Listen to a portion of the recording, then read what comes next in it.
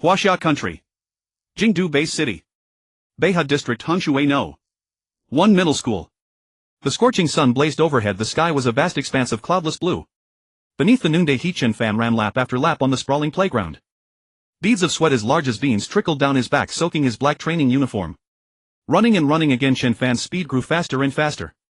The more he ran, the more power he felt surging within him, as if it would never run out, an endless stream. Yet as he ran, lines of golden characters appeared above his head every few minutes. Physique 1, Physique 1, Physique 1. The blazing sun scorched the earth. Cicadas and unknown insects screamed loudly. Under the sun, Chen Fan ran for another hour before slowly coming to a stop. Huff. Huff. He took a deep breath and walked over to the flag platform resting against the red granite. Looking at the familiar yet unfamiliar surroundings, Chen Fan felt as if he were in another world. He had actually arrived in the world of Swallowing the Starry Sky. That's right, Chen Fan was a transmigrator. Today was July 31, 2017, 1 month since his soul had crossed into the world of Swallowing the Starry Sky. There were still 4 full years until the end of the Great Nirvana period. Leaning against the hot flagpole, Chen Fan gazed at the azure sky, his eyes slightly lost. This place was so different from Earth.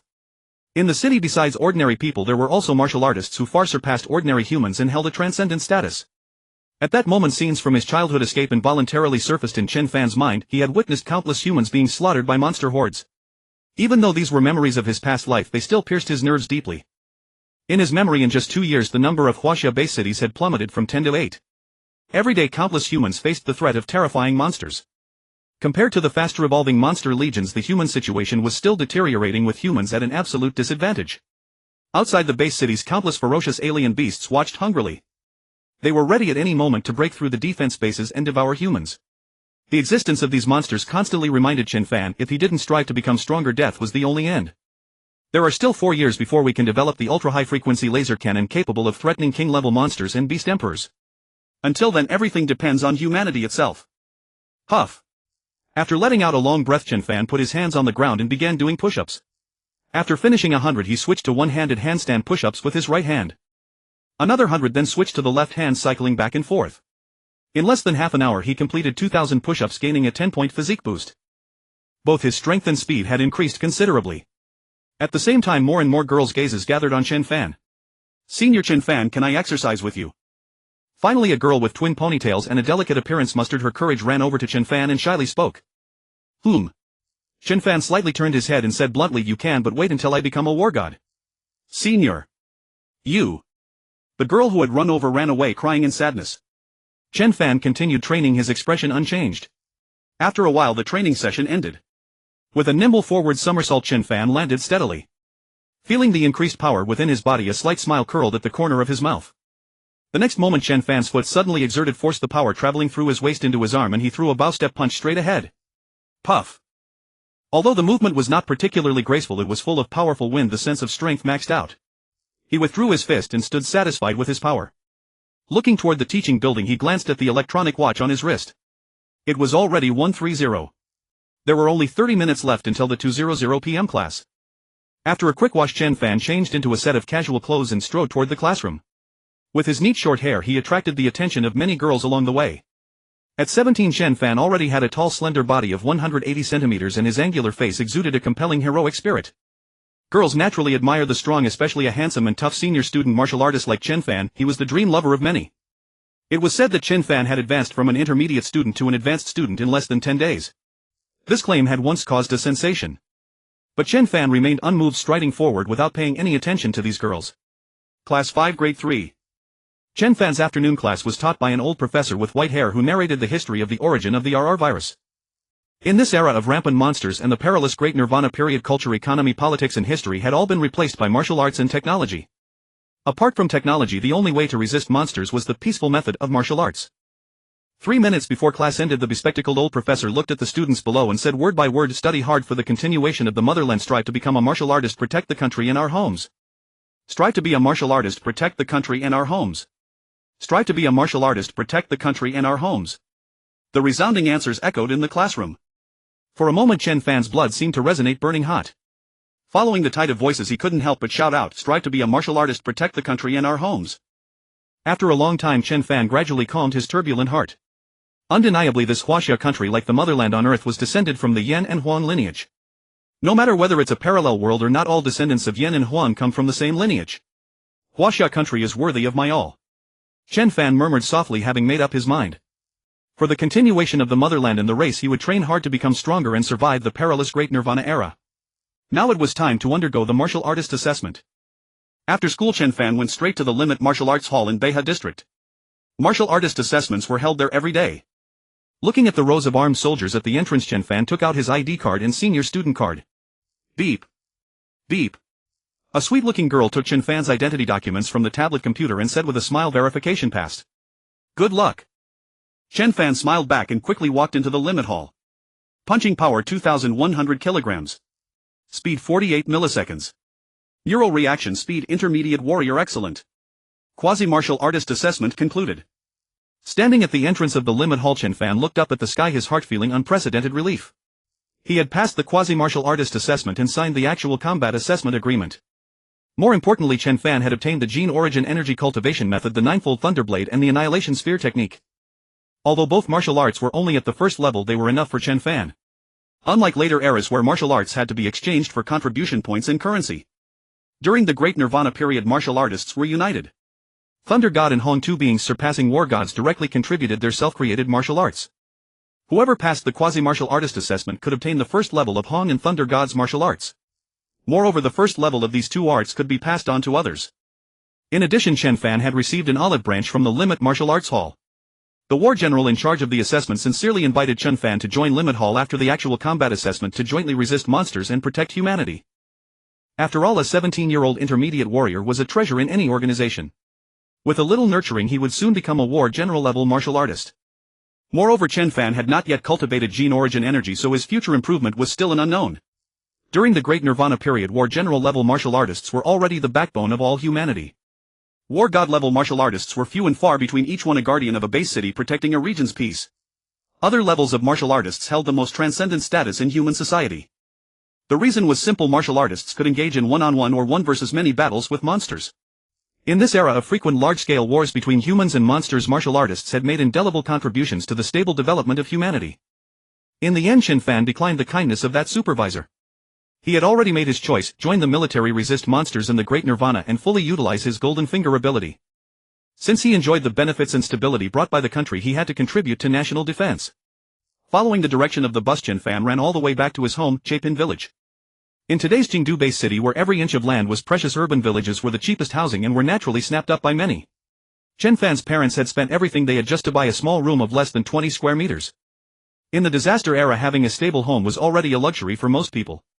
Carrying a large bag of vegetables bought from the nearby market, Chen Fan decided to cook a hearty dinner for his parents tonight. A month ago, when Chen Fan's soul transmigrated here, he became the child of Father Chen and Mother Chen. The traditional Chinese virtues of filial piety and fraternal love were deeply engraved in Chen Fan's bones. After all, in his previous life, Chen Fan was a university lecturer who loved his country, was dedicated to his work, and was friendly and honest. He had once been as famous as teacher Luo Feng, the two of them working together. One with literature, one with martial arts, they had once made countless lawless outlaws turn back from the brink of punishment. Changing into an apron, Chen Fan walked into the narrow kitchen and began cooking skillfully. An hour later, fragrant braised chicken with taro, stir-fried pork with pickled mustard, and tomato egg soup were placed on the small dining table. When Father Chen and Mother Chen came home from work, the family of three sat around the small table enjoying a happy time together. After dinner, Chen Fan came to the Linjiang River and began to exercise along the river corridor. This had become his habit over the past half-month. Since crossing over, Chen Fan had discovered that as long as he exercised, he would grow stronger. Whether it was running push-ups or practicing punches, any form of exercise could slightly enhance his physique and strength. However, this enhancement was always fed back in the form of numbers: running 25 kilometers, physique 5 points. Frog jumps 10 kilometers, physique 10 points. Over the past half-month, relying on unremitting exercise, Chen Fan had rapidly improved his physical quality from an intermediate student to an intermediate warrior. Finally today he passed the quasi-martial artist assessment. These achievements all came from his trait of becoming stronger through exercise. Perhaps this was his golden finger. Chen Fan mused silently. Yet he knew clearly that even if he passed the actual combat assessment and became a true martial artist, it was only the beginning. The road ahead is long, and I will train to become stronger. At 9 o'clock in the evening, the bright moon hung high and stars were embedded in the night sky like diamonds. Returning to his home in the urban village, Chen Fan washed up, changed into a set of washed-out loose sportswear, and entered his room. The highlight of tonight was the practice of the genetic origin energy cultivation method. Having always relied on exercise to continuously increase his strength, Chen Fan looked forward to the results of cultivating genetic origin energy. In the original story, Luo Feng first sensed and absorbed cosmic energy in the prison cell using the 5 hearts facing heaven cultivation method. His previous training only enhanced his physique. However, cultivating genetic origin energy could optimize human genes from the root, achieving a higher level of evolution. No time to waste.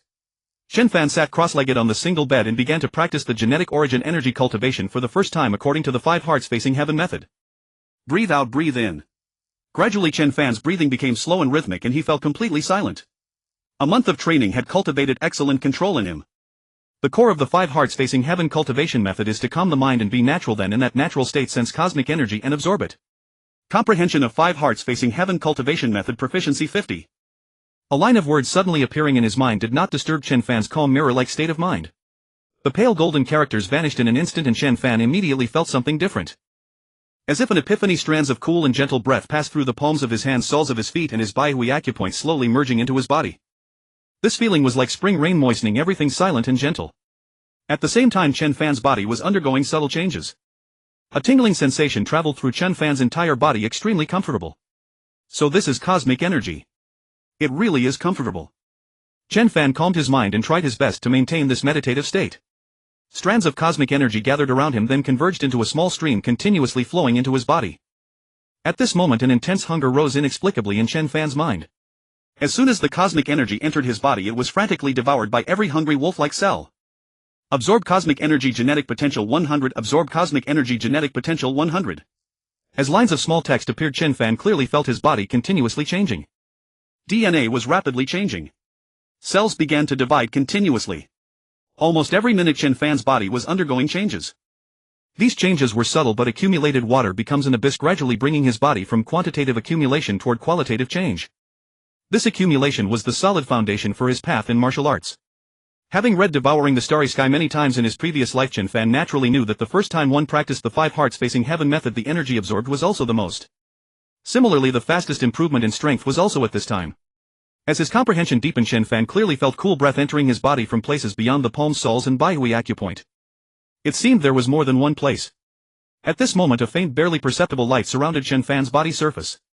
Then a slight disturbance came from the air. Then streams of pure cosmic energy flowed into Chen Fan's body through his acupoints like 100 rivers converging into the sea, subtly changing his genes, cells, internal organs and flesh. From the inside out, Chen Fan's body and lifespan were gradually transforming.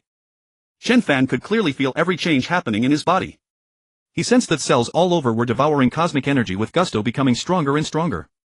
In the silent room only Chen Fan's steady breathing and heartbeat could be heard. After an unknown amount of time Chen Fan slowly opened his eyes, exuding a completely different temperament. Contained yet formidable. Chen Fan felt an unprecedented clear-mindedness, extremely comfortable all over. His state was excellent. In such a state practicing martial arts techniques would surely yield good results. As if possessed, Chen Fan suddenly recalled the martial art Ninefold Thunder Blade, directly remembering its contents. Learn Ninefold Thunder Blade, first level comprehension 100. As if receiving an epiphany, many memories of practicing the blade suddenly appeared in Chen Fan's mind and he quickly absorbed them. Standing on the shoulders of predecessors, Chen Fan learned the Ninefold Thunder Blade.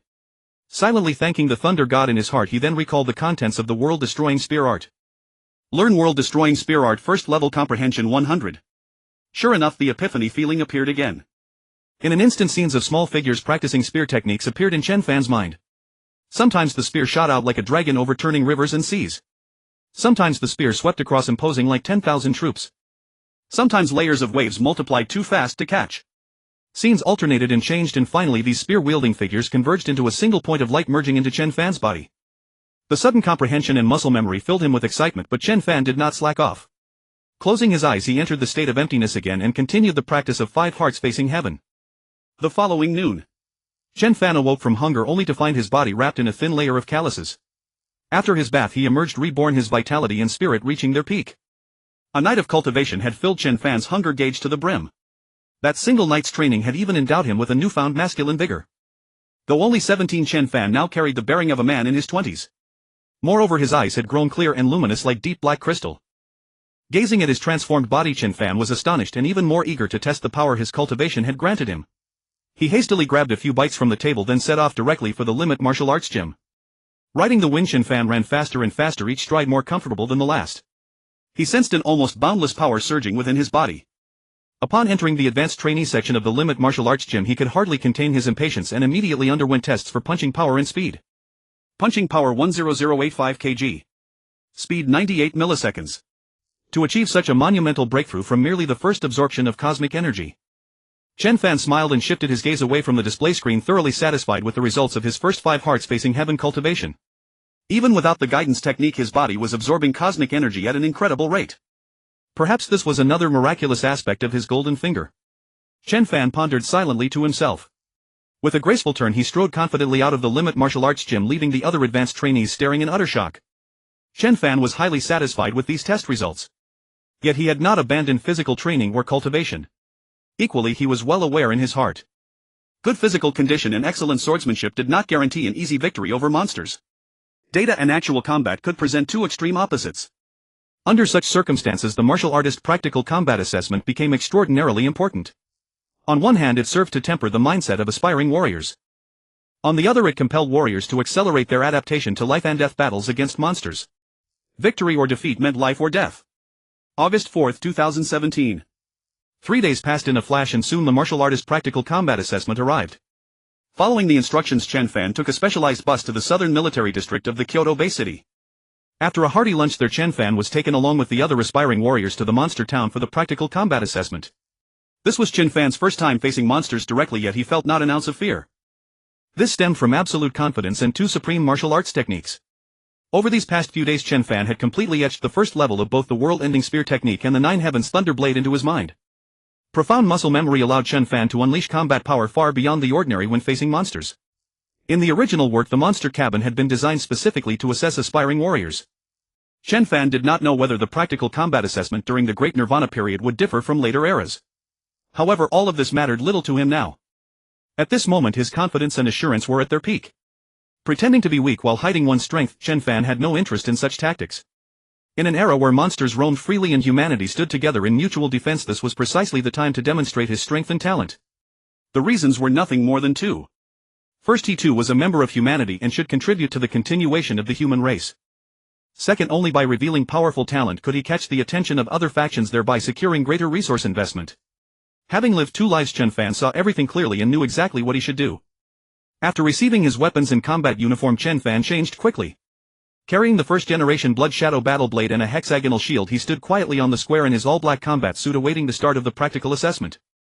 This time he would face monsters directly and engage them in battle. Today also marked the unveiling of his long-term training results. Following the commanding officer, Chen Fan and over 300 other aspiring warriors arrived at the outskirts of Monster Town. Roars echoed through the air. Heavy trucks carrying various monsters drove past Chen Fan and entered the gates of Monster Town.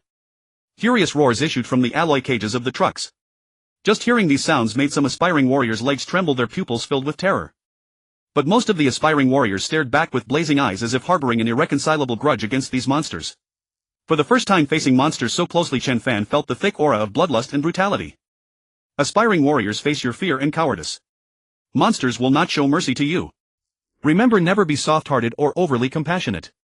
The commanding officer went on to detail the strengths and weaknesses of every monster in Monster Town. The rules remain the same: kill 2 monsters and survive intact and you will advance to become a formal warrior. Aspiring warriors of Huaxia, give it your all and survive. The future battlefield belongs to you. As the officer finished his final words, the sun was setting, painting the sky in dusky orange. Chen Fan gazed at Monster Town shrouded in twilight, orange flames flickering faintly in his eyes. Move out, enter the town. The moment those words fell, 300 aspiring warriors broke into a run, surging into Monster Town like waves crashing against the shore. Good luck to you all. Close the gate. The massive gates of Monster Town slammed shut with a thunderous boom. The martial artist practical combat assessment begins now. Chen Fan did not follow the crowd deeper into the town. Instead, he chose a desolate and silent path and darted into the shadows with a swift burst of speed. As twilight deepened, towering searchlight towers around the sealed town swept across the area, casting beams of light here and there. Although the briefing mentioned only low-tier soldiers-level monsters, he would still need to be cautious for his first encounter. Chen Fan gripped his blade in his right hand and carried the hexagonal shield in his left, moving with light measured steps through a dilapidated alley. Pig-type monsters have thick hides and strong defense, along with immense power. Cat-type monsters are extremely fast, making their sneak attacks nearly impossible to anticipate, and dog-type monsters combine both strength and speed, making them no less dangerous. Chen Fan walked cautiously through the alley, his gaze alertly scanning his surroundings. Whoosh! A shadow leapt from the darkness, aiming straight for Chen Fan's throat. Without any fancy moves, Chen Fan twisted his body to dodge the attack and slashed backward at the shadow in one fluid motion. The reflexive response of the Nine Heavens Thunderblade had been carved into his very bones through his comprehension. When in doubt, strike first. Before he could even clearly see his enemy, Chen Fan's blade fell, severing the head of a leopard cat in one decisive stroke. Blood sprayed outward, the rich metallic scent of blood filling the air. Strike before being seen. His combat instincts reacted first, even faster than his conscious thoughts. So this is the benefit of reaching 100% proficiency with the Nine Heavens Thunderblade. Chen Fan looked at the blood shadow battle blade dripping with blood in his hand, flames of fierce battle intent igniting in his eyes. Looking at the massive feline beast, its body severed from its head, Chen Fan couldn't help but feel a surge of confidence. His first kill of a monster, success. Killed low-rank beast soldier Shadow Cat, strength 1. Suddenly a faint tingling sensation like an electric shock ran through Chen Fan's arm. He clearly felt his strength increase by just a trace. However, Chen Fan's brows knitted quietly at that moment. A sense of crisis instantly rose from behind him, plunging him into an ice-cold abyss. Without the slightest hesitation, Chen Fan spun around, the blood shadow war blade in his hand pointing diagonally at the ground, his body taut and coiled with power. Two beastly silhouettes slowly emerged from an abandoned three-story villa. These were two one-horned wild boars covered in long black bristles. Their gray horns gleamed like blades under the searchlight radiating cold light. Chen Fan stared intently at the two one-horned wild boars drawn by the scent of blood, both hands gripping the blood shadow war blade tightly. Although his strength was comparable to an intermediate war general, instinct still made him somewhat afraid. Hoof and snort. The two bloodthirsty boars stared at Chen Fan with crimson eyes, then broke into heavy strides. Thump thump thump. These two enormous boar monsters charged like heavy tanks, unstoppable. Facing this scene, Chen Fan did not choose to meet them head-on. Instead, he stomped hard and leaped into the air. Chen Fan moved agilely, running across the wall as if on flat ground. The two bloodthirsty tanks accelerated and Chen Fan's legs pumped faster and faster. As he approached the two boar monsters, the blade of his war knife angled toward the ground. The blood shadow war blade swept across and one of the one-horned wild boars was instantly sliced in two. Before the other could react, Chen Fan closed in and drove the dripping war blade straight into the one-horned boar's head. In an instant, both one-horned wild boars dropped dead. Killed low-rank beast soldier one-horned wild boar, strength 2. The battle over, Chen Fan deftly cut off the left ears of the three monsters and began searching for new prey in the town. Along the way, Chen Fan saw a military officer in combat uniform carrying a quasi-warrior whose limbs had gone limp. In a flash of movement, he leaped over the electric fence of the monster town and headed to the safe zone. A faint smile curved at the corner of Chen Fan's mouth. It seemed this practical assessment wasn't so devoid of human kindness after all. He took a deep look at the high walls and electric fences beyond the town, then continued deeper into the town.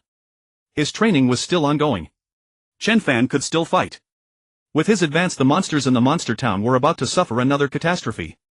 The night deepened and flowers of slaughter bloomed all across the monster town. At this moment, not far from the monster town, a massive building equipped with extensive surveillance was broadcasting every movement in the town in real time. In a room full of surveillance screens, a colonel and two burly men were watching the large monitor. This kid is really foolish. He has the strength of a low-rank warrior, yet facing a shadow cat nearly scared the piss out of him. A burly bearded man wearing a blood-red protective suit sat in a recliner staring at a quasi-warrior on one of the screens as a shadow cat drove him into a corner and said with bitter disappointment. Across from him sat a tall, straight-backed military officer. Although one sleeve of his uniform hung empty, his presence remained sharp and fierce. The middle-aged officer's eyes were as sharp as an eagle's, sweeping across the various surveillance screens. This bald kid is quite capable. He can go toe-to-toe with a bloodthirsty tank, trading blow for blow. His combat power is already comparable to an intermediate warrior. The bearded man chuckled. If you want him, just say so. Everyone knows your military suffers heavy casualties. The person you want won't be fought over by my limitless martial hall. Yes, our brothers have suffered too many losses recently. These damned monsters are evolving too fast and quite a few beast general level creatures have appeared. Old Yuan was surrounded by 3 beast general level giant wolves and died from exhaustion. As he spoke, the one-armed military man lowered his head as if not wanting the bearded man to see his face. Suddenly a powerful hand tightly embraced the middle-aged officer and the man said with a smile, once we beat back the monsters, let's take old Wang on a trip around Huaxia, how about that? Then it's a deal. The one-armed man's remaining hand and the bearded man's right hand clapped together hard, sealing the promise. In this era where no one knows when they might sacrifice their lives, one must always leave behind some hopes to hold on to. These hopes might be the bonds between comrades or promises. What? Suddenly the one-armed officer stared in shock at one of the surveillance screens, his eyes nearly bulging out. Old Su, hurry and look at this kid. What is it? The bearded man Su Ruo glanced at his brother Yin Xiao, then turned to look at the screen. One glance was enough to be deeply captivated by the scene on the screen. In the picture, 3 beast soldier rank bloodthirsty tanks and 5 shadow cats were besieging a quasi-warrior. In the chaotic battlefield, bloodthirsty tanks charged and shadow cats launched dazzling attacks. But the besieged warrior moved as if strolling leisurely, easily evading the onslaughts of the shadow cats and boar monsters. This scene deeply shocked the two martial artists. They stared fixedly at the screen, afraid to miss a single detail. Then they noticed that the young man's footwork was continuously becoming more skilled and refined. Even when all 8 monsters attacked together, they only forced him to speed up slightly. It felt as though the young man was using these monsters to train his movement technique. This kid's footwork carries traces of Ninefold Thunderblade and world-destroying spear technique. I'm afraid it's far more than just a subtle level movement technique. Perhaps having grown accustomed to the rhythm of the monster's siege, Chen Fan no longer delayed. The power of a low-rank war general burst forth from the Blood Shadow War Blade, amplified by the first Thunder Blade. Blade light bloomed in Chen Fan's hands as he moved at a terrifying speed. Put. Crack. With each rise and fall of the blade, monster lives were ended by Chen Fan's hand. Without exception, every monster was killed by a single blow to a vital spot. Blood drenched a large patch of ground, and the thick stench of blood quickly spread through the darkness. Chen Fan's speed and footwork were so fast that he ended the battle in a flash. With Chen Fan at the center, all the monsters that had besieged him lay dead. He skillfully cut off the left ears of the monsters while keeping his attention on the surroundings, as if still expecting something. For a long time no monster dared approach this place. Chen Fan shook his head with some disappointment, turned and headed toward another direction in the town. Inside the surveillance room, watching Chen Fan's retreating figure, the 2 war general level martial artists stood stunned on the spot. It took them a while to recover. The expressions on their faces shifted from shock to wild joy. They understood that martial artists at the war general level who possessed subtle level movement technique were extremely rare. A martial artist with subtle level footwork could become the treasured gem of a regiment. Even of an entire corps. Moreover, Chen Fan was still so young, his future was truly limitless. Such an outstanding martial arts seedling absolutely could not be let go easily. Brother Yan, I'll leave this kid to you. Train him well, and who knows, our military might produce another remarkable war god powerhouse. When mentioning war god, both of their eyes filled with expectation and hope. As the words fell, Su Ruo and Yan Xiao exchanged a glance. Everything was understood without words. Yan Xiao nodded heavily and unceremoniously accepted this enormous favor. And so before Chen Fan even knew what was happening, he had already been selected by the military. Night fell. The night sky over Monster Town was dazzlingly bright, with a luminous moon hanging high and a sea of stars. Under the cover of darkness and with agile footwork, Chen Fan swept from the town's northwest corner to its southwest corner, slaying every monster he encountered. Killed a low-level beast soldier, strength 0.5. As his strength increased, Chen Fan discovered that killing these soldier-grade monsters granted him fewer and fewer strength points. Even so, it did not hamper his resolve in the slightest to slay monsters and improve himself. The opportunity in Monster Town was rare, and Chen Fan had to make the most of it to temper his footwork while accumulating practical combat experience. For afterward, Chen Fan would have to face the terrifying monsters of the wilderness himself, with no more chances to practice like this. Moving softly through the ruins of old buildings, Chen Fan kept his every sense attuned to the changes around him. Soon he encountered new prey. On a street not far away, a massive tiger mastiff as tall as a man was gnawing on the carcasses of other monsters, completely unaware of Chen Fan's approach. Chen Fan suppressed his aura and approached with extreme caution. 50 meters. 40 meters. 30 meters. Whoosh. When he closed to within 20 meters of the tiger mastiff, Chen Fan moved. His figure shot out like an arrow with a whoosh. In his hand, the Blood Shadow War Blade gleamed with deadly edge, aiming straight for the mastiff's throat. The mastiff's large ears twitched, catching a sharp whistling sound just as it was about to turn. The cold gleam arrived, an overwhelming sense of crisis instantly enveloped the hound's massive body. The next moment, Chen Fan's attack came like lightning. Slash. The mastiff's throat was split open by the sharp blade, with a large gash, and blood gushed out like a burst water pipe. One strike, one kill. Within a radius of 2 meters, a shower of blood seemed to pour down from thin air. Roar. Roar. Howl. The mastiff's unwilling shrill howls rang through the ruins but soon subsided. Chen Fan cut off the mastiff monster's left ear and with a leap left the place. Behind him, the tiger mastiff's neck continued to pour out crimson blood. After a night, Chen Fan had swept through nearly half the town and reaped a bountiful harvest. In the early morning, Monster Town was silent and damp, with morning mist drifting between the trees. Occasionally a beast's cry would quickly become a miserable scream. At the top of an abandoned 6-story building inside the town, Chen Fan sat cross-legged, organizing his spoils. That night he had slain 107 monsters, harvesting a large pile of monster left ears. After a night of bloody battle, Chen Fan's physical attributes had been greatly enhanced. Even his footwork had neared great mastery of the subtlety stage, allowing him to exercise meticulous control over every movement in combat. Many times Chen Fan dodged monster attacks by a hair's breadth, and he had come across several dangerous situations. Only between life and death can one's potential be unleashed. Chen Fan was no exception. He continuously improved his combat skills amid the bloody battles. Now, even when faced with a siege of 7 or 8 monsters, Chen Fan could handle it with ease. Barring any accidents, Chen Fan's next test would place his strength at that of a mid-tier war general. Perhaps he could go even further, constantly elevating himself through training and savage combat with monsters. Chen Fan mused silently. Although test data was not equivalent to true strength, he was still rather pleased. This martial artist practical assessment had benefited him profoundly. The increase in physical strength was secondary, the key gain was a more delicate command of his footwork. Moreover, during the battle in Monster Town, Chen Fan discovered that his golden finger was not limited to growing stronger through training. Even in the course of fighting and slaying monsters he could also obtain some strength points. Truly it was a bug perfectly attuned to him. As Chen Fan pondered, a faint smile involuntarily appeared at the corner of his mouth. Only by becoming stronger could he protect everything he wished to protect in this turbulent era and give his parents a stable, prosperous life. In this reincarnated life, Chen Fan's greatest gain was not his golden finger but a state of mind as firm as a rock. On the horizon a pale glimmer of dawn appeared. Standing atop the small building, Chen Fan began practicing the forms of the ninefold thunder blade. His movements were fluid, displaying a harmonious beauty. After sheathing the blade, Chen Fan stood facing the east with his hands at his sides. Before long a warm radiant ball of light rose from the eastern horizon. The morning sun blazed like fire and purple chi came from the east. Chen Fan bathed in the morning light, standing aloof from the world. Yet the next moment he flipped upside down on the spot and with his hands bracing the ground quickly began doing push-ups. Strength 3. Strength 3. Ring ring.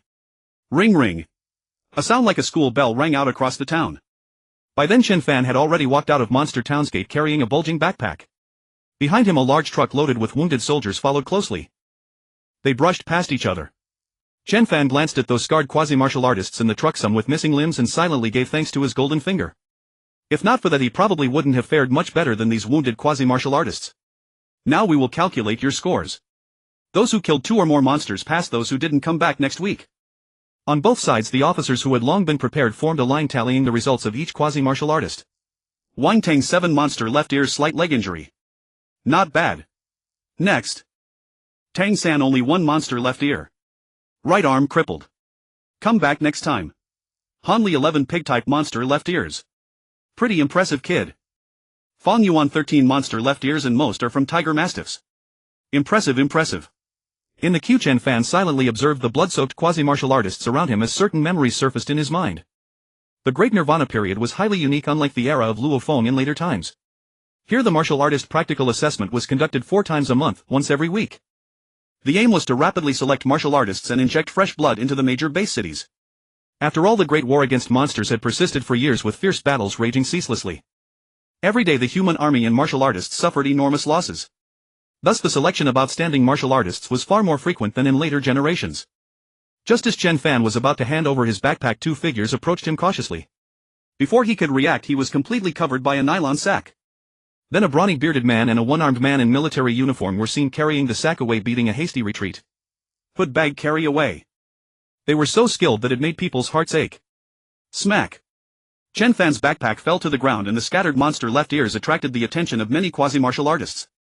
A sparse pile of roughly 100 monster left ears was spread out: tiger mastiffs, giant-toothed boars, leopard cats, black-toothed rats, a bizarre assortment of monsters all gathered here.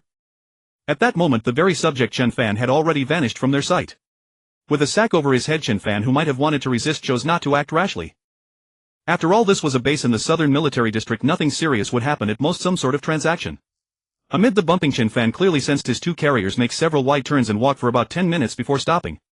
With a boom, the sound of an iron door closing rang out. Kid, you're lucky. After the hood was removed, Chen Fan shook his dizzy head and the scene before him quickly shifted from blurry to clear. He looked at the 2 burly men before him, who emanated smiles of terrifying kindness, and immediately tensed up. They couldn't be planning to use recommendation tickets to make a shady deal with me, could they? Inside the small room cast from gray reinforced concrete, Chen Fan and the 2 men stared at each other and the atmosphere instantly grew somewhat eerie. But before Chen Fan could speak, the one-armed military man Yan Xiao took out a blue folder and began reading from it. Chen Fan, 17 years old, from the North District of Kyoto Bay City. Home is in Choppy Village and both parents are construction workers. Is that all correct? Chen Fan: yes, my information is accurate. Yan Xiao gazed steadily at Chen Fan, a hint of appreciation flashing in his eyes. Under such circumstances Chen Fan could still remain so composed, no wonder he had performed so excellently in Monster Town. Then Yan Xiao asked another question. Then do you want to join the military? Yes. The response was crisp and decisive, without a trace of hesitation. Yan Xiao. The bearded man. They exchanged a glance, each reading the other's confusion. This plot seemed somewhat off. What should have been a lengthy conversation and persuasion ended in just a few brief exchanges. Yan Xiao and his companions' carefully prepared words, appeals to emotion, reason and self-interest, all went to waste. Fortunately, the objective had been achieved. Not bothering with what the two men in military uniforms opposite him were thinking, Chen Fan's thoughts were simple: only two. First, to enlist and defend his homeland, becoming the first line of protection for his family in this era of catastrophe. Second, to grow rapidly within the military so that even if he fell in the wilderness his parents would be cared for by the nation. Third, in his past life as a university lecturer, Chen Fan had always aspired to join the military and become a soldier. Serve 2 years and regret it, never serve and regret it for a lifetime. What he had missed in his previous life, now after reincarnation the opportunity had arrived. A fierce light blazed in Chen Fan's eyes, his presence suddenly becoming formidable. Repel the monsters, defend the homeland. Without needing to ask why, the bearded man and Yan Xiao knew which questions to ask and which to leave unspoken.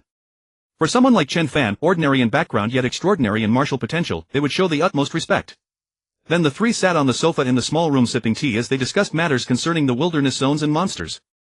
Over the past few years of the RR virus outbreak, many Lord-level monsters have appeared within the jurisdiction of the Capital Defense Force, and even Beast General-level creatures have multiplied significantly. The situation is dire. The bearded man glanced at Yan Zhao's empty sleeve, then looked at Chen Fan with a sorrowful expression and said, "So Chen Fan, you must always remember when operating in the wilderness, whether alone or leading a team, be extremely cautious. Under no circumstances should you advance alone without support." Chen Fan remained silent but nodded heavily. From the bearded man's words he sensed a trace of genuine concern. It was like an elder's warning to a junior. "After all, there are too few promising talents like you. We were hoping to see the day you become a war god-level powerhouse." Ha ha ha. Ha ha ha. The hearty laughter echoed quickly through the confined small room. After a long while, Yan Xiao finally spoke. "Chen Fan, remember this: the wilderness is not as safe as Monster Town. There are too many unexpected situations in monsters. Moreover, we often fight monsters on the front lines where the danger is extremely high. Therefore, after joining the military you must undergo a 1-month boot camp and do your best to familiarize yourself with everything."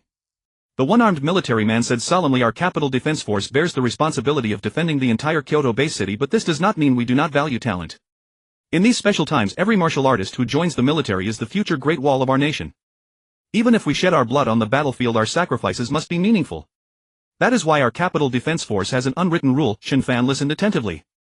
"That is, all martial artists joining our Capital Defense Force must complete a 1-month boot camp before receiving their rank and being assigned to units or special teams. Master your skills to better defend your home and country. Even if you die in battle, you must die with purpose." Hearing this, Chen Fan's expression suddenly stiffened. From his words, Chen Fan heard an unquestionable sense of responsibility and duty. There was also a spirit of fearlessness in the face of death, as if saying, "The Green Mountains will bury the loyal bones wherever they fall, why wrap the corpse in horsehide to return?" That is how a man should be. Yan Xiao looked at Chen Fan and spoke earnestly, "As for the rest, your instructors in the boot camp will teach you. You must learn well for your future." After saying this, they proceeded with the most important step, the signing process. During these special times the military enlistment process was swift. They first verified Chen Fan's information, and once everything checked out they moved directly to finalizing the agreement. Within 10 minutes 2 copies of the agreement were brought in. Chen Fan took one and read it carefully. The terms were clear and straightforward. After finishing the review, Chen Fan signed without hesitation. "Chen Fan, welcome to the Capital Defense Force. Welcome our young brother Chen Fan." Both officers smiled and embraced Chen Fan one after another. Chen Fan was equally delighted. After so many years he had finally fulfilled one of his wishes. Rather than attending university, he could fight monsters instead. "Starting now your parents can move into the dedicated villas provided by the Defense Force and receive protection." Yan Xiao smiled and said, "And you from this moment on are a recruit in the 492nd Regiment of the 9th Army Capital Defense Force." "Capital Defense Force 9th Army 492nd Regiment recruit Chen Fan." Chen Fan nodded with a smile, and then his pocket vibrated a few times. He took out his phone and checked. It was a transfer notification. "Your card ending in 5731 received a transfer of 200,000,000 yuan on August 4th at 1026, balance 200,00388. 29 yuan. Your card ending in 5731 received a transfer of 200,000,000 yuan on August 4th at 1026, balance 400,00388. 29 yuan. Your card ending in 5731 received a transfer of 110,700,000 yuan on August 4th at 1026, balance 510,70388. 29 yuan. For an elite like Chen Fan, the Capital Defense Force offered exceptionally generous conditions. 50 million yuan had been transferred to his account, with the additional 1.07 million serving as an extra reward from the military for his outstanding performance in Monster Town. The 50 million yuan startup fund and a complete set of 4-element blood shadow battle armor had already addressed Chen Fan's daily needs. Looking at the 8-figure sum in his account, Chen Fan felt momentarily dazed. This was equivalent to over a century's worth of his salary from his previous life. The more money he had, the calmer Chen Fan became. The reason was simple: these startup funds had their own unique purpose for him. Whether it was upgrading his battle armor and weapons or purchasing martial arts manuals, all of these required substantial amounts of money. Chen Fan would not be stingy about it. In the wilderness zone's equipment and strength were equally crucial. Only with greater power and better gear could he earn more money and eliminate more monsters. The night had deepened and countless stars filled the dark sky. At the Southern Military Region base inside the Jingji Martial Arts Hall, Chen Fan was undergoing intense rhythmic training. Blade techniques, boxing, resistance training, squats, and all manner of combat reaction drills. Chen Fan spared himself none of them. Perhaps because the foundation he had laid since transmigrating a month ago was quite solid, even such almost self-tormenting training left Chen Fan with little sense of fatigue. On the contrary, the more he trained, the more excited he grew. After all, at regular intervals a prompt tone would ring in Chen Fan's mind: Strength 1 or Physique 1. Moreover, throughout the training, Chen Fan could clearly feel the tingling, numbing current inside his body and his ever-increasing physical power. After the night of slaughter in Monster Town, Chen Fan's power was infinitely close to that of an intermediate war general. Now, after another night of strenuous training, he was confident. Casually wiping away his sweat, Chen Fan changed into a white practice uniform and walked up to the punch force tester. Without the slightest wind-up, he threw a punch directly at the target. Thump! As a dull impact resounded, a string of bright red numbers appeared on the punch force tester's display: 14,850 kilograms. Not bad. Chen Fan merely glanced at it, then walked toward the speed testing track. Again, without any wind-up, he hopped in place twice and then shot out with a whoosh. Chen Fan's figure transformed into a blur as he blasted forward, instantly kicking up a gust of wind on the speed testing track. 115 milliseconds. I never expected a night of slaughter in Monster Town to bring me such a great improvement. It was totally worth it. Chen Fan smiled with satisfaction, already beginning to look forward to battling monsters in the wilderness. Slay monsters, defend the homeland. Those 8 characters suddenly surfaced in his mind, and Chen Fan inexplicably thought of his parents. Leaving the testing area, he came to an open-air balcony and looked up at the deep, silent night sky. The moon was bright, the stars were sparse, and birds yearned for their roosts. And he too missed his parents. During the days he had not been home, he hoped his mother and father could live a little better. With that thought, Chen Fan took out his phone and transferred 1 million yuan to his parents. In addition, he briefly told them that he had become a martial artist and joined the capital garrison so that they could rest assured. As for the rest, it would probably be up to the military to explain everything properly to his parents. His father was a retired veteran and knew the military inside out. But as for his mother, Chen Fan shook his head. His eyes were like a clear spring reflecting the bright moon at the edge of the sky, while countless thoughts rose in his mind. Having read Devouring Starry Sky countless times, Chen Fan knew full well that the world at this moment was not as calm as it appeared on the surface. In the wilderness, countless horrifying monsters ran rampant, slowly squeezing humanity's space to survive. And as the mutation continued, powerful monsters kept emerging: beast, general rank, lord rank, and even king rank monsters. Every king rank monster posed an enormous threat to the human bases of the present era. In his memory, before the ultra-high-frequency laser cannon had been developed, humanity had only 2 ways to deal with high-rank monsters: high-tier martial artists and large-yield nuclear warheads. There was no alternative. But no country was willing to resort to the latter unless absolutely necessary. After all, the pollution and radiation from nuclear bombs would only accelerate the monster's mutation, creating a vicious cycle. The peace he had now was bought with the blood or even the lives of who knew how many martial artists and soldiers. At that thought, a tremendous pressure once again surfaced in Chen Fan's heart. He urgently wanted to become stronger, strong enough to protect everything he held dear. Suddenly Chen Fan remembered the guiding technique he had just learned and began to cultivate it on the spot. Guiding technique learned, proficiency 100. In an instant, cultivation methods related to the guiding technique materialized out of thin air in his mind. The next moment Chen Fan followed the methods within it, closed his eyes, and quietly sensed the cosmic energy around him. Before long he slipped into the cultivation state once again. Threads of cosmic energy drifted in from all directions, seeped into Chen Fan's acupoints, and silently enhanced his physical constitution. Physique 5. Physique 5. August 5, 4:00 a.m. Southern Military Region, a supply base. At the edge of the human base atop several towering steel towers, the dark apertures of sniper scopes never stopped watching the movement ahead. Squads of soldiers made routine patrols around the base, and thick searchlight beams swept across the distant wasteland. The moonlight was dim and a cold night wind howled past. Major Yuan Yi, at 3 kilometers to the left front of the base, there are 10 bloodthirsty tanks roaming around. The voice of his teammate in the earpiece made Yuan Yi's expression turn sharp. Understood. I'll deal with them right away. Standing sentry atop the tower, Yuan Yi gently adjusted the muzzle of his high-precision sniper rifle and deftly brought out an armor-piercing round. Chamber, aim, fire, all in one smooth motion. In the distance, a spray of blood burst from the forehead of a boar-type monster that was glancing around, and it staggered before collapsing. Taken by surprise, the remaining 9 boar-type monsters immediately bolted into a mad dash. But how could their speed compare with armor-piercing bullets and the hand speed of a man who had been single for 26 years? Bang, bang, bang. As vivid blossoms of blood bloomed across the boar-type monsters' foreheads, the night wind was tinged with a trace of bloodshed carried far away.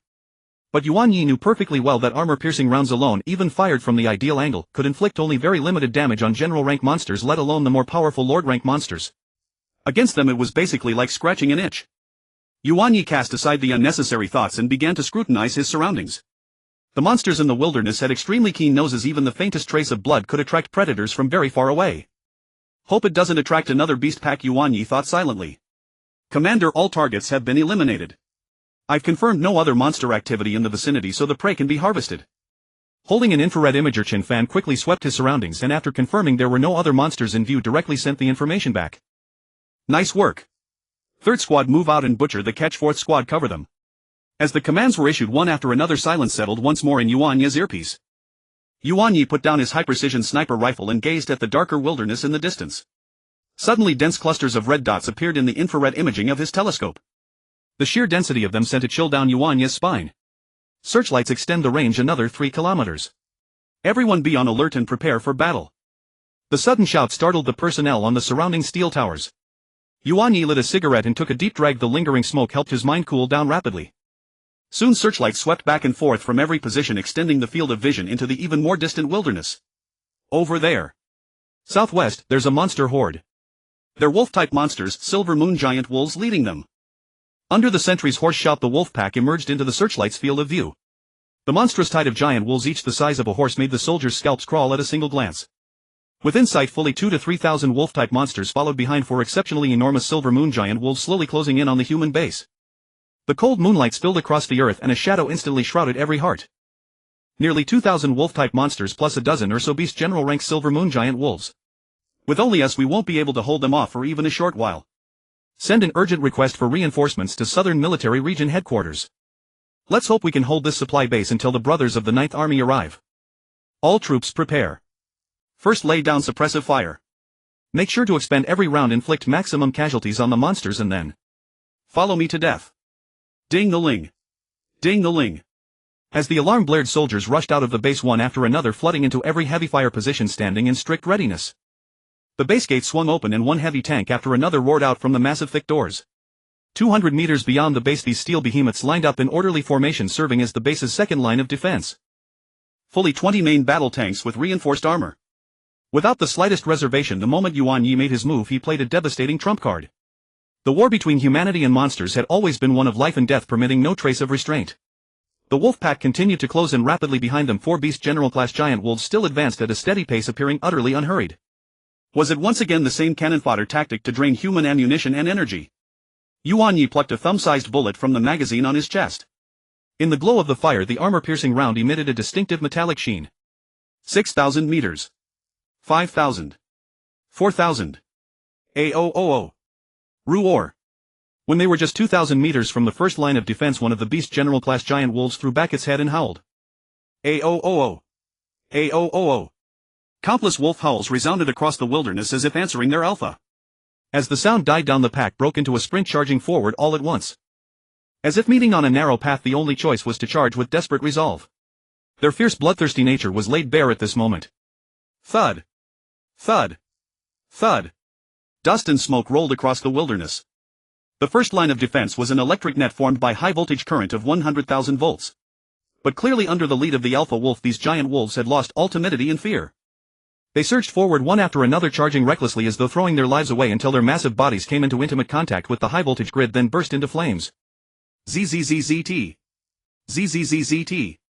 One by one, giant wolves weighing anywhere from half a ton to a ton crashed into the electric grid. Piled up wolf carcasses instantly rose several meters high. Blue arcs howled as they scorched one giant wolf body after another, wisps of black smoke rising from the ghastly pile of corpses. Creak. The high-voltage grid let out a strained groan. All units opened fire. At the order, the entire base immediately became a hive of activity. Bang.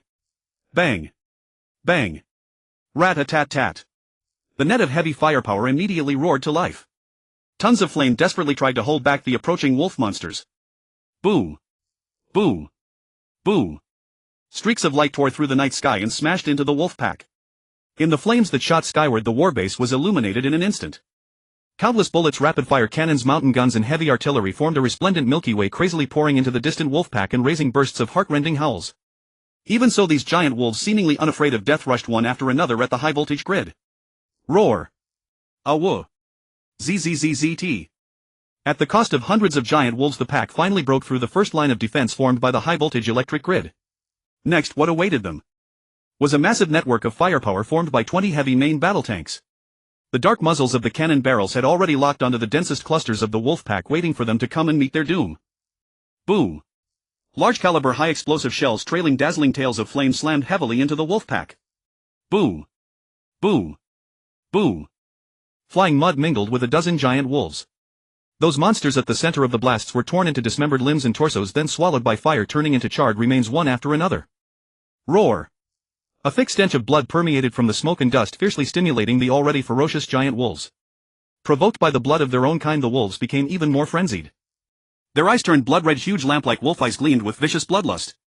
From every firing position around the base, tongues of fire were being spat out with all its might. Trails of fire interwove into a colossal net of gunfire covering the ground where the wolf pack charged. Every second the inferno of blazing fire devoured the racing giant wolves. Atop the tower, Yuan Yi remained steadfast, reaping monster lives with the high-precision sniper rifle in his hands. Through years of fierce combat against monsters, his marksmanship had long been honed to perfection. Yuan Yi loaded, chambered, aimed and fired with methodical calm, his hands moving at blinding speed. Every armor-piercing round claimed the life of a mid-rank or high-rank beast soldier. As for the beast general-class silver wolves, they were too far away. Without the confidence of a one-shot kill, Yuan Yi did not provoke them. Instead, he chose to aim the muzzle at the most threatening monsters at the front, picking them off one by one to relieve the pressure on his comrades on the second line of defense. Before long, 400 to 500 giant wolf corpses lay strewn across the wilderness before the base. The most forward wolf monsters were now less than a kilometer from the second line of defense. Whenever a great battle came, Yuan Yi grew calmer the longer he fought. For panic and impatience would often cause one to lose their bearings and then perish. Bang! After firing his 60th armor-piercing round, Yuan Yi set down his sniper rifle and ammunition belt without a moment's hesitation. He took a deep look in the direction of the main battle tanks, a resolute light gleaming in his eyes. Then Yuan Yi gently drew the war blade from his back. With agility like a monkey, he leaped down from the tower and sprinted toward the second line of defense. That was where his brothers stood.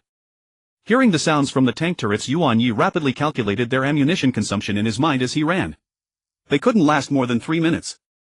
As one of only 2 initial rank war generals in this base and the second in command, Yuan Yi always led from the front in every major battle, fighting bitterly against monsters on the foremost line.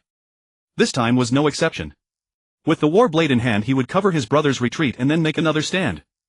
Their base was small, but it served as a bridgehead from the capital base city deep into the danger zone, and its role was immensely significant. Pure white moonlight poured down like a bolt of silk, the night growing deep and still. Whoosh! The cold night wind howled past his ears, stirring some of the deepest memories in Yuan Yi's mind. Years ago, under the same bright moonlight, he had run across the wilderness with his parents' ferocious monsters behind them. To protect him, his parents had successively used themselves as bait to lure the monsters away. In the end, Yuan Yi was rescued by a squad of warriors from the capital guards, and the pursuing monsters were slain. But his parents were gone forever. At that thought, Yuan Yi's gaze turned sharp. The next moment, he pushed his war general speed to the limit, rapidly closing in on the second line of defense. Bang! Bang! Bang! Bang! As Yuan Yi appeared in the soldiers' sight, the gunfire grew ever denser. Every heavy fire point was supporting their company commander at all costs. Behind them, logistics support soldiers were continuously hauling ammunition out of the arsenal, maintaining the suppressive fire of every firing position. Even though sweat poured down like rain, not a single person complained of hardship or fatigue. On this battlefield of blood and fire, no one retreated. Everyone was giving their all in their own way, holding back the monsters' charge. And farther behind them lay their base city and their homes. Before he knew it, the moon had quietly slipped behind the clouds. The earth lay in serene stillness. At that moment, the martial arts hall in the southern military district was brightly illuminated. Even in the deep hours of the night, numerous soldiers could still be found here, training and sweating profusely. Among them was the figure of Chen Fan. At that moment, he was performing squats with a 200-kilogram load, his entire body already drenched in sweat. Up and down, one repetition after another. As if he knew no fatigue whatsoever. After cultivating the guidance technique for 3 hours, Chen Fan felt his body had absorbed sufficient cosmic energy. At this point, he needed to exercise to help this energy integrate more effectively into his physique. 300 squats were completed swiftly. Chen Fan moved to a corner, went into a handstand and began doing push-ups on a single finger. After 100, he switched fingers. Chen Fan had set a goal for himself: each finger must complete 100 push-ups. Amidst the astonished gazes of onlookers, Chen Fan forcefully finished 1,000 single-finger push-ups. All of this took merely 5 minutes. Immediately afterward came 20 minutes of boxing training, 20 minutes of impact resistance training, and 20 minutes of reaction training. After 2 hours of such training, Chen Fan received a physique +2 reward. Naturally, he was pleased with such gains. He understood well that every point of physique was hard-won. More importantly, gaining 10 points of physique as a low-tier battle general made a tremendous difference compared to earning the same 10 points as a junior warrior. If 1 point of physique for a junior warrior granted Chen Fan 100 kilograms of strength and 2 meters per second of speed, then 1 point for a junior battle general would provide Chen Fan with 500 kilograms of strength and 10 meters per second of speed. Shaking off his thoughts about physique, Chen Fan began the main event of the evening, studying the 5th layer of the Nine Heavens Thunderblade and the Blood Battle 10 forms. The Nine Heavens Thunderblade, as its name suggests, was a terrifying sword technique created by Lei Shen, the world's second strongest warrior. Each layer brought a tremendous boost to one's magical power. As early as his past life, Chen Fan had long yearned for the Nine Heavens Thunderblade. Now that he had transmigrated, his dream suddenly lay right before him. Chen Fan's hands trembled slightly as he retrieved the martial arts manual covering the first 5 layers of the Nine Heavens Thunderblade from a compartment in the storage room, cradling it reverently in his palms. He had spent nearly 40 million credits to purchase this from the military marketplace. Gazing at the single page of the Nine Heavens Thunderblade in his hands, Chen Fan felt his heart quicken with excitement. As for the Blood Battle 10 forms, this was the standard blade technique of the capital garrison forces, accessible to all who wished to learn it. While its power amplification paled in comparison to the Nine Heavens Thunderblade, its simplicity and practicality made it remarkably effective. Therefore, Chen Fan decided to study the Nine Heavens Thunderblade first. Opening the first page, a line of bold characters caught his eye. Among all martial arts under heaven, nothing is invincible except speed. Chen Fan shivered slightly as if sensing something profound. As his gaze moved downward, the key principles of practicing the Nine Heavens Thunderblade seemed to leap from the page like little tadpoles swimming into Chen Fan's mind before vanishing. Then a muscular bald man appeared in Chen Fan's mind. His breathing was long and measured, exuding an aura of natural harmony. Returning to simplicity and truth. Under Chen Fan's watchful gaze, the bald man moved. Wielding a battle blade, every strike radiated both speed and power. The blade technique grew faster and faster, the whistling slashes giving Chen Fan an overwhelming sense of inescapable terror. The essence of the Nine Heavens Thunderblade lies in overcoming strength with speed, finding weaknesses through velocity, and delivering a single decisive strike. At the same time, a rich and resonant voice echoed in Chen Fan's mind, invigorating him. The vision shifted again. Under the bald man's thunderous assault, even a fraction of hesitation would prove fatal. The blade struck like thunder, driving straight to the heart. Layers of interwoven blade light formed a terrifying web of lightning that continuously expanded in Chen Fan's mind. After an unknown duration, the man sheathed his blade and stood still. The thunder domain woven from blade light vanished in an instant. The bald man slowly turned around. Chen Fan looked up, their eyes meeting involuntarily. Whoosh! A terrifying speed and ferocity erupted from the bald man's eyes like a sharp blade, leaving its sheath aiming directly for Chen Fan's vital point. Hiss!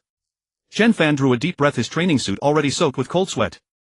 The lethal sensation vanished, replaced by a series of prompts. Comprehended the 2nd layer of the Nine Heavens Thunderblade, proficiency +100.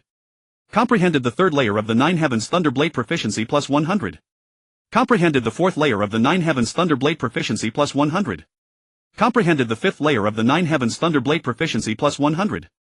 The text slowly faded and a sudden understanding flooded Chen Fan's mind, causing his entire body to tremble slightly. It was as if enlightenment had struck him and his comprehension of blade techniques leaped several levels. I only intended to learn the 2nd layer of the Nine Heavens Thunderblade, but I have somehow mastered the 3rd, 4th and 5th layers all at once. I am truly a damn genius. Chen Fan felt a surge of hidden joy. At the same time, his mind grew clearer and calmer, deepening his understanding of the Nine Heavens Thunderblade. So the techniques of the Nine Heavens Thunderblade were secondary, the true essence lay in its core principle, speed. Mimicking the movements of the bald thunder god in his mind, Chen Fan retrieved a standard battle blade from the weapon rack and began to move it slowly. There was no twisting complexity or vicious cruelty in his strikes. Each blade movement Chen Fan executed carried an overwhelming domineering force. Unstoppable. After each strike, Chen Fan's figure shifted rapidly, leaving afterimages in his wake. With strength and speed approaching that of an intermediate battle general combined with his peak-level micro-movement technique, Chen Fan had complete control over his body. Every motion flowed seamlessly as if naturally orchestrated. In his sweeping expansive movements, Chen Fan perfectly embodied both the power and velocity of his blade technique. Gradually, some of the training soldiers paused their exercises and turned to watch the figure at the center of the hall, becoming captivated by what they saw. Swish, swish, swish. The chilling blade light flashed throughout the hall, drawing more and more soldiers to stop their training and become absorbed in Chen Fan's swordplay. Each time Chen Fan struck, it was like a fierce wind bending the strong grass, carrying the momentum of thunder as it crushed outward in all directions. One force breaks 10,000 techniques, one blade slays 10,000 enemies. Even some veterans who frequently fought monsters against beasts felt an inexplicable hesitation when facing Chen Fan. What about the weaker soldiers? They sensed danger approaching. Soon Chen Fan completed the full set of blade techniques. The 1st through 5th layers of the Nine Heavens Thunderblade were now deeply etched in his memory. Chen Fan breathed calmly, stabilizing the surging energy within him. Hiss hiss. The sound of collective gasps echoed throughout the hall. Chen Fan's puzzled gaze swept across the crowd and everyone instinctively began applauding enthusiastically. Clap clap clap. Thunderous applause erupted like a tidal wave, a sign of recognition from all the soldiers and martial artists present. Chen Fan bowed modestly with a smile, saying thank you all. Let's strive together. Everyone around him was moved by the sincerity of this young man, unconsciously intensifying their applause. Gazing at Chen Fan's genuine smile, something stirred in every heart. Inside the martial hall, the atmosphere was seething with excitement. Having fully comprehended the first 5 layers of the Thunder Blade, Chen Fan was in high spirits. After all, every layer of the Thunder Blade granted anything but a negligible boost to one's combat prowess. On top of that, the applause around him made Chen Fan feel as if he were treading on clouds. Thus he decided to share his insights into the ninefold Thunder Blade exactly as he had comprehended them. He was keenly aware that others were not blessed with his ability to master any skill at a single glance. And Chen Fan was not a miser, especially when it came to his comrades and brothers in arms. Still, he did not reach beyond his grasp. He began by explaining the second layer of the ninefold Thunder Blade. Using his understanding of the ninefold Thunder Blade, he steadily increased the might of the 10 forms of bloody battle. He broke it down into digestible parts so that everyone could understand it more readily. After all, these were ordinary martial artists without a golden finger. Compared with the ninefold Thunder Blade, the soldiers of the capital garrison were most familiar with the 10 forms of bloody battle. It took Chen Fan about 10 seconds to run through the 10 forms of bloody battle, and then he received the prompt proficiency 100. Now Chen Fan could explain in the most plain and accessible language the ninefold Thunder Blade's explosive speed and thunderous momentum. He wanted to borrow the power of the ninefold Thunder Blade to amplify the prestige of the 10 forms of bloody battle. As for what the Thunder God might think after learning of such a move, Chen Fan did not dwell on it. His attention was fixed on the present. Buoyed by the admirers drawn by his saber demonstration, Chen Fan looked every inch a mentor as he began conveying his insights to the nearest few. Fortunately, most of the soldiers nearby were saber users, so they readily understood what he said. As Chen Fan delved deeper, their interest was gradually stirred and they kept drawing closer to him. At that moment, Chen Fan fully exploited his advantage from his past life as a university lecturer, explaining the most profound principles through the simplest language and the most straightforward gestures. Through vivid examples and lively explanations, Chen Fan made everyone sigh with realization. Saber arts could in fact be this simple. Their curiosity for the blade swelled like a spring tide, utterly beyond restraint. In the end, a massive ring of people had formed in the martial hall. There were a full 200+ martial artists. At the center naturally stood Chen Fan, holding a standard-issue combat saber and ceaselessly explaining and demonstrating.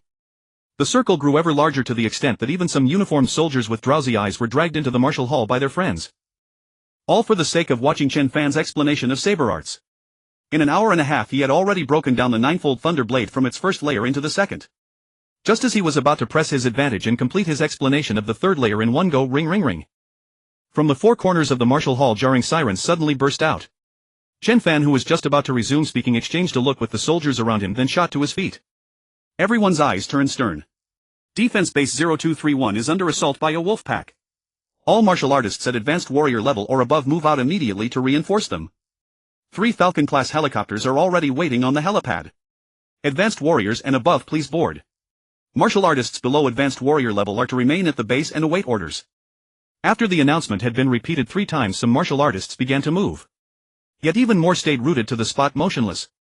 They looked at the rank badges on their chests. In the martial hall, most soldiers remained where they were. They had not reached advanced warrior level and could not take part in the relief mission. Some soldiers' eyes grew slightly red and their fists clenched involuntarily, knuckles turning white from sheer force. At that moment they wished more than anything that they were advanced warriors, able to rush to the front and fight to the death beside their comrades. Even if it meant throwing away their lives, they would still fight to the last. Alas, they were only ordinary low and mid-level warriors. Yet the entire scene was absorbed into Chen Fan's eyes. It turned out that those who could possess extraordinary powers were after all only a rare few. At the same time, an idea sprouted in Chen Fan's heart. Perhaps he could use his golden finger to help them grow stronger. Perhaps he could start by deciphering the 5 hearts facing heaven cultivation method. With this seed in his heart, Chen Fan suddenly felt settled. After a brief analysis, he decided to first go with the main forces to support Base 1023. Everything else would wait until he returned. The low drone of spinning rotors came from the helipad nearby, where 3 military Green Falcon-class helicopters were awaiting takeoff. Yan Xiao, commander of the 492nd Regiment, strode quickly to the entrance of the martial hall, his face more serious than ever before. 15 minutes ago we received a distress call from Defense Base 0231. They are under siege by a pack of wolf monsters numbering roughly 2,000 to 3,000, led by about a dozen beast general rank Silvermoon giant wolves. Their exact ranks are unknown. The nearest place to Base 0231 from which we can mobilize enough high-end combat strength to reinforce them is none other than the capital martial hall. Now I want all of you to use your power as martial artists to support our brothers. In life and death we stand together, we will never abandon one another. Everyone, I am counting on you. After saying this, Yan Xiao took a deep look at Chen Fan among the crowd, then solemnly gave a military salute.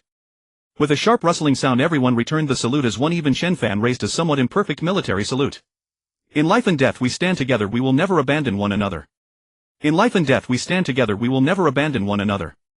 In life and death we stand together, we will never abandon one another. The impassioned shouts resounded through the heavens and lingered long after. 50-odd martial artists were now like an army of thousands at their side. With satisfaction in his eyes, Yan Xiao pointed at the 3 Falcon-class helicopters and barked, "Everyone board immediately. We are going to bring the brothers of Base 0231 back, every last one of them." With whooshes of movement, advanced warriors in protective suits filed aboard one after another, quickly filling the helicopters. Following the last advanced warrior, the one-armed regimental commander Yan Xiao leapt aboard as well. The cabin door closed with a clatter. Engines roared to life. The massive rotors spun up, kicking dust into the air, and the low grass was flattened to the ground by the fierce wind. Aboard the Falcon helicopters everyone sat in grim readiness. Every person on board was without exception a martial officer of advanced warrior level or above. In everyday life they might laugh and roughhouse, speaking and acting without the slightest restraint. But once they entered a state of combat readiness, all of them displayed extreme gravity. At this moment each bore a saber, and surging battle intent blazed in their eyes. Chen Fan felt a solemnity he had never experienced before. It was said that in the capital garrison, from the commanders down to the lowliest privates, all soldiers upheld the same spirit to look upon death as merely coming home. And indeed that was exactly what he saw. Chen Fan took in everything inside the cabin without changing his expression, then silently gave himself a thumbs up for choosing to join the army, to join the capital garrison. With the harsh rattle of rotor blades, the 3 Falcon-class helicopters quickly disappeared from the sky over the base, hurtling toward Defense Base 0231 to render aid. In the small hours the moonlight was dim. A military green Falcon helicopter threaded its way through the endless black mountain peaks. On board were 78 senior warriors along with 2 war general-level martial artists, Yan Xiao and Chen Fan. At this moment the entire cabin was quiet, no one speaking, deathly still. Base 0231, the first wave of 80 senior warriors is rushing to reinforce you. Hold your ground and await support. An officer aboard one of the helicopters tried to patch through to the front line. Senior warriors. No. Don't come. In desperation the voice on the other end shouted, "Don't come and throw your lives away. There are 3 intermediate beast generals, 7 junior beast generals, and countless soldier-grade monsters here. Go. Go now."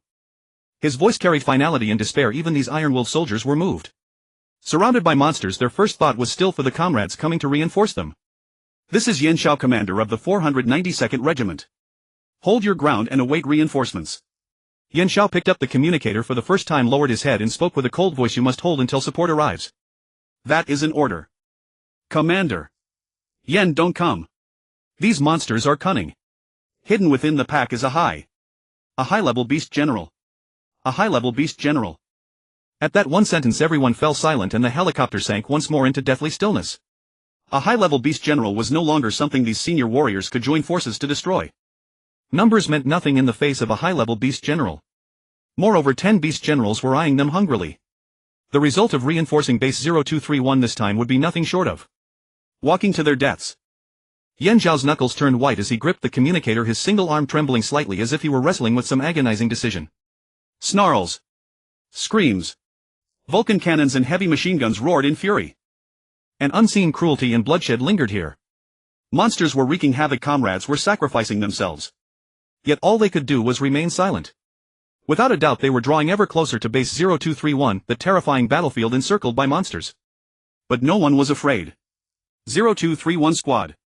Still fighting. After a long moment that final call came through and the communication ended. Perhaps even the soldiers in the signal squad had momentarily abandoned the communicator, drawn their blades and thrown themselves into the battle.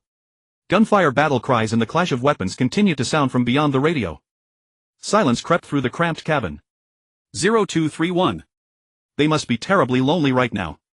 1 minute. 0231. They should still be fighting. On the helicopter's internal channel a veteran made his judgment based on the sounds of battle. After all, they have Battalion Commander Chen Shu and Major Yuan Yi, 2 war general martial artists. Report Company Commander Su Ruo of the 357th Regiment requests to enter the battle independently. Commander Yan, please approve. At 0231 there's a brother from my recruit days. Just now I thought I heard his roar. Forcing back tears, Su Ruo pleaded in a low voice, just drop me on the edge of the battlefield, okay? Because of these words a brief stir passed through the 3 Falcon helicopters. 2 minutes later old Yen Yuan Yi and Chen Shu are our old brothers. I want to go with them too. This time it was a battalion commander together with another senior warrior who spoke. He had come from the same recruit battalion as Yen Xiao. Yen Xiao swept his gaze over everyone present, his hands clenching then clenching again. He knew full well that whether it was the Capital Guard Force headquarters or the 6th Corps under its command, all these brothers had fought and bled together since before the Great Nirvana. The depth of their friendship and bonds was something outsiders could never imagine. They had slept in bunk beds together at the recruit camp and had stood back to back against beast-tide charges. Who the hell said we're retreating? The 9th Corps of the Capital Guard Force doesn't have a single coward. After suppressing it for a long time, Yen Xiao roared in near fury. Don't forget, every single warrior at base 0231 was brought up by my own hands. I Yen Xiao am half their master, half their father. Through the communicator Yen Xiao's roar rang out and echoed through the entire cabin. For a long while no one spoke. Wouldn't it be fine to die together with them? As he said this, Yen Xiao's trembling voice carried a trace of relief with no fear or hesitation at all. It was like stating something perfectly natural. As an officer of the Capital Guard Force he had crawled and fought his way through monster hordes to earn his current position. Most of his fellow soldiers from the same cohort had long since lain to rest in the hero's tomb. He had long seen through life and death. His only two regrets were that he had not seen a successor appear and that he could not live to see Daxia nation peaceful and prosperous, no longer threatened by monsters. Failing to fulfill these two wishes was a true regret. Yen Xiao composed himself and continued to order fly at full speed to bring back our comrades or to die side by side with them. Die side by side, never leave, never forsake. Die side by side, never leave, never forsake. At this moment the will to die fighting blazed up within the cabin. Although the soldiers aboard the 3 Falcon helicopters came from different units, within just a few minutes they had all been forged into a single cord, ready to die without hesitation in rescuing their comrades. Such was the power of the Capital Guard Force's conviction. Or rather, the bond between comrades ran too deep. At Yen Xiao's command the rotors of the Falcon helicopters accelerated to their limit, a roaring drone thundering across the mountains and forests. In the cabin corner Chen Fan, participating in his first rescue, could not help being more than a little stirred by this emotion. Even though the high-level beast general's intimidating pressure was immense, he did not give up. Chen Fan was not in the habit of waiting for death, he was desperately pondering a way to break the deadlock. 1 high-level beast general and 10 junior and intermediate beast generals, indeed troublesome but not unbeatable. Chen Fan muttered in a voice only he could hear. Suddenly the fierce eyes of a bald-headed man surfaced in his mind. The sharp gaze like a flash of lightning pierced into Chen Fan, jolting his entire being. I've got a plan. His low cry rang out sharply in the silent cabin. Swoosh. In unison the soldiers turned their heads, their gazes locking onto Chen Fan in the corner. Even Yen Xiao turned to look at him, his eyes full of deep meaning. This young man, barely 17 or 18 yet concealing a loyal heart for his country, was probably going to be let down this time. He had only just joined the army and now he was to fight the most brutal battle alongside him. It truly felt unfair. Meeting Yen Xiao's gaze, Chen Fan said word by word, I know the ninefold thunder blade, the 5th level. After saying this Chen Fan exchanged a glance with Yen Xiao. Everything was conveyed without words. Perhaps with the 5th level of the ninefold thunder blade he could contend with the high-level beast general and rescue these soldiers. To be honest, I took a punching power test and a speed test yesterday and the results were passable. The martial artists all turned to look at Chen Fan. With a crowd of grown men staring straight at him, Chen Fan continued unhurriedly, my punching power test and speed test results both rank above the junior war general level. And only stronger, never weaker. At these words the whole cabin burst into commotion. Although Chen Fan had not said how much his strength differed from an intermediate war general, it was clearly more than enough. The strength of a junior war general amplified by the 5th level of the Thunderblade, one could well imagine how terrifying Chen Fan's battle power was. Perhaps he truly had a chance to compete with that high-level beast general. Everyone silently assessed Chen Fan's strength in their hearts, their heartbeats quickening. Soon surprise, elation, and an indescribable emotion rapidly sprouted and spread through the cabin. Inside the cabin, surprise, excitement, and an ineffable emotion spread swiftly. Quite a few warriors trembled all over from agitation. All of this originated from Chen Fan. At this moment Chen Fan seemed to have become their anchor, much as when he explained blade techniques to everyone at the martial arts hall. Everyone's will to fight was suddenly kindled, blazing furiously. Chen Fan keenly sensed all these changes. Meeting the fervent gazes he said with determined eyes, so brothers, we have not abandoned our comrades at base 0231 and we certainly can't give up on ourselves. Monsters may be formidable and terrifying but we are stronger. Chen Fan's few words were like a huge rock thrown into a tranquil lake, instantly stirring towering waves in these soldiers' hearts. In just one moment the pessimism and sorrow inside the cabin were dispelled. Every man, as if suddenly enlightened, was charged with fervor by Chen Fan's words. This familiar feeling set every warrior soldier's entire body ablaze, as though they had returned to that moment of swearing the oath and marching out to war. Through 100 battles in the yellow sands our golden armor is worn thin, we will not return until the enemy is vanquished. They would wage a life-or-death battle against these monsters to rescue their brothers at base 0231. Watching these iron-blooded soldiers, their faces flushed from excitement, Chen Fan smiled slightly, knowing in his heart that his choice had indeed been right. He had no habit of feigning weakness. Keeping his cards close to his chest was not Chen Fan's way. A true man born between heaven and earth should be able to face everything with a clear conscience. Since he had joined the capital garrison force, there was no reason to hide anything from his brothers. Whatever it was, he could be open with them. Everyone seated here was a brother in arms on the battlefield. They were brothers one could trust with one's back. These were the foundations of Chen Fan's greatest confidence. Moreover, Chen Fan knew precisely how important morale was to an entire combat unit. He would be that single spark to ignite this great pile of dry firewood. At some point, Yan Xiao had squeezed over from the other side to Chen Fan's side, asking in a low voice, "How confident are you?" Chen Fan did not answer. Instead, he looked into Yan Xiao's eyes and nodded firmly. "Believe me, even if there is only a 1 in 10 chance." Hearing Chen Fan's answer, Yan Xiao silently went back to his place and began mulling over his words. The power of the ninefold thunder blade depended entirely on an exquisite technique of delivering force. The ninefold thunder blade had 9 layers, and each layer could unleash 1 additional hidden force. The first layer could burst out 140 of 1 strength, while the 5th layer could unleash 420. In simple terms, the 5th layer alone could unleash 4 times the raw power of one's body. A simple calculation: the strength of a junior war general multiplied by 4 equals 32000 kg. That had already crossed the threshold of a senior war general. The thought made Yan Xiao shudder, and his gaze toward Chen Fan was filled with incredulity. Within just a few short days, his power had grown to such a terrifying extent. It was truly beyond belief. Yet despite his curiosity, Yan Xiao did not dig further to get to the bottom of it. After all, everyone had their own secrets. At this moment, the entire cabin was thick with fighting spirit. Chen Fan had already closed his eyes, continuing to recall the details and movement techniques of the 5th layer of the Thunder Blade. Although he had completely mastered the 5th layer of the ninefold Thunder Blade with the help of his golden finger, mastering a move and applying it in actual combat were two completely different scenarios. Monsters would not be so kind as to give him time to review his martial arts. What's more, high-rank beast generals, horrifying monsters on the verge of lord rank, possessed intelligence no lower than humans. Perhaps this monster siege of base 0231 had a deeper purpose. As for what that purpose was, Chen Fan neither wanted to think about it nor had time to. The only thing he considered now was how to improve his strength so that when he fought monsters he could slay them more effectively and survive. Having been reborn once, Chen Fan's fear of death had lessened, but he cherished life even more. Life is hard-won treasure, every step of it. Soon Chen Fan entered a state of tranquil clarity, beginning to review the movement section of the ninefold Thunder Blade. The rapidly spinning rotors swiftly brought the 80 support warriors into the range of base 0231.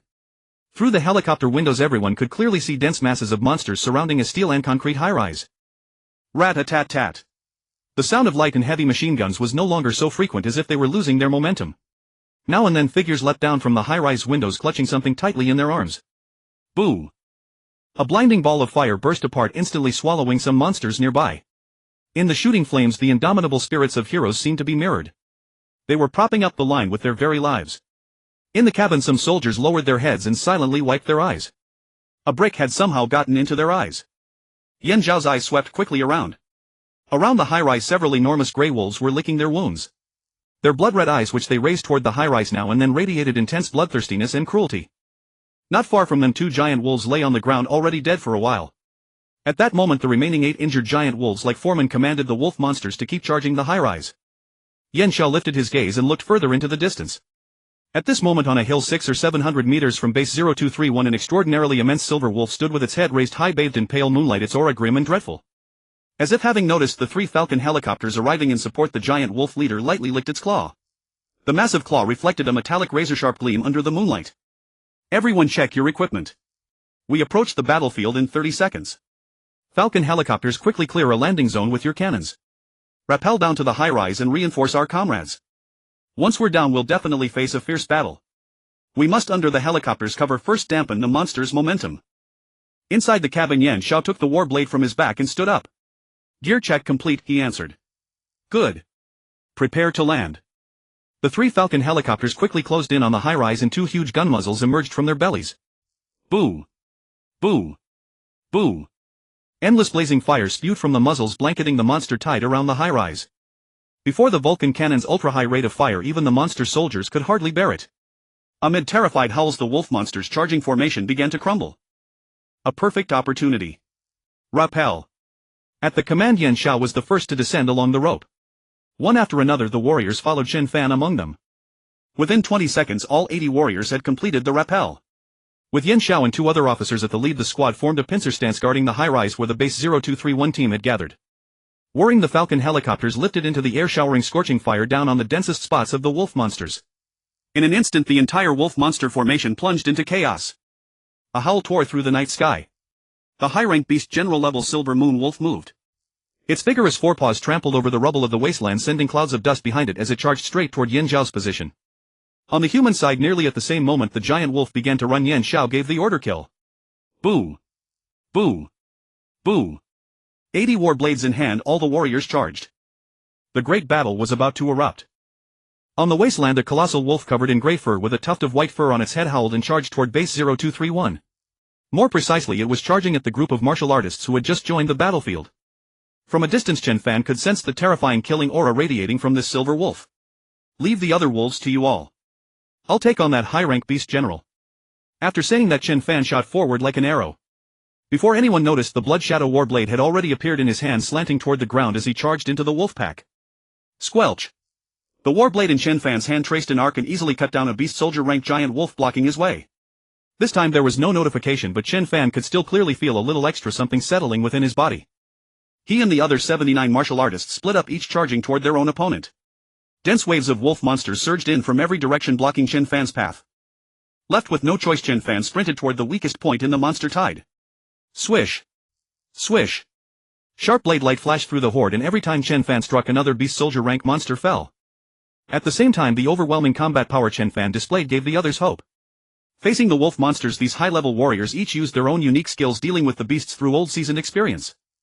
For a moment, the crisp sound of blades slicing through flesh rang out over base 0231, accompanied by the agonized howls of monsters. Perhaps because of Chen Fan's lead, morale was surging. With one thrust of momentum, the 80-plus high-level warriors displayed such overwhelming power against the wolf pack that they became a crushing force. At the same time, sporadic gunfire erupted from the tall buildings behind them. Some martial artists turned back and saw bandaged soldiers waving their rifles in signal, eager to fight alongside them. When their eyes met, everything was understood without words. Whoosh! A cold gleam shot from Yan Zhao's hand. A giant wolf standing in his way collapsed instantly, its throat slashed open. The next moment, Yan Xiao stomped hard on the giant wolf's rigid skull and leaped high like a white crane, spreading its wings. Clang! Gripping the blade in one hand, he chopped down furiously, cracking open a second soldier-ranked giant wolf's skull and killing it instantly. Although Yan Zhao's strength was not as monstrous as Chen Fan's, he had spent many years on beast battlefields and had long honed his own combat awareness and reaction speed. In the blink of an eye, Yan Xiao had already killed 2 soldier-ranked giant wolves. The combat power and footwork of an initial stage war general were perfectly embodied by Yan Xiao. As an old soldier and regimental commander, his first thought on the battlefield was to survive, and his second was to kill the enemy. After all, only by living could he kill more monsters and protect more people. But at this moment, Yan Xiao had only one goal: to bring everyone out of here alive, whether they were the martial artists who had come to reinforce the base or the soldiers still holding firm at base 0231. Huff! Yan Zhao's gaze drifted toward Chen Fan's position. For some reason, Yan Xiao trusted Chen Fan inexplicably. It was as if as long as Chen Fan was there, he could feel at ease. Within Yan Zhao's field of vision, after killing a beast soldier-ranked giant wolf, Chen Fan was now less than 100 meters from that high-ranked beast general. And judging by the direction Chen Fan was running, he seemed determined to lure the silver wolf away to another direction, lessening the pressure on his own side. What a promising lad! Even as he marveled at that, Yan Xiao turned his wrist and sent his war blade stabbing out at a slant. Squelch! The sound of torn flesh rang out. Then a slight turn of the hand gripping the blade severed the life of the sneak-attacking monster completely. Having struck successfully, Yan Xiao continued forward. Behind him, an ordinary wolf monster twitched and crashed to the ground, blood spurting from the wound in its throat like a fountain. The battle between humans and monsters had always been a matter of kill or be killed. To survive on this brutal battlefield filled with killing intent, one had to be even more ruthless and decisive. After killing 7 or 8 wolf monsters in succession, Yan Xiao suddenly felt a shadow of dread in his heart. Following the feeling, he saw 4 wounded giant wolves staring at him with vicious intent. The next moment, the 4 beast general-ranked giant wolves charged at Yan Xiao, killing intent spilling out without reserve. Ha! Just in time. As a regiment commander under the capital garrison, Yan Xiao, like the others, had never feared being surrounded. It was only that with one hand missing, the fight was a little unfair. Glancing at his empty left sleeve, a faint wry smile tugged at the corner of his mouth. Since his left hand was gone, he would simply have to kill more monsters with his right. Holding his blade horizontally before him, Yan Xiao was about to face those 5 wounded giant wolves alone, prepared for a life-or-death struggle. Thump! Thump! 2 heavy landing sounds rang out. Yan Xiao turned toward them and saw Yuan Yi and Chen Shu soaked in blood and with their arms and slings walking side by side as they staggered toward him. These 2 brats, still so eager to show off just like in boot camp. He cursed lowly with a smile, but his gaze instantly became razor-sharp. In the depths of his eyes cold flame burned faintly. Soldiers of the capital garrison had never been inferior to anyone, especially when their combat strength was nearly equal. 3 war generals versus 4 beast generals. While Yan Xiao and the other 2 were locked in battle with the 4 beast general rank giant wolves, the remaining 4 beast generals could no longer hold back and charged straight into the battle. At the same time, the formation of the 70+ high-level warriors shifted and 20 of them naturally split away. In teams of 5, exactly as if they had discussed it in advance, each team moved to meet a beast general rank giant wolf.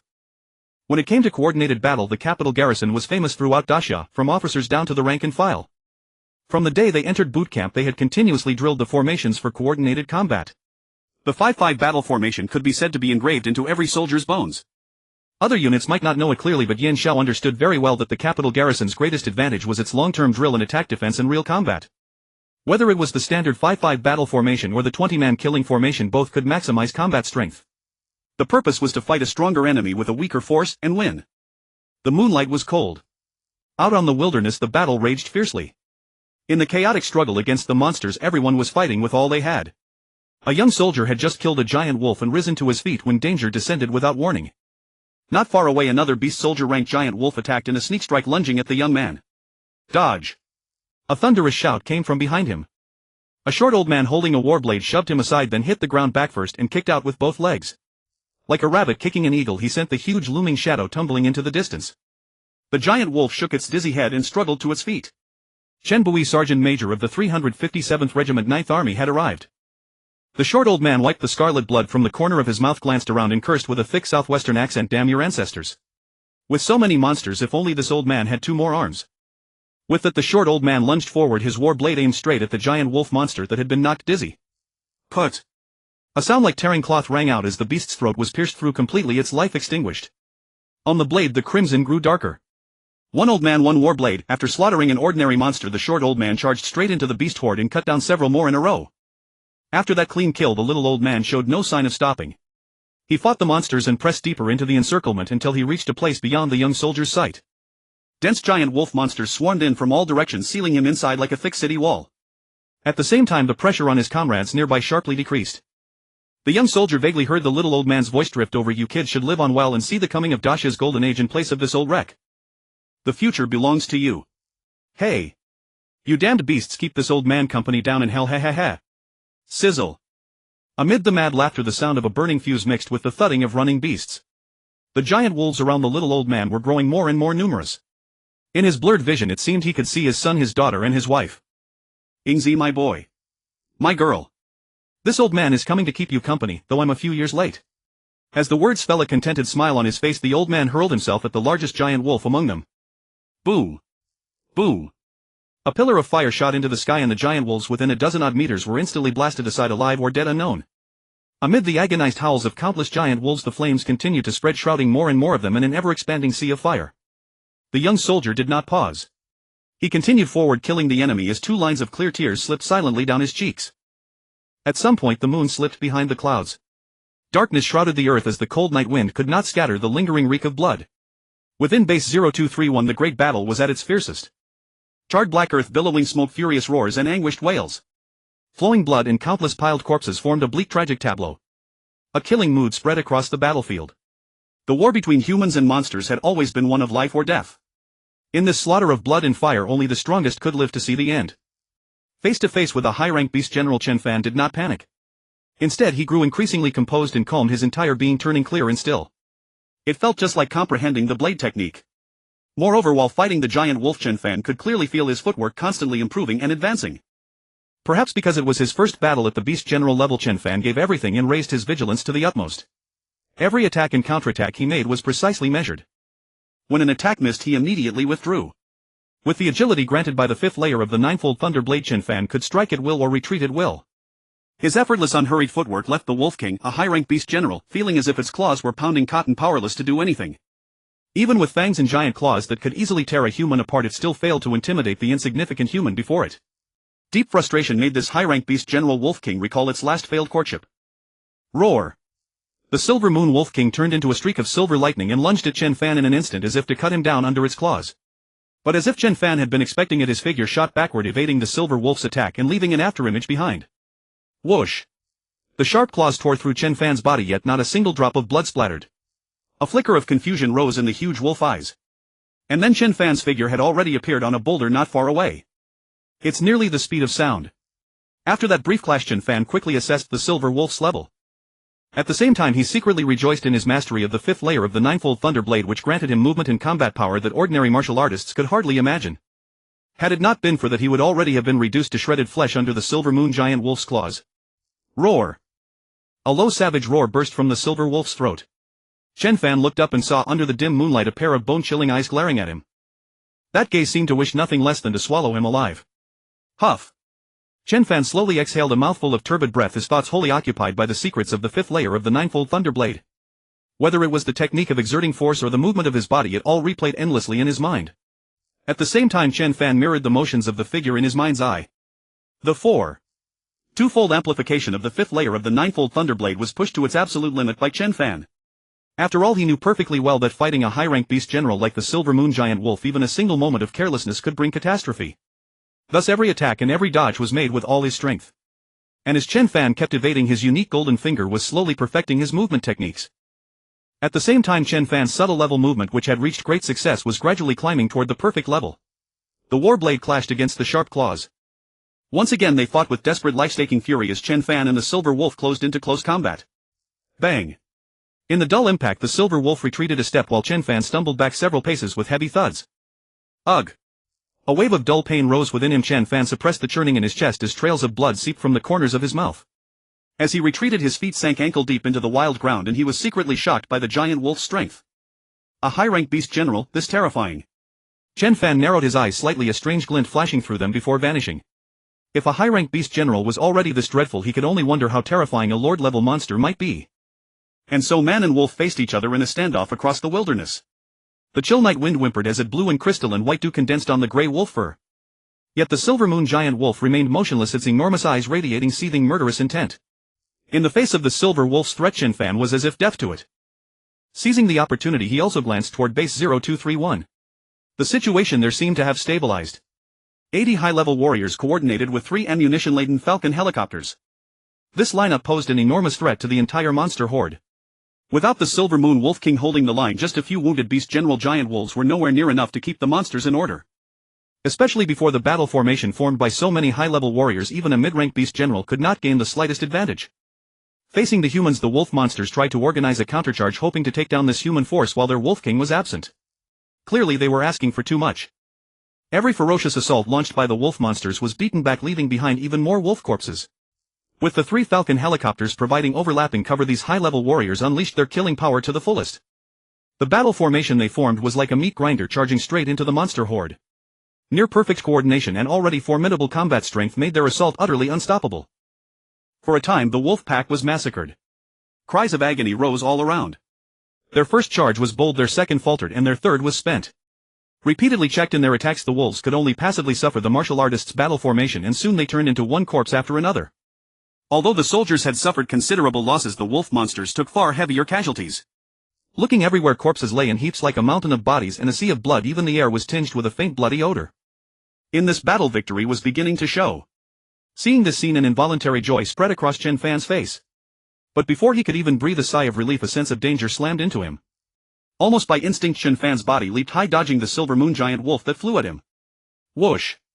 High in the air, Chen Fan gripped the blade with both hands and brought it down fiercely upon the giant wolf's skull. The 5th layer of the ninefold Thunderblade was unleashed at full power. 5 strands of hidden force struck first, despite being released later, piling up one after another in explosive bursts. Like towering waves crashing on the shore, surge after surge pounded forward, and the Blood Shadow Warblade let out a strained, quivering cry. At the same time, the power within Chen Fan's body was stirred in an instant. His whole presence became like an awakened demon god, radiating a savage, overwhelming might. Guided by the ninefold Thunderblade, all the strength in Chen Fan's body surged into the warblade held in both hands. The next moment, a terrifying force like an erupting volcano rapidly converged and compressed upon the blade, and the edge slashed toward the hardest bone of the giant wolf's skull. Clang! Sparks flew in all directions, and the sound of metal striking metal stabbed viciously at the eardrums. Crack! A faint crisp snap came from the hardest bone of the silver wolf's skull. An overwhelming dizziness flooded into the silver wolf's head like a wild tide. Barely able to endure it, the wolf dropped straight down. Boom! The giant wolf's body crashed heavily into the ground while the dizziness from the ninefold thunderblade continued to erode the silver wolf's consciousness. Having roamed the wild for many years, this high-rank beast General Silver Moon Giant Wolf had long possessed intelligence no less than a human's. But today it could never have imagined that a human would be able to borrow force from the air and gravely wound it with a single strike. It was utterly bewildered. Yet the silver wolf did not know that one moment of bewilderment would cost it its life. Roar! A pained howl echoed from the ground. With its skull shattered, the silver wolf writhed on the ground, its head spinning dizzily. A perfect chance. Seeing this, a smile curled at the corner of Chen Fan's mouth and he pressed his advantage. A warblade descending from the sky sliced straight into the silver wolf's soft abdomen. Chen Fan's blade tip tore savagely across and a huge gash split open in the giant wolf's belly. Splash! Blood gushed forth, and within a 3-meter radius a rain of blood came pouring down. And with that the Silver Moon Wolf King was finished. The moonlit night was silent and the night wind howled. After killing the Silver Moon Wolf King, Chen Fan did not pause. He turned straight back toward base 0231. His comrades over there still needed his help. On the way back, a system chime sounded in Chen Fan's mind. Advanced Beast General slain. Micro-realm body art proficiency upgraded to perfect realm body art. Physique 10. 10 points of physique. That was equivalent to a gain of 500 kilograms of punching force and 10 milliseconds of speed. Hearing the chime, Chen Fan's heart leapt with wild joy. The Advanced Beast General was definitely not killed in vain. More importantly, his micro-realm body art had been elevated to perfect realm, which meant far better odds when fighting monsters in the days ahead. Just as Chen Fan was lost in thought, an unnoticed shaft of white light descended from the sky and washed over him from head to foot. When it faded, he seemed reborn, his whole being brimming with boundless strength. Even his comprehension of the body art soared, reaching an entirely new level. Whoosh! A violent gust rose. Chen Fan's figure turned into a blur as he closed in on the beast horde like lightning. The flower of slaughter bloomed again and the monster horde once more paid the price. The warblade in Chen Fan's hand was fast, precise and ruthless. Every soldier-level beast he met died from a single stroke, not one was left living. Almost every 10 monsters he killed brought another chime announcing that his physique had increased by 1 point. Naturally, his resolve burned even hotter. Howls of agony rose one after another from the monster pack. Chen Fan's shadowy figure kept breaking through their ranks, leaving behind mangled beast corpses and a trail of valuable materials. But Chen Fan did not spare them a single glance. No material could be more precious than his comrades' lives. Out on the wasteland, Chen Fan kept pushing his speed toward another battlefield, 130 milliseconds, 160 milliseconds. Until the air around him howled. His speed climbed sharply and he shot out like an arrow, rapidly closing on the battlefield where Yan Xiao and the others were fighting. 4 Beast General level giant wolves remained there. At that moment, Yan Xiao, Chun Chu and Yuan Yi were still barely holding out against 4 Beast General attacks. Yan Xiao exceeded himself, drawing 2 of them onto him. Even with 2 gravely wounded men in his care, he exhausted every ounce of strength and fought the 4 Beast General Silver Wolves to a standstill. But by now he was a spent force. His body was covered in claw wounds and a deep bloody gash ran across his face. Yet once Chen Fan joined the fight, the pressure on the 3 decreased by more than half. Swoosh! Swoosh! Swoosh! In a few quick strokes, Chen Fan cut down the 4 already wounded Beast General level Silver Wolves. Every one of them died in a single blow. After freeing Yan Xiao from the siege, Chen Fan wasted no time. Without a pause, he raced to the other battle zones and, working in concert with the 5-man battle formation, killed the remaining Beast General giant wolves one by one. Chen Fan's presence made the battle extraordinarily smooth from the start. Only one intermediate Beast General in its desperate last stand managed to pose a considerable threat to him. It took some real effort to finally put down that frenzied Beast General. In this manner, the Beast General level Silver Wolves were totally annihilated.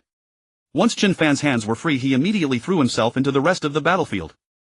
Under Chen Fan's lead, the warriors' morale skyrocketed. They charged into the wolf pack and started slaughtering in every direction. No battle between humans and monsters had ever been easier. Seizing the chance, the warriors' long-suppressed fury ignited as one, unleashing unprecedented fighting spirit. The monster side was repelled step by step, its numbers dwindling rapidly. A rout collapses like an avalanche. Leaving nearly 1,000 wolf corpses behind, the monster horde receded like a tide. And with that, the crisis at base 0231 was over. Even if it was only a bitter victory. The moon was bright and the stars were sparse. Yan Xiao sat on the cold ground, wrapping his own bandages and clenching his teeth as he tended to the wounds on his body. Looking around, Yan Xiao lowered his head. Of the 78 elite warriors he had brought as reinforcements, only 63 remained. 15 elite warriors would forever remain on this ground, sleeping alongside the heroic spirits of Squad 0231. Of the more than 60 remaining, every single one was covered in wounds. Many wounds had come within a hair's breadth of being fatal. When facing monsters, no matter how serious their injuries, they never gave them a thought. The soldiers of the capital garrison had always been like this, unyielding as iron, immovable as a mountain. Even after a victorious battle, their wounds left them nearly drained of combat power. Shockingly vivid blood pooled on the ground, much of it their own. Even Yan Xiao, the strongest of them, had sustained wounds all over his body. The most dangerous wound was on his chest. Had the wolf claw gone 3 inches deeper, it would have pierced Yan Xiao's heart and ended his life. Every time he fought a beast general, Yan Xiao had gambled with his life. He sat on the ground, too sore to stand. Beside him, battle commanders Yuan Yi and Chen Shu were already lying on the ground, letting the others wrap their bodies in bandages until they looked like mummies. Old Yan, thank you for this. Covered in bandages from head to toe, Yuan Yi rose with the help of a comrade. Don't thank me. If you want to thank someone, thank that young comrade. Yan Xiao looked up. On a building not far away, a tall slender figure stood with hands at his sides on sentry duty. As long as they remained in the wilderness, their danger was not over. So while everyone else treated wounds, Chen Fan silently took on the role of lookout. Remembering how Chen Fan had fought the advanced beast general alone, Yan Xiao and Chen Shu felt stirrings of excitement. And an imperceptible trace of gloom. This kid is a fine soldier, a future war god level powerhouse. How wonderful. Battalion Commander Chen Shu exhaled the pent-up breath, looking rather pleased. A single war god level martial artist was of vital importance to the 9th Army and to the capital garrison as a whole. A young war god level martial artist had a future beyond all limits. At that thought, Chen Shu's eyes suddenly lit up and he murmured, maybe he can even become someone who transcends the war god. Then eyes fixed on Chen Fan, he asked without turning around, old Yan, what do you plan to do with him next? Your 492nd regiment certainly can't keep. He stopped there and did not finish the sentence. Yan Xiao knew perfectly well that Chen Shu intended to say your 492nd regiment is incapable of keeping a genius like him. He is meant for the top elite squads of the capital garrison headquarters. Facing that question, Yan Xiao did not answer directly. He deflected, he should stay a while longer, don't you think? After all, he did promise me he would join the 492nd Recruit Battalion. A war god level martial artist produced from my 492nd regiment, just thinking about it is thrilling. As he spoke, Yan Xiao gave Chen Fan a long deep look. His gaze rested on Chen Fan for a full 10 seconds before he changed the subject again. Chen Shu, Yuan Yi, do you still remember when it was that we first looked at the moon like this? They both sensed Yan Xiao's awkwardness but were kind enough not to call him out. The three raised their heads and watched the bright moon as it slowly emerged from behind the clouds. How long had it been since the three brothers last looked at the moon? They did not need to say it aloud. Yan Xiao, Chen Shu and Yuan Yi all knew clearly. It was something they could never forget. The first time they watched the moon, several hundred brothers had been together. Back then they were still nothing but raw recruits. During a wilderness training march they suddenly ran into a monster horde and a bunch of greenhorns could only flee for their lives. It was that very incident. A dozen instructors came charging over and formed a battle formation to shield them. For the first time Yan Xiao felt what it was like to be protected. Later, after the monster horde was driven back, the rookies who had survived the ordeal inevitably looked up at the moon, missing their old comrades. Now of those several hundred recruits, only the 3 of them were left. The greenhorn rookies had been tempered into seasoned veterans. Have you rested enough? If so, come take over for me. Chen Fan's voice suddenly sounded at his ear. Yan Xiao turned around and seeing Chen Fan's face full of smiles felt a chill run through his heart. What do you intend to do? A hint of doubt emerged in Yan Xiao's eyes. What kind of stunt was this kid going to pull now? Those monster corpses are just lying there. I really can't stand it. Chen Fan's gaze at the beast corpses burned with eager desire, his meaning unmistakable. Those monster corpses were very valuable. Go ahead, I'll keep watch. Yan Xiao stood up and took Chen Fan's place. As for Chen Fan, he could not wait to start butchering the monsters. The deftness of Chen Fan's dissection was so practiced it was almost painful to watch. Was this kid so afraid of poverty? At the very least he was the future war god level martial artist of my 492nd regiment, couldn't he show some presence? The sentry Yan Xiao kept looking back, wearing an expression of bitter disappointment that iron had not turned into steel. With Chen Fan setting the example, some less seriously wounded soldiers also staggered to their feet and began stripping monster materials. The capital garrison had an unwritten rule. On the battlefield, materials from monsters killed by melee weapons belonged to the slayer. The military would purchase them at market price, paid in military merit or cash. Those killed by firearms, however, were purchased at half the market price. In short, for every monster killed on the battlefield the military bought it with military merit or cash. It neither took a cent of profit nor turned its back on the soldiers' efforts. First, there was absolutely no need. Second, these materials were bought with the soldiers' blood and lives. After dissecting the high-rank beast general and the 2 mid-rank beast generals, Chen Fan left the remaining beast corpses to the others. This time everyone had fought desperately. Although Chen Fan had contributed the most, he still knew where the line should be drawn. To a soldier, money might not have many uses. But every coin he spent served a vital purpose. Martial arts secret manuals, protective suits, war sabers and shields all demanded huge sums of money. The night sky was deep and vast, full of endless mysteries. At the ruins of Base 02311, dissection contest after another was being carried out in a flurry of activity. The elite soldiers taking part wore joyful expressions on their faces. After every major battle, the joy of collecting monster materials was like receiving a paycheck.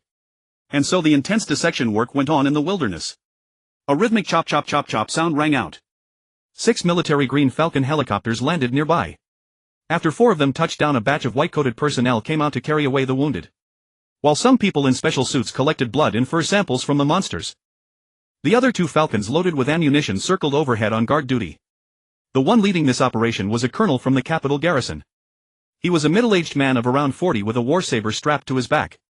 A murderous aura hung thick around him and his breathing was long and steady. He looked far more powerful than Yin Xiao, a battle-hardened intermediate war general. A single glance was enough for Chen Fan to understand most of it. After surveying the surroundings, the colonel's pen raced across his notebook as if recording something. In the last few lines, the colonel wrote clearly: Chen Fan slew the Silver Moon Great Wolf and saved Base 0231, second-class military merit 1 silver medal. Yin Xiao led his team in the rescue and repelled the monsters, collective third-class military merit 1 bronze medal. The soldiers who gave their lives in the beast tide at Base 0231 are posthumously recognized as martyrs. Their families shall receive a pension of 10 million and their children may upon reaching adulthood enter military academies if they so choose. The pen stopped abruptly. The colonel closed his notebook. With deep eyes he murmured, "Set your minds at rest and go in peace. The military will take good care of your families and children." When he finished, the colonel offered a military salute. The second unwritten rule of the capital garrison: all martyrs who die resisting monsters shall be compensated heavily for their sacrifice. Any act of bullying or oppressing the families and widows of martyrs would be considered an act of enmity against the capital garrison.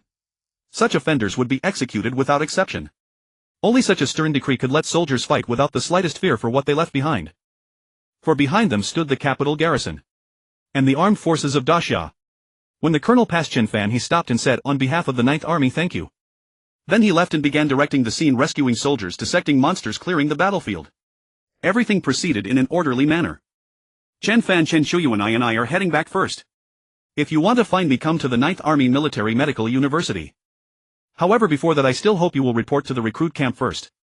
At that moment 3 mummy-like figures wrapped in bandages supported by white-coated personnel forced themselves to make a military salute to Chen Fan. Chen Fan returned the salute. Yin Xiao and his 2 companions were carried onto a helicopter and left with the other wounded. Afterwards Chen Fan also walked to a helicopter and jumped straight into the cabin. Wump wump wump. The helicopters climbed higher and higher. Watching Base 0231 recede into the distance, everyone turned solemn and silently saluted toward the direction where the soldiers of Base 0231 had fallen. In the office of Fu Fengxue, commander of the 9th Army of the capital garrison, there stood a saber rack, a desk and 2 clothing racks. This was probably the standard style of all army commanders in the capital garrison. At this moment Colonel Chi Han was reporting to Fu Fengxue, reciting word for word what was written in his notebook. Since returning from Base 0231, Chi Han had grown more and more excited the more he thought about it. A promising young talent who at 17 could slay a high-rank beast general, the breadth of his future was beyond imagination. Perhaps he would become the 3rd strongest person in the world after Hong and Thunder God. Old Fu, this Chen Fan is truly amazing. That high-rank beast general, the Slayer, could barely be survived even when I went all out, but he killed it with ease. How about we transfer Chen Fan to capital garrison headquarters and let a few old-timers personally groom him? He is bound to achieve extraordinary things in the future. Chi Han grew more excited as he spoke, spittle flying from his mouth, but he was completely unaware, still lost in his own words. Fu Fengxue raised his head to look at him. The capital garrison needs strong people, but it needs people with warmth even more. From the very beginning Chen Fan joined the army without hesitation when he came before Yin Xiao and he explained saber techniques to everyone at the capital martial arts hall and so on. I can see his love for the military. Only at the grassroots level will someone like him find a sense of belonging, just as we once did, crawling and fighting our way up from recruit camp. With that, Fu Fengxue put down Chen Fan's information form. He turned to look out the window and muttered in a low voice, "Fighting a high-rank beast general alone, that is courage. Dissecting the monster materials with restraint, that is composure. Sharing saber insights freely, that is warmth. This kid, I am also very fond of him. I want to keep him by my side and train him personally, but perhaps the growth that best suits him is completely different from what we imagine." Fu Fengxue, who had spent decades reading people, finally reached this conclusion. At that moment sunlight poured through the window and the room was as warm as ever. The headquarters of the 9th Army was built in the largest military base in the capital city. Less than 50 li outside lay a danger zone teeming with monsters. Standing guard in the most dangerous zone was not merely the capital garrison slogan, it was the mission and responsibility of their very existence. To resist monsters and protect the homeland, what is needed is not only powerhouses with top-tier combat power but powerhouses with warmth. That morning Chen Fan returned to the 9th Army base. There was still one day before the recruit training began. Instead of reporting to the 492nd Regiment early, he decided to first dispose of the 2 Beast General level silver wolves he had brought back with him. Inside the 9th Army base there was a dedicated trading zone. Many martial artists returning from the dangerous wilderness used this place as a supply depot and transit hub, trading materials and replenishing consumables. Martial artists from the Limit Martial Hall, the Thunderbolt Martial Hall and even the HR Alliance could all trade materials here with military martial artists. Of course the largest buyer was the military. The moment Chen Fan reached the entrance of the trading market, he was stunned by the dense crowd of martial artists inside. Looking out, no fewer than 1,000 martial artists filled the vast marketplace. The sea of bobbing heads carried energy and clamor into every corner of the market. Most of them were martial artists returning from the wild danger zones, their travel-worn appearance resembling that of weathered wanderers. With their arrival the entire market instantly became exceptionally lively. Shouts, hawking cries and the clamor of bargaining filled the whole trading market. This was what human society ought to look like. An involuntary smile tugged at the corner of Chen Fan's mouth. After enduring the loneliness and peril of the wilderness, returning to this vibrant and bustling place made his heart beat quick and uncontrollably. The base city was the safe haven of human life and the ultimate stronghold of civilization. At the same time, Chen Fan knew all too well that peace and stability came at a price. Take for example Defense Base 0231, which had been reduced to scorched earth after a fierce battle. And the heroic soldiers who had stepped forward to resist the monsters, rescue their comrades and ultimately sacrificed their lives. In places unseen, countless soldiers and martial artists were silently making sacrifices, all to fight against the monsters and defend their homeland. A spark of enlightenment kindled in Chen Fan's heart. The desire to grow stronger surged like a tide, flooding his mind in an instant. Born in chaotic times, he must strive to become stronger and hunt down more monsters, adding a little more security to the human base cities and his own home. Chen Fan mused silently, his clenched fists tightening further. It was a long while before he released his fists and made a phone call home. "Hey Mom, I just finished my training. Life in the army is pretty good. Every day we get 5 meat dishes, 4 vegetable dishes and 2 soups. The brothers here speak pleasantly and are sincere and straightforward. I really like it here." Chen Fan called home to report that he was safe. "I know. I'll still be in the military come December, so I won't take the college entrance exam. After all, your son is already a soldier now. Pretty impressive, right?" Chen Fan said joyfully, trying to reassure his parents. Little did he know, on the other end of the line both his parents wore grim and worried expressions. A mother's heart aches for a child journeying 1,000 miles away through frost and dew under the autumn moonlight. After hanging up, Chen Fan's smile faded entirely. Reborn into this life, he felt the long-lost warmth of family. This was what his parents and home meant, the very place Chen Fan would fight tooth and nail to protect. Composing himself, Chen Fan stepped through the market gate and entered. High prices for monster materials, furs, the higher the quality the better the price. Quality defensive gear and battle blades for sale, fair prices. Take a look. Weapons and ammunition at low prices, big discounts for bulk purchases. Along the way, stalls run by the Limit Martial Hall, the Thunderbolt Martial Hall, the HR Alliance and various conglomerates were loudly touting their goods. The scene was just like a morning vegetable market. Chen Fan did not pause walking past these stalls. A short while later he stopped at the entrance of the 9th Army Materials Trading Hall. 2 rows of fully armed soldiers stood at attention, forming a cordon. Chen Fan pulled out his identity papers and military ID from his chest, handed them over and stated his purpose. After verification, a slender, mature-looking woman walked over with a smile. "Mr. Chen Fan, welcome. Your transaction is arranged on the 6th floor, where our manager Zhang will personally receive you."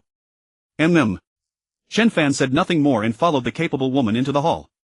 The luxurious lobby contained not only trading areas but also a bar, a tea house, a cafe and a game room.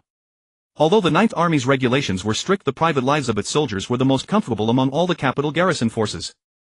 This was because the 9th Army's commander Fu Fengxue had once declared at an army-wide assembly, "The soldiers of my 9th Army may charge into battle fearlessly, but their daily lives should also be rich and fulfilling." Although these words had never been written into the regulations, everyone knew that whatever old Fu said, he meant it.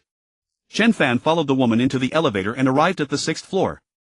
Exiting the elevator, a large reception hall came into view with rows of single sofas set up specifically for business negotiations. "Mr. Chen, this is Manager Zhang's office. Please." The receptionist led Chen Fan and then respectfully withdrew and closed the door. The office contained no other decorations, just a desk, a weapon rack, and a coat rack bearing a military uniform and a long robe. Simple and efficient, just like an old soldier. "Chen Fan, I hear you have Beast General level materials to sell to me." As he spoke, the burly bald old man cast a glance at the huge backpack behind Chen Fan, then took a specialized detection instrument from a cabinet behind his desk and placed it on the table. He looked extremely professional. "Yes. Regimental Commander Yan Xiao said you are the most honest merchant in the 9th Army base, so he recommended me to you." Chen Fan replied candidly. Flattery never fails. The two exchanged smiles and everything was understood without words. Then without hesitation Chen Fan took off his backpack and placed it on the floor, pulling out the materials one by one. The first things he took out were the skull, fangs, eyeballs, wolf claws and most precious pelt of the mid-level beast general Silver Wolf. The massive wolf hide was spread out with the other materials placed on top. Tisk tisk, this is a beast general level Silver Moon Great Wolf. And in such complete condition. At just one glance Manager Zhang's eyes widened. The materials before him had completely captured his attention. The fully spread fur revealed the Silver Moon Great Wolf's fierce dominance and brutality. Especially those sharp huge claws, they had spelled doom for countless martial artists. Yet now this beast general had been slain by the young soldier before him. The result was truly shocking. Manager Zhang felt a silent tremor in his heart and involuntarily stroked the wolf pelt again and again. The silky smooth sensation came through his palm. My God, such a perfectly intact hunter's pelt is truly rare. This is just one of them. I have more. Looking at the utterly stunned bald old man, Chen Fan smiled slightly and as he spoke took out the materials from his backpack.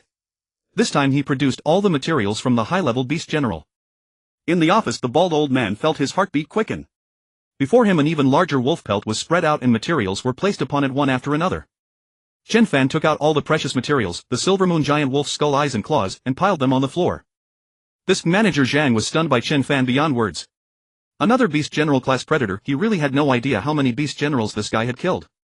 Amid his astonishment the bald old man took a set of precision instruments for examining monster materials from an alloy security case and without a word began scanning the materials. Beep beep beep. A stream of data appeared on the device's small screen. The more Manager Zhang saw the more alarmed he grew and his expression began to turn serious. This is a high-tier beast general class predator. With that exclamation Manager Zhang scanned the remaining monster materials one by one. Finally he typed something on the device's screen and about 10 seconds later, oh my God. These materials came respectively from a mid-tier beast general class predator and a high-tier beast general class predator. This is the most valuable monster material I have received this year. The moment Manager Zhang finished Chen Fan said with a smile, I was just lucky. I ran into two lone beast general class Silver Moon giant wolves. Manager Zhang was speechless. After hearing Chen Fan's calm words Manager Zhang rolled his eyes at him. He now had only one thought, I have never seen such a shameless person. A beast general class Silver Moon giant wolf was not something anyone could easily encounter. After all, ordinary martial artists who ran into a beast general class giant wolf were often cruelly slaughtered. Even a battle general martial artist facing a Silver Moon giant wolf of the same rank could not necessarily gain the upper hand. After all, the Silver Moon giant wolf was royalty among wolves and was extremely powerful in its own right. Meeting Manager Zhang's gaze, Chen Fan went on, since you know the origin of these two monsters' materials, now please name a price. Manager Zhang. The bald old man lowered his head, looked at the materials covering the floor and wore a thoughtful expression. After a long while Manager Zhang said with some reluctance, your two monsters' materials are very complete and quite good. Since you were introduced by old Yan, I won't cheat a brother from the 9th Army. How about this, I'll give you 600 million in total. Manager Zhang took a deep breath. It had been more than half a year since he had done business this big. A mid-tier beast general and a high-tier beast general appearing together was truly alarming. Even more stunning was the strength and attitude of this young soldier before him. Powerful yet not arrogant, steady as a mountain. That was why he quoted his limit price from the start. Hearing the bald old man's offer, a sharp glint flashed through Chen Fan's eyes. Then seeing his pained expression, Chen Fan thought this was probably close to the old man's limit. After thinking for a moment Chen Fan nodded. Deal. Done. Chen Fan and Manager Zhang exchanged smiles. Transactions between soldiers were that simple. Once the price was agreed on, the payment afterward was just a formality. At the main entrance of the 9th Army Trading Center, Chen Fan looked up at the sky. On his left shoulder was now a rank badge exclusive to mid-tier battle general. In the 4th year of the Great Nirvana, martial artists had become one of humanity's main forces against monsters. And battle general level martial artists were the elite of that group. The sun hung blazing overhead. Chen Fan quietly tucked the badge into his inner pocket, his eyes gleaming with slight excitement. In fact, with a fortune of 600 million on him, Chen Fan felt incredibly delighted. Now he could be considered a super-rich tycoon. On his first monster kill he had earned a full 600 million Huaxia dollars, a truly enormous gain. The wilderness zone was indeed a place full of mystery. Dangerous yet alluring, impossible to resist. Chen Fan was filled with drive as if pumped full of adrenaline. Little did Chen Fan know that only a freakish martial artist like him, one with a bug-like advantage, could slay a high-tier beast general. An ordinary martial artist who encountered a beast general class Silver Wolf could only flee or be killed. Putting those thoughts aside, Chen Fan went to a nearby martial arts hall and rented a training room. Before joining the army, his family's financial situation had been poor, so he could not afford a dedicated training room. But now things were different. He had money. In the roughly 50 square meter training room stood a small punching force tester and some standard issue weapons. Blades, spears, clubs and staves were arranged one by one on the weapon rack. Chen Fan, dressed in a white training uniform, walked toward the punching force tester in the corner. Thump. A dull thud rang out as Chen Fan's left fist slammed into the punching pad. The pad shook violently and a number popped onto the screen, 16850 kg. Chen Fan nodded with satisfaction. His strength had completely crossed the threshold of a mid-tier battle general. And this power did not yet include the ninefold Thunderblade. It was Chen Fan's most basic strength. Under the fifth fold of the Thunderblade's amplification, this figure would probably be even more terrifying. At that thought, Chen Fan wanted to test his punching force under the ninefold Thunderblade's amplification. As Chen Fan executed each fold of the Thunderblade, different numbers appeared on the punching force tester. First fold 23600 kg. Second fold 35390 kg. Fifth fold 71000 kg. Staring at the swaying punching pad, Chen Fan could hardly believe the astonishing numbers before him. After all, a high-tier battle general's strength was only 64000 kg. In terms of pure strength, Chen Fan had already surpassed a high-tier battle general. Even so, Chen Fan was not proud in the slightest. He knew very well that even if his strength had reached the threshold of an initial war god, a real fight against an initial war god would inevitably end in his swift defeat. Without a doubt, whether in combat experience or movement techniques, Chen Fan's gap from an initial war god was enormous. This gap could not be made up by strength data alone, it was a lag in overall capability. To improve in tandem, he needed higher-level martial insights and more combat experience. At that point, Chen Fan took out his tablet and opened the Junwo House Mall. The Junwo House Mall was an online store established specifically for soldiers. Inside the Junwo House Mall, one could buy all sorts of items, guiding arts, cultivation methods, martial arts secret manuals, weapons equipment, and so on. Chen Fan tapped the ninefold Thunderblade on the mall's homepage and its picture and price immediately popped up. The ninefold Thunderblade ninth fold, price 10 billion Huaxia dollars, half price 5 billion. The ninefold Thunderblade eighth fold, price 8 billion Huaxia dollars, half price 4 billion. The ninefold Thunderblade sixth fold, price 1 billion Huaxia dollars, half price 500 million. The ninefold Thunderblade fifth fold, price 200 million Huaxia dollars, half price 100 million. Chen Fan looked at the price for the sixth fold of the ninefold Thunderblade and clicked to buy without hesitation. After all, the sixth fold of the Thunderblade was his life-saving martial art for roaming the wilderness and fighting monsters. Chen Fan would never be stingy about it. With the remaining 100 million, Chen Fan bought himself an A6 series Blood Shadow Warblade and a full set of equipment capable of withstanding high-tier beast generals, a communication watch, shield, combat boots, protective suit, backpack, and so on. After a simple payment operation, Chen Fan could directly see the entire delivery process. The Junwo House Mall's logistics efficiency was extremely high. In less than an hour, all items including the sixth fold of the ninefold Thunderblade were delivered to the training room where Chen Fan was. Immediately afterward, Chen Fan began to cultivate the sixth fold of the Thunderblade. In the cultivation room, Chen Fan sat cross-legged. Streams of cool breath continuously seeped into his body through the acupoints all over him. At this moment, he was no longer practicing the 5 hearts facing heaven technique but the 100 aperture cultivation technique. Because apart from the palm soles and the Baihui acupoint at the crown of the head, the other acupoints on his body were also helping Chen Fan absorb cosmic energy, evolving his genes and physique. Every now and then Chen Fan would receive a notification, Physique 1. Compared to the terrifying attraction it had displayed when he first came into contact with the 5 hearts facing heaven technique, the effect was now much weaker when he cultivated again. This could be seen from the increasingly longer intervals between Physique 1 notifications. Even so, Chen Fan did not give up cultivating. He had always adhered to the belief that grains of sand amass into a tower and drops of water gather into an ocean. Meanwhile, the cosmic energy nourished his body like murmuring streams, helping Chen Fan evolve toward a higher level of life. Despite the pace being extremely slow, time passed bit by bit. Only when Chen Fan had not received any physique enhancement notification for a long time did he realize that his cultivation had reached its peak. There was no further progress to be made. After all, the energy within his body had reached a saturated state. To absorb new cosmic energy again, he had to consume what was stored before. With this in mind, Chen Fan turned his gaze to the rubbing of the secret manual before him, the 6th layer of the ninefold Thunderblade.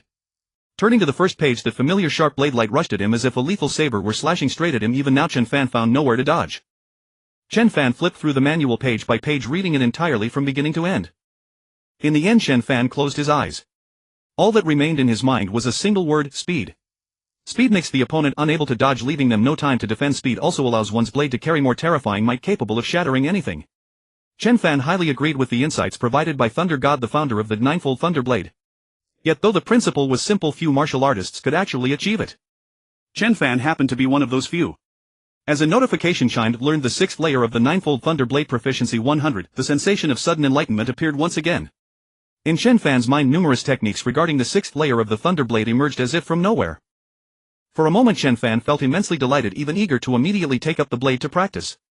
But he suppressed that urge and continued to delve deeper into the techniques of the ninefold Thunderblade. The hidden secrets within were like Thunder God personally guiding him with meticulous care, gradually dispelling the mist before Chen Fan to reveal the sun and moon. The manual clearly recorded many things Thunder God wished to teach learners. The ninefold Thunder Blade comprises the movement technique Flowing Light, the guiding technique Ninefold Primal Source, and the blade technique Thunder Blade. To unleash the ninefold Thunder Blade to its extreme, one requires not only a formidable physique but also proficient movement and blade skills. None of the three can be omitted. I see.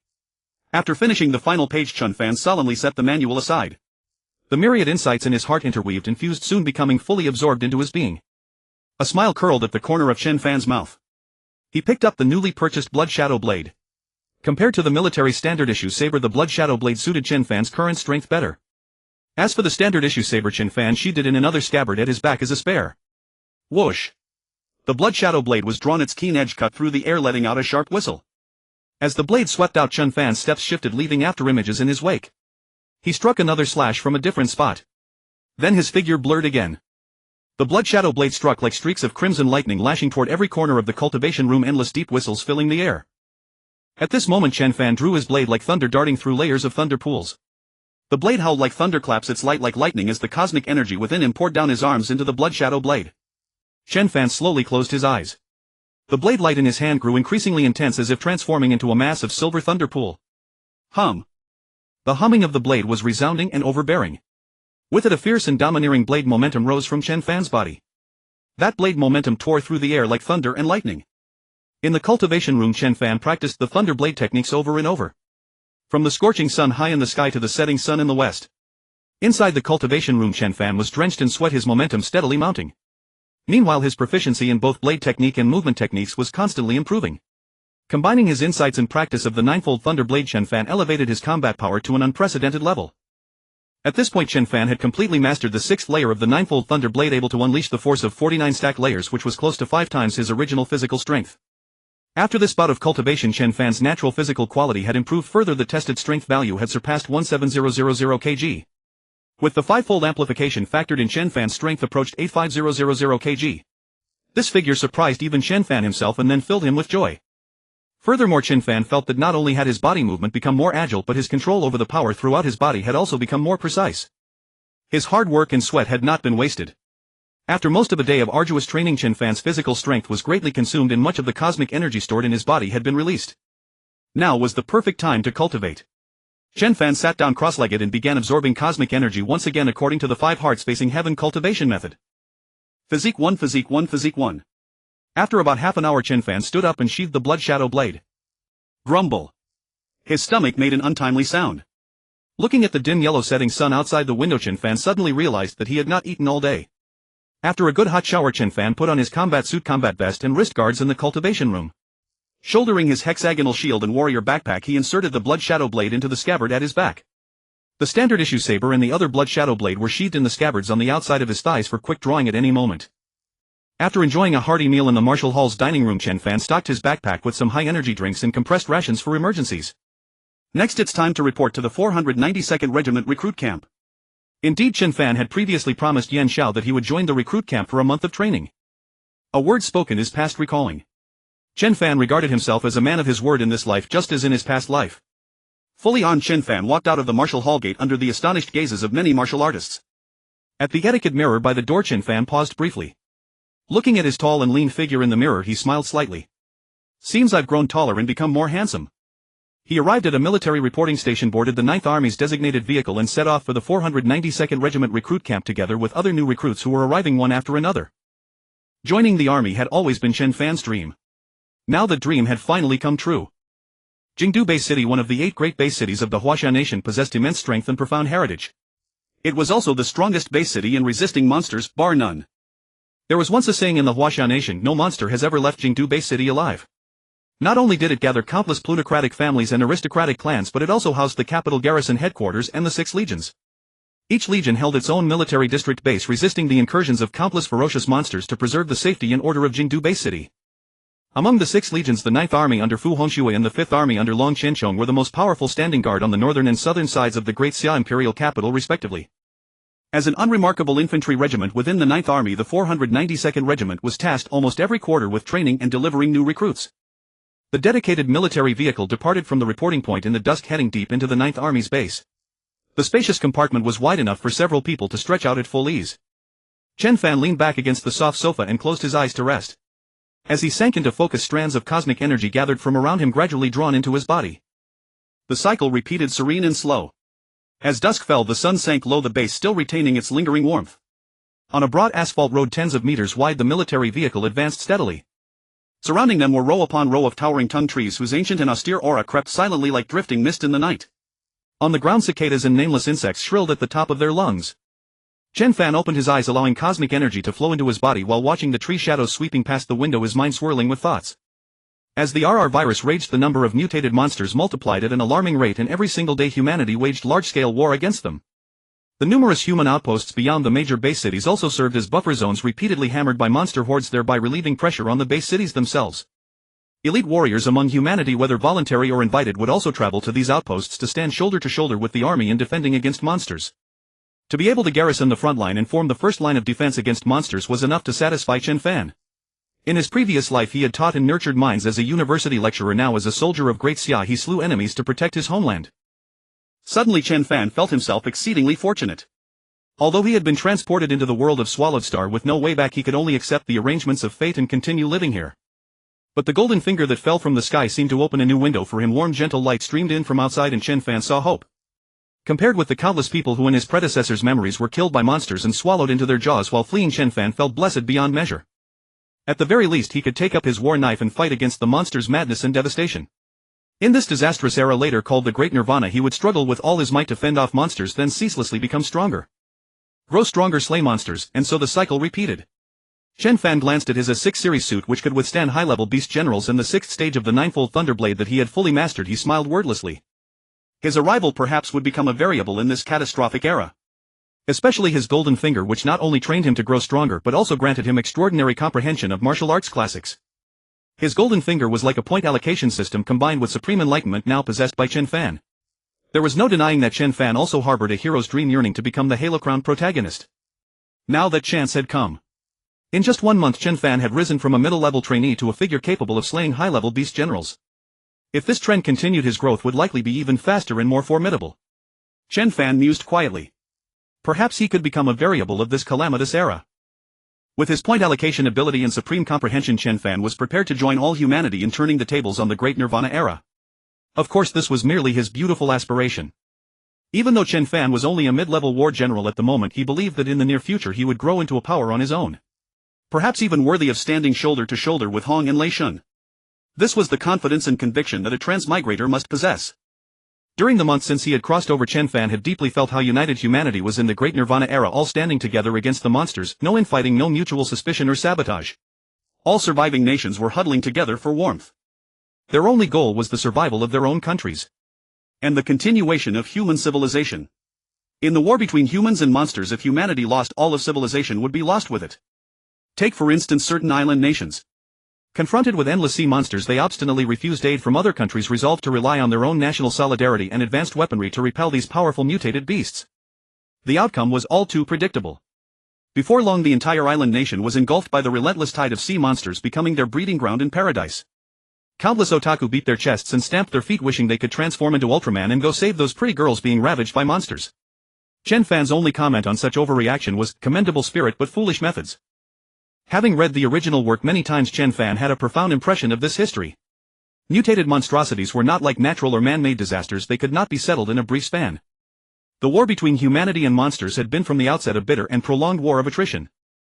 If not for the successful development of ultra-high-frequency laser cannons and the deterrent might of Hong's and Lei Shun's combat power, the large-scale war between humans and monsters would probably have dragged on for many more years. Humanity suffered too much during the 8-year period of Great Nirvana. Chen Fan sighed quietly, recalling details from the original text. His craving for power grew even more intense. Unconsciously the all-olive drab military vehicle drove along the long tree-lined avenue and stopped at the entrance of an unremarkable base. Behind them dozens of military vehicles pulled up one after another, lining up with the precision of a phalanx. Raw recruits stepped off the vehicles one by one, gazing up at the vast military barracks. This would be their home for the next month. In the setting sun's afterglow a vast ancient aura of steel and blood rushed toward them, searing their souls. At this moment a young man resembling an officer walked out from the sentry post nearby. He gave a solemn military salute to the group and smiled. "Rookies, on behalf of the military leadership I welcome all 273 of you to the 492nd Regiment Recruit Camp, 9th Army Capital Garrison Troops. From now on your goal is to grow from a rookie into a truly qualified warrior and become the elite of the elite in the 9th Army. Anyone who offends Huaxia will be punished no matter how far and slain no matter how strong. Those 3 short lines stirred Chen Fan and the others, making their blood boil. The young officer's words echoed in their ears, and every one of them, including Chen Fan, could not help but think the same thought: soldiers should be like this, defending the land and the country and striking down all who dare to invade. 492nd Regiment Recruit Camp. No elaborate ceremony. Within the span of 3 short sentences the recruits were led into the base.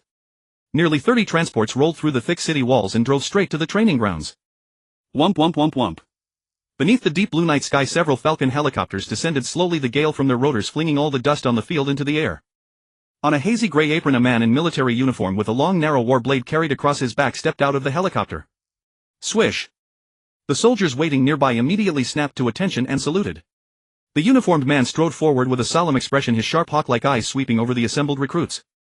Nearly all the recruits flinched under that fierce stare. Only Chen Fan met the uniformed man's gaze without the slightest unease. Not bad. The officer gave a slight nod, and a hint of satisfaction seemed to flicker across his face. Rookies, as the chief instructor of your recruit training, I'm glad to meet you in the 492nd Regiment. In the coming month I and the other instructors will train you. Remember this: I am Qin Xianjin, Regimental Commander of the 9th Army Xianjin Regiment, and your chief instructor. It's late. Go eat first, then get your dorm assignments and sort out your quarters. Training begins tomorrow morning. With that, Qin Xianjin concluded his first address as chief instructor. Then Chen Fan noticed 3 white bandaged figures sneaking down from the helicopter. Taking advantage of the night, they limped after Qin Xianjin, doing their best to wave off the soldiers who came to support them.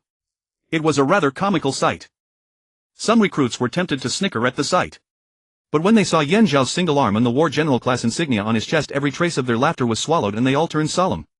If even a War General class martial artist could end up with injuries this severe, then what about these rookies who had only just passed the quasi-martial artist assessment?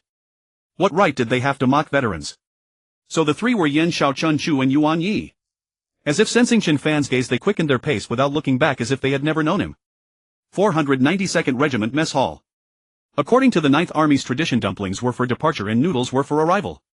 And so these soldiers' recruit period began with a hearty bowl of noodles. After the meal, Chen Fan, like the other recruits, collected his dormitory number at the door of the mess hall. Random assignment, pure luck. The capital garrison differed from other Huaxia units. Its basic organizational unit was the regional team with 5 people in each team. At the upper level 4 teams could combine into a squad. At the lower level the 5 could break apart and operate independently. The recruit period worked the same way: 5 people to a dorm forming a temporary team. Inside the dorm all 4 roommates were present, but the atmosphere was muted. Each of them was quietly fixing up their own bunk.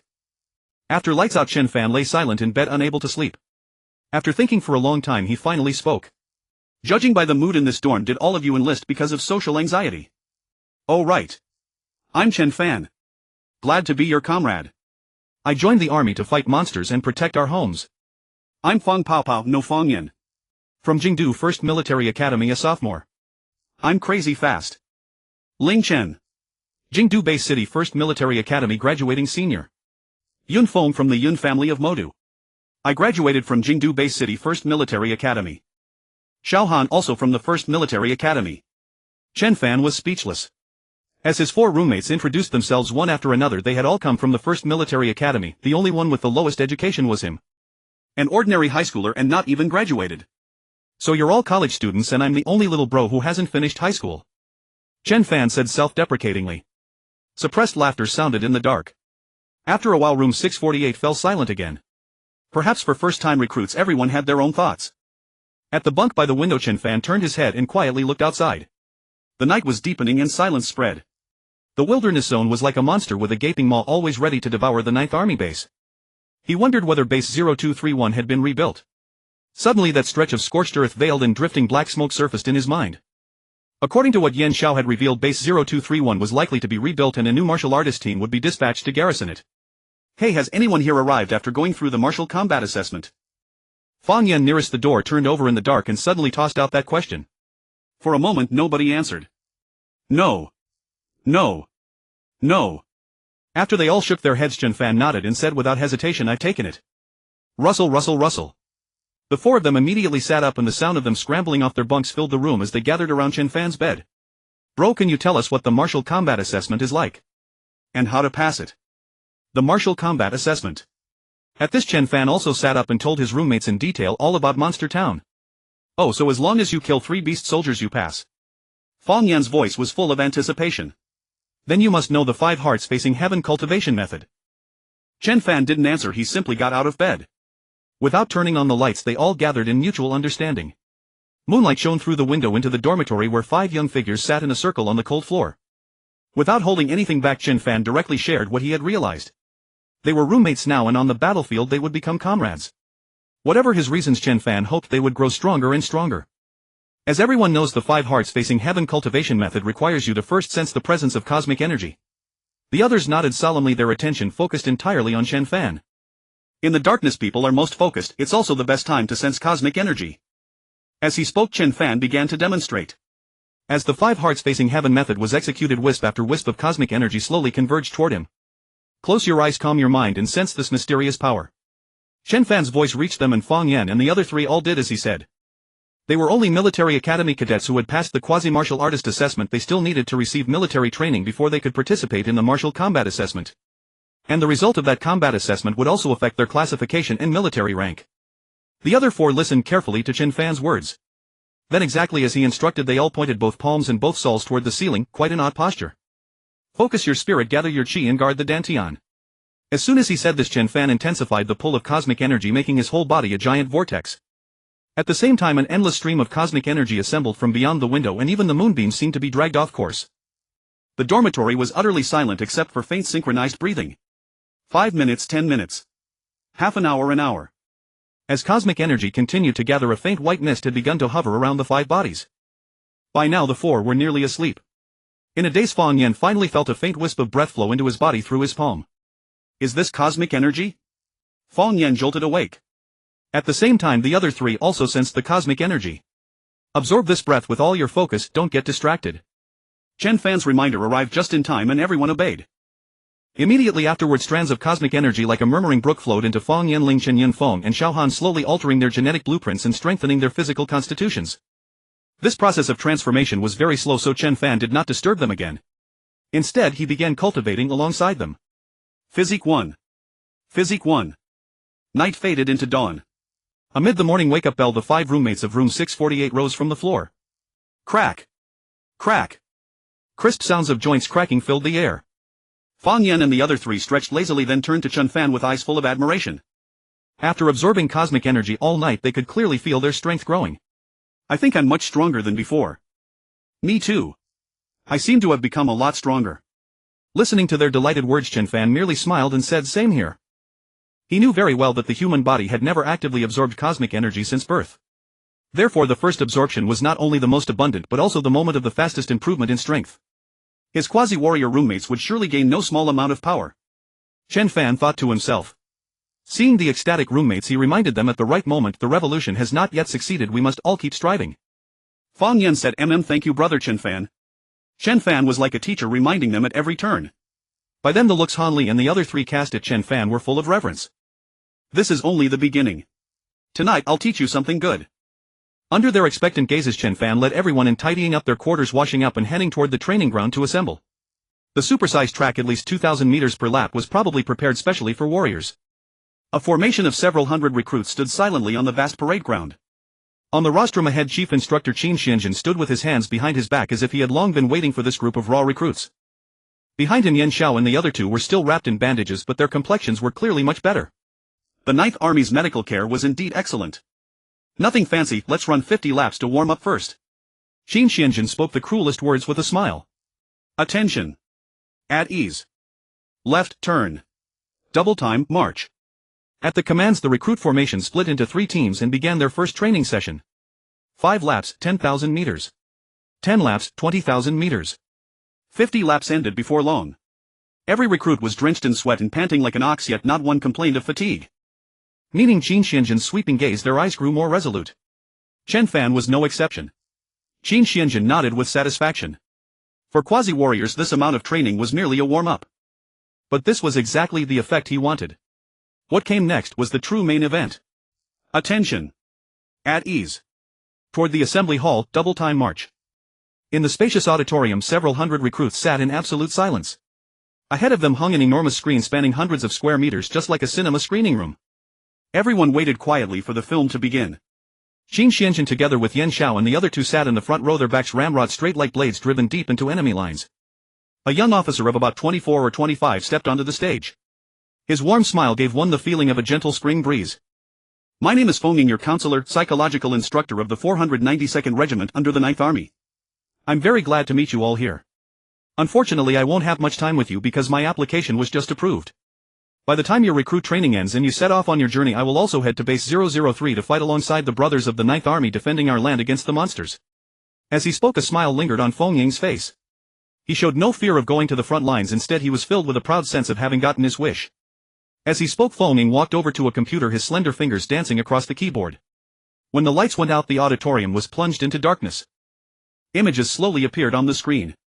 Unlike any movie, this was a true documentary, one bought with lives. These are real images that you as ordinary people would never have been allowed to see. Feng Ying's expression was solemn and his words were emphatic. The scene shifted. In the next instant, gasps erupted across the auditorium and fear spread through the space. Even Chen Fan, who had faced monsters twice, could not help but feel a jolt of alarm. On the screen, a pitch-black tide of monsters surged toward the camera like floodwaters. Roars filled the air and every recruit's eardrums rang with an unending buzz. Boo! Boo! Boo! Boo! As blazing streaks of light tore across the sky, colossal mushroom clouds rose from within the monster horde. Around the bottomless craters lay hundreds of monster corpses. Roar! Howl! Amid the wailing, even more monsters charged fearlessly forward, rushing toward the position before the camera like a surging tidal bore. On the screen, the image shifted once again. Then several hundred soldiers with swarthy faces rose from the trenches, shouting madly. Rat-a-tat-tat! Boo! Boo! Boo! A web of fire woven from rifles, heavy machine guns, mountain guns, field guns, and howitzers poured down upon the monsters. Smoke billowed and dust swirled. Some weaker monsters fell instantly, those that survived were stronger. Many giant monsters too powerful to stop burst through the haze, leading the charge straight into the trenches. Too fast, far too fast. In an instant, enormous shadows had already engulfed the front of the trenches. Splat! Rip! The next moment, machine guns and human bodies were shattered alike. Soldiers' corpses were torn apart like rags, severed limbs, and broken guns spinning through the air like falling autumn leaves. In the next scene, more soldiers refused to retreat and instead charged forward. The bayonet. Fix bayonets. At the command, every soldier drew his bayonet without the slightest hesitation. What followed was a bloody slaughter between soldiers and monsters. Claws as swift as lightning rampaged across the position, taking one living life after another. Gaping maws snapped down, one gulp for each life. Soon the position was littered with severed limbs and mangled corpses. The dead lay still, the wounded still wailed. Some monsters stopped to chew and swallow this fine rare feast. Some even turned on one another, fighting over the flesh. These scenes could hardly be described even as hell. In the distance, a few stronger soldiers formed a circle, fighting back to back. But in the end, it was all in vain. Their stubborn, resisting figures were quickly swallowed by the endless flood of monsters. Defeat was certain. Some surviving soldiers pulled the glory grenades strapped to their bodies and hurled themselves with all their might at the surrounding monsters. Boo! Fire burst forth. Wah! A monstrous roar erupted. In the frame, a soldier clad in thin protective gear drew the war blade from his back and charged fearlessly into the monster horde. Crack! With a crisp sound of shattering, the footage came to an abrupt halt. On the screen, the nameless soldier's figure was frozen forever. It went without saying, everyone knew his ending. The war between humanity and monsters had always been filled with blood and fire. I'm sorry to make you watch these images. Feng Ying said those words. Silence filled the hall. Some new recruits were trembling and choking back sobs, and soon weeping spread through the room. Though they had prepared themselves long ago, the sheer horror of this human hell crumbled many of them in an instant. Even though they possessed the strength of quasi-warriors, they lacked real combat experience against monsters. No one is born strong. It is only through setback after setback, trial after trial, that people become forged into resilience.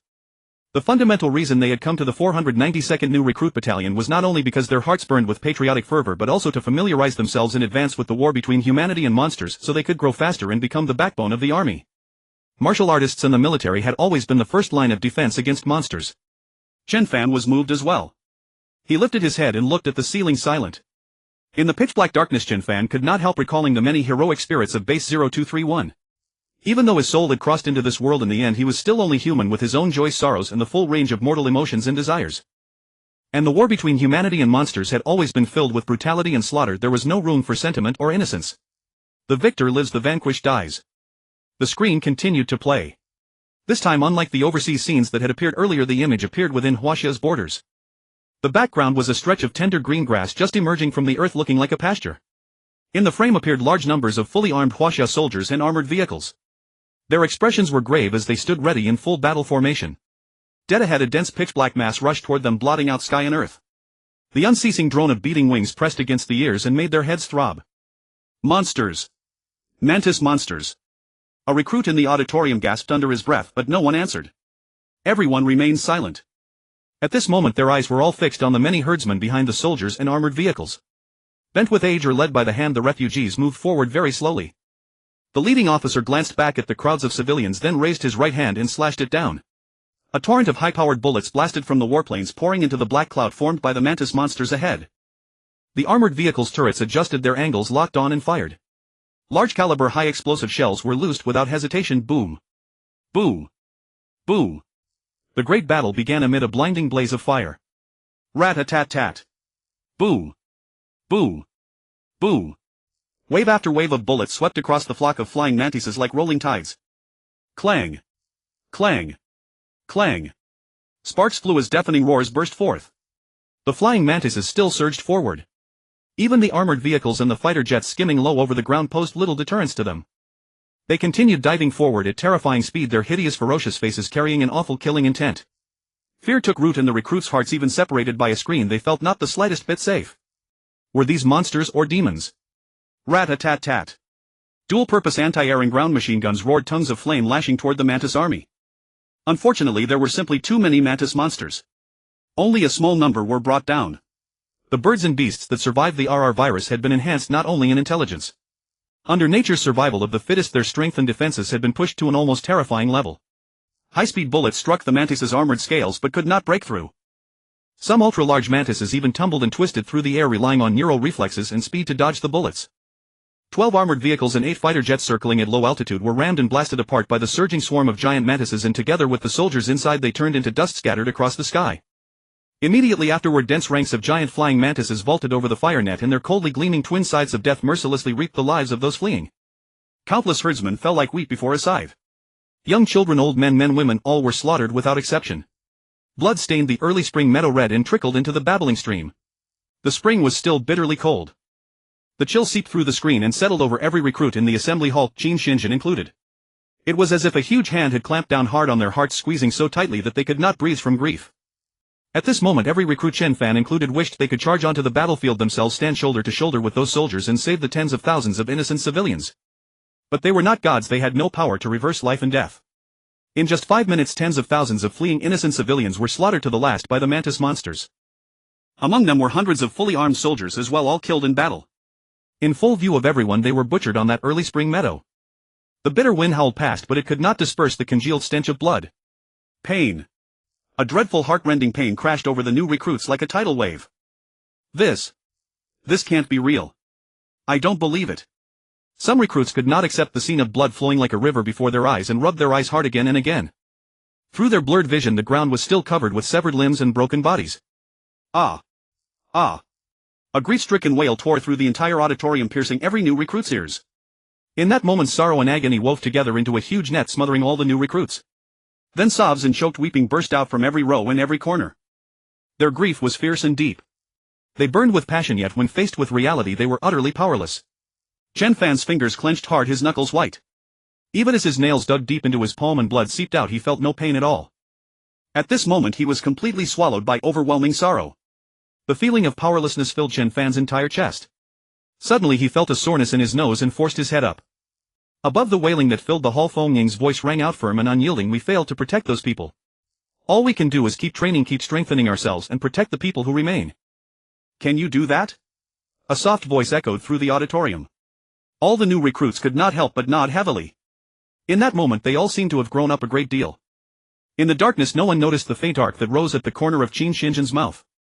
Beside Chen Fan, Fang Yan was trembling violently while Xiaohan struggled to muffle his crying. Ling Chen and Yun Feng had already collapsed into each other, weeping with their heads buried, low whimpers leaking out from between their knees. The images were still changing. High in the sky a mysterious bald-headed powerhouse warblade in hand transformed into a streak of flowing light and split a colossal eagle-like monster soaring through the air into blood raining down. On an unknown plane a man in black robes stood with spear in hand, and behind him lay giant wild boars, each with a pierced skull. Blood dripped from the spear point. As the scene switched, one powerhouse after another displayed an extraordinarily overwhelming dominance when facing monsters. After all the fear and despair, these bold domineering battle scenes and one victory after another lifted the spirits of every recruit in the hall. Their hot blood seethed, burning away every last trace of fear. The movie came to an end and the lights in the auditorium blazed on. Chen Fan walked to the stage and as usual answered the recruits' questions. Having witnessed those brutal yet vivid scenes, he knew these rookies were all burning with curiosity. At this same moment, thousands of miles away, a great three-beast tide erupted in Hongning Bay City. 5 Lord-level monsters leading millions of beasts foolishly attacked the headquarters of the Limit Martial Hall. And Hong happened to be stationed at the headquarters. A great battle was inevitable. After a long silence, the recruits' emotions finally settled. Someone asked, how long will the human-monster war last? When will it end? Another asked, compared with the rapid mutation of monsters, where lies the limit of human martial artists' evolution? Someone asked.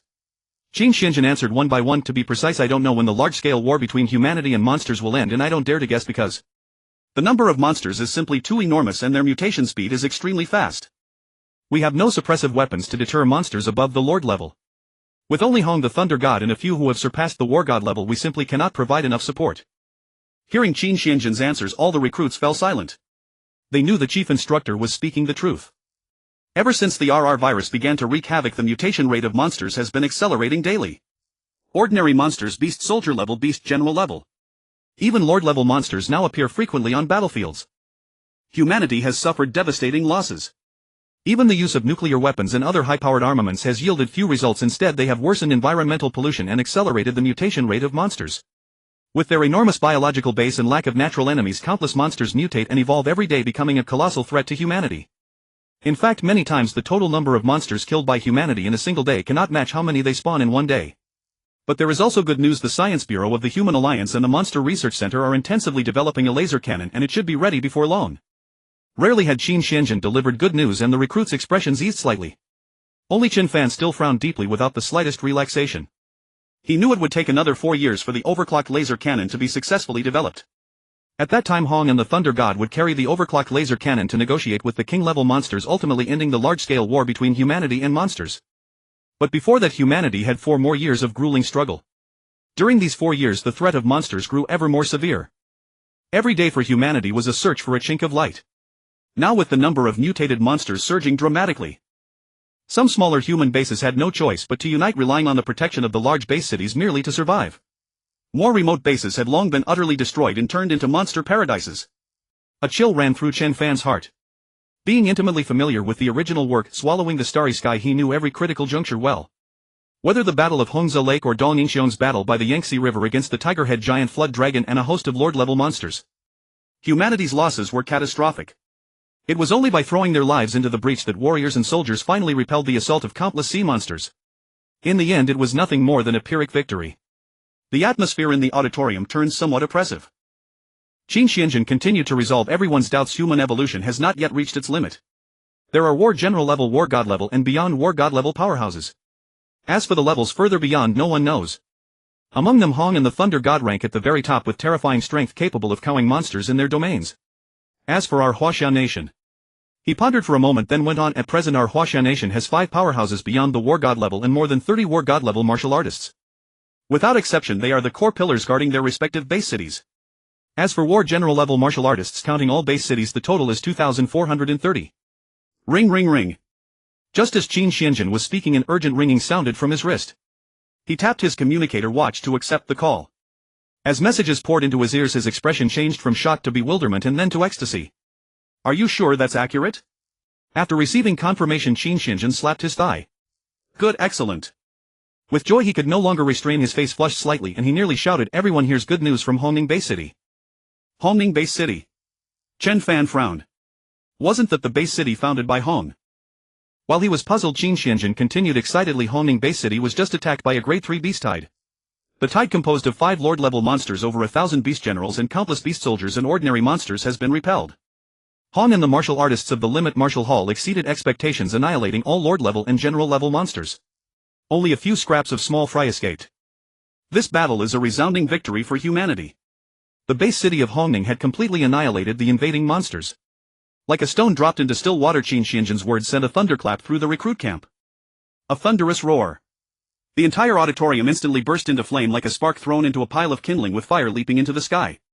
For a moment the crowd was seething with excitement. Many recruits sprang to their feet. Even the battle-hardened war general officers Yan Xiao, Yuan Yi and a third one couldn't help embracing each other and crying out in surprise. Humanity desperately needed a great victory. Over the past few years of war, the human military and martial artists had lost countless soldiers and generals, suffering enormous losses while gaining little. Monsters multiplied and humanity retreated step by step. Over time, a defeatist mood began to spread among soldiers and martial artists. No matter how hard the high commands of various countries tried to suppress it and raise morale, the results were far from satisfactory. This great victory from Hongning Bay City was like a sharp blade cleaving through the gloom, letting everyone see the road ahead and the light. Chen Fan braced his hands on his knees, trembling uncontrollably. Think about it, a few thousand wolf-type monsters and a few general-level monsters had been enough to annihilate Base 0231. This time there were tens of millions of terrifying monsters led by Lord-level ones. The sheer horror of such a force was something Chen Fan did not dare dwell on. Yet despite their terrifying strength, they were ultimately annihilated by humanity. The limit Marshal Hall and Hong seemed far more formidable than they had been in the original story. Chen Fan secretly mused, a relieved smile appearing on his face. Perhaps the period of the Great Nirvana would not be so hard to endure after all. Meanwhile, the great victory from Hongning Bay City swept across the world like a violent storm: America, Siberia, Europe. In the Great Nirvana period, August 6, 2017. It was an inspiring, wonderful day and everyone cheered.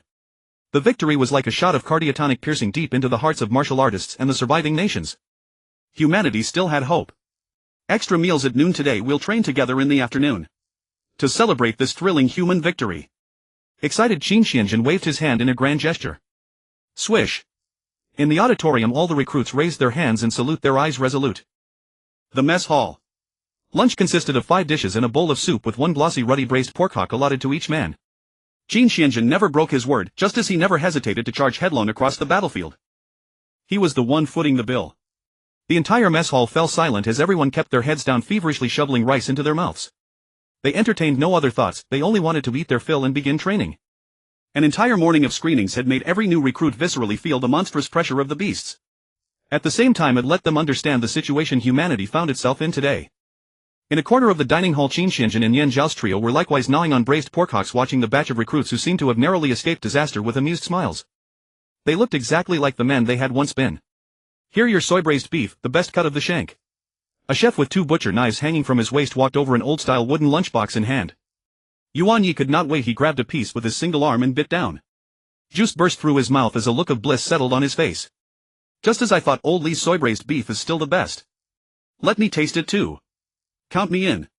Chen Shu and Yan Xiao reached over as well, eating without the slightest show of reserve. Eat slowly, I'm not going to hog it from you. Qin Xianjun looked at his 3 comrades wolfing down their food and shook his head with a soft smile. I've heard a little about what happened at Base 0231. Being able to come back alive is the best thing there is, the chef said with feeling. At his words, Yuan Yi and Chen Shu froze at once, and the braised beef in their mouths suddenly lost all its flavor. Only Yan Xiao went on eating with single-minded focus, muttering quietly, eat and drink our fill, train these rookies hard, kill more beasts to avenge them. The other 4 watched Yan Xiao in silence, knowing all too well that in the battle at Base 0231 more than half of the new soldiers he had once led had fallen. If any heart ached most, it was his. What are you looking at? Keep eating. Qin Xianjun gave Yuan Yi and Chen Shu a light tap on the head. Within a few moments, Yan Xiao had cleaned his lunchbox down to the last grain. He wiped his mouth carelessly and turned his gaze toward one particular recruit. If it hadn't been for that kid, this time we'd all have died at Base 0231, just another name engraved on Yingling Mountain. A sharp glimmer flickered in Yan Zhao's eyes as he said this in a low voice. I heard he killed a high-level beast general, the hunter. Qin Xianjun followed Yan Zhao's eyes. Chen Fan was still unhurriedly eating his rice, as quiet and composed as an elegant feline. At some moment an idea suddenly surfaced in Qin Xianjun's mind. Were it not for that outstandingly handsome face, Chen Fan might have become the finest assassin of them all. As if aware of the stares, Chen Fan raised his head and gave Qin Xianjun a harmless, innocent smile. This kid hides himself rather deep. An advanced war general, and he still comes to the recruit camp. With this kind of strength and battle merit, he would likely qualify for a direct promotion to colonel. Yan Xiao, who knew the full truth, made no comment. His gaze merely grew heavier. Recalling all of Chen Fan's service history, Yan Xiao did not tell the comrades at the table that just 1 week ago Chen Fan had still been nothing more than an advanced warrior. It seems we'll have to find some opportunities to properly repay this fellow. And think about how to ask this young man for pointers. Why has he grown so powerful? Soldiers have always repaid every kindness, let alone a life-saving grace like Chen Fan's. Qin Xianjun's temperament was forthright and straightforward. He never tried to hide anything. Without a word exchanged, the other 3 nodded heavily at the same time. After the meal, the recruits immediately threw themselves into training. Just as Qin Xianjun had said, all of the afternoon drills were tailor-made to push these would-be warriors to the very edges of their physical limits. Weighted frog jumps 50 kilometers of armed cross-country running and push-ups and tactical crawling designed to sap every ounce of strength. With each exercise, Qin Xianjin's goal was simply to squeeze out these recruits' potential. For a warrior to improve rapidly, the first path was to go into the wilderness and fight monsters seeking progress at the crossing between life and death. The second was the grinding hardship of exhausting one's body again and again to raise one's ceiling. Whether Qin Xianjin or Yan Zhao's trio, all of them had come up through that very trial, so they knew these truths intimately. On the vast training field, Chen Fan sweated like rain along with the crowd of new recruits. The training that was rather grueling for other recruits did not touch Chen Fan at all. He even increased the force behind every movement, his only aim to gain a little attribute boost to his constitution bit by bit and raise his strength. The training went on and Chen Fan kept running while his mind churned. Even the scorching sun overhead did not make him restless for a moment. In his past life as a university lecturer, he had been remarkably well read. He knew how to regulate his emotions so as to maintain his best state. Chen Fan weighed his present advantages, the memory of the original text, the trait of augmenting strength through training and slaughtering enemies, and an ultimate comprehension that mastered things in a single lesson. Every one of those advantages was essential to Chen Fan. His brain spun at full speed, combing the original text for any useful information. There was surely no relying on Luo Feng. Asking others was not as good as relying on oneself. No. 9 ancient civilization ruins, the Australian continent, Mist Island. All were places he could go. It was only that his present strength was too weak. To explore any one of them, he would need to become at least a war god level warrior. Chen Fan's thinking went on. Moreover, the ancient civilization ruins of Earth were not limited to these. There were countless other mysteries awaiting exploration. More importantly, personal strength was of no avail in the face of the limitless monster legions. Even warriors as strong as Lei Xin and Hong, who had surpassed the war god level, had no choice but to rely on overclocked laser cannons to overawe the enormous hordes. Only in this way could they manage to negotiate with the king-level monsters. Chen Fan knew it clearly. In such a situation, any single force among mankind was far from enough to resist the endless swarms. They would have to unite, and with the backing of nations and armies, only then could they fend off the beasts and carry human civilization forward. Chen Fan had analyzed humanity's present dilemma with penetrating thoroughness. Talent represents the future, only strength can prove the present. And in the Great Nirvana period, undercurrents raged and the future might not necessarily arrive on schedule. Strength. For no reason at all, the word blazed up in Chen Fan's mind once more. Like a scorching tattoo, it seared deep into his nerves. I must grow stronger. With the turn of Chen Fan's will, the cosmic energy around him stirred. The 5 centers facing heaven cultivation technique began to operate on its own, and every acupoint all over his body involuntarily went mad, absorbing the drifting cosmic energy. At that instant, every cell in Chen Fan's body rejoiced. Under wave after wave of cosmic energy pouring down like fresh springs, Chen Fan could clearly feel himself growing stronger. Constitution 5, Constitution 5, Constitution 5. As he perceived the change, he also recalled the happenings in the dormitory last night, and a flash of inspiration crossed his mind. Confronting the plight that had befallen humanity, Chen Fan made a bold assumption. No matter how dreadful the predicament, the only way out was to charge at it. Chen Fan was not one to shrink back. He was far more inclined to rise to the challenge. Looking up at the head instructor on the dais, a slight smile curled at the corner of his mouth. Perhaps he could use them to run an experiment and verify his theory. Caught in Chen Fan's sight, Qin Xianjin and his 3 companions could not help but shiver. This kid. There's something off about him. The day's training quickly came to an end. In the glow of the setting sun, the new recruits drifted toward the mess hall in 2s and 3s. Since they were all prospective warriors, Qin Xianjin had designed training that pushed beyond the limits of physical endurance, ceaselessly tempering the will and nerves of these recruits. His purpose was nothing more than to help them grow quickly. Compared with the others, this training load was mere child's play for Chen Fan. With a physique rivaling that of an intermediate war general and strength on par with a senior war general, he could accept the high-volume training with complete equanimity. After the training ended, he did not head for the mess hall. Instead, he sought out Qin Xianjin. Under the watchful eyes of the crowd, Chen Fan pulled the 4 chief instructors into a nearby cultivation room. Honored instructors, do not ask why. I am attempting an experiment right now. Please just follow my lead, all right? As if swayed by the sincerity in Chen Fan's eyes, Qin Xianjin and the others could not help but nod in agreement. Following Chen Fan's instructions, they closed their eyes and began the 5 hearts facing heaven cultivation. They formed a circle with Chen Fan at the very center. Yan Xiao, acting as an observer, kept watch over everything with unwavering attention. Whoosh! Exhaling a gentle breath of stale air, Chen Fan's mind quickly settled into tranquility. Wisps of cosmic energy converged rapidly from all directions like 100 rivers flowing into the sea, gathering around Chen Fan. The 5 hearts facing heaven method after Chen Fan's modification had become something extraordinary. No longer did it absorb cosmic energy only through the palms, the soles, and the Baihui acupoint. Instead, every acupoint across his body frantically devoured the cosmic energy that drew near. Amid the surging wave-like cosmic energy, Chen Fan opened his eyes. Watching the others cultivating in silent stillness, Chen Fan used himself as a conduit, holding the cosmic energy tide at a steady rhythm while gradually easing it toward the group's breathing frequency. Time trickled away. Qin Xianjin's breathing gradually calmed and soon it was perfectly in sync with Chen Fan's. Breathing synchronized. Yan Xiao suppressed the tremor in his heart, swiftly quelled the surging waves of his emotions and continued to observe. By the time Chen Fan wrapped up his session, the others were still immersed in cultivation, unable to extricate themselves. At this moment Chen Fan also noticed row after row of small golden characters appearing over Qin Xianjin and the other two physique one. It worked! Joy surged within Chen Fan's heart. Though it could not match the speed of his own physique enhancement, it was still decent.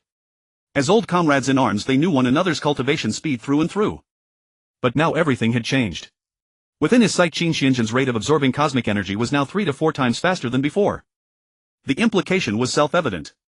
The speed and volume of cosmic energy absorption directly influenced the strength of one's genetic primordial energy. Yet now the three before Yan Xiao seemed to have had their conception in governor vessels unblocked, their cultivation steadily advancing into a sublime state. Chen Fan rose slowly and walked over to Yan Xiao. He could not play favorites. Follow me. Cultivate together. Chen Fan's hands moved continuously, expressing his meaning in sign language. Yan Xiao nodded gently, then promptly moved to another corner of the cultivation room. Gazing at Qin Xianjin, Yuan Yi and Chen Shu all cloaked in cosmic energy, Yan Xiao involuntarily swallowed. Without the slightest hesitation he calmed his mind and began the 5 hearts facing heaven cultivation. Chen Fan applied the same method. After channeling the cosmic energy, he adjusted the frequency of the energy tide, slowly closing in on Yan Xiao's rhythm. 1 minute. 5 minutes. After 10 minutes of effort, Chen Fan finally succeeded. Watching lines of stat game text rise from the deeply absorbed Yan Xiao and Qin Xianjin, Chen Fan breathed a sigh of relief. His hypothesis had indeed proven correct. He was simply unsure whether these 4 had noticed those tiny golden characters. Yet from their expressions Chen Fan could plainly tell that none of them had noticed a thing. And so Chen Fan began his own cultivation.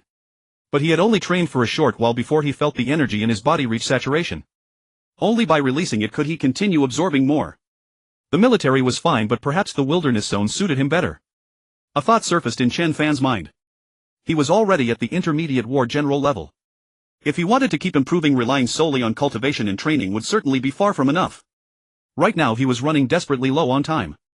To grow stronger, Chen Fan had to venture into the wilderness zone and engage in life or death battles with monsters. Only then could he ascend swiftly, transcend the war general rank and become a war god warrior.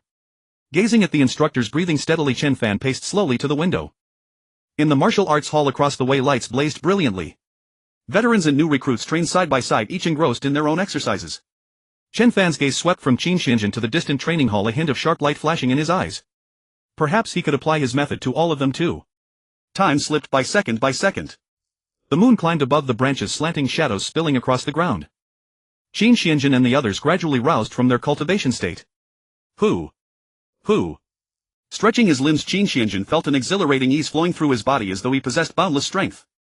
His entire being felt as though he had been soaked in a deep mountain hot spring, every blockage in his body cleared away. Whoosh! Suddenly Qin Xianjin threw a punch and a fierce blast of wind howled past. It seems my strength has grown quite a lot.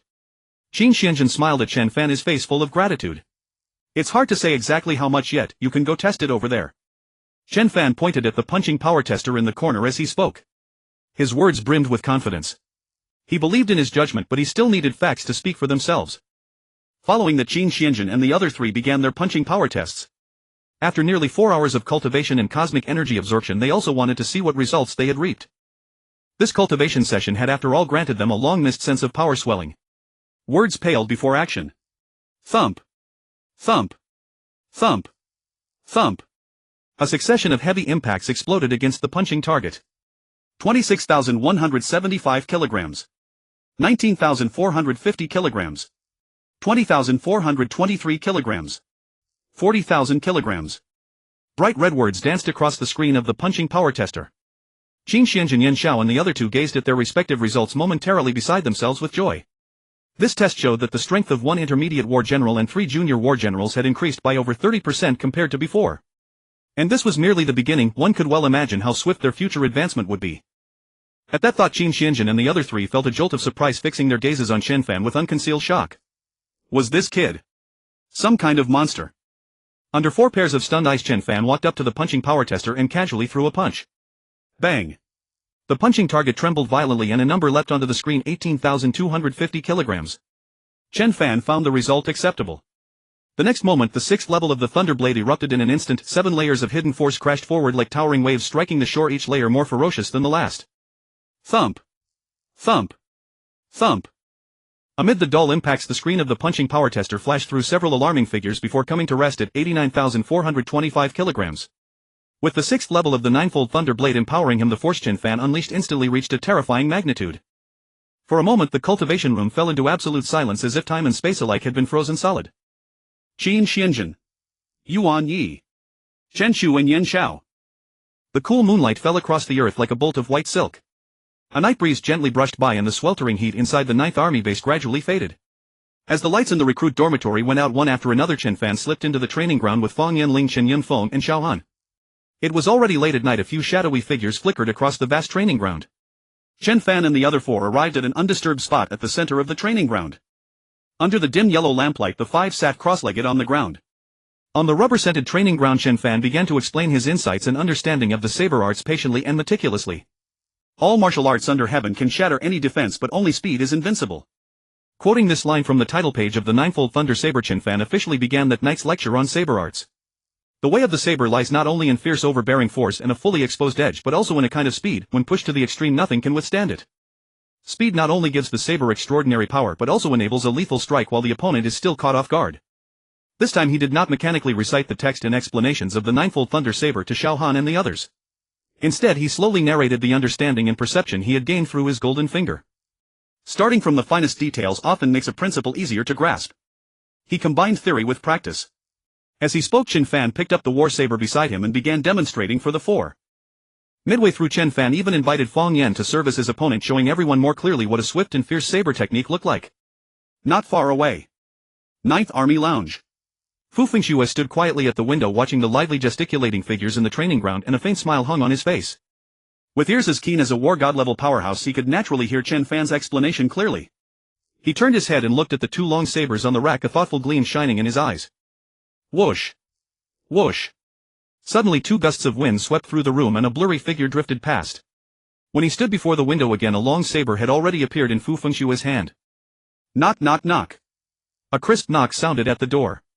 Fu Fengxue put down the long saber and said in a low voice, "Come in. I have come to report something to you."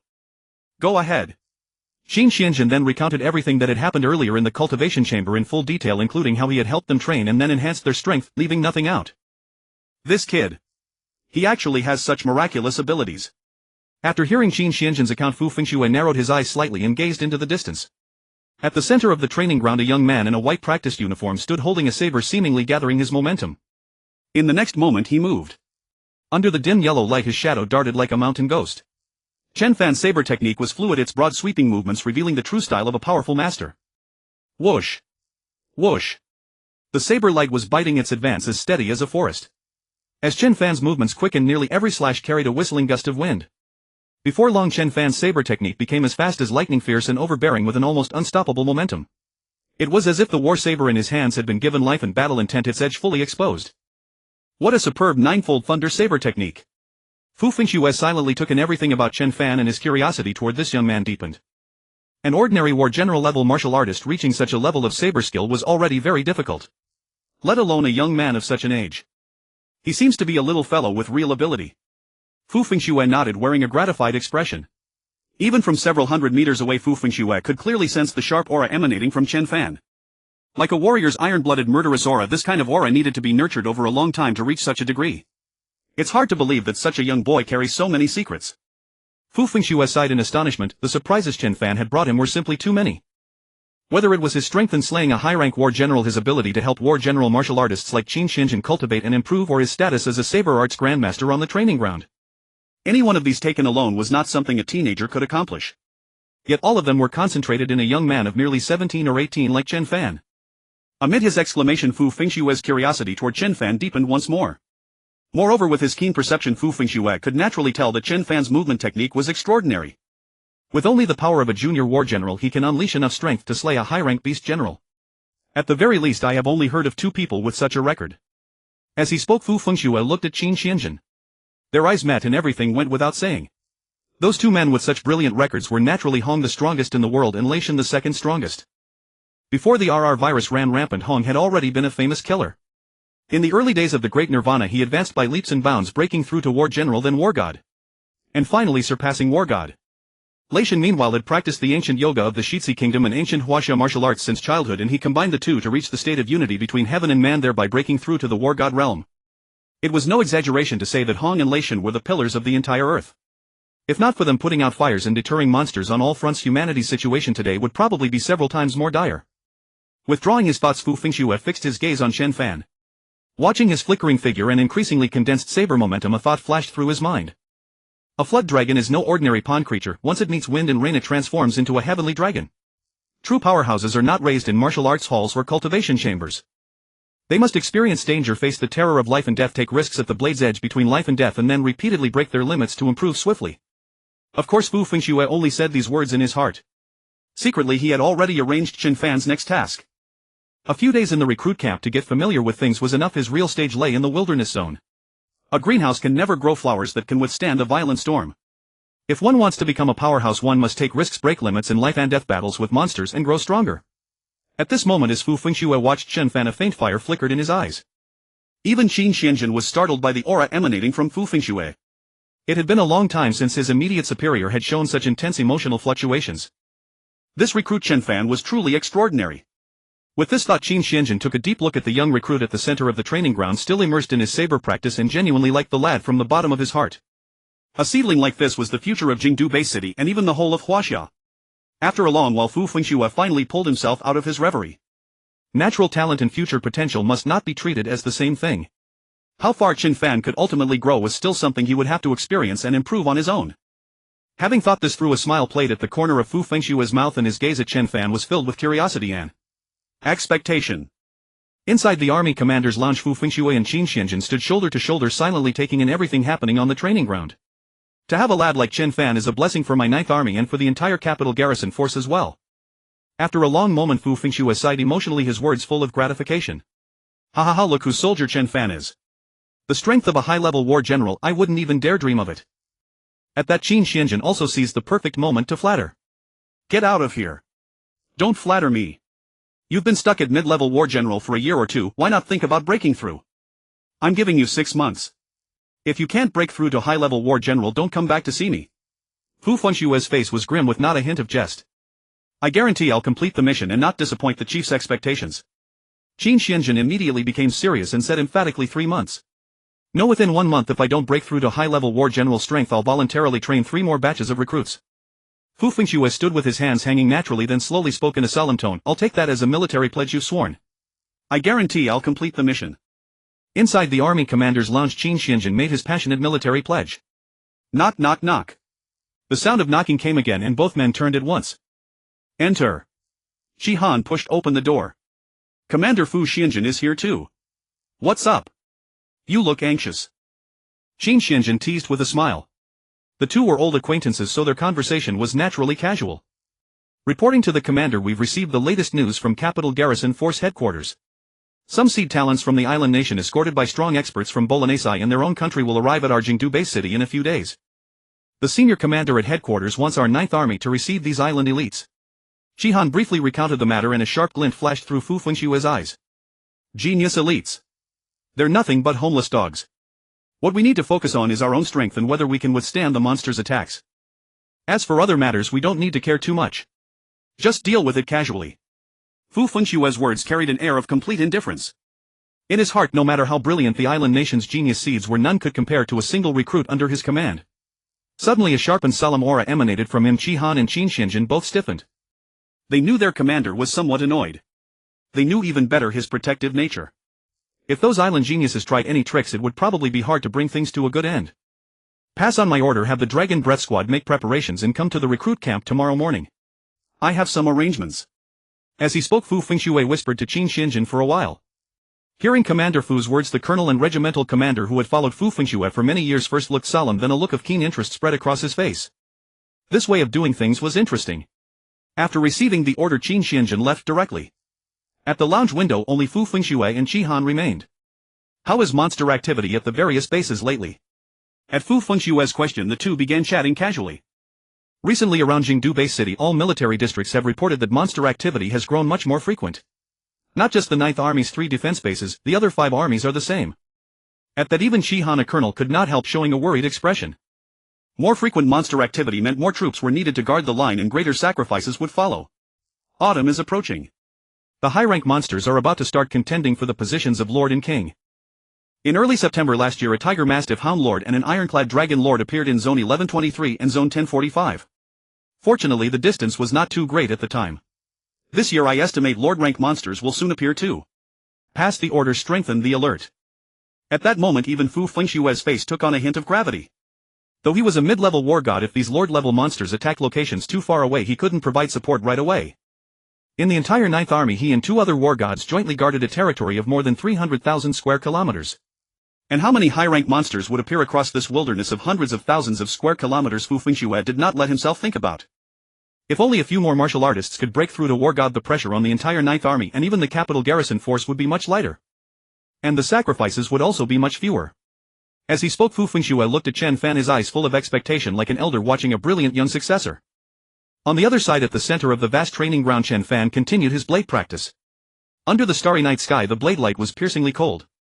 After practicing again and again, Chen Fan called Fang Yan, Ling Chen Yin Feng and Xiao Han up one by one for sparring. Whoosh whoosh whoosh. Swish swish swish. The seemingly unpredictable blade light carried immense might with every strike. The Force blade techniques looked domineering and decisive with enormous power, but in front of Chen Fan they exposed flaws everywhere and were disassembled and knocked down time after time. But Fang Yan and the other 3 were not discouraged in the least. They climbed to their feet and rejoined the fight. From Chen Fan first teaching them one by one, it eventually became all 4 working together to besiege Chen Fan. Throughout the entire process their attacks were broken apart again and again, and Chen Fan pointed out each flaw in their blade techniques. Although Chen Fan tried his utmost to restrain himself, the gap between him and the 4 was simply too enormous. If he had not withdrawn his blade in time on every strike, controlling his force just right, Fang Yan and the others would probably have been lying on the ground unable to move. Fortunately, after one failure after another, the Force speed of comprehension and blade techniques was this time spurred on entirely by Chen Fan. Whoosh! The might of the battle blade rushed straight at Ling Chen's face. The first military academy graduate, who considered himself extraordinary, shook his head and sighed, lost again. It seems I really overestimated myself. Chen Fan smiled and said nothing. It wasn't that Ling Chen was weak, but that Chen Fan had a cheat on his side, so there was simply no comparison. A quasi-martial artist against a war general martial artist, the outcome was obvious. Next. As Chen Fan's gaze moved to Xiao Han, he stepped forward at once and long blade in hand attacked Chen Fan. Whoosh! Xiao Han's heavy and powerful strike went straight for Chen Fan's chest, trying to succeed in one blow. But in fact he was overthinking it. Chen Fan had already anticipated Xiao Han's move the moment he struck out. Because as his strengthened blade technique improved, Chen Fan's vision had also reached a higher level. When Xiao Han's battle blade swung forward, it was like a slow-motion scene to Chen Fan, leaving him more than enough time to respond. This time your blade technique is strong, but it still lacks speed. You need to practice diligently. Clang. As soon as he finished speaking, Chen Fan raised his blade and blocked Xiao Han with its body. The 2 long blades clashed fiercely, and then with a flick of his wrist Xiao Han's blade flew out of his hand and landed not far away. I've learned a lesson. Xiao Han saluted with cupped fists, then jogged over to pick up his battle blade. The next roommate Fang Yan leaped out once more and began his sparring session with Chen Fan. Meanwhile, on the balcony of the recruit barracks. From this vantage point the entire training ground lay in full view.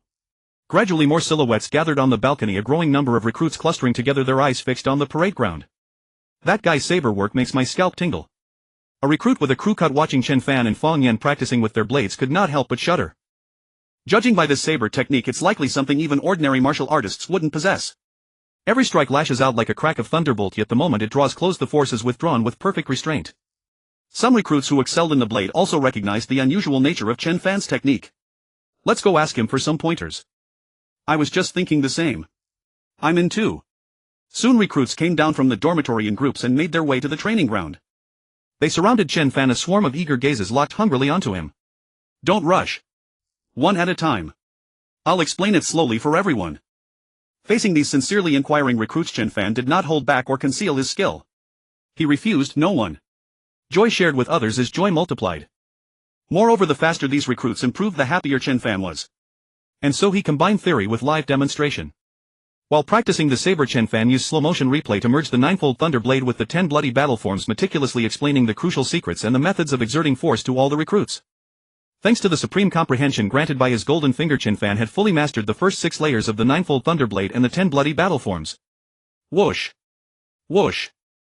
At the center of the training ground, every saber strike Chen Fan unleashed carried a howling gale. The recruits' clothes flipped wildly in the wind as an overwhelming pressure washed over their faces. It was precisely this visceral experience and spectacle that made some quasi-martial recruits imitate Chen Fan, swinging their blades through the air. The ninefold Thunder Blade's devastating power comes entirely from a very peculiar method of force discharge. Now I'll point out exactly what that method is and you'll understand. Chen Fan's expression was calm, his tone broking no dissent. At that moment he seemed to become a drill instructor to the throng of recruits meticulously dissecting his insights and experience. Whoosh! After a sweeping cut, Chen Fan retreated half a step at astonishing speed, then slashed out once more. In the onlooker's eyes his movement paused for a mere instant, and when he struck again the power was doubled compared with the strike before. Next I'll demonstrate for everyone the 18 saber forms of the ninefold Thunder Blade. Watch carefully. Practice as I've instructed and I guarantee you'll improve by leaps and bounds. These forms aren't hard to grasp, they just require many repetitions. It's exactly like the saying, read a book 1,000 times and its meaning reveals itself. Improving the saber arts takes a spark of insight combined with patient grinding effort. There is no such thing as an overnight master of the blade, and I'm no exception. With that, Chen Fan took himself as an example and demonstrated all 18 forms of the ninefold Thunder Blade one by one. After finishing the ninefold Thunder Blade, Chen Fan also performed the 10 bloody battle forms, which were easier for beginners to grasp. Throughout the entire process Chen Fan moved with seamless fluency, every stance and strike radiated the bearing of a true master. With his perfect level movement technique combined with his maximum level mastery of both saber arts, he could naturally unleash these blade techniques with flawless execution. If he were not worried about causing too much destruction to the surroundings, Chen Fan would have loved to erupt with the full force of the sixfold Thunder Blade without reservation. In the end he held himself back.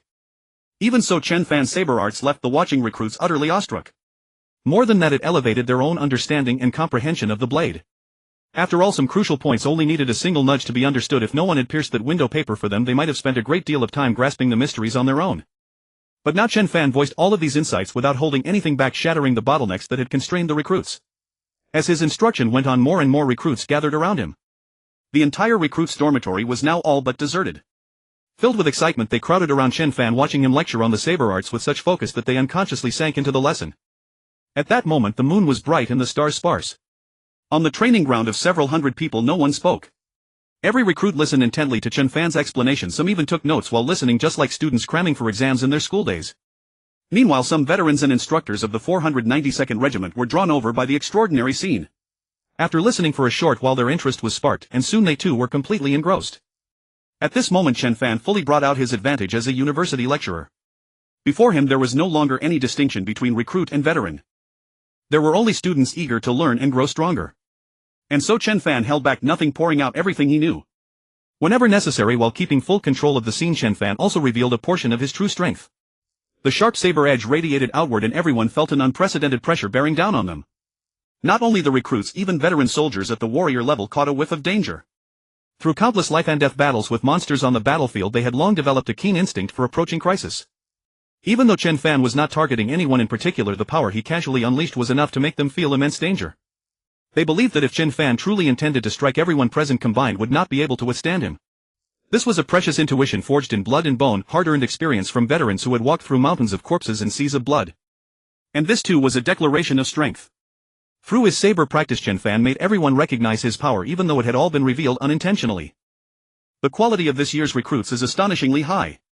In my estimation, this new soldier's strength is probably already at the war general level. Didn't you see the force behind that last slash? Even an elite beast soldier could never withstand it. How wonderful! Our 492nd Regiment finally has a genius recruit. When the Dragon Breath Squad hears about this, they won't be able to stay so smug anymore. Some old hands among the veterans exchanged murmurs in low voices, but none of their words escaped Chen Fan's ears. Chen Fan keenly caught every whispered remark around him while he continued his meticulous explanations. During this time he also invited several lucky spectators to spar against him. The only purpose was to see how well these students had absorbed the lesson. After 12 consecutive sparring matches, Chen Fan had gained a clear and complete picture of what the recruits and veterans had learned. Following that, he adjusted the focus of his instruction based on the sparring results and launched into yet another round of demonstration and explanation. Under the moonlight on the training field, a massive circle of people closed tightly around Chen Fan at the center. It was already late into the night, but no one felt sleepy, all were relishing Chen Fan's lecture. In a daze, Chen Fan felt as if he had returned to his past life, the high-spirited university lecturer. Facing a full audience of eager students, he could speak his mind freely and impart all his knowledge to those young learners. But he was well aware that he could not return to that past life. The true path was to make the most of his present life. As the moonlit night deepened and white frost formed on everyone, no one wanted to leave.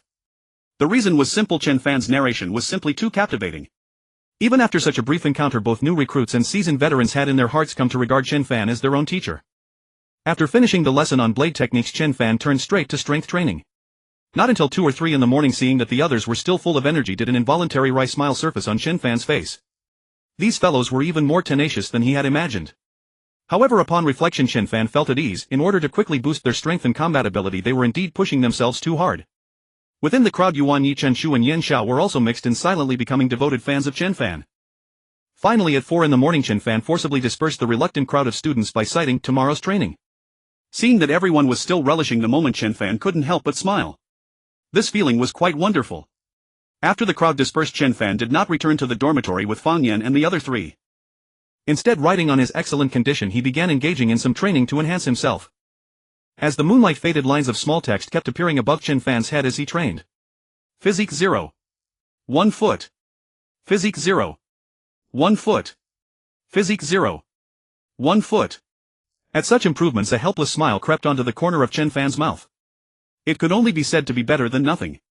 Amid self-consolation, Chen Fan continued his cultivation. Meanwhile, wisps of thin cosmic energy quickly gathered from all directions, then rushed into Chen Fan's body to strengthen his physique. Physique 5. Physique 5. The next day. The sky was slightly cool, and on the mist-shrouded training field, Chen Fan slept fully clothed against an ancient tree with white dew turned to frost upon him. A gentle morning breeze brushed past, and Chen Fan woke with a start. Ah! He shook off the dew from his body and stretched with a satisfied lazy yawn.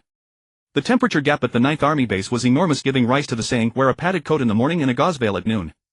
This time Chen Fan had felt it deeply. The air was filled with a faint, soul-refreshing chill. Amid the lingering mist, Chen Fan began his training again, circling the vast field lap after lap. Chen Fan pushed his speed to the extreme, whipping up a gale across the training field. At that moment, at the entrance to the training field, a middle-aged man with 2 gold stars on his shoulders stood with his hands behind his back, quietly watching Chen Fan sprint round and round, his gaze calm and composed. This man was one of the few lieutenant generals in the capital garrison forces, Fu Fengshui, commander of the 9th Army.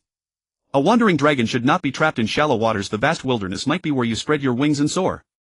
Watching Chen Fan, Fu Fengshui seemed to be talking to himself. His voice was not loud, yet it seemed to pierce straight into Chen Fan's mind. Gradually, Chen Fan's footsteps slowed and stopped, and he walked toward Fu Fengshui. Commander, I don't quite understand what you mean. Chen Fan glanced at the 2 glittering gold stars on Fu Fengshui's shoulders and asked, playing the fool. He, you rascal. A sly glint flashed in Fu Fengshui's eyes. I've been through that age myself. There's no need to hide anything from me.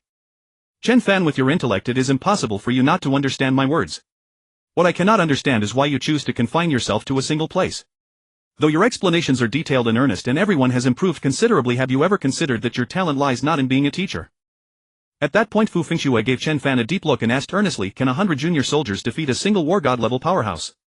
Without waiting for Chen Fan's reply, Fu Fengshui walked off just like that. After sowing a question in Chen Fan's heart, he left without a care. He left behind Chen Fan with a silent gaze. Can 100 junior war generals defeat one war god? By the time this question was asked, Chen Fan already had the answer in his heart. Of course they couldn't. Even a junior war general who had fully mastered the ninefold Thunderblade would never be a match for a war god level powerhouse. War gods and war generals were fundamentally 2 entirely different tiers. If a war general could manage to seize the upper hand in a small-scale skirmish, then the mere presence of a war god level martial artist would directly overturn the scales of a great battle. The relative weight of the 2 was self-evident without a word. Is this meant as a clear hint to me? Chen Fan murmured under his breath, then turned to look toward the north of the base, his gaze heavy and thoughtful. That was perhaps the place more suited to him. Chen Fan left. After requesting leave from Qin Xianjun, he departed the recruit camp. Fu Fengshui's words reinforced the conviction buried in Chen Fan's heart.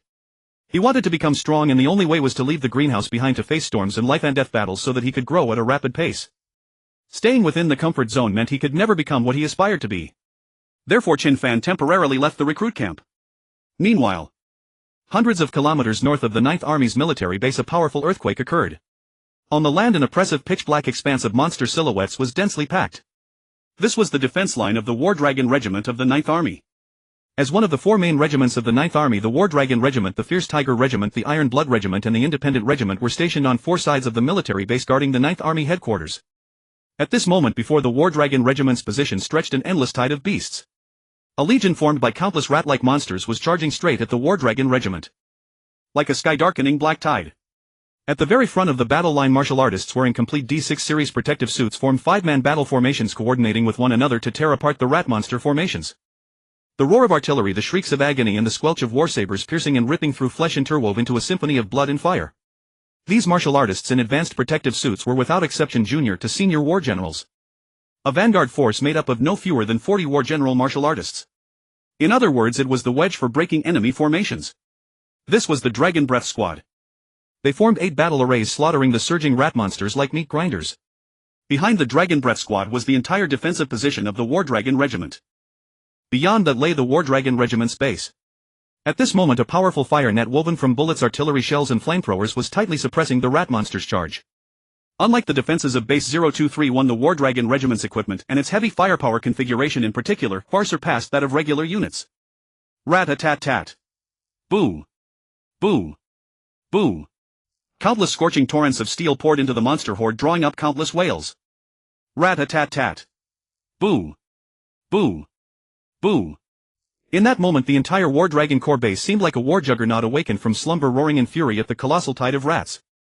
Machine guns, rifles, heavy artillery, field guns. Countless blazing flashes formed lines of fire, and a steel torrent of devastating power poured into the horde of monsters, evoking countless agonized howls. A-o-o-o. Roar. Roar. Roar. Roar. Under the saturating fire large numbers of monsters perished on the spot. Even those wounded and fallen were crushed under the endless surging rat tide. With the Dragon Breath Squad coordinating with the foremost defensive line, a massive gash was torn in the vanguard of the Black Beast tide, severely obstructing its advance. Nevertheless, the rat tide continued to press forward at a horrific speed. Even against the War Dragon Corps' heavy firepower, hordes of rat monsters charged fearlessly as if they wanted only to pave a road with their own bodies for the kindred racing behind them. These low-tier monsters were then reduced to severed limbs and broken remains under the dense barrage, howling as they died. At that time Beast General tier rat monsters hunched low, lurking amid the horde and edging forward silently to avoid being caught in the concentrated heavy fire. For the past few years large-scale battles between monsters and humanity had been incessant, with no fewer than several major clashes each day. Through that relentless accumulation the monsters had developed profound experience in storming human bases. At the War Dragon Corps base atop the tallest watchtower, a powerfully built middle-aged man in military uniform with a black eye patch over his left eye swept a razor-sharp gaze across the horde and ordered bluntly, "Prepare high-yield, high-explosive shells." 9/11, 3 and 7 o'clock, there are some wily beast generals lurking there. He was Commander Li Yunfei of the War Dragon Corps, an undefeated war general famed for his steel body, one of the few high-rank war generals in the entire 9th Army, and a warrior of formidable power. Before Li Yunfei 3 defensive lines formed a horn-shaped disposition jointly blocking the monster's charge. At the very front stood the defensive position made up of the Dragon Breath Squad and the Vanguard Battalion, the position also armed with the most heavy fire. On the two flanks one reinforced battalion on each side provided covering fire, easing the pressure. This was the defensive layout promoted throughout the 9th Army, and it represented hard-won experience accumulated in relentless combat against monsters. Then Li Yunfei's gaze traveled across several kilometers.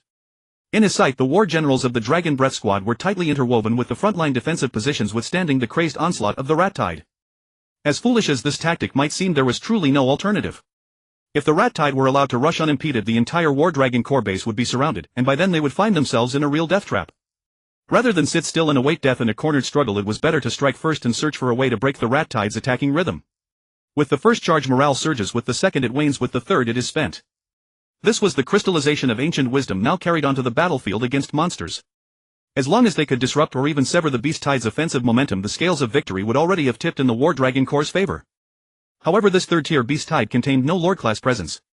Li Yunfei strained his eyes toward the horizon, where a row of gigantic monsters several dozen times the size of ordinary rat monsters stood at the far end of his vision. These colossal rat monsters had frames comparable to heavy trucks, and every low-tier monster around them kept well away in reverence. Around them circled slightly smaller beasts, guarding them dutifully like honor guards. 1, 2, 3, 4, 5. 8, 9 high-rank rat generals with this many beast generals on top. This beast tide truly thinks rather highly of me, Li in the War Dragon Corps. After muttering a low remark, Li Yunfei drew his gaze back from the distance and set it upon the surging rat monsters charging forward. These rat monsters, mutated by the RR virus, were each a full 30 centimeters long, converging into a vast and pitch-dark mass. Even an ordinary war general martial artist would be doomed if cast alone into such a beast tide. But these 8 5-man battle formations shielded one another with flawless coordination. The primary attackers and flank defenders relieved one another, allowing their stamina to recover quickly for the next rotation. Rat-a-tat-tat-tat. Above their heads 2 Vulcan cannons extended from the belly of each Falcon helicopter, their rate of fire reaching 7,000 rounds per minute to cover the 40 war general martial artists. All 10 Vulcan cannons fired at full blast, strafing the surrounding rat monsters without restraint and relieved the pressure on the Dragon Breath Squad. Boo! Boo! Boo!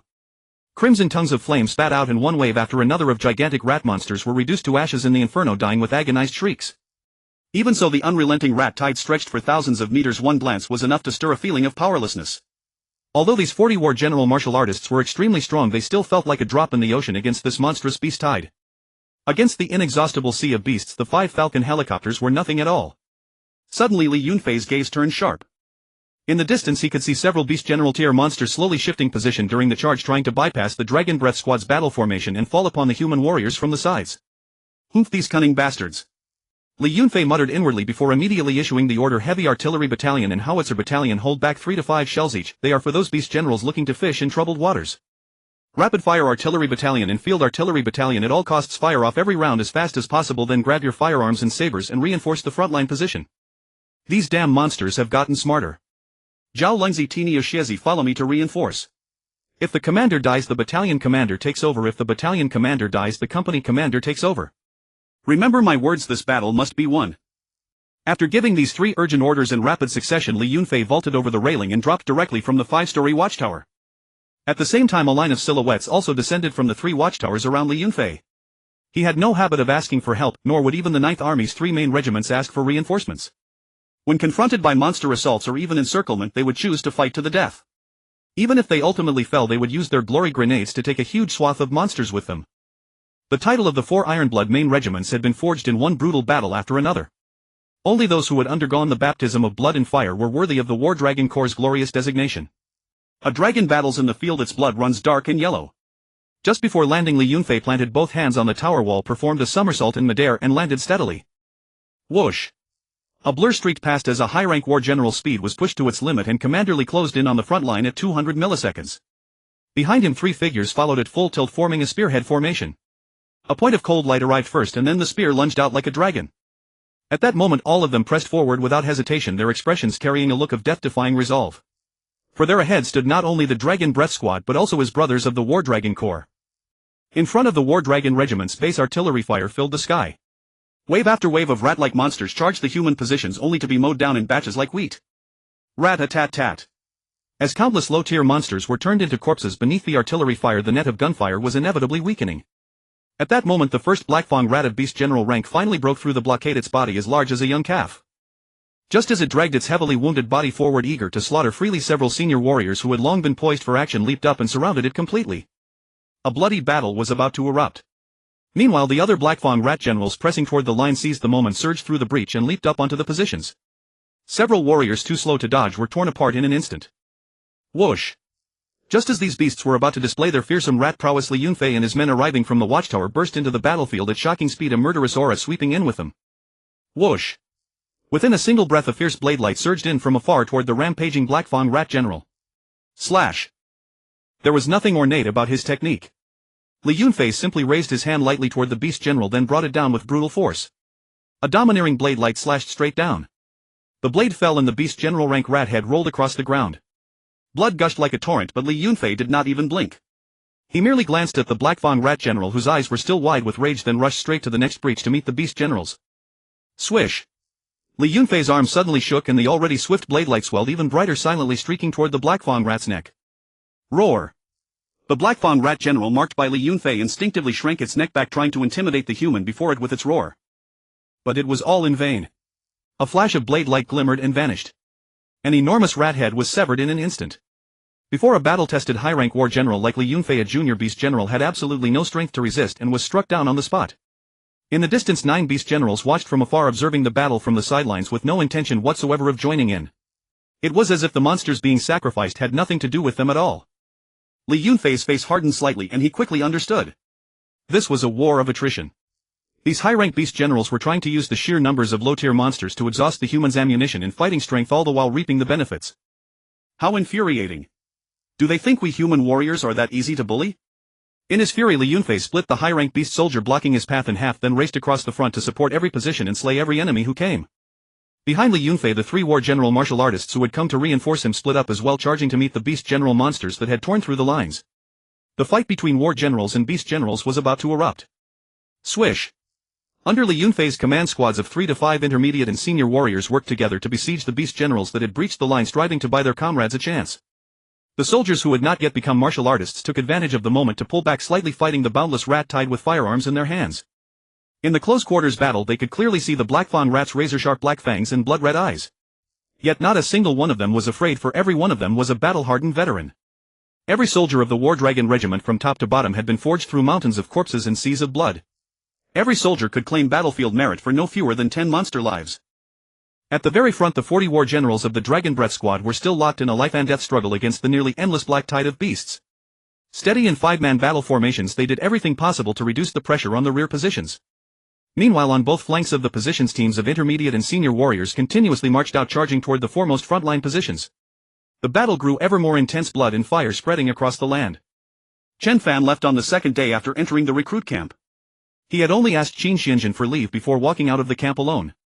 The 9th Army's military district was responsible for all defense missions north of capital base city.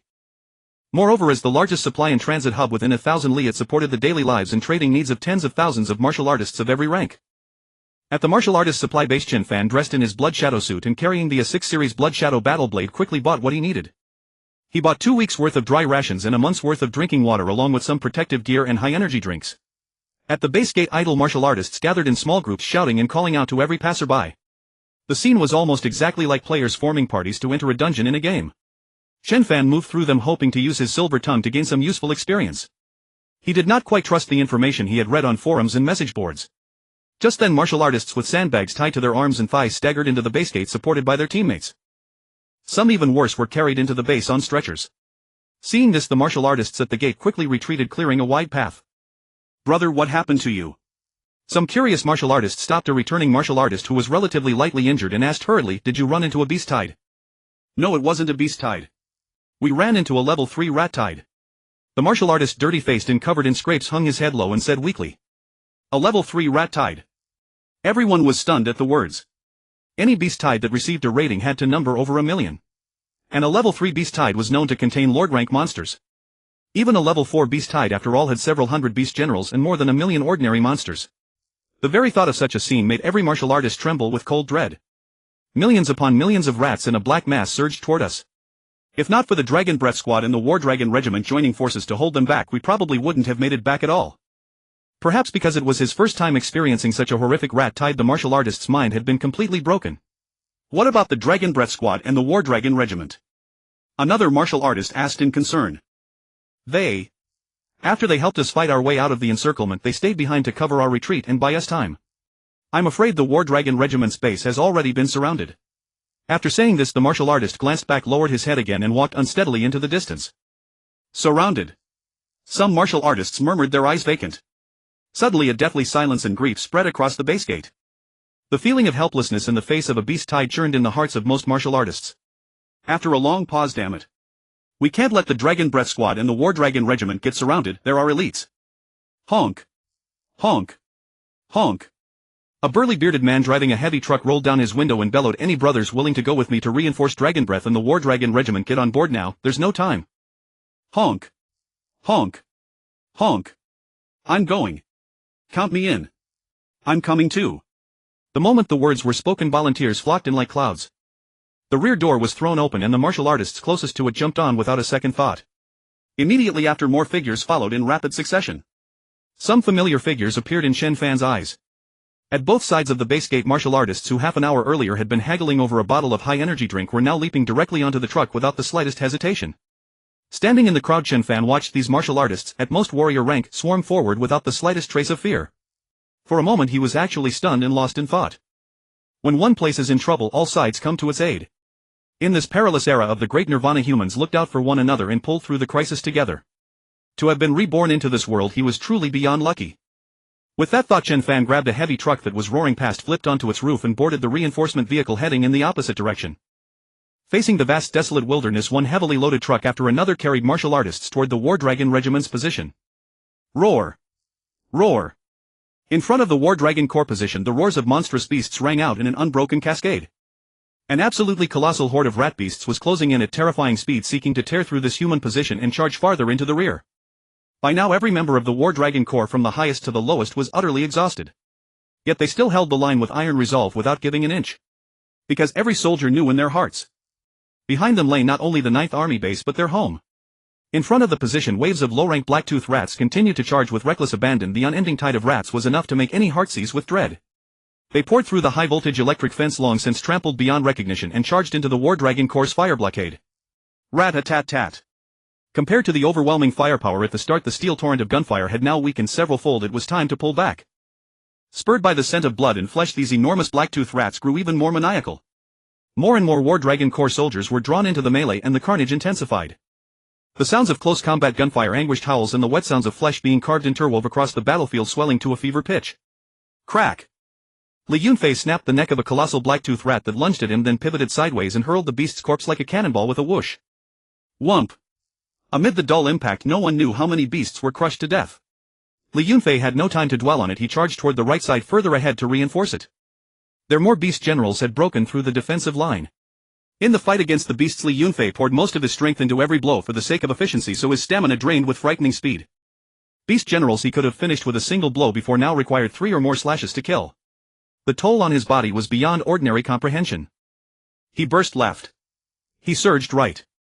Boo! Boo! Boo! Using his powerful frame to his advantage, Li Yunfei smashed through the beast horde, sending enormous black-toothed rats flying one after another and saving several comrades. With crisp sounds of snapping bones, the beasts he had knocked flying turned into corpses in midair. Standing atop a boulder, Li Yunfei pulled out his 9th tube of high-energy drink and gulped it down. After 2 hours of fierce combat, if not for those specially formulated high-energy drinks forcibly replenishing some of his strength, he would have long since collapsed. But these forced boosts came at the cost of overdrawing his genetic potential. With 9 tubes of high-energy drink down his throat, Li Yunfei was destined never to become a war god-class martial artist. But he did not care in the slightest.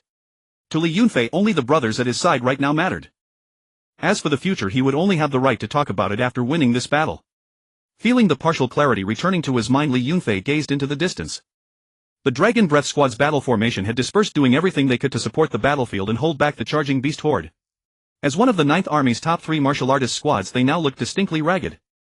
Li Yunfei could not help a bitter smile. In the Dragon Breath Squad, some battle generals had probably already consumed as many as 20 tubes of gene serum. They're all madmen. But these madmen are the finest soldiers of our Huaxia. Every last one of them must survive.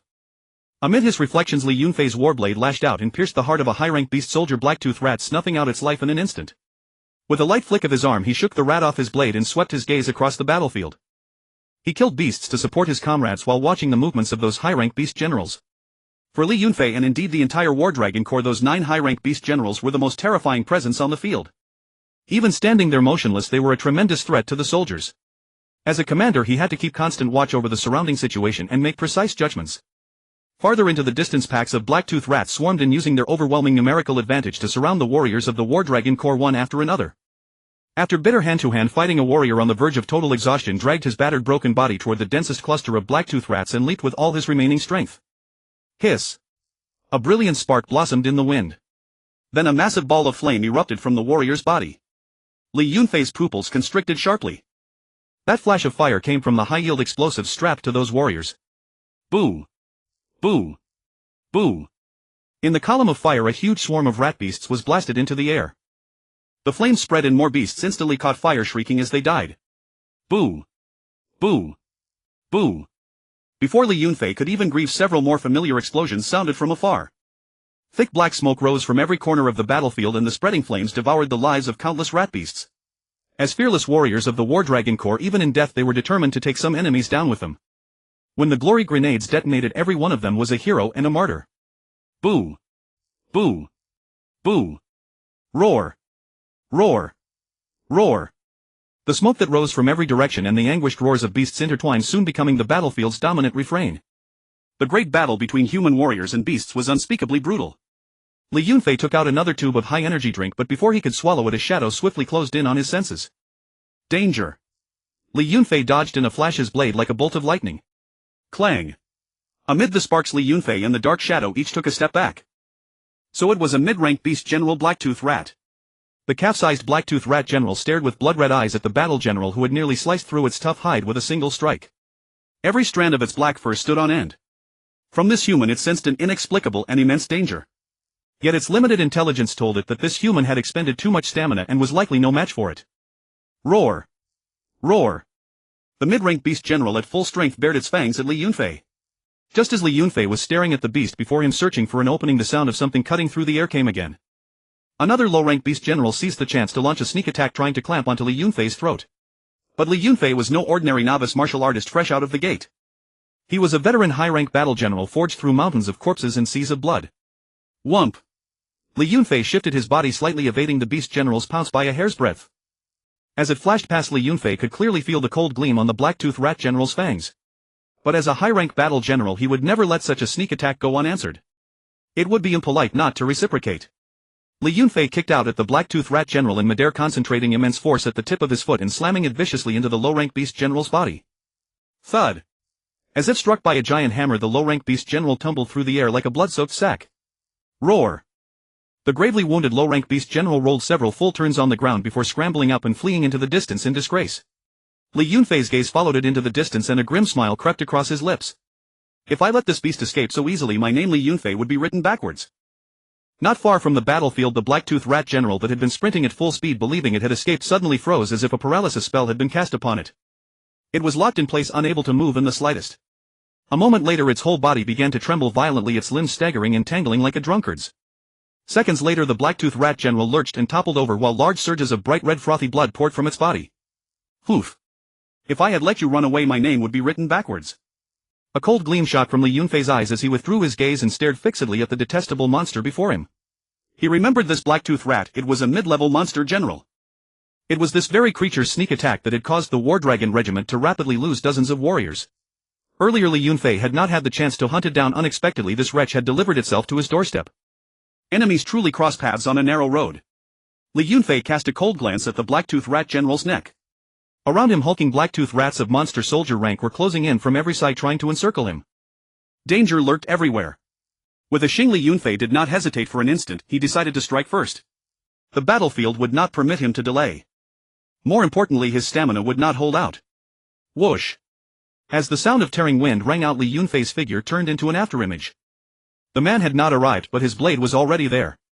A vicious saber light came slashing down as Li Yunfei moved to cleave the enormous rat general in two. Overwhelmed by that terrifying razor-sharp blade aura, every hair on the rat general's body stood on end. Even with his stamina severely depleted and his combat power greatly diminished, a high-rank war general martial artist still crushed a mid-level monster general in both reaction speed and raw strength. Above all, Li Yunfei's full-force strike, launched with nearly maddened fury, filled the black-toothed rat general with an intense sense of danger. Danger! Seeing Li Yunfei's blade light descending, the cunning mid-level monster general, caught off guard, had a sudden flash of inspiration. It would trade a wound for its life. Feeling the deadly aura rushing toward it, the mid-level monster general gathered all its strength and leaped, trying to twist its vitals away from that dreadful strike. Unfortunately, in front of Li Yunfei, its speed was far from enough. That was exactly what I wanted. A cold sneer tugged at the corner of Li Yunfei's mouth as he closed in like a phantom. He drew almost right up against the black-toothed rat general's car-sized body. Then the war blade in Li Yunfei's hand suddenly traced an arc and plunged diagonally straight into the black-toothed rat general's neck. With a sharp twist of Li Yunfei's wrist, the blade instantly severed the black-toothed rat general's neck, sending rancid blood spraying into the air. Struck in its vital spot, the monster general-ranked black-toothed rat wailed and collapsed. Li Yunfei pulled the blade free, swept his gaze over the monster soldiers around him, and with a flicker of cold smirk struck out savagely. One after another, high-rank monster soldiers fell beneath his war blade. In the blink of an eye, several more massive corpses appeared on the battlefield. The regimental commander has slain another mid-level monster general. This is the 6th monster general. Our commander is mighty and awe-inspiring. Someone bellowed at the top of their lungs, and the warriors around them were electrified. In an instant, morale soared. Every monster general was no different from a god of death to ordinary human warriors.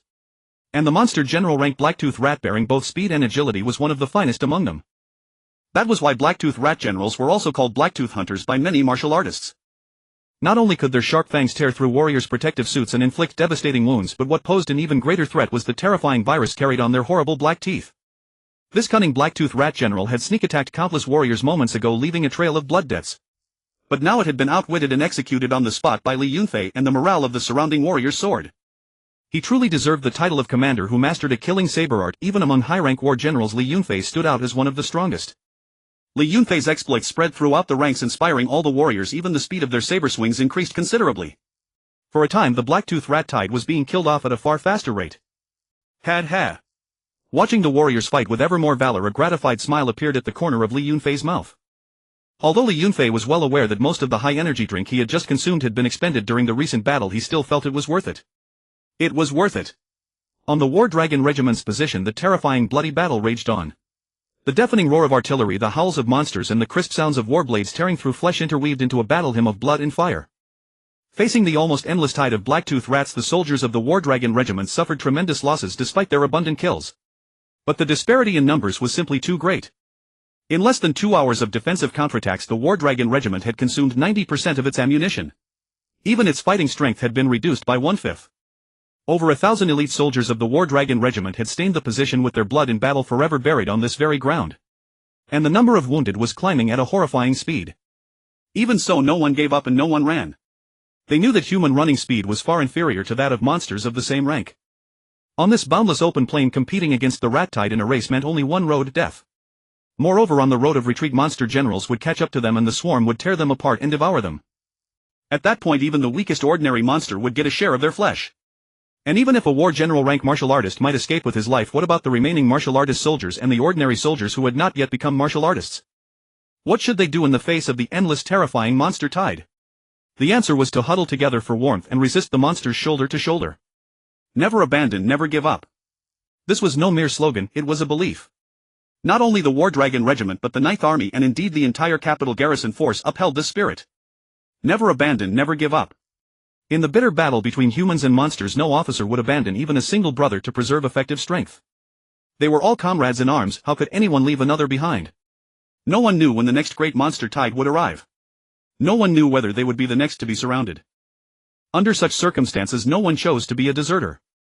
All the warriors banded together, charging fiercely at the onrushing monsters, fighting the countless beasts with their flesh and blood. The slaughter continued. On the War Dragon Regiment's position, the situation grew increasingly intense. Facing the nearly limitless dreadful monster tide, more and more wounded soldiers chose to ignite their honor grenades and give their lives for their country. One after another, they used the last of their strength to charge into the densest clusters of monsters and perish alongside them. Major Tinia was surrounded by 4 blacktooth rat generals and fell after his strength was exhausted. Major Shezi single-handedly drew the attention of hundreds of monster soldier-ranked blacktooth rats and 2 monster generals, and his fate remains unknown. The commander of the 1023rd Company fell after being surrounded. Watching a Dragon Breath Squad member slew 17 monster generals before falling. In the earpiece, reports of members of the War Dragon Regiment falling in battle kept coming one after another. Huff. Huff. Li Yunfei propped himself up with his war blade, gasping for breath. By this point in the fight, even he, a high-rank war general, was beginning to feel dazed. All 18 bottles of high-energy drink that could restore his strength were now empty. He stared at the monster horde ahead, whose momentum had greatly diminished, and a feeling of helplessness surged through his heart. If only he were a war god martial artist. After catching his breath briefly, Li Yunfei pulled out his blood-soaked war blade and charged back into the battlefield. Elsewhere in a silent wilderness, a sudden sandstorm arose. The roar of engines swelled from afar like snarling monstrous beasts howling across the desolate plains. Through the billowing dust, an iron procession of trucks loaded with martial artists streaked onward at breakneck speed. On the barren horizon, a fleet of heavy trucks appeared racing across the wasteland at full speed toward the Dragon War Legion's base. 25 trucks formed a serpentine column hurtling through the wilderness, carrying nearly 1,000 martial artists dispatched from the supply base to reinforce the front lines. It was a truly extraordinary sight. As seasoned veterans of the wasteland, every one of them knew that driving through this territory was the least wise choice imaginable, without exception. Most monsters here outpaced the fastest vehicles.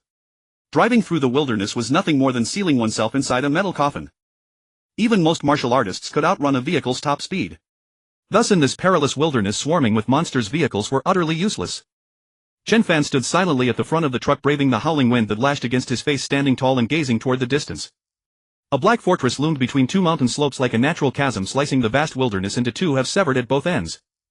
Unlike the 9th Army's military base, with its distinct training zones, living quarters and supply depots, the Dragon War Legion stronghold had been forged solely for war. The entire base had been reinforced layer upon layer from the inside out and top to bottom, designed solely to withstand monster assaults. Naturally, this fortress was the Legion's final line of defense. Once the forward positions fell, this steel castle would become the Legion's last hope.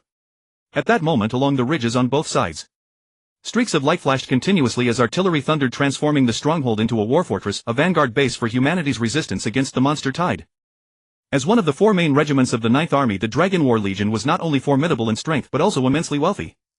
Backed by the capital's garrison forces and the might of China, the 9th Army never stinted on funding its subordinate units, especially its elite main regiment. Everything was forged to perfection, demanding nothing but the best.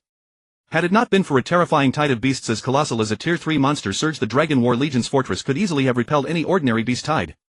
Yet now under the relentless charge of the Tier 3 monster surge, even the mighty Dragon War Legion was nearing its limits. Were it not for the desperate defense of the Dragon Breath Squad and countless martial artist officers, this war fortress would long have crumbled into trophies for the monsters. Chen Fan stared at the fortress built of reinforced concrete, his gaze heavy and contemplative. Boo! Boo! Boo! Faint tremors shuddered through the earth as waves of battle cries rose with billowing smoke surging into the heavens. Chen Fan could not help but recall the scenes at base 0231 and his eyes grew ever sharper. Whoosh! The next moment he leaped from the speeding truck and transformed into a blur, charging toward the Dragon War Legion's base. With the full power of a mid-rank war general unleashed, Chen Fan's speed climbed higher and higher, nearly reaching the speed of sound. 1,000 meters passed in 3 seconds. At the head of the massive convoy, Chen Fan raced onward all alone. Whoa, that guy is incredible. Cheers erupted from the trucks. Martial artists have always revered the strong, especially those who embody true martial valor. Chen Fan's bold charge was like a single spark, instantly igniting the war spirit of the entire contingent. Blood boiled, surging straight to the crown of their heads. Hold tight, brothers. The burly bearded driver bellowed as he slammed the accelerator to the floor. Boo! Boo! Boo! Engines roared as the iron dragons reached their utmost speed, causing the earth to tremble subtly beneath them. Over 20 heavy trucks howled forward to reinforce the Dragon War Legion's base. At the very moment Chen Fan leaped from the truck, 2 fighter formations and 12 Falcon attack helicopters also lifted off from the military base, streaking straight toward the Dragon War Legion. In the lead fighter, fully armed martial artists sat quietly on both sides, battle ready. Without exception, all of them were military officers. Qin Xinjin Chen Shu Yuan Yi. And the staff officers from the Army's Operations Division, one by one senior officers sat upright with grave expressions. At the very front of the formation stood none other than the 9th Army's commander, the mid-rank war god Fu Fengshui. A war god leading the charge to reinforce the Dragon War Legion. The other fighters carried similar payloads, the 9th Army's elite combat strength. Whoosh! The fighters roared into the sky, white streaks of lightning splitting the heavens as they raced to the rescue. Several thousand meters closed in the blink of an eye. Chen Fan unleashed his full power, pushing his speed to the absolute limit. He dashed up the steep mountain slope, where the view opened wide, a slaughter straight out of hell unfolded. Human warriors were locked in mortal combat with monsters. Not far away, a colossal horde of rat-like monsters continued their relentless suicidal charge. With several swift flashes, Chen Fan plunged straight into the battlefield. Shing! Shing! Twin blades slid from their sheaths as he felt an unprecedented surge of blazing battle intent. Even against an almost endless tide of beasts, he felt no trace of fear. Throughout his entire body, his fighting spirit swelled and blazed, transforming into a surging torrent of power within him. With so many brothers by his side, what did it matter if the monsters were countless? Whoosh! Piercing gales howled as Chen Fan tore into the battlefield at astonishing speed. Shwick! Shwick! Blade light flickered as several high-tier beast soldiers surrounding a warrior split apart. But Chen Fan did not stop. With each flicker of his form, more rat monsters were cut down on the spot. Along his path, Chen Fan rescued one Dragon War Legion soldier after another from the throes of death. Then he pressed onward, leaving a trail of monster corpses in his wake. Whether beast soldiers or beast generals, none could escape his blades, all were reaped without mercy. The soldiers he had saved gathered together, gazing at him with gratitude and reverence. But Chen Fan's attention was already locked on the front line. That was where the Dragon Breath Squad stood. It was also where the battle raged most fiercely. Behind the Dragon War Legion's base, over 20 heavy trucks ground to a halt at the foot of the slope, and the martial artists aboard poured out, ascending the ridge. At last they lined up along the hillside, gazing into the distant battlefield. Everyone trembled at first, then their eyes grew ever more resolute. What are we waiting for? One martial artist shouted. Charge up there, kill those monster bastards, and support our Dragon War Legion and Dragon Breath Squad. A senior warrior drew the war blade from his back and declared, when this battle is over, I'm buying everyone drinks back at base. Hell yeah! Hell yeah! Deal. To everyone's surprise, unanimous approval rang out. In the face of such a momentous cause, every single martial artist made the same choice. Whoosh! Whoosh! In a cascade of drawn blades, nearly 1,000 martial artists bared their steel simultaneously. For the Dragon War Legion and the Dragon Breath Squad, kill! Thousands of martial artists formed a battle formation and erupted into a charge, plunging toward the battlefield ahead. The sudden wave of warriors violently disrupted the beast tide's assault. The rat monsters that had been besieging the Dragon War Legion and Dragon Breath Squad were drawn by the deliberately amplified clamor and swarmed straight toward them. Kill! Kill! The warrior at the very front roared with all the strength he had, I am Zhang Bulian, originally from Hebei province. Come and die, you little beasts. I am Ma Huayun from Hunan. One declaration after another, venting the fighting spirit blazing in these warriors' hearts. This battle might be the final great war of their lives as low-ranked martial artists, and also their most glorious one. If not now, when would their names ever be remembered? On the battlefield, thousands of martial artists howled as they charged madly toward the surging rat tide. Thud! Thud! Thud! Heavy swift footsteps pounded the ground and battlesuits whistled through the air as they closed in on the beast horde. Soon the reinforcing martial artists were locked in tangled combat with the immense swarm. Boo! Aru! War blades swung, screams rose on all sides, and a terrifying aura erupted, instantly sweeping across the battlefield. Blade light roars, snarls, and thunderous impacts intertwined, raising the curtain on this brutal close-quarters carnage. In total, 967 martial artists came to reinforce the War Dragon Regiment. Nearly 1/15 of the entire supply base's warrior force had gathered here. Among them, the vast majority were mid to senior warriors. These martial artists, who had barely known one another, converged today to fight in an unprecedented coordinated effort against the monsters. At this moment they had only one purpose: to support the War Dragon Regiment and the Dragon Breath Squad on the front lines. Scattered within this seemingly ragtag throng were also some 20+ war general martial artists. The Great Nirvana Era was unlike later ages.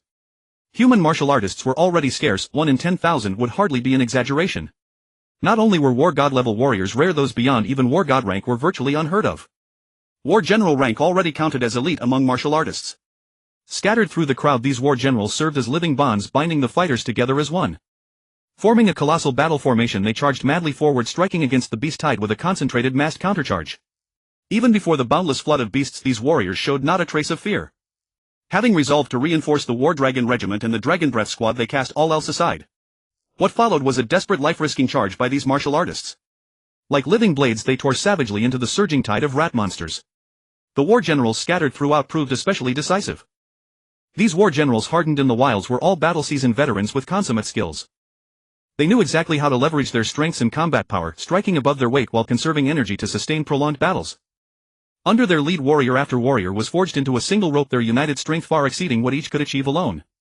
Goddamn monsters, go to hell! Shing! A senior warrior mid-sprint drew his blade and sliced a beast soldier lunging at him cleanly aside. Seeing a fellow warrior nearby surrounded by several monsters, he spontaneously broke from the charging formation and went to aid the embattled fighter. Boo! A ferocious blade light flashed, and a dozen ordinary blackfang rats attempting to pounce were hewn in two on the spot. Thanks, brother. This battered warrior pallid as he was still mustered a weak smile. The senior warrior's heart gave a violent tremor. Without quite knowing why, he drew another war blade from his back. With twin sabers in hand, cutting down monsters felt even more satisfying, and it allowed him to better protect this ordinary soldier who clearly was no martial artist. At the same time, similar rescues were unfolding all across the battlefield. Within the unceasingly charging martial formation, warriors kept breaking away on their own to reinforce isolated soldiers of the War Dragon Regiment. Then they fought back to back with them, facing the frenzied monsters together. A bestial roar tore through the air. The running martial artists all froze, looking up. On the battlefield not far away, a human figure leaped high into the air like a white crane, spreading its wings, plunging straight toward a massive and terrifying beast general. Chen Fan gripped his blade with both hands, aura churning wildly around him, suspended aloft like a divine warrior descending from the heavens. Sixfold thunder blade erupt. Chen Fan roared inwardly. His aura surged once more, and the power within him swelled like a savage tsunami, raging into the war saber in his hands. Edge fully exposed. An overwhelmingly domineering blade light slashed down from above. Sixfold thunder blade. Hum. The saber descended his entire body, carrying a piercing, killing intent straight at the blackfang rat general. In the next instant, a crimson line burst open across the skull of the mid-rank rat general. A crisp cracking sound rang out as the beast general's head split in two. With a single stroke, 7 layers of hidden force burst forth, and Chen Fan slew the mid-rank beast general on the spot. Whoosh! Blood rained down in torrents. His eyes icy, Chen Fan leveled his blade toward a high-rank beast general in the distance. It was he who had successively slain 3 war generals of the Dragon Breath Squad. Blood debts must be paid in blood. Mid-rank beast general slain. Physique 5. With a crisp notification tone, Chen Fan felt his spent stamina mostly restored, and even his strength had increased slightly. Chen Fan was not surprised by the sudden prompt. It was all within his expectations. A great battle erupted in full fury. Chen Fan took on the high-rank beast general. Not far away, Li Yunfei, nearly spent, leaned against a massive boulder, watching the battle with gratification shining in his eyes. He had guarded this land for so long now, to be protected by these people felt truly wonderful.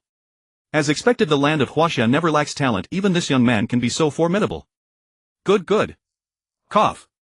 Cough. Cough.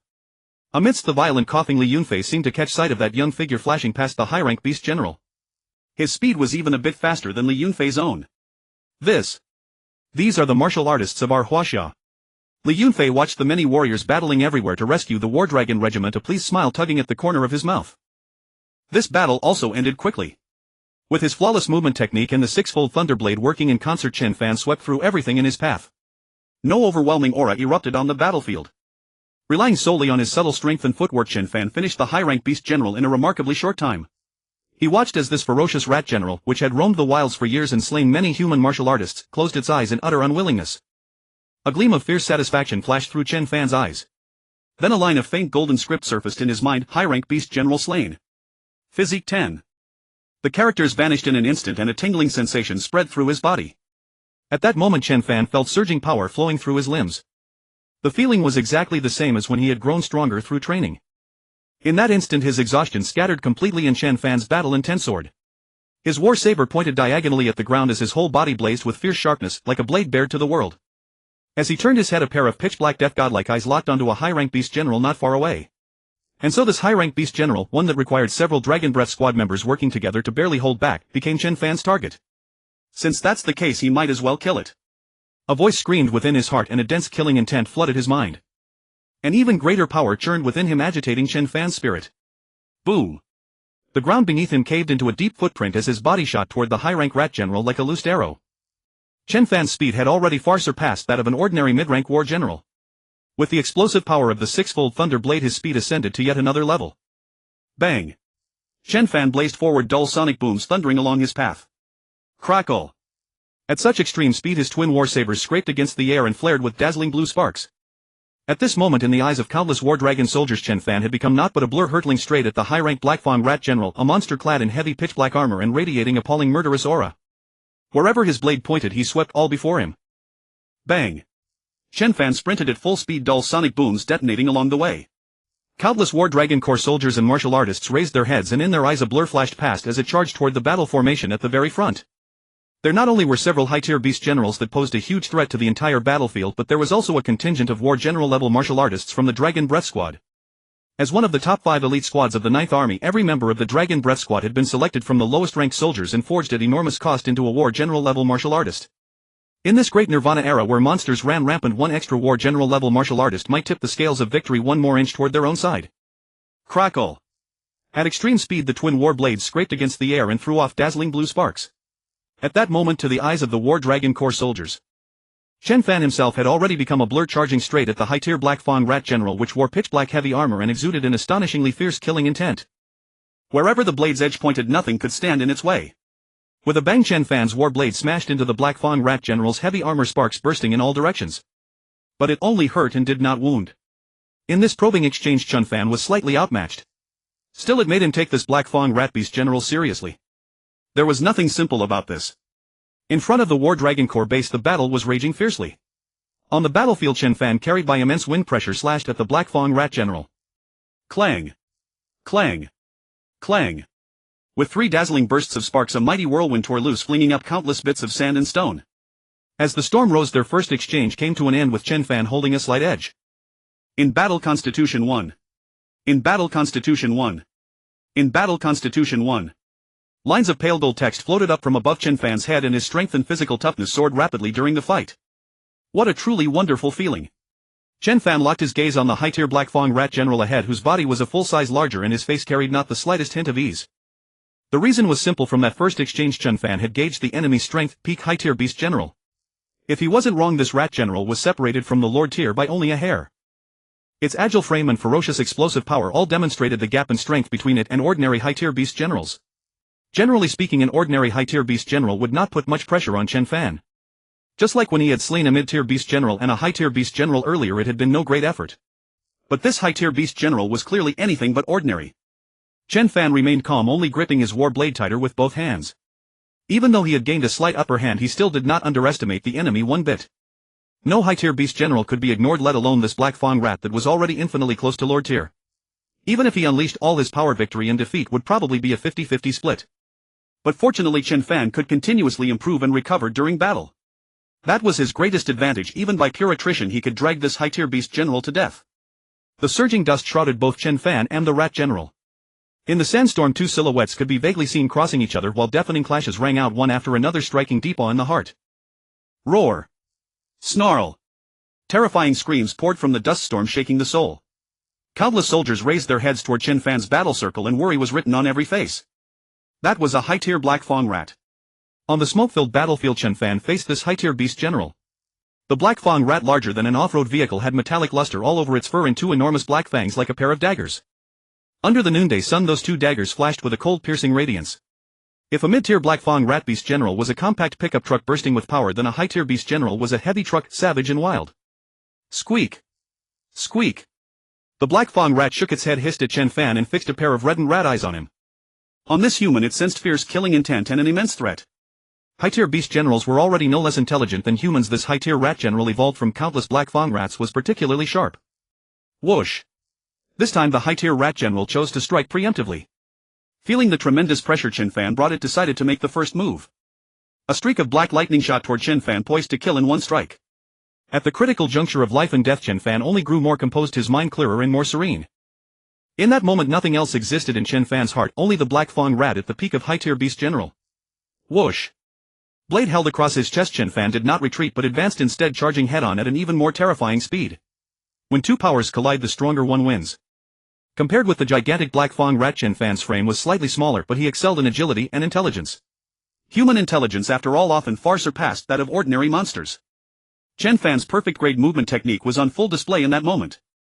Power erupted completely.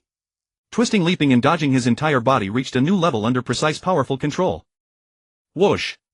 The warblade slammed down and the edge collided with the Black Fang rat general's sharp fangs. A gigantic force instantly transmitted through the blade into Chen Fan's hands. In battle, Constitution 10. Sensing the pale gold words in his mind, Chen Fan smirked. The more I fight, the stronger I become, just what I want. The next instant, with a flickering leap, Chen Fan turned his body into a bolt of lightning and slashed at the enormous rat general. Squeak! The high-tier rat general snarled. Sensing the thick killing intent on Chen Fan, it did not foolishly take the fierce attack head-on and try to dodge in place. My blade is not something a beast like you can easily avoid.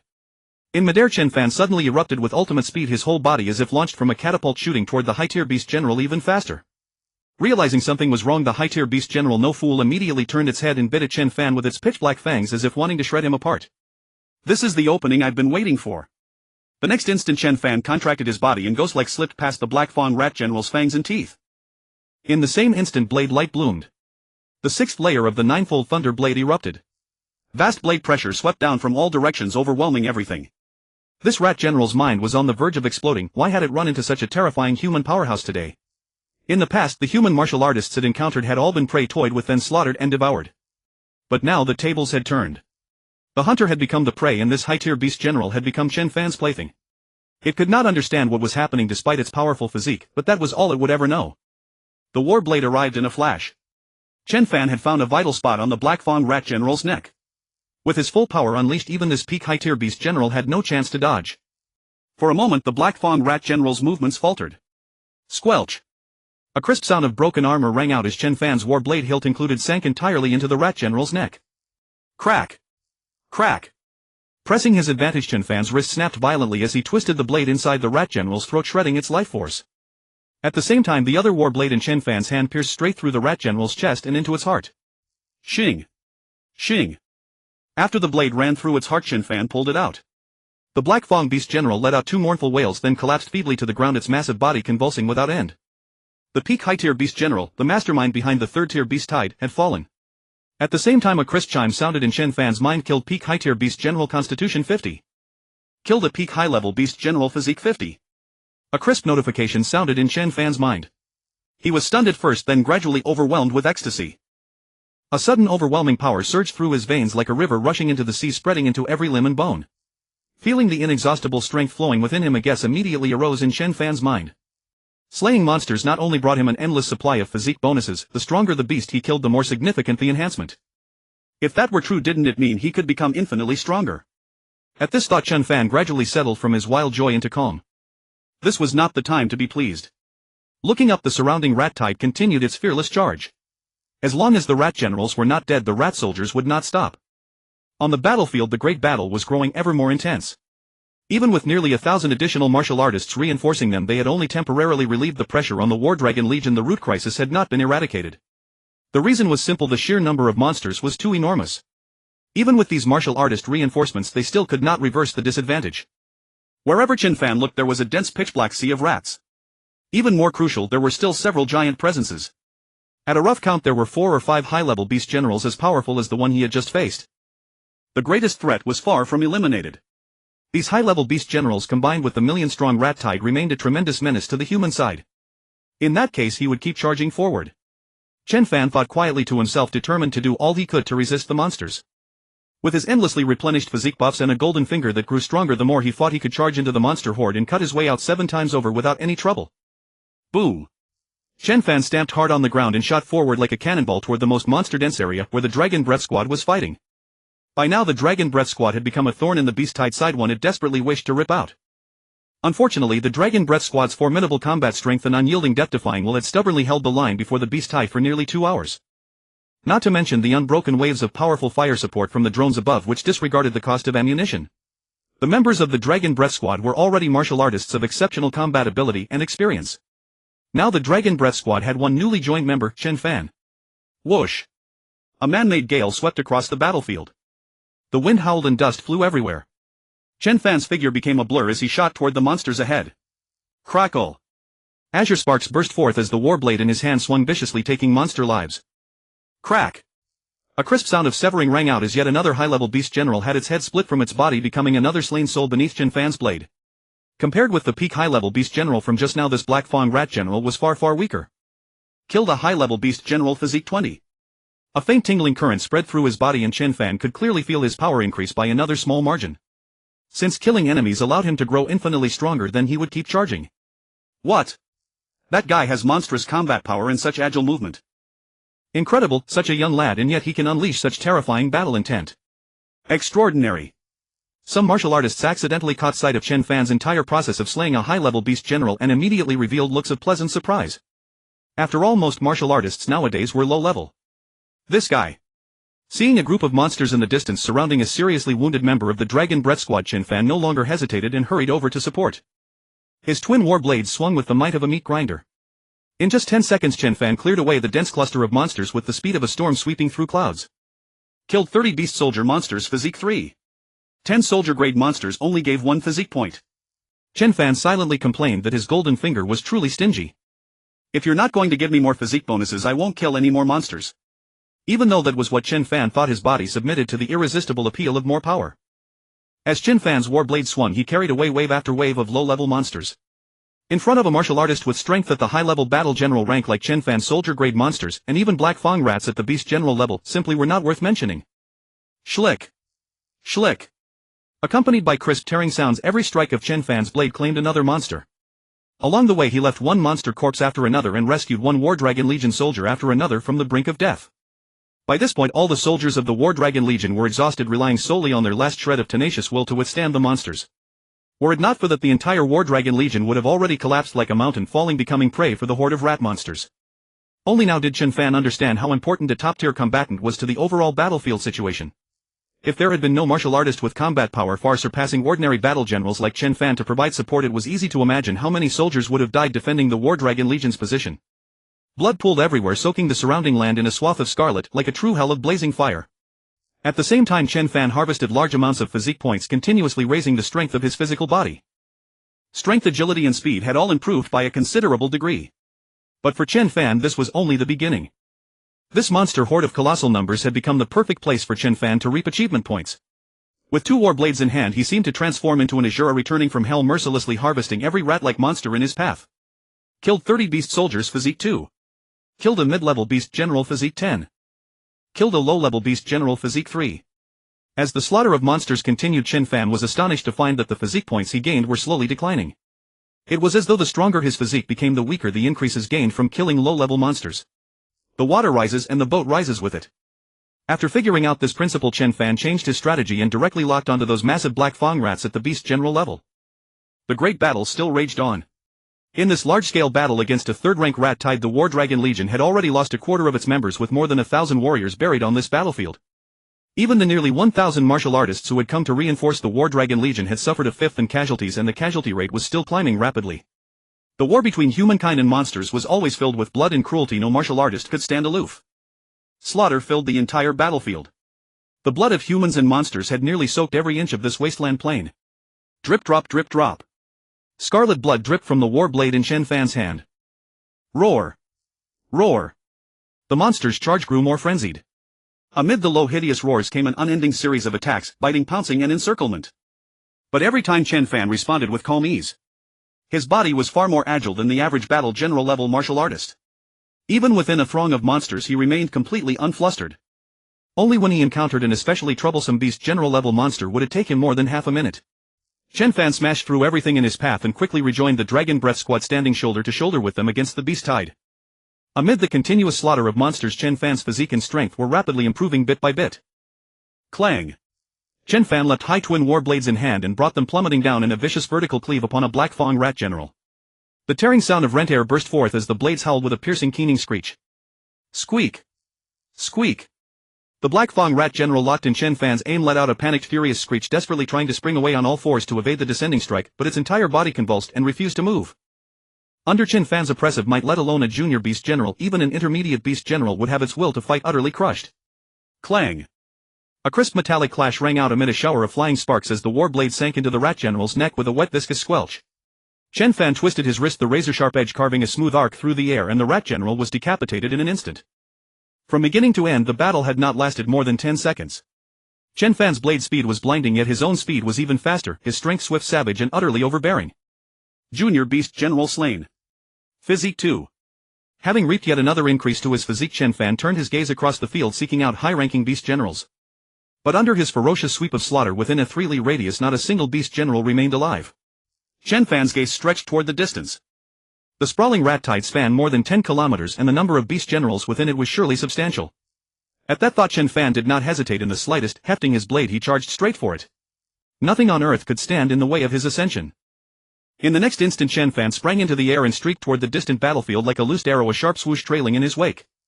Empowered by his golden finger, Chen Fan grew ever more dauntless in battle, his stamina continuously replenishing itself amid the carnage. And so a virtuous cycle was forged.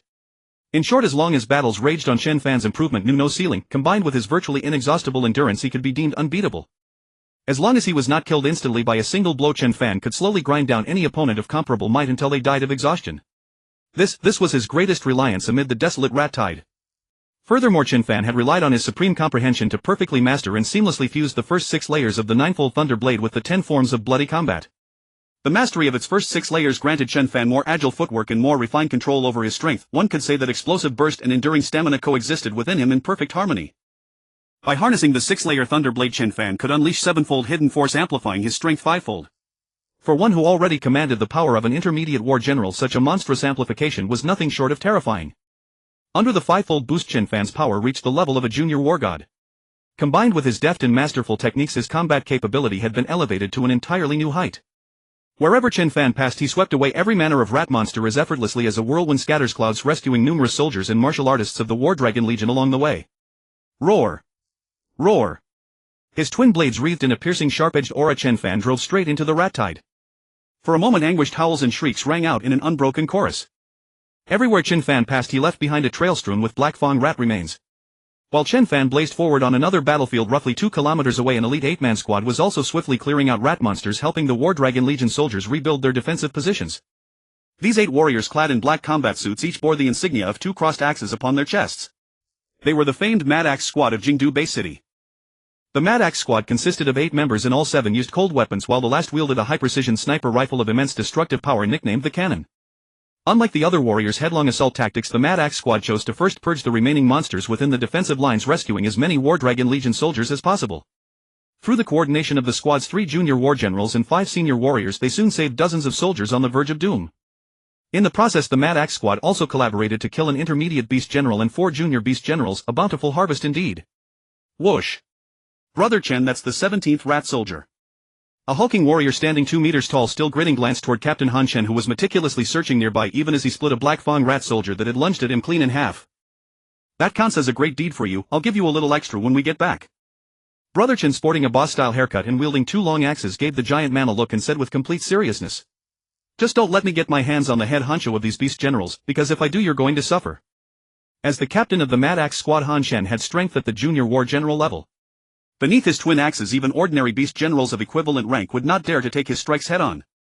Now Han Chen was only a hair's breadth away from the intermediate war general level. Oh, give me a break.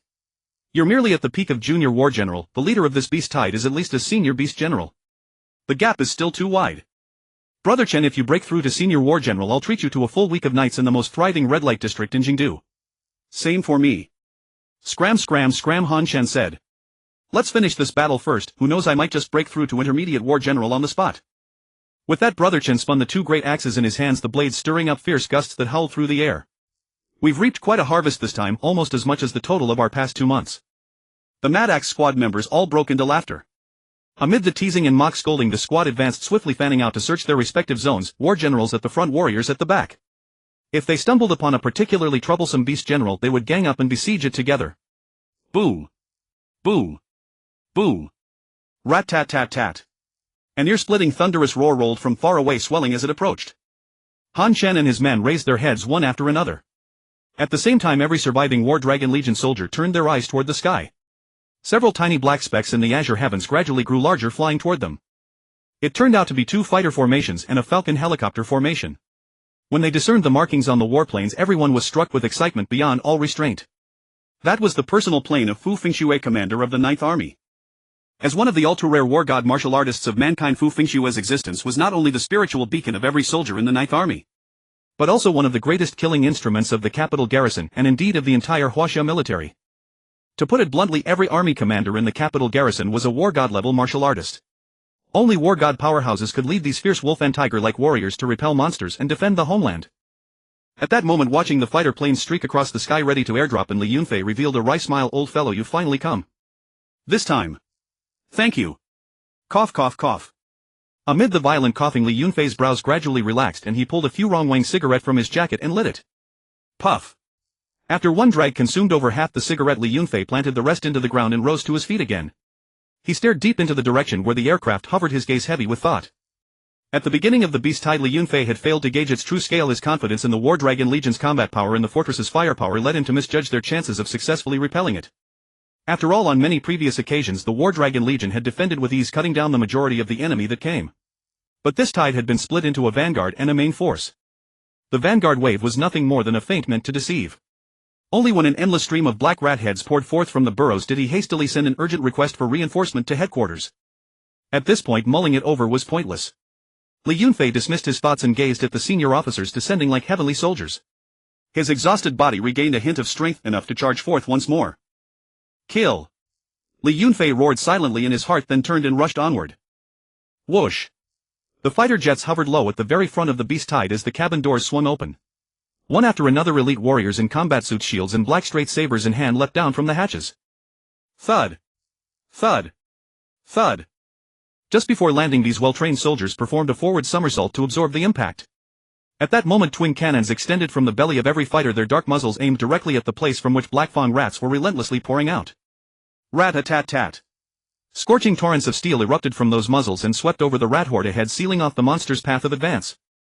Since no human martial artists were stationed there, every autocannon roared at full blast. Flames reaching well over 1,000 degrees and bullets at terrifying speed engulfed the rat monsters. Under the Vulcan cannon's blistering rate of 6,000 rounds per minute, the earth itself was cruelly plowed into deep furrow after deep furrow. On average, every 3 or 4 bullets killed one black fawn rat. Meanwhile, the autocannons aboard the Falcon helicopters were also pouring ammunition without stint into the beast horde, reaping swaths of rat monsters' lives. Under the blazing high-temperature flames, many black fawn rats were torn into fragments by high-powered bullets, but even more were burned alive into charred cinders. In the sky, more than 20 fighter aircraft and helicopters raked the beast tide with saturation fire. In an instant, the black fawn rats suffered grievous losses, and their originally orderly offensive seemed to snap at the final thread. At the same time, under the leadership of Fu Fengxue, a mid-level war god, the morale of the human side soared and everyone charged forward, howling as they fought. This was the kind of battlefield enhancement a war god martial artist could provide. The newly arrived senior officers quickly formed battle formations and struck at the nearest beast generals, eliminating those threats with surgical precision. Fu Fengxue, however, charged straight into the rat pack, a lone saber in hand, and pressed deep into its core. Boo! Boo! Boo! Soon, amidst a series of earth-shaking sounds, the crowd could faintly make out dazzling saber light flashing. Is this the power of a war god? Everyone understood in their hearts that only a war god martial artist could unleash such might. And his opponent was most likely a lord-level monster. A typical Tier 3 beast tide would be commanded by a lord-level monster. But the Tier 3 beast tide faced by the War Dragon Legion today was unusual. From start to finish, no lord-level black fawn rat had been seen. Otherwise this fortress could not possibly have held out for so long. From this everyone could deduce that it was a craven life-cherishing lord-level black-fang rat one that would rather expend the lives of countless low-level monsters than be the first to stick its head out. Unfortunately for it, Fu Fengxue eventually dragged it out. A war god martial artist, comparable to a human-shaped nuclear weapon, was a devastating surprise weapon on every battlefield. Wherever he appeared he delivered surprises the enemy never expected. In less than 10 minutes Fu Fengxue had settled accounts with the culprit behind this beast tide. This Blackfang Rat Lord had only just been promoted to Lord level, yet it was desperately eager to launch a great war against humanity to solidify its position. But things turned out contrary to its wishes. Not only did rat soldiers and rat generals suffer heavy losses, even its own life was thrown away in this beast tide. Squeak! Amid several deafening dreadful screams, the very source of it all was annihilated by Fu Fengxue, the war god martial artist. Every human martial artist was thrilled, and one and all charged at the monsters with fierce battle cries. Boo! Boo! Squeak! Squeak! Squeak! Squeak! Squeak! Squeak! After the Lord Blackfang Rat was slain by Fu Fengxue, the entire beast tide suddenly became restless. Chaos broke out. Moreover, with 99% of the Blackfang Rats annihilated on the battlefield, the rat tide could now be said to have no leader at all. Blackfang Rats possess a keen sense of smell for life aura. The moment they sensed their leader's life aura rapidly fading, every one of them panicked. At that moment the counterattack from human soldiers and martial artists arrived simultaneously, fierce and swift. Amid terrified shrieks the Blackfang Rats scattered and fled in all directions. The entire rat tide was retreating at a terrifying speed. Leaderless, their army crumbled like a mountain toppling. It was time to beat the drowning dog. For the soldiers of the War Dragon Legion, and equally for martial artists, such a chance was extremely rare. Whenever a beast tide retreated was the most bountiful moment for gathering battle spoils, so no one was willing to let the opportunity slip by easily. After all, having endured hours of fierce combat, the human side had suffered heavy casualties and tremendous mental strain. The best way to vent those negative emotions was to slay monsters and harvest the spoils. Only money could soothe all sorrow and dispel all negative energy. Meanwhile, in another place, Chen Fan fought with ever-increasing valor, having reached a state where all distracting thoughts were discarded and his mind and spirit moved as one. Now every strand of power in his body appeared clearly in his mind, ready for Chen Fan to mobilize at will. Whoosh! Confronting the high-rank rat general ahead, which was bracing itself and baring its fangs, Chen Fan casually delivered a slash. With Chen Fan's swing power from his flesh, blood, tendons, bones and countless cells was summoned in an instant, then violently released and poured into his war saber. Hum! Hum! The war saber quivered and sang, and the blade glow enveloping its body abruptly blazed higher. Never had Chen Fan felt wielding a war saber so exhilarating and effortless. Where the blade pointed, nothing could withstand it. 1 surge of hidden force, 2 surges, 3 surges. 7 surges of hidden force erupted within Chen Fan's body, and in an instant all 7 powers merged into the war saber. The fierce saber light surged once more. Feeling the tremendous force in his hand, Chen Fan still sensed that something was lacking. 7 surges of hidden force still seemed barely insufficient. Almost as if struck by a stroke of inspiration, Chen Fan followed the instructions in the Ninefold Thunder Saber manual and carefully reviewed the 1st through 6th layers in his mind. He pondered the techniques for unleashing hidden force over and over again. Thunder Saber, fierce as thunderclap, swift as lightning. A bolt of lightning flashed through Chen Fan's mind. His whole body trembled slightly, and in that instant enlightenment poured over him like a sudden awakening. Within his body hidden powers surged one after another, eager to break free. As though every blocked meridian in his body had been thrown open, Chen Fan grasped the technique to command these forces. So that's how it is. 8th surge of hidden force, come forth. As Chen Fan let out a low roar, an even greater power erupted from within him, rushed through his arm and stacked upon the previous 7 surges of hidden force. At the same time the war saber's might and speed skyrocketed to their utmost in a flash. The ferocious saber light pointed straight at the Blackfang Rat General. Black light flickered as the razor-sharp saber light tore through the air. Squeak! Squeak! A dreadful line of blood appeared across the high-rank rat general's head, then burst open. In a single breath this high-level beast, which had prowled the wilderness for years, was split in two by Chen Fan's blade and died on the spot. It worked! Gazing at the rat general slain beneath his 8 surges of hidden force, Chen Fan was in high spirits, then turned his gaze around. The dense black rat horde had come suddenly, and it was leaving just as quickly. Behind the fleeing rat horde followed a large contingent of martial artists and soldiers, all looking like a force ready to beat the drowning dog. Seeing this, Chen Fan's heart stirred. He joined the great army and dealt heavy blows to the routed Blackfang rat monsters. At the same time, with his deft saber skills, Chen Fan quickly harvested precious materials from one beast general after another. The remaining half of the materials he left for the others. Before long the black rat tide vanished from everyone's sight. This meant that humanity had claimed final victory in this defense against the beast tide. Humanity returned in triumph. The terrifying level 3 beast tide had come quickly, and it passed just as quickly. Though this battle had seen heavy sacrifices, the monsters slain and the materials harvested far outweighed the cost. For humanity, this battle was a complete victory. When news of successfully repelling the level 3 beast tide reached the Ninth Army's base, countless people erupted in cheers. Martial artists spread the word and it quickly traveled throughout the entire base. For a time the supply base became exceptionally lively. Almost every martial artist talked about the victory everywhere, in the trading hall, the mess hall, the dormitories. Even in places of relaxation they treated it as a hot topic and never grew bored of it. Even the capital garrison's other corps joined in the celebration. This was not only the War Dragon Regiment of the Ninth Army's victory. It was a great triumph for Jingdu Base City as well. Over the past few years there had been countless large-scale battles between humanity and monsters, their brutality known to none. Even so, humanity won few and lost many, suffering losses too dire to imagine. The accumulation of failures made some once ardent war hawks turn silent and doubtful. During that time the shadow of defeat spread wildly and loomed over most of the world. Some top leaders even considered launching the seed plan, abandoning Earth and seeking another path elsewhere. Only with the appearance of Hong and the Thunder God did a trace of hope enter this dark world. No longer did everyone face monsters with such pessimism. Thus every major victory for humanity was like a shot in the arm, bringing hope to the nations that still survived around the world. Just like the defensive counterattack at Hongming Base, the War Dragon Regiment's great victory was spreading across the world with the speed of a violent storm. Within 10 minutes of the battle's end, the capital garrison headquarters issued a commendation order granting rewards to all soldiers and martial artists who had participated in resisting the beast tide. These rewards included not only generous sums of money but also gene potions and new model battle armor. The capital garrison had always treated all soldiers and martial artists who could resist monsters with the same fairness, never showing prejudice. This was also why when the beast tide arrived, as many as 1/15 of all martial artists and soldiers had rushed to help. It was not only because the garrison offered extraordinarily high and generous rewards. More importantly, the besieged War Dragon Regiment and Dragon Breath Squad were their brothers and the vanguard defense line. As for those soldiers and martial artists who had died in the beast tide, the capital garrison headquarters also awarded generous death benefits and transferred those pensions and entitlements to their loved ones. The aftermath of fallen heroes had always been a top concern of the entire capital garrison. This ensured that soldiers could fight on the battlefield without lingering worries behind them. Only in this way would warriors be willing to lay down their lives in battle against monsters. Replenishment and reinforcement of the War Dragon Regiment base were also being carried out in rapid succession. As the Ninth Army's vanguard base, War Dragon Fortress was not merely a sentry outpost, it was the first line of defense against beast tides. Its existence directly determined whether the Ninth Army's entire northern defense line would hold. Moreover, within a radius of 400 to 500 kilometers around War Dragon Fortress there were over 100 small martial artist bases. They were similar to Base 0231, jointly garrisoned by companies and some martial artists serving as each regiment's advance troops. As soon as they detected the slightest disturbance on the wasteland, they immediately reported it to headquarters.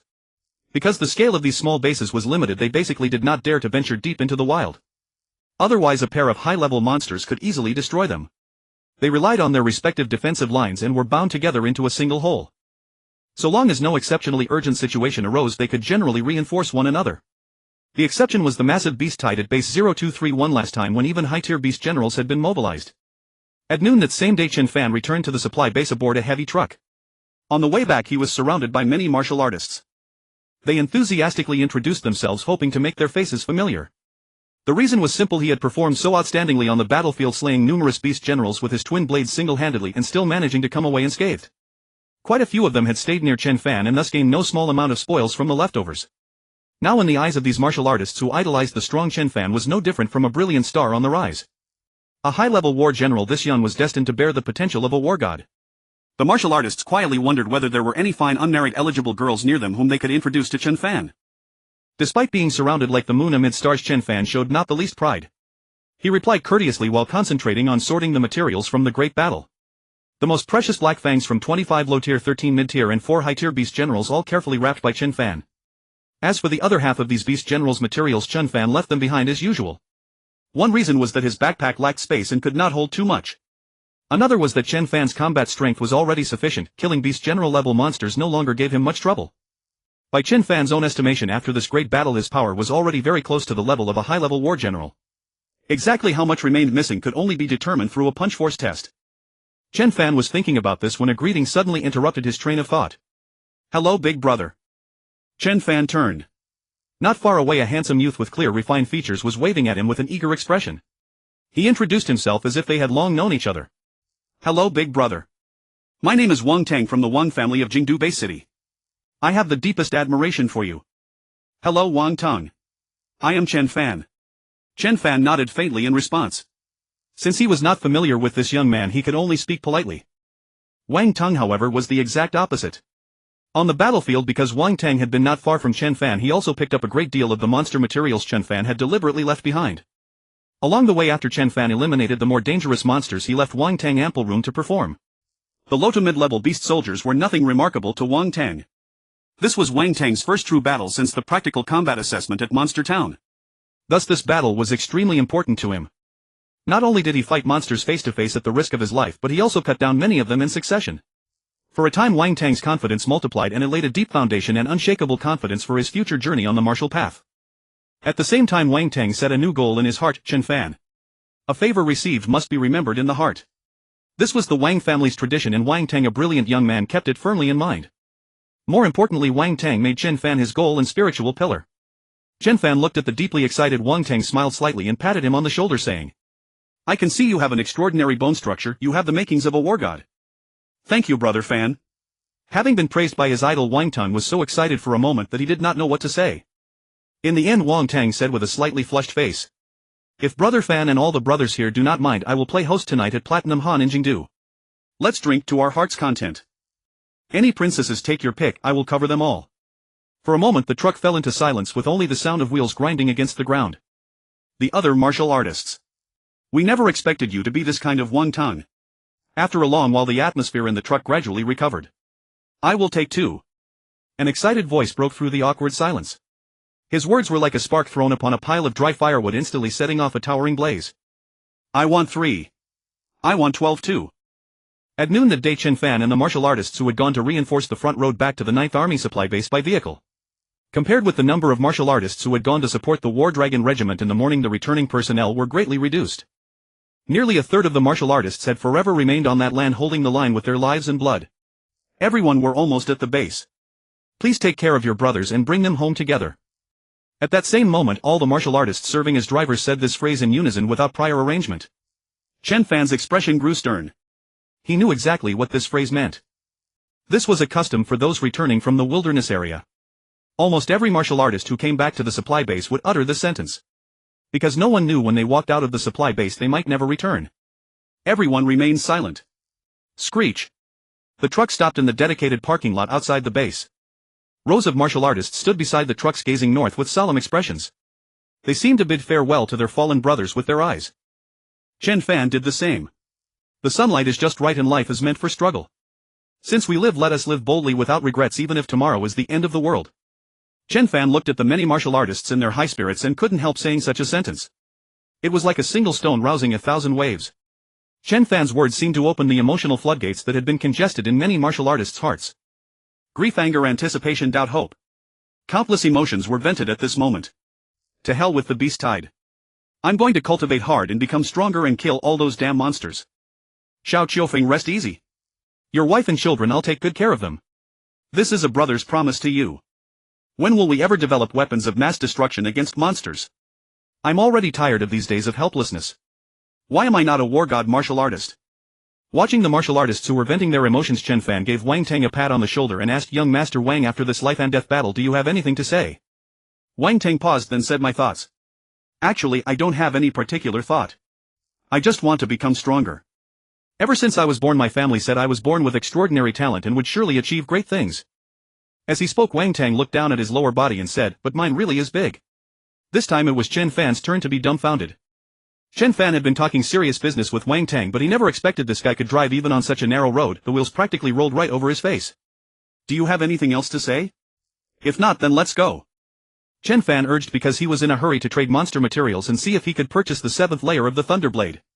After all, the 9-fold Thunderblade had only 7 folds of hidden force in its first 6 layers, yet Chen Fan had forced out 8 folds of hidden force from it. Therefore Chen Fan ardently coveted the remaining 3 layers of the 9-fold Thunderblade. The reason was simple: mastery of the 9-fold Thunderblade could greatly improve one's force output and overall strength. Only with strength could one traverse the wilderness with greater safety. And only with powerful strength could one kill more monsters, gain more improvements, and keep growing stronger.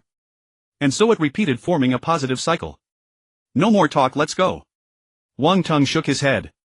He really had nothing to say. The two walked side by side into the supply base.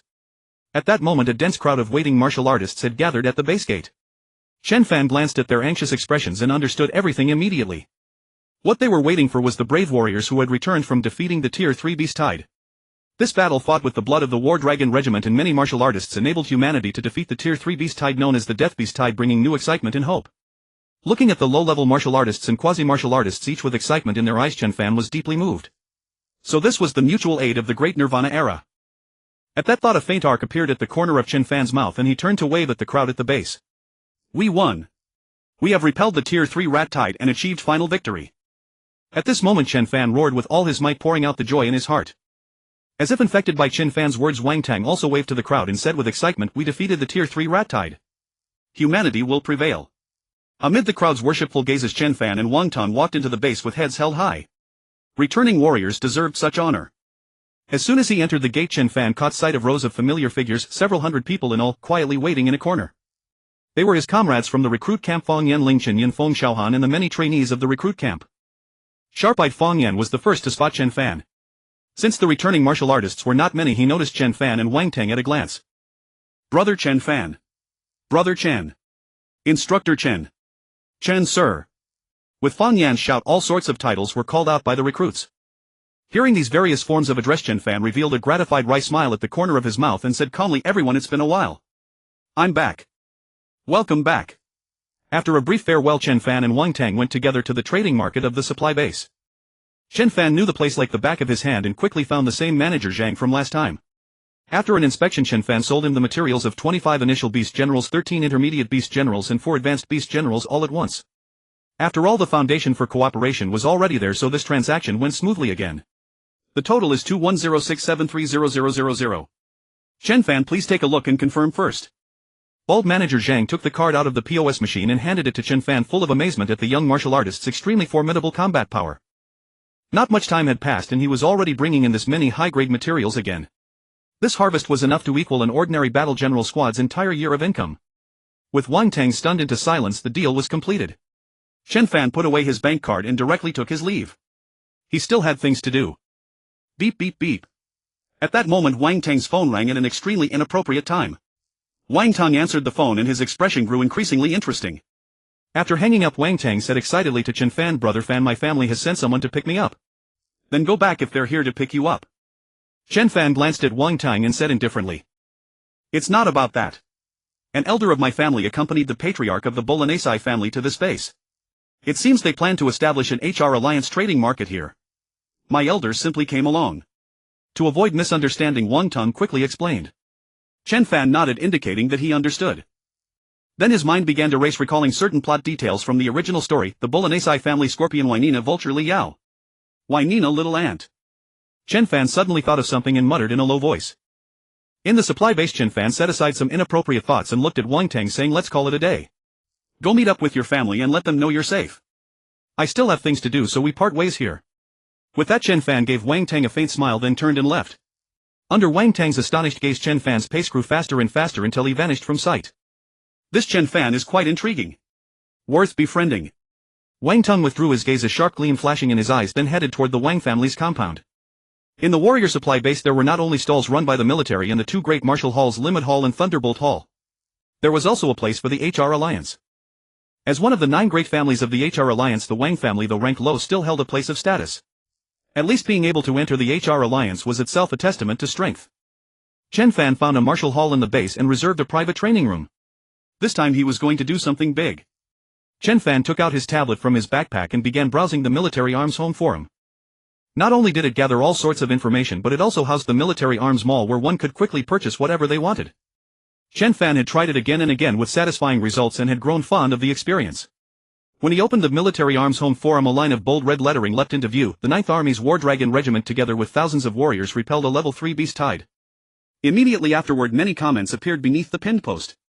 Even through the screen, Chen Fan could feel the joy and excitement between the lines of those comments. While browsing, Chen Fan noticed that there were not only messages from Huaxia. Even many warriors from abroad were leaving messages here, celebrating together. This was good news for all of humanity. Chen Fan felt elated and closed the post. Suddenly a line of bright red text flickered in the lower right corner of the forum. The Bolinas family and the surviving elites of Sakura country are going to visit the 9th Army. Oh. Sakura country, wasn't that the nation that had been destroyed? Chen Fan was puzzled. It was just an island country that had been wiped out by sea monsters due to its own arrogance. What was it doing coming to Huaxia? His keen instincts told Chen Fan that Sakura country's visit was ill-intentioned. However, he only glanced at it for a moment then looked away. Chen Fan didn't want to waste time on such a trivial matter. After all, he had something far more important to do. Opening the mall, Chen Fan navigated skillfully to the martial arts manual category and found that Ninefold Thunder Blade.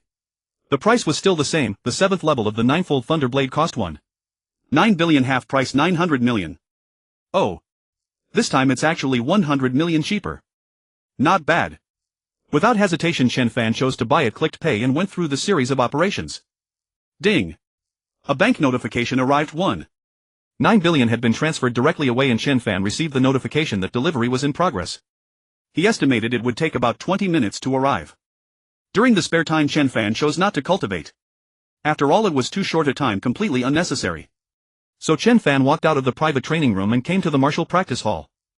This place was equipped with both a punching force tester and a speed testing track. After the great battle of the level 3 beast tide, Chen Fan felt that his strength had risen by a large margin. Although there had been no terrifying realm leaps, he felt it was almost the same. His current power was probably already very close to that of a senior war general. Filled with intense anticipation, Chen Fan walked to the punching force tester in the corner. Unlike the punching force testers used in the initial quasi-warrior assessment, the tester at the supply base was clearly a size larger. Clearly it was prepared for stronger warriors. I wonder how much more my strength can increase this time. Whoosh whoosh. Chen Fan steadied himself in a horse stance, took a deep breath, and with his right hand clenched into a fist he blasted out fiercely. Swoosh. The fist whistled through the air and slammed heavily into the punching target. Thud. A dull sound burst from the punching target and echoed through the hall. Some warriors training there were drawn over. After the target shook violently, a number appeared on the screen: 26,833 kilograms. This. For a moment when the number appeared, Chen Fan was also stunned. It had only been 4 or 5 days since his last test, yet his strength had surged by a full 1,000 kilograms. He was now less than 6,000 kilograms away from the threshold of a senior war general. Soon he would step into the realm of senior war general. Chen Fan felt elated. Even though his current explosive power had already surpassed that of a junior war god, who wouldn't enjoy becoming even stronger? At that moment the surrounding warriors also saw the number on the big screen and a chorus of sharp intakes of breath sounded. Hiss. Hiss. At this time everyone looked at Chen Fan as if he were a monster. Such a young human-shaped Tyrannosaurus was truly terrifying. Chen Fan then walked toward the speed testing track nearby. The warriors along the way hurriedly avoided him as if evading a ferocious high-level monster. Chen Fan didn't care. He proceeded with the running test. In front of the 60-meter track he calmly looked ahead, then shot off with a whoosh without any build-up. In the blink of an eye, Chen Fan had accelerated to his limit and his entire body shot forward like an arrow, tearing through the speed testing zone. At that moment the speed test result appeared: 240 milliseconds. Not bad. Looking at the reading on the speed tester, Chen Fan nodded with satisfaction. In this great battle against the beast tide he had indeed gained a great deal. Keep it up. Chen Fan encouraged himself, then quickly left the martial practice hall, leaving behind a group of dumbfounded warriors. This kid is a total freak. Having gotten the 2 expected test results, Chen Fan was in high spirits. He walked to the martial hall's entrance, stretched his entire body and let out a big lazy stretch.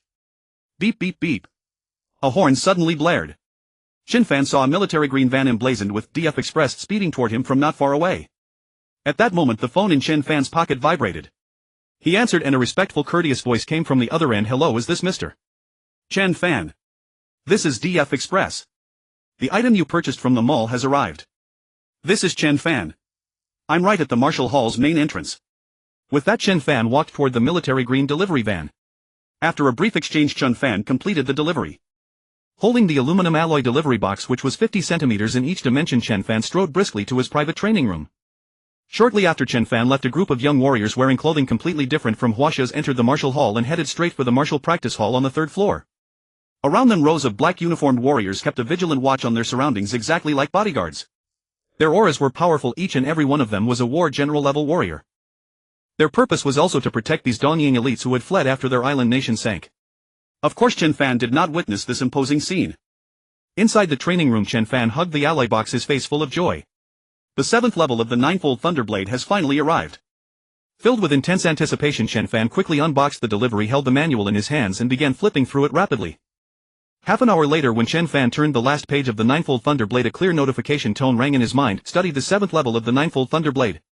Comprehension 100. Learning the 7th layer of the Ninefold Thunderblade. Comprehension 100.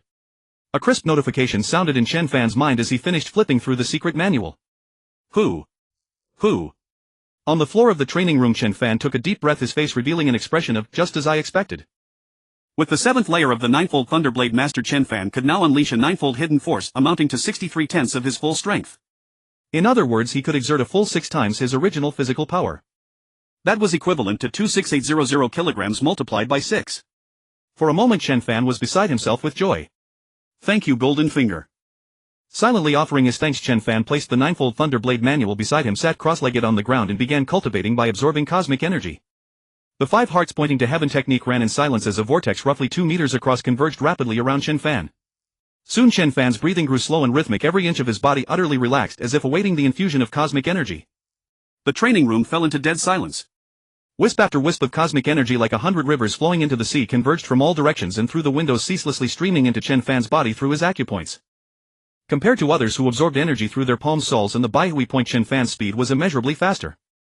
At this moment all 365 acupoints across Chen Fan's body were furiously absorbing cosmic energy, replenishing the cells that had grown ravenous during the great battle. Absorption, transformation, rebirth. Every second wondrous changes were taking place within Chen Fan, and even his genes were evolving to a higher level under the nourishment of cosmic energy. Absorbing cosmic energy, physique 2. Absorbing cosmic energy, physique 3. Absorbing cosmic energy, physique 3. Lines of pale golden text kept appearing above Chen Fan's head. Who? Chen Fan's breathing became even more gentle and steady, and he could clearly sense his absorption of cosmic energy accelerating. At the same time he felt his entire body, from the inside out, rapidly improving. Perhaps this was another change brought about by mastering the 7th layer of the ninefold Thunderblade. And so Chen Fan gradually grew more at ease, allowing the surging cosmic energy around him to pour into his body, optimizing his genes and muscles. Chen Fan meanwhile closed his eyes comfortably and slipped into a half-meditative doze. While Chen Fan cultivated, a storm was brewing in the martial arts hall's training arena. The cause of this disturbance was 4 genius martial artists from the island country of Japan, escorted by a dozen or so war general martial artists. Thud. Thud. Thud. As one of the silver-haired youths continuously threw punches, striking left and right. Dull collisions burst from the punching target as astonishing punching force numbers flickered across the punching force tester's screen: 13941 kg, 14750 kg, 15685 kg, 16050 kg. As the Japanese youth continued to punch with composure, the force numbers kept climbing, unhurried and steady. Ha! After more than 20 punches, the youth, who appeared no older than 17 or 18, suddenly let out a fierce roar. His entire body snapped taut in an instant, gathering all his strength into his right hand before blasting it out. Bang! The violently trembling target testified to the extraordinary nature of that punch. At that moment the tester's screen displayed a shocking number: 49530 kg. Seeing a figure 3 times higher than before, the surrounding martial artists involuntarily gasped. That Japanese kid is formidable. And he's tripling his force. As martial artists they all possessed force amplification techniques, which was why they were so familiar with the young Japanese man's movements. But for an ordinary martial artist, being able to unleash 120 to 150 of one's own power was already enough to be considered elite. As for those monsters capable of exploding with 3 times their natural strength, they were extremely rare. The ability to triple one's force was something only a martial artist who had cultivated the 4th layer of the ninefold Thunderblade could achieve. Yet among the nearly 100 martial artists here, even the 2nd layer was mastered by no more than 10. Let alone the even more difficult 3rd and 4th layers. The reason was simple: comprehending the ninefold Thunderblade required extremely high insight and mental state, and even breaking through the 1st layer was no easy feat. Even the Thunder God, creator of the ninefold Thunderblade, had personally said that mastering it depended on talent and serendipity.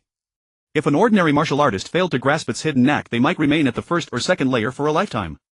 At the thought, most martial artists felt a heavy pressure, and their eyes toward the Japanese prodigy were filled with wariness and dread.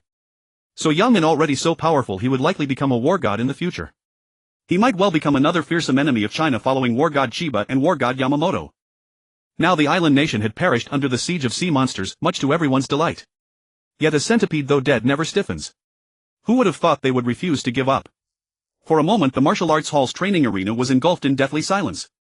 Watching the shock on the surrounding Chinese martial artists' faces, the young man Chiba Mutant was thoroughly pleased. For that final punch he had used a Japanese ninjutsu similar to the hidden force of the ninefold Thunderblade, forcibly concentrating his power into a single point before exploding it outward. Yoshi! A force of 49530 kilograms already surpasses the high-level war generals. I believe that within 3 months my explosive power will reach the level of a low-level war god. Chiba Mutant glanced at the surrounding Chinese martial artists, speaking in stiff Chinese, his face brimming with arrogance and complacency. He then turned to the other youth beside him and said, "Yamamoto-kun, go test your punching power. Even though this is a strategic relocation to this land, it's time to show these people how formidable we are." They had none of the self-awareness of beaten stray dogs. Chiba mutant priding himself on the arrogance of a Japanese imperial collateral bloodline surveyed the surrounding Chinese martial artists with contempt. Which Chinese martial artist dares to step up and test strength with Yamamoto-kun? The winner gets a direct reward of 10 million yuan and even the loser receives 100,000 yuan. Having said that, Chiba mutant clapped his hands. Bring up the wagers, he ordered without looking back. Hi. Soon several war general bodyguards behind Chiba mutant carried out black leather cases. The cases were opened with a rustle revealing stacks upon stacks of red banknotes neatly arranged in countable 15 cases. A full 150 million Chinese yuan. I'll give you half an hour to consider. Step up for a match and you'll get money. Of course, if you don't dare, then forget it. I'll just consider this trip unlucky, unable to witness the strength of Chinese martial artists. Do not make me look down on Chinese martial artists. After all, deep down I still think they are quite formidable. Yamamoto Kazuki said proudly with an air of superiority. Go ahead, Yamamoto-kun. Hi. Then the young Japanese genius Yamamoto Kazuki strode quickly to the punching force tester. Without any wind-up, he threw a punch directly. One punch, then another. Two heavy blows slammed into the tester's target in succession, producing dull, heavy sounds. Boom. Boom. The target shook violently twice and two eye-catching numbers appeared successively on the screen, 2A404 kg. 30198 kg. The crowd was horrified. A casual punch was close to the strength of an intermediate war general. If this Japanese youth named Yamamoto Kazuki fully unleashed his power, how terrifying would that be? In an instant, silence spread rapidly. The Chinese martial artists exchanged helpless glances and shook their heads. Seeing the dejected martial artists, Chiba mutant was in a great mood and decided to press his advantage, dealing another heavy blow to their morale. After all, his father Chiba Hyobu had already gone to challenge one of the war god commanders of the capital garrison. As his son, he naturally had to make a louder splash than his old man. The recklessness and ignorance of youth were fully exposed at this moment. Moreover, as a scion of a military family, Chiba mutant had been used to acting lawlessly since childhood. Even on his first visit to China, he remained exactly the same, without the slightest restraint, just like his father, the repeatedly defeated yet relentless war god Chiba. With his hands clasped behind his back, Chiba mutant looked down at the surrounding martial artists with utter disdain. This posture directly infuriated the Chinese martial artists present. Arrogant. Utterly, unbearably arrogant. High-handed beyond measure, simply intolerable. Inside the martial arts arena, the atmosphere instantly became thick with the pungent smell of gunpowder. Xianya Wutian stood with his hands behind his back, an air of overweening superiority on his face which directly ignited the fury of every Huaxia martial artist present. Offensive. Utterly offensive. This insolent little Jap was publicly slapping the faces of all Huaxia martial artists. As warriors by trade, their tempers were frank and explosive. How could they tolerate such a brazen affront? All around, martial artists had veins bulging on their foreheads and teeth gnashing in hatred. They could barely restrain their fiery tempers. They wanted nothing more than to charge up and throw themselves into a fight. These martial artists from Dongying were far too arrogant. Having already degenerated into homeless curs, they still dared to swagger and act high and mighty on Huaxia soil, utterly ignorant of the heights of heaven and the depths of earth. Several warrior martial artists wore faces as frosty as ice, rolling up their sleeves and lunging forward to teach the fellow a vicious lesson, only to be firmly held back at the last moment by those beside them. Before them, the red pig-faced swollen Xianya Wutian was ringed by a row of fully armed war general grade bodyguards standing in a neat line, waiting in readiness for these impulsive Huaxia warriors. At that moment, an invisible pressure radiated from these war general bodyguards, their combined presence utterly imposing. Make way, make way. Suddenly, a young man in a white coarsecloth martial robe shoved his way out of the crowd. The young man wore a pale gold mask on his face and carried a 3-foot azure sword on his back. His bearing was ethereal and elusive. This is... Some martial artists turned to look with puzzlement. No idea. Let's just watch. Voices sounded from all around. And just who do you think you are throwing your weight around on Huaxia soil? Have you grown weary of life? Smack. Smack. Smack. Smack. All of a sudden, as a cascade of crisp resounding slaps rang out, the crowd caught only a fleeting glimpse of a white shadow streaking by. The next moment, 4 unmistakable palm prints had blossomed on Xianya Wutian's face, which had swollen into a pig's head. Humph. A cold snort rang through the air, and the white-robed man swept his gaze down upon the throne like some god descended from on high. Your father Xianya Bingbu was no more than a loser groveling beneath my hand. Wretched stray dogs like you, how laughable, how utterly laughable. As the tall gold-masked man let his gaze sweep across the hall, every one of those Japanese martial artists felt as though a thunderbolt had pierced their hearts, each stumbling backward in spite of themselves. Terrifying. This Huaxia martial artist was simply too terrifying. Is that all? You're far too weak. With a derisive snicker, the young martial artist turned and sauntered away. The one who defeated Xianya Bingbu. Could he possibly be the invincible war god Yi? Cho. Some Huaxia martial artist finally made the connection belatedly. But by now the man's figure had already vanished without a trace. Just when the crowd was about to swarm forward and beat the drowning dogs, their companions yanked them back. Even if their battle spirit has been crippled, most of the dozen or so bodyguards around those Japs are mid to high-level war generals. Don't act on impulse, they're deliberately provoking you. In the meantime, some of the Huaxia martial artists had already started rallying friends and calling on the formidable warriors they knew, bracing for a big showdown. If this could be borne, then nothing couldn't be. Since they were no match themselves, they would summon stronger warriors to teach these Japs a lesson. When quality falls short, numbers must make up the deficit. The more sharp-witted ones had already logged into the Junwo Jijia forum and various internet communities. Coordinates 9th Army Supply Base Marshal Hall. A bunch of Japs have come to kick our arena. Brothers, come help, I can't hold on. The moment this post was published, it was as if a deep water bomb had been dropped into the heart of the forum. Countless silent lurkers were blasted to the surface, their blood racing. The whole forum erupted into flames. What? Japs are kicking at the 9th Army's door. Brother, drop your coordinates. Aicho Wudi will come to slay these vermin for the people. My squad is en route to City 002. We are turning back this instant. Brother, you must hold strong. Chu Huan, mid-level war general. I Lu Gang, mid-level war general, am on my way to the 9th Army Supply Base. Hold on at all costs. The Huaxia martial artists forum was immediately at a boil. The wrath of these warriors, set ablaze by the arrogance of the red pig-faced Qianye Wutian, shot skyward. The moment the post was out, it drew a throng of respondents. Even high-level martial artists from other base cities were already scouring train schedules and throwing clothes into luggage, eager to come and test these fierce Japanese warriors for themselves. They too would be true heroes who stood up to the Japs. Fine, if you're that good, let me have a go. A burly middle-aged warrior 2 meters tall with a tiger's back and a bear's waist shouldered his way out of the crowd to challenge. Scarface Lin Lan is here to take you on Shanben the Immortal. As a war general active in the supply base, Lin Lan had always been a man of fearsome brutality. Yet at this moment the terrifying gruesome scar on his face appeared nothing short of dear and adorable to the watching Huaxia martial artists. Brother Lin, bring it on, smash these Japs. Yeah. Qianye Wutian, his face swollen into a pig's head, stole a glance at Shan Benimu, then another at Lin Lan, the first challenger. A strange flicker passed through his eyes. Then let it begin. Lin Lan looked at Shan Benimu, walked straight up to another fist strength tester and stopped before it, planting his feet. He raised his right arm, bronze-hued skin webbed with thick bulging veins. Japanese warrior, are you ready? Shan Benimu said not a word. His eyes slid lazily across Lin Lan as if the man were beneath his notice. The red pig-swollen Qianye Wutian nodded. Begin. Japs, keep your eyes open. As a standout among junior war generals, Lin Lan had his own pride in mettle. Ordinarily, roughing up the martial artist brothers at the supply base was all in good jest. But now that the Japs had come to throw their weight at their own doorstep, every gun barrel ought to be aimed at the common foe. Though Lin Lan was reckless and brutal, he knew full well which matters were of true importance. Hurrah! With a thunderous shout, Lin Lan swung his right arm, a limb already brawny swollen to a whole new girth in the blink of an eye, blue veins rising one after another like they might burst at any moment. Then that fist, condensing the might and the dignity of his entire being, slammed into the tester's striking plate. In that instant the warriors near Lin Lan could distinctly feel a fierce gust tearing at the muscles of their faces. The crushing pressure brought every breath in the entire arena to a standstill. Boom! A sharp sound like an explosion pierced every eardrum. The target board quivered violently. And on the screen of the fist strength tester the result of the strike surfaced: 35,341 kilograms. Hiss! The punch Lin Lan hurled in a blaze of fury had already cleared the bar of a high-level war general. Stunned, the crowd burst into excitement. Brother Lin, well done. Bravo, Boss Lin. Bathed in the praise, Lin Lan's flushed face deepened by a few more shades. He looked at Shan Benimu, then at the machine before him, his sword-thick brows lifting ever so slightly. Your turn. Shan Benimu stood expressionless before the fist strength tester. The right arm that hung slack at his side suddenly shot forward, quicker than a flash of lightning that appears and vanishes in an instant. No one saw the trajectory. Thwack!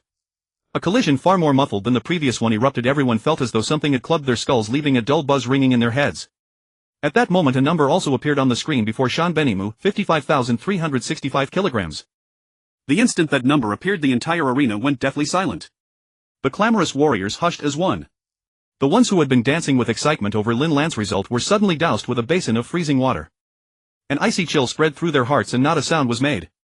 I'm afraid you've lost. The red pig-faced Qianye Wutian wore a faint smile on his lips. But losers are entitled to a prize as well. As he said this, Qianye Wutian, his face swollen like a pig's head, deliberately weighted the word loser. Hoof. Confronted with that stack of red notes, Lin Lan did not even glance at it. He turned on his heel and strode away. Inside the martial arts hall the atmosphere was tense. As the standoff dragged on, Lin Lan was escorted away by several high-rank war general bodyguards. Then I'll take on these Japs. Soon another mid-rank war general among the martial artists stepped forward to challenge Yamamoto Kazuki. Unsurprisingly, he was defeated. He was escorted out in the same humiliating manner. Then the third, fourth and on up to the seventh war general martial artist stepped up and all of them were utterly defeated. Among these martial artists even the high-rank war generals were not in good condition since they had just returned from supporting the front lines without proper rest. Against Yamamoto Kazuki, who was at full strength and also possessed a special explosive ninjutsu, they were naturally no match. Not until the 9th war general threw a desperate punch did he narrow the gap with Yamamoto Kazuki by 9,000 kilograms. Only then did some martial artists realize that these Japs had come prepared. Even if a high-rank war general stepped in, he probably wouldn't have much of an advantage. For a moment the atmosphere in the martial arts hall grew even more oppressive. All the martial artists remained sullen and silent. Is there anyone else here who can fight? Are you martial artists really this weak? Don't make me look down on you. One victory after another made Chiba Mutant haughty and arrogant, with the air of a victor taking his triumph for granted, which infuriated the martial artists. Their faces turned livid, yet they had no strength to refute him. There was nothing they could do. These Japs had chosen their moment too well. Most of the powerful war generals had just returned from reinforcing the War Dragon Corps and were not at full strength. Now Chiba Mutant was exploiting their weakness directly. It was a total violation of martial ethics, but that was so like those Japs. You damn Japs. Having just arrived at the martial arts gym and witnessed this scene, Wang Tang cursed furiously in his heart. Then he glanced at the mid-rank warrior badge on his left arm and decisively dialed Chen Fan's number. Brother Fan, emergency. There are J-Jap fighters provoking us in the gym hall. Come support us fast, we're about to collapse. The next moment the call was abruptly hung up. To make it sound convincing, Wang Tang had chosen to tell Chen Fan a white lie. In the private cultivation room, Chen Fan was woken up by Wang Tang's call, ending his absorption of cosmic energy. Jap martial artists are here provoking us. At the mention of Japs a cold glint flickered in Chen Fan's eyes and his whole body emitted a sharp aura like a blade. Japs, just wait for me. Chen Fan quickly donned his battle armor, strapped twin blades to his back and strode toward the martial arts hall. Then at the 9th Army office, the sound of pacing footsteps echoed. A young man in blood-red battle armor carrying a pitch-black long blade on his back paced back and forth in front of the desk. On the wall to his right, everything happening in the martial arts hall was playing. From Chiba Mutant's initial punch strength test and provocation to Lin Lan and a succession of martial artists falling in defeat, almost every scene was vividly projected on the wall. This young martial artist, who was 9/10 the image of Fu Fengxue, looked at the war god seemingly burning with anger. Fu, why not let me go and teach these arrogant Japs a lesson? No hurry, no hurry. Now is not the time. Fu Fengxue leaned back in his chair, took a sip of steaming hot tea and said unhurriedly. Jingxi, wait and see for now. The young man before him was famous throughout the 9th Army and even the capital garrison forces. He was hailed as the man most likely to surpass a war god, Fu Qingxi, captain of the Dragon Breath Squad. He was also Fu Fengxue's only son. The Dragon Breath Squad has suffered heavy losses this time. Half of its war generals have fallen in battle. It's about time we absorbed fresh blood. Fu Fengxue looked at his son Fu Qingxi and said with deep affection, in this battle of the War Dragon Corps both vice captains were killed. You have lost your right-hand man. Do you have any new plans? Hearing this, Fu Qingxi lowered his head and remained silent. The fact that the Dragon Breath Squad had lost 5 or 6 out of 10 members in the Beast Tide and had been badly weakened was known to everyone in the 9th Army, but no one was willing to bring it up. Because this was not only a loss for the Dragon Breath Squad and the 9th Army but also a wound for the entire capital base city. As one of the top 10 squads in the capital garrison forces, the Dragon Breath Squad had always been active on the front lines, undertaking the most dangerous missions. To the human martial artists stationed at the various bases, the Dragon Breath Squad was no less than a solid bulwark. And now that Great Wall had developed cracks, how could anyone not feel the pain? The corners of Fu Qingxi's eyes reddened slightly. He raised his head and looked at the gray-white ceiling, momentarily at a loss for words. He understood the meaning behind Fu Fengxue's words. Only his old father would speak so bluntly and strike so hard at his own son. Even though the battle was over and the Beast Tide had been driven back, Fu Qingxi still had not recovered. At some point Fu Fengxue had come to the side of Fu Qingxi, captain of the Dragon Breath Squad, and gently patted his son with a pair of heavy hands. Qingxi, don't grieve just yet. Look here. As he spoke, Fu Fengxue slowly turned his head and said in a gentle voice, perhaps with proper training this kid could become your right-hand man. If you die in battle, he might be the one to take your place.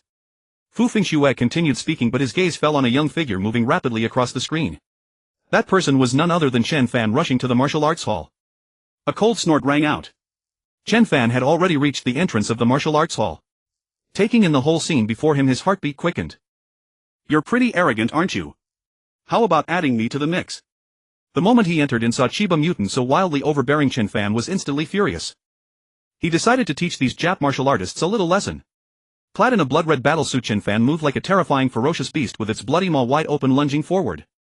While the martial artists were still bewildered, a blood-red blur flashed before their eyes. Bang bang bang. Bang bang bang. As a series of teeth-aching impacts rang out, everyone saw the most arrogant Chiba mutant and Yamamoto Kazuki along with their black-clad bodyguards all knocked to the ground. At that moment Chen Fan combined the power of the ninefold Thunder Blade with a perfect level movement technique, unleashing both to the extreme. Facing Chen Fan's overwhelming strength, these mid and high-rank war general bodyguards had no ability to fight back at all. They could only fall one after another under Chen Fan's fists, wailing in agony.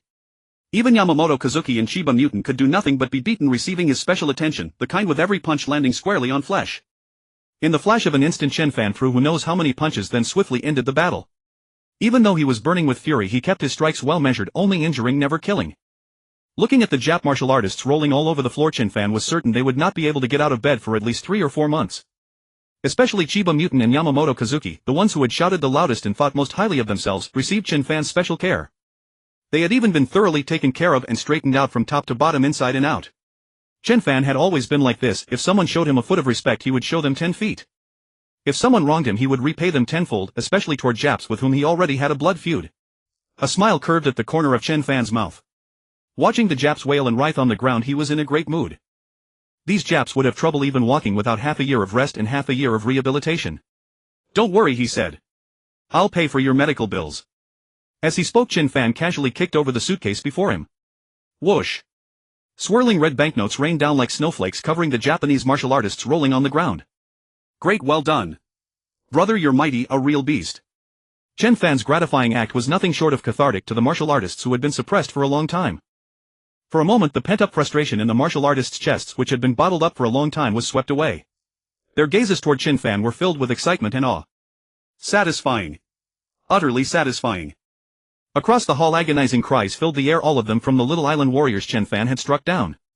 In particular Chiba Mutant and Yamamoto Kazuki, the 2 elite warriors, had their faces beaten so badly that even their mothers wouldn't have recognized them.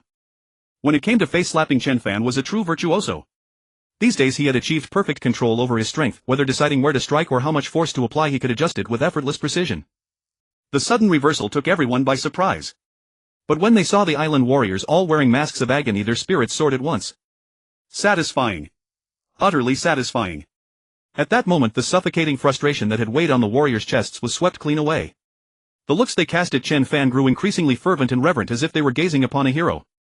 To have such a son is truly a blessing for China. "Don't worry," Chen Fan said. "I'll pay for their medical bills." With that he kicked over the suitcase before him. Whoosh! The suitcase burst open and red banknotes scattered through the air, falling like snowflakes over the island warriors. "Good, well done. Brother, you are mighty. What a true powerhouse." To the warriors who had been oppressed for so long, Chen Fan's exhilarating act was nothing short of cathartic. Satisfying. Utterly satisfying. In an instant the lingering frustration in the warriors' chests was completely dispelled. Their gazes toward Chen Fan burned with even greater excitement and awe. To have such a son is indeed a blessing for China.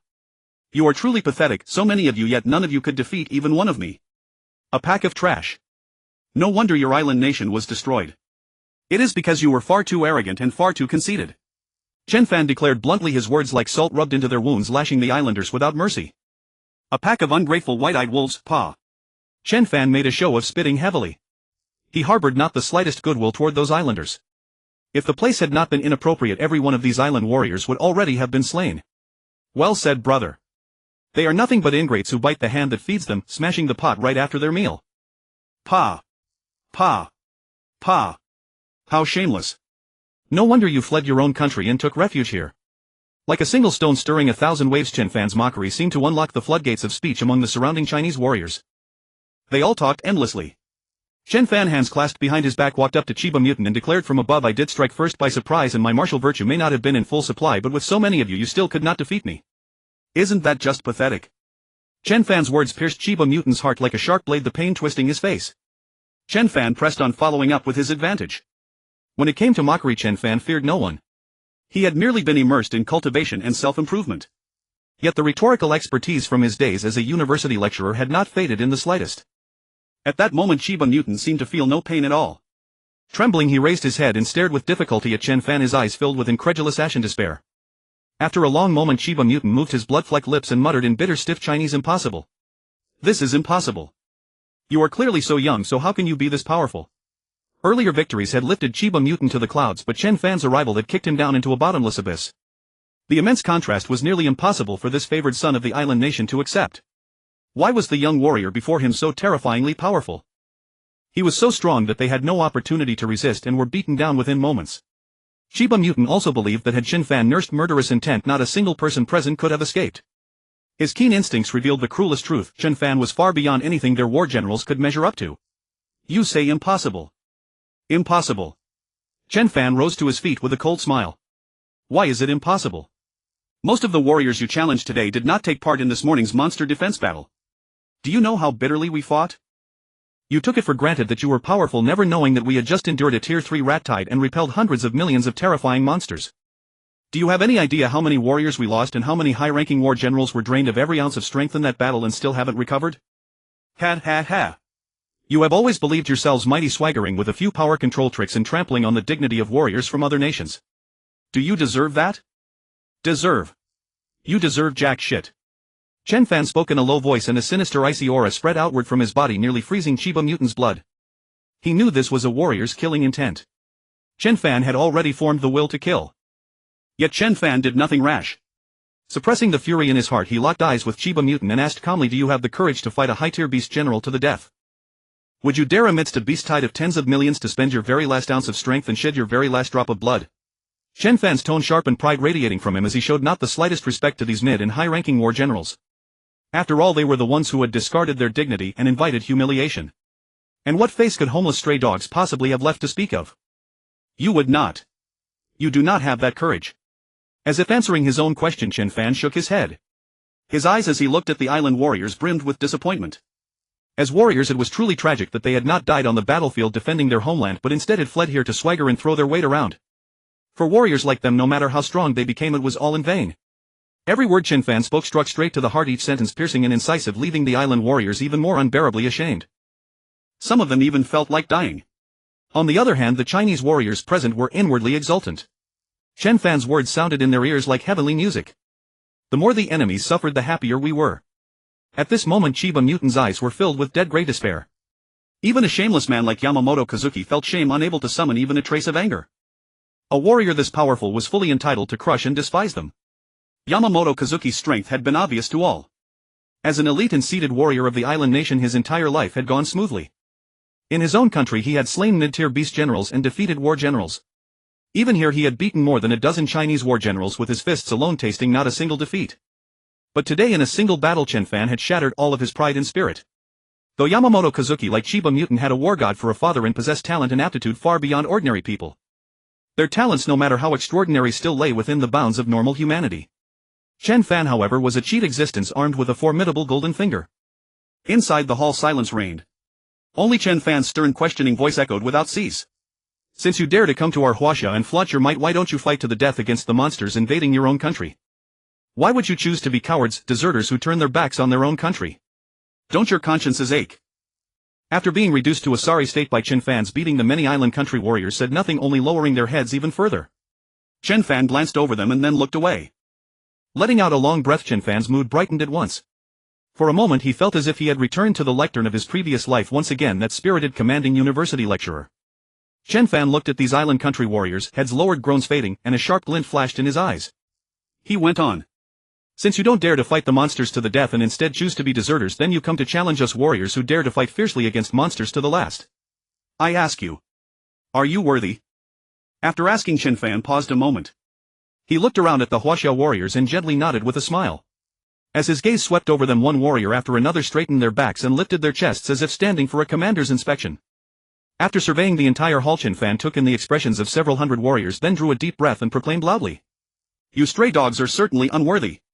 How can cowardly deserters be mentioned in the same breath as heroic warriors?" Once these words were out, everyone shook.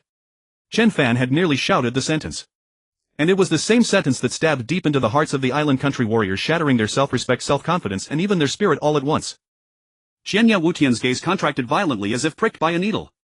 He lowered his head, not daring to look at Chen Fan again. At this moment, all the island country warriors' eyes were wide open, their faces shifting from pallor to lividity. They then hung their heads so low they were almost touching the ground. Chen Fan spoke unhurriedly about some of his experiences. "In the past half-month I have gone through 2 beast tides, and the one that impressed me most was today's level 3 beast tide. Even when faced with an endless, devastating horde of monsters, no one withdrew and no one flinched. Everyone fought until the last moment of their lives. Even if they were going to die, they would choose to die together with the monsters and drag a few down as company. So let me ask all you warriors from the Eastern Sea, can you do that? The island country warriors lowered their heads even more. At the same time, when Chen Fan spoke of the level 3 rat tide, the Huaxia warriors present could not help lowering their eyes. This rat tide was destined to be a hurdle in the hearts of most warriors that they would never overcome. Even though they had ultimately won, the cost had simply been too great. The War Dragon Regiment suffered 1/3 casualties, the Dragon Breath Squad lost more than half its members, and the warriors who had gone to reinforce them likewise took heavy losses. Among them were more than a few of these warriors' brothers, sisters, relatives, and close friends. A faint sorrow spread through the hall. After hearing Chen Fan's words, a few island country warriors whose injuries were not too serious still refused to submit and glared fixedly at Chen Fan. But Chen Fan was utterly unafraid and coldly stared back. Still not convinced. Then go kill all those monsters in the sea and take back your homeland and your territory. Do you dare? With just this bunch of you. Chen Fan stepped forward, sweeping his gaze across the island country warriors collapsed on the ground like dead dogs, and smiled coldly. A pack of vicious curs that only know how to throw their weight around on someone else's soil. Do you really think we Huaxia want to take you in? Since you look down on the warriors here, then don't linger here. Get the hell back to your island country. Chen Fan's imposing aura surged wave after wave, filled with impassioned fervor. All of this made the Huaxia warriors' blood boil and their faces flushed slightly. Do you dare? Chen Fan asked as he stepped across the bodies of the island country warriors and walked toward the punch force tester in the corner. Today I will make you all thoroughly convinced. Standing beside the punch force tester, Chen Fan took a deep breath, suddenly channeled his strength and slammed out a heavy punch. Sevenfold thunder blade erupt. 9 layers of hidden force stacked one upon another, each layer stronger than the last, until the 9 layers all erupted at once. The next moment the power in Chen Fan's body surged to his right hand like a roaring storm. Boom! His fist smashed into the punching target like a cannonball and the target shook violently. Immediately a number appeared on the screen, 168045 kg. This punch had not held back the slightest bit, it was completely the release of Chen Fan's strongest power. For a moment silence filled the hall, everyone was stunned. Some were so overwhelmed with shock that their mouths gaped wide enough to fit a duck egg. Some Huaxia warriors rubbed their eyes in disbelief as if not daring to be certain. This young man before them had just unleashed power that only an intermediate war god could possess. Such a result was too shocking, making them wonder if their eyes were playing tricks on them. But soon the shock on the Huaxia warriors' faces rapidly gave way to wild joy. Today they had witnessed the birth of a war god. If he already possessed intermediate war god power, then how far away was Chen Fan from the true war god rank? Although Chen Fan's warrior badge still marked him as an intermediate war general, everyone now looked at him with reverence, treating him as a war god powerhouse. Even a future war god warrior deserved the respect of all present. After all, the rise of a new war god was tremendous news for the Jingdu base city and for all of Huaxia. Furthermore, Chen Fan was still young, and in the future it was not impossible for him to attempt a breakthrough to an even higher rank, to become a powerhouse surpassing the war god level. At that thought the warriors looked at one another, not bothering to hide the joy on their faces.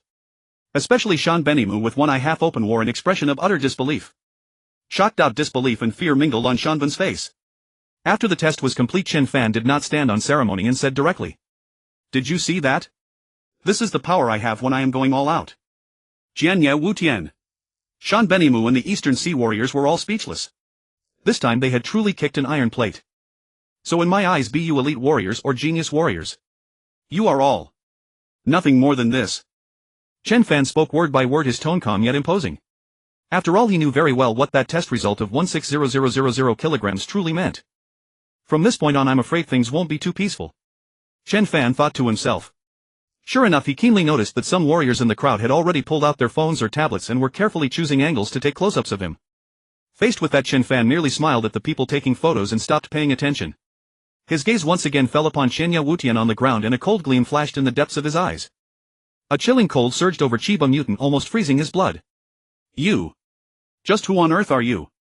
Like a dead dog, Chiba Mutant barely clung to life, his mouth opening feebly. Me. I'm no divine being, just a recruit. Chen Fan said casually, even pulling out his recruit ID and waving it in front of Chiba Mutant's eyes. Honestly, I'm not lying to you, I'm just a fresh recruit who joined the army less than a week ago. Chen Fan said truthfully, a harmless smile spreading across his face. A killing blow to the heart. So if you want to find me later, come straight to the 9th Army. Or you can look for Commander Fu, I'm fairly familiar with him. Chen Fan's smile deepened as he dragged a war god powerhouse over to use as his banner. The surrounding martial artists. It wasn't that Chen Fan intended to use a false banner to intimidate others after letting off steam, he had simply thought of the 9th Army. At this moment Chen Fan thought of the starlit man beside the training ground, and the corner of his mouth curled up. One should give as good as one gets. Chiba Mutant stared hard with wide eyes at the brand new recruit certificate, feeling a surging torrent of blood churning wildly in his chest. With a PFF sound, Chiba Mutant spat out a large mouthful of blood and then fell into a dead faint. No need to get so worked up. I just wanted to make clear that you're no match for even a greenhorn like me, so go home and suck your mother's milk. Oh right, you're already homeless now. Even at this moment Chen Fan didn't forget to pour oil on the fire and crush his opponent's spirit. Amid a series of blood-spitting sounds, all those petty island warriors nearly collapsed. Someone send them to Monster Town. No, just send them to the veterinary hospital. They've only got some broken bones and bruises, nothing serious. Chen Fan exchanged a glance with the surrounding martial artists and they all laughed. Watching the crowd of island warriors collapse and spit blood, a smile spread across Chen Fan's face. Since I've already earned face for the 9th Army, the cleanup is no longer my business. Chen Fan mused inwardly. Feeling like a thief, he glanced guiltily at the surveillance camera by the door and slunk away. In the military commander's office, the atmosphere was strange. Having witnessed the entire scene, the Fu family, old and young, wore helpless smiles. After a long moment, Fu Fengxue slammed the table and abruptly stood up, laughing heartily. This kid Chen Fan is quite impressive. Find a way to pull him into the Dragon Breath Squad for some solid training. Who knows, he might even groom some experts for the Dragon Breath. As for his position and rank, I've already prepared them for this kid. With that, Fu Fengxue opened a drawer and took out a gleaming silver medal and a complete set of lieutenant colonel insignia. A silver medal. Fu Qingxi looked at the silver medal in his father's hand and quickly connected it to Chen Fan's performance just now in his fight in the Beast Tide. He understood at once. This was issued by headquarters after quite a while of deliberation. It's not your old man's idea, Fu Fengxue said with a smile, looking at the figure of Chen Fan, leaving with great gratification and a faint trace of anticipation. That's not what I mean. As his son, Fu Qingxi naturally understood his father's words well. However, he felt that just a silver medal alone seemed not quite enough for Chen Fan. After all, in the entire 9th Army there were only about 100 high-rank war generals. As for top-tier high-rank war generals like Chen Fan, they numbered fewer than 10. Shaking his head lightly, Fu Qingxi stopped thinking about it. Since it was headquarters' decision, there must be a reason for it. This is for him, I'll leave it to you. Okay. Taking the silver medal and lieutenant colonel rank insignia, Fu Qingxi didn't hesitate in the slightest and walked straight out of the office. He didn't even have the slightest intention of exchanging more words with his father. This kid. Sigh. He is indeed his father's son. Fu Fengxue pressed his forehead with his left hand, then plopped down into the armchair. After a while, as if something occurred to him, he switched the projection to the moment Chen Fan entered. With smooth lightning fast moves, Chen Fan knocked down all the island warriors' bodyguards, one move each. Whether they were junior or senior war generals, none of them lasted a single move under Chen Fan's hands. In the flash of a spark, the battle was over. It was exhilarating and sharp. Even Fu Fengxue found it a pleasure to watch. Ha ha ha. He is truly decisive in killing, yet meticulous in details. He didn't go for the kill or put me in an awkward position. With a son like this in the 9th Army, how can I worry about it not prospering? Ha ha. Exactly this. It's worth it for me to clean up after him. A series of thunderous laughter rang out from the military commander's office. 5 minutes later, Fu Fengxue, dressed in full protective gear and carrying a war saber on his back, headed toward the capital garrison headquarters. There were 2 uninvited guests from the sunken island nation, both war god warriors. Moreover, these 2 island war gods were the fathers of Chiba Mutant and Yamamoto Kazuki, respectively. Fu Fengxue was heading there precisely to settle the matter for Chen Fan. Sharing a personality identical to Chen Fan's, Fu Fengxue also liked to seize the initiative. Outside the martial arts hall, the sunlight was perfect. Feeling totally relaxed, Chen Fan strolled through the supply base, and for a moment he thought life was exceptionally wonderful, especially after teaching those islanders a lesson and venting his pent-up anger. Looking at the green trees lining the streets, the corners of Chen Fan's mouth involuntarily rose. No moment could compare to this one for sheer pleasure and ease. Humming a little tune, Chen Fan walked along the broad main road of the supply base. Mr. Chen Fan, please wait a moment. Outside a restaurant, he was stopped by 2 young women in uniform. What's the matter? Chen Fan turned to look at the 2 women who were hurrying toward him and asked. Huff. Huff. It's like this, Mr. Chen Fan.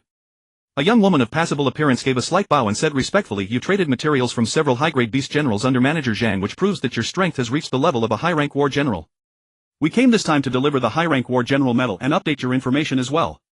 Would you be willing? Chen Fan frowned, not quite understanding. Mr. Chen Fan, because your achievements have met the qualifications for re-evaluating your title, your old rank of senior warrior is a bit outdated now. The woman on the left quickly explained, her face full of reverence.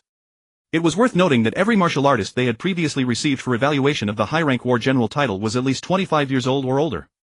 But this young man before them was an exception. The record showed Chen Fan was only 17. A 17-year-old high-rank war general. Such talent and combat power had already shaken their hearts to the core. Okay, I agree. After understanding the situation, Chen Fan nodded. It was just a change of title, it didn't affect him much. Besides, Chen Fan could already unleash the power of a mid-level war god, so the title of high-rank war general was useful for lulling his opponents into complacency. Alright then, please show us the relevant information, Mr. Chen Fan. Sure. Chen Fan led the two women to a quiet place and began the process of title evaluation. Inside, the supply base martial artists came and went. Chen Fan walked along the asphalt road in a black combat suit, a long narrow blade case strapped to his back containing a D6 series Blood Shadow Warblade. Along the way, many martial artists repeatedly turned their heads toward Chen Fan. The reason was simple: a special insignia on his shoulder revealed his extraordinary status, Senior War General. Meanwhile, Chen Fan's profile had also been updated online. Chen Fan knew that it was merely a title. Now the explosive power he could unleash had reached the level of a mid-tier war god, but slaying two mid-tier lord-level monsters remained a distant goal for the current Chen Fan. He was well aware of his own capabilities. I need to find a place to train hard and improve my strength further. Chen Fan muttered to himself. For him, the existence of this golden finger had brought tremendous help. In this chaotic era where monsters ran rampant, whoever had strength could survive and live better.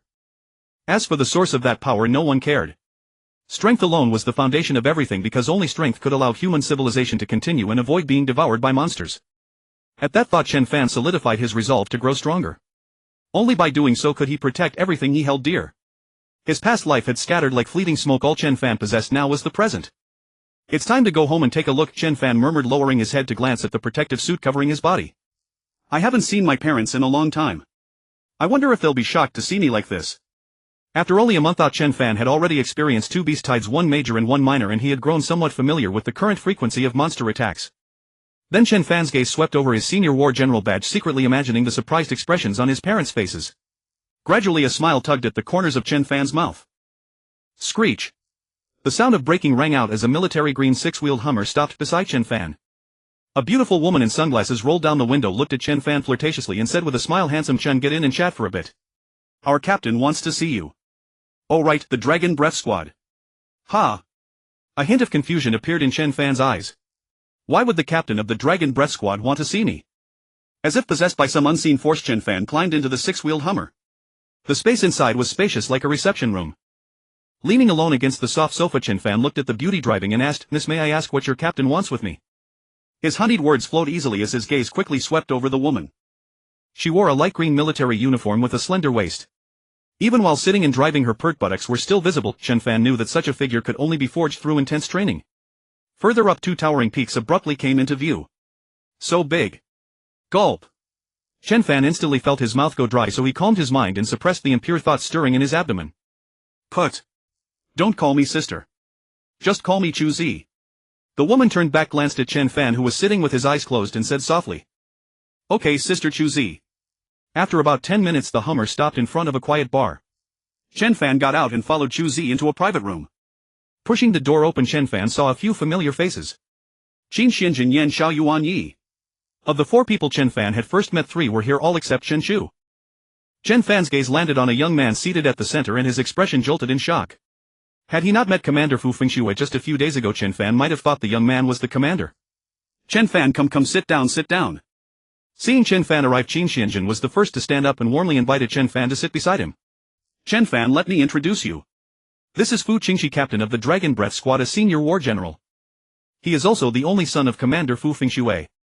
Qin Xianjin seemed to be an old acquaintance of Fu Qingxi, so the two were very casual with each other. "Hello, Captain Fu. I'm Chen Fan." Facing the captain of the Dragon Breath Squad, Chen Fan felt no pressure at all, because Fu Qingxi had a smile on his face that put Chen Fan at ease. "Brother Chen, don't be so formal. Let's sit, eat and talk." After the five took their seats, platter after platter of precious ingredients was brought up. Chicken, duck, fish, meat, seafood, and even some rare delicacies were served. At that point, Chu Zi tactfully withdrew and closed the door behind her. "Instructor Qin, where is Instructor Chen Chu?" Chen Fan looked at Qin Xianjin and suddenly asked. "Chen Chu. Chen Chu died in battle. He fell during this beast tide. Before he died, he asked us to pass a message to you. He owed you in this life and he would repay you in the next." After saying this, even a tough man like Qin Xianjin had mist rising in his eyes. At the same time, Fu Qingxi and the other two lowered their heads. I see. Chen Fan replied, his mind conjuring the image of that middle-aged martial artist bathed in blood who refused to leave the front line even when gravely wounded. Chen Shu, a junior war general, always led from the front in battle as if he were a war god martial artist. But Chen Fan knew very well that privately Chen Shu was extremely kind and straightforward even though he was not good with words. Not just him, this time the Dragon Breath Squad also suffered nearly half of its war general martial artists as casualties. Qin Xianjun said it bluntly without any reservation. Chen Fan remained silent and Fu Qingxi said nothing either. Suddenly Chen Fan raised his glass, looked at the other four and said in a low voice, "This glass is for our fallen brothers. To our brothers who died so selflessly. May you rest in peace. Drink." The full glass was drained in one go and sounds of sharp inhales arose. Pungent and harsh. That was the feeling Chen Fan had on his first taste of liquor. The fiery ergwoto flowed slowly down his esophagus and Chen Fan felt as if his stomach was about to burn. As a burning sensation rose within him, Chen Fan's nose and eyes stung slightly. At that moment a faint fragrance of wheat bran still lingered in his mouth and his face began to flush. "Ha, I never expected our war general Chen to blush. When you charge and slay monsters we don't see you being so shy." Perhaps the fine wine had loosened the tongues and emotions of these veterans. Yan Xiao spoke first, looking at Chen Fan with excitement and anticipation. After all, Chen Fan was the gifted martial artist Yan Xiao had discovered by chance in Monster Town and then recruited into the Ninth Army. Step by step he had risen from a senior warrior to a senior war general, a pace of progress that left people stunned. From start to finish it took less than half a month. Truly heroes come from the young. I was damn sharp back then, haha. This glass is to congratulate our brother Chen Fan on earning the title of senior war general. No, this glass should be from this junior to all of you seniors. If you hadn't risked your lives to resist the monsters there would probably be no safe base city. This second glass Chen Fan toasts to you. No matter what Chen Fan becomes in the future, you are the forerunners who resisted the monsters and you are all my seniors. Chen Fan's eyes burned with sincerity, his words were genuine without a trace of falsehood. When those words were spoken everyone's expression turned solemn.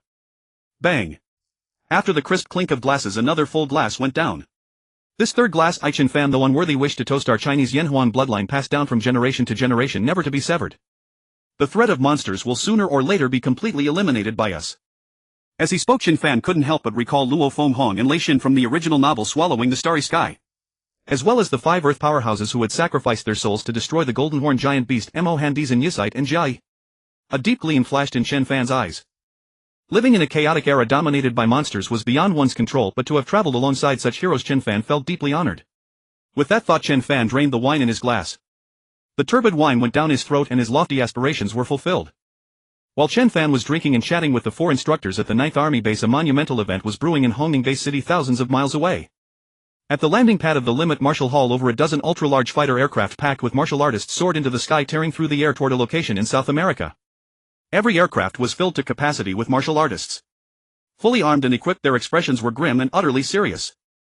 Had Chen Fan been there he would have been astonished, for among these martial artists the weakest were at the intermediate war general level and there was no small number of war god tier powerhouses.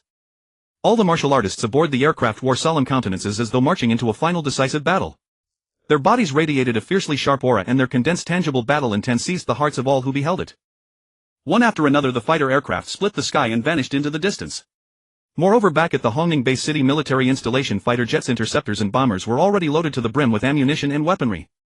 Their pilots were already in position awaiting the order to take off at a moment's notice. As the martial artists of the Limit Martial Hall set out, the master of the Thunderbolt Martial Hall also led a contingent of his own warriors into motion. Thunder God's goal was identical to Hong's: to join forces and seize the 9th ancient civilization ruin, opening a new path for the growth and advancement of human martial artists. In recent years large-scale wars between humanity and monsters had erupted in an unending succession, their intensity growing ever more ferocious. Faced with the mounting threat of countless beasts, humanity's pinnacle experts had no choice but to seek ways to save themselves. Aside from developing high-tech and weapons of mass destruction, there remained only the search for ancient civilization ruins, hoping to unearth secret arts or equipment that could elevate the strength of human warriors. The purpose of all this was merely to add a fraction more certainty to humanity's battles against the monsters. In this chaotic world beset by dangers on every side, even the faintest glimmer of hope was enough for these martial artists to refuse giving up. For they were humanity's leaders and spiritual pillars. Without them the continuation of all human civilization would reach its end. At this very moment, deep within the South American jungle, one horrifying battle after another was erupting. These were life and death struggles between human martial artists and massive swarms of high-level monsters. Deep in the boundless jungle the agonized howls and enraged roars of monsters rose and fell in a ceaseless spine-chilling chorus. At the very heart of the jungle a young man clad in black combat attire charged at the forefront. Wielding a silver spear he darted swiftly through the tropical rainforest, his entire body radiating a fearsome killing intent. Even as an endless tide of beasts surged toward him from the front his expression did not waver in the slightest. His battle intent gathered rapidly and wrapped in overwhelming killing aura. The world's #1 expert, the master of the limit, martial Hall Hong, pressed forward with unstoppable momentum. With every sweep of his silver spear, which carried a terrifying spear force, countless monsters were torn apart beneath his hand. In Hong's hands, the world-destroying spear art was pushed to its absolute limit. With nearly every breath he took, multitudes of monsters fell slain by his weapon. Charging ever forward, no monster that crossed Hong's path could survive a second strike. Whether beast generals or lord-class creatures, all were torn asunder by that silver spear, leaving trails of monster remains in his wake. As for high-level monsters he could not dispatch in time, Hong would aim for their weak points, minimizing the threat they posed. Not far to Hong's left, a bald man clad in grey armor gripped a great saber with both hands, the veins bulging on his wrists, slaughtering every monster that charged at him. The bald man moved like a spectre, his saber flashing with lightning speed, cutting down the beasts before him in the blink of an eye. Every strike Thunder God delivered carried the awe-inspiring might of thunder itself. Whoosh! His long blade sliced clean through a reptile-type lord monster's neck, severing it completely. Viscous rank blood splashed across the air in an arc several meters long, viciously enraging the other beasts. Aru! Aru! Furious roars rose one after another. Thunder God remained composed, simply gripping his saber with both hands, raising it high overhead and bringing it down in one decisive stroke. Zratsop! Like a bolt from the blue, a blinding ray of lightning descended from the heavens.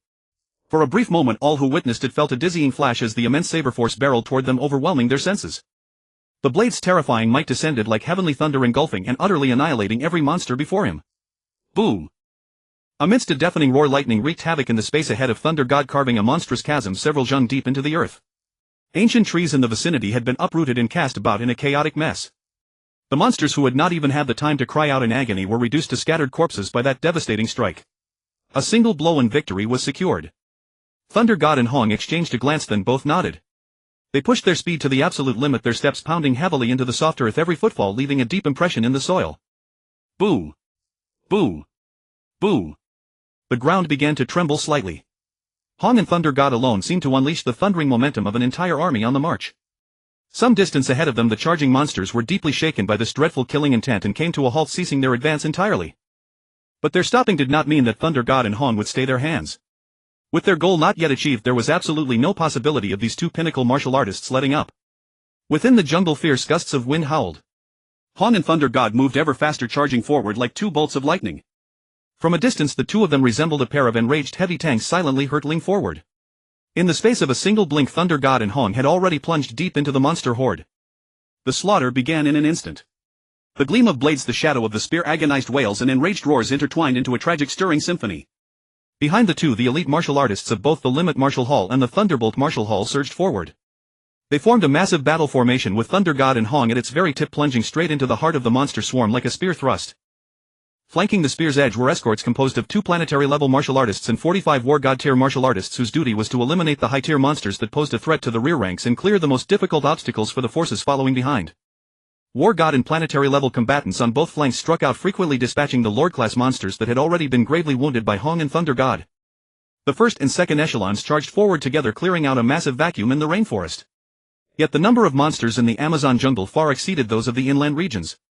They were staggeringly diverse in kind and far from weak in quality.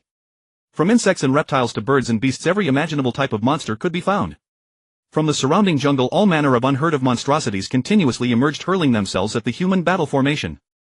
They were bloodthirsty by nature, possessing savage and cruel temperaments. The moment they met, it was often a fight to the death. Thus, with every step forward, humanity suffered considerable losses. And this was even after the first and second echelons had already cleared the path. The rear forces still found themselves in a grim struggle. Bloody battle after bloody battle erupted between humans and monsters, escalating ever more fiercely. The reason was simple: the number and variety of monsters here were overwhelming, and their strength surpassed that of ordinary land monsters. The tropical rainforest had always teemed with diverse biological chains. Especially after the RR virus ran rampant, countless mutated breeds had evolved. As a result, the jungle was home to an astonishing diversity of monsters, with the law of the jungle pushed to its extreme. The monsters that survived all possessed considerable strength, for the weak had long been eliminated in the course of evolution. Now, within this rainforest stretching across millions of square kilometers, the number of monsters far exceeded anyone's imagination. Even with Lei Shen Hong and numerous war god martial artists present, they could never have killed them all. After all, they were not omnipotent. Thus the battle in the Amazon jungle was destined to be filled with slaughter and bloodshed, a pioneering battle that would be inscribed in human history. Deep within the sweltering rainforest, killing erupted on every side. For several kilometers around, the entire region was engulfed in the flames of war. Roars, wails and the cries of battle rose one after another, weaving with the flash of blades and the glint of steel into a solemn majestic symphony that drove this horrific jungle bloodbath to an even higher peak. The sky over the Amazon rainforest gradually dimmed like the brooding stillness before a storm. The air grew so heavy that breathing itself felt obstructed. At this moment an overwhelmingly dense stench of blood saturated the jungle. Nearly every stretch of ground had been soaked in blood, most of it from monsters, yet no small amount was the hot blood of human martial artists. However, most of this blood came from the third echelon. Behind the second echelon stood 1,200 fully armed war general martial artists brimming with energy and spirit. They had been told everything before setting out. Yet not one of them retreated, not one was afraid. As elite war generals among humanity's martial artists, it was their duty to defend their homeland, repel the enemy and stand as flesh and blood bulwarks against the monsters. They understood clearly that only by sacrificing themselves could they spare more innocent people from death. In their book, that was a worthwhile trade. Thus these war general martial artists had long since prepared themselves mentally for the expedition into the tropical jungle and the assault on the ancient civilization ruins. For the continuation of civilization and the sake of future generations, they would face death without regret. From beginning to end they kept themselves in a supreme state, fully ready for the vicious life or death battles ahead. Under the leadership of Yaro Bingshan Yesho and the other 9 martial artists, the 1,200 war general martial artists transformed into 12 terrifying blades radiating boundless sharpness, carving through and purging the rainforest battlefield once more. Their main objective was to wipe out the stragglers that had slipped past the first 2 echelons and establish a secure position for the heavy weapons that would arrive later. At that moment Yaro Bingshan Yesho and the other 9 captains gazed into the distance with deep solemn eyes. Deep within the dense forest a thin ray of light seemed to break through. That place was precisely where the 9 ancient civilization ruins were located. After a month of exploration by the Limit Martial Hall and the sacrifice of countless intelligence operatives, they had finally ascertained the exact position of the ancient ruins. According to the intelligence, the ancient ruins stood in an open clearing completely exposed on all sides. Even so, Hong and Lei Xin did not choose to land recklessly and place their forces in danger. After all, an enormous monster legion was stationed around the ruins. Among them were hundreds of lord-level monsters along with countless beast general-level and weaker monsters. Any 10 lord-level monsters joining forces could easily wipe out every nation outside the 5 great powers. More crucially, the leaders of this monster legion were 12 king-level monsters. Humanity, however, had only 4 planetary-level martial artists. Landing rashly among these ancient ruins would only invite a siege from the monsters, and the consequences were all too predictable. Therefore, after discussions among Hong Lei Xin and several council members, a plan was finally reached: find a suitable position on the outskirts, then fight their way toward the ancient ruins, forcing these monsters to relocate their nests elsewhere. This approach won most people's approval from the outset. Its only obvious drawback was that it required a savage face-to-face battle with the main force of the monster legion. The victor lives and the vanquished retreats. The early phase of the battle plan had been executed flawlessly. With Lei Xin and Hong, 2 pinnacle martial artists, serving as the spearhead, the formation tore a gap straight through the monster horde. Immediately afterward, the other 2 planetary-level martial artists and the war god martial artists attacked along the front line, ripping the gap still wider and expanding their advantage. Then came the great purge by the thousands of war general martial artists, rapidly stabilizing the defense line and establishing their base. They then hurriedly constructed defensive positions in preparation for the reinforcements that would soon arrive. Barring any accidents, they would drive out the monster camp within 4 hours and claim the 9 ancient civilization ruins. Rumble, rumble, rumble. The roar of helicopters and fighter jets thundered overhead. To the rear, as open ground was cleared, reinforcements from the Limit Martial Hall and Thunderbolt Martial Hall rapidly streamed in. Heavy armored vehicles, main battle tanks, high-caliber artillery and amphibious assault vehicles were delivered to the front in an endless stream, fortifying the battlefield. Everything was proceeding in perfect order. Humanity's heavy firepower also began to unleash its might across this sweltering, blood-soaked rainforest. Blazing columns of fire swallowed the fearless monsters one after another, and humanity's chance of victory slowly grew. At the very front of the rainforest, Hong and Lei Xin exchanged a glance, both wearing delighted expressions. Soon they would take this ancient civilization ruin. Both of these pinnacle figures among human martial artists shared the same thought. Yet they remained vigilant, their movements continuous as they kept cutting down monsters. Roar! Not far away from deep within the gloomy jungle, thunderous cries came crashing through the air. King-level monsters. Hearing the horrific howls rising one after another, Hong and Lei Xin's expressions shifted slightly. The number of king-level monsters here seemed greater than the intelligence indicated. Roar! Roar! As if responding to their king, the surrounding monsters' counterattack instantly became frenzied. Seeing this, Hong and Lei Xin exchanged another glance and nodded slightly. These king-level monsters had to be eliminated, or even if they secured the ancient ruins, their losses would be extraordinarily severe. Then they looked back at the many martial artists and soldiers behind them, a glint of resolve flashing deep in their eyes. Boom! The next instant, sonic booms burst from both of them. Lei Xin and Hong had already pushed their speed to the limit, charging forward as blurry afterimages. Slav! Yi Fan! The only two planetary-level martial artists in the second echelon swiftly broke away from the formation and followed closely behind Hong and Leishan, charging straight for the king-level monsters that had just appeared. Strike first to gain the upper hand. In an instant the imposing might of planetary-level martial artists exploded outward. Violent air currents swept in all directions and leaves showered down from the surrounding trees. With Leishan, Hong and the two planetary-level martial artists gone, the war god martial artists of the second echelon immediately moved up to fill the vacancies. As the formation shifted, the war general martial artists of the third echelon suddenly came under doubled pressure, forced to face an even more formidable onslaught. All the high-rank war generals instinctively charged to the front, holding back the terrifying beast tide and opening the way for the armored units behind. The fighting escalated with every passing moment, and casualty numbers climbed sharply in step with the mounting pressure. Every step forward cost humanity a heavy price. Even so, the entire human battle formation kept pressing forward inch by inch. The appearance of king-level monsters ignited the frenzy of every monster in the horde. A vastly more brutal and blood-soaked battle than any before it was set in motion the instant the king-level monsters appeared. In mid-August 2017, deep within the Amazon rainforest of the South American continent, humanity's largest battle against monsters in recorded history erupted. The Limit Martial Hall and the Thunderbolt Martial Hall had from the very outset of the war reached the judgment that new king-level monsters might join the battle within the rainforest. But when these king-level monsters appeared together, every heart sank and a shadow of gloom gradually descended over the assembled warriors, including Hong and Leishan, the two supreme pinnacles among human martial artists. It had to be understood that according to past knowledge, apart from monster races of the same species that could coexist with a king-level monster, it was absolutely impossible for any other king-level monster to exist. Of course, all of this had been but the accumulation of human experience and speculation, unsupported by solid evidence. Yet every one of these deductions and conjectures was utterly shattered today. Among the 12 king-level monsters, the greater part belonged to entirely different species: serpents, giant lizards, elephants, ants. The most terrifying of them all was beyond doubt the king-level monster that stood dozens of stories tall, the marching demon ant. With a body like a small mountain, this dreadful demon ant scurried with terrifying speed, its pair of colossal mandibles flashing with bone-piercing cold light in the dim jungle. A single glance was enough to convulse a war god warrior's heart and mind, robbing them of their combat strength. The horror of king-level monsters lay not merely in their abnormally overwhelming power and supreme intelligence. Crushing opponents with sheer momentum was also one of these king-level monsters' habitual tactics. With the gentlest of clamps, towering ancient trees that required several people to encircle snapped clean into the breaks as crisp as if carved. The tropical rainforest had always been a paradise for reptilian monsters. Especially after the wasting devastation of the RR virus, every surviving species had become a dreadful monster fortified by mutation. From the very first instant, the 12 king-level monsters went berserk, attacking Hong, Leishan, and two other planetary-level warriors at once.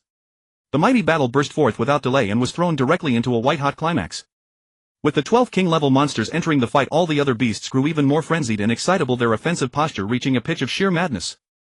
Meanwhile, from all around the edges of the rainforest rose the skittering sound of crawling. It spread with terrifying swiftness, and before long such sounds were coming from every direction. The sounds rose and fell in endless succession. Like an evil spell, they lingered fatally in every warrior's heart, making everyone present feel as if the beast tide was drawing on an inexhaustible supply of reinforcements. The situation was growing grim. At the sight, the 12 war god captains of the third echelon felt a premonition of something deeply amiss. They seemed to be trapped within a ring of monsters that was gradually closing in. At the mere thought of such a possibility, even if it was only a possibility, these resolute war god warriors nearly felt their souls flee their bodies. But should this possibility ever become real, it would spell an apocalyptic disaster for the entire human battle formation. Other than the planetary-level warriors who could soar through the skies and escape alive, every other warrior would be surrounded, engulfed, and devoured by the ceaseless beast tide. As for these war gods and war generals, what awaited them might well be the annihilation of their entire force. Since the RR virus ran rampant, such examples had been countless in the large-scale wars between humanity and monsters, leaving behind exceedingly bitter and painful lessons. Some island nations or small Southeast Asian countries attempted to resist the terrifying mutated beast tides with the strength of a whole nation. Without exception, they were all surrounded by the almost boundless beast tide. Under its nibbling, devouring advance, the entire nation was soon destroyed beneath the beast tide. Not a soul survived. Even those who had narrowly escaped aboard fighter jets became homeless wanderers, their hearts forever scarred by an unerasable shadow. Now the joint legion of the Limit Martial Hall and the Thunderbolt Martial Hall had fallen headlong into exactly such a predicament. Iceberg Beast Jushi, merge your three squads into one. Centered on the existing position, extend 1,500 meters to the left flank to enlarge and fortify the battlefield, leaving ample space for the heavy weapons arriving later. Sokolov, Farr and Mohenderson, follow the example of Iceberg and Beast, extend 1,500 meters to the right flank and hold the position firm. Understood. Copy that. Mission guaranteed. The tall female warrior in a black skin-tight combat suit and a golden mask issued the operational orders with steady, methodical precision. Even as she was giving the order, with a sweep of her hand, a razor-sharp blade instantly sliced a venomous ant monster darting in from the flank clean into its head, thudding to the ground. In the next instant the female warrior's wrist jerked and a streak of blood-red light shot from her hand piercing through the skull of a high-ranking beast general marching ant over 100 meters away. Whoosh! After whirling through a full circle, the death-dealing flying blade, having reaped the lives of several high-ranking beast generals, returned to the female warrior's hand. Her bare hand gripped the blade, its lethal edge exposed in full. Her gaze swept rapidly across the surrounding battlefield, and from her deep black crystal eyes burst an unprecedented cold gleam of murderous intent. As one of Hong's 3 personal guards, Yao Rao had long earned the title of the Frost Enchantress throughout the entire Limit Martial Hall. Likewise, having broken through to War God rank in the very first year of the Great Nirvana, Yao Rao, with the strength of a 21-year-old initial stage War God, rightfully became the Limit Martial Hall's first female War Goddess. And in this great offensive against the No.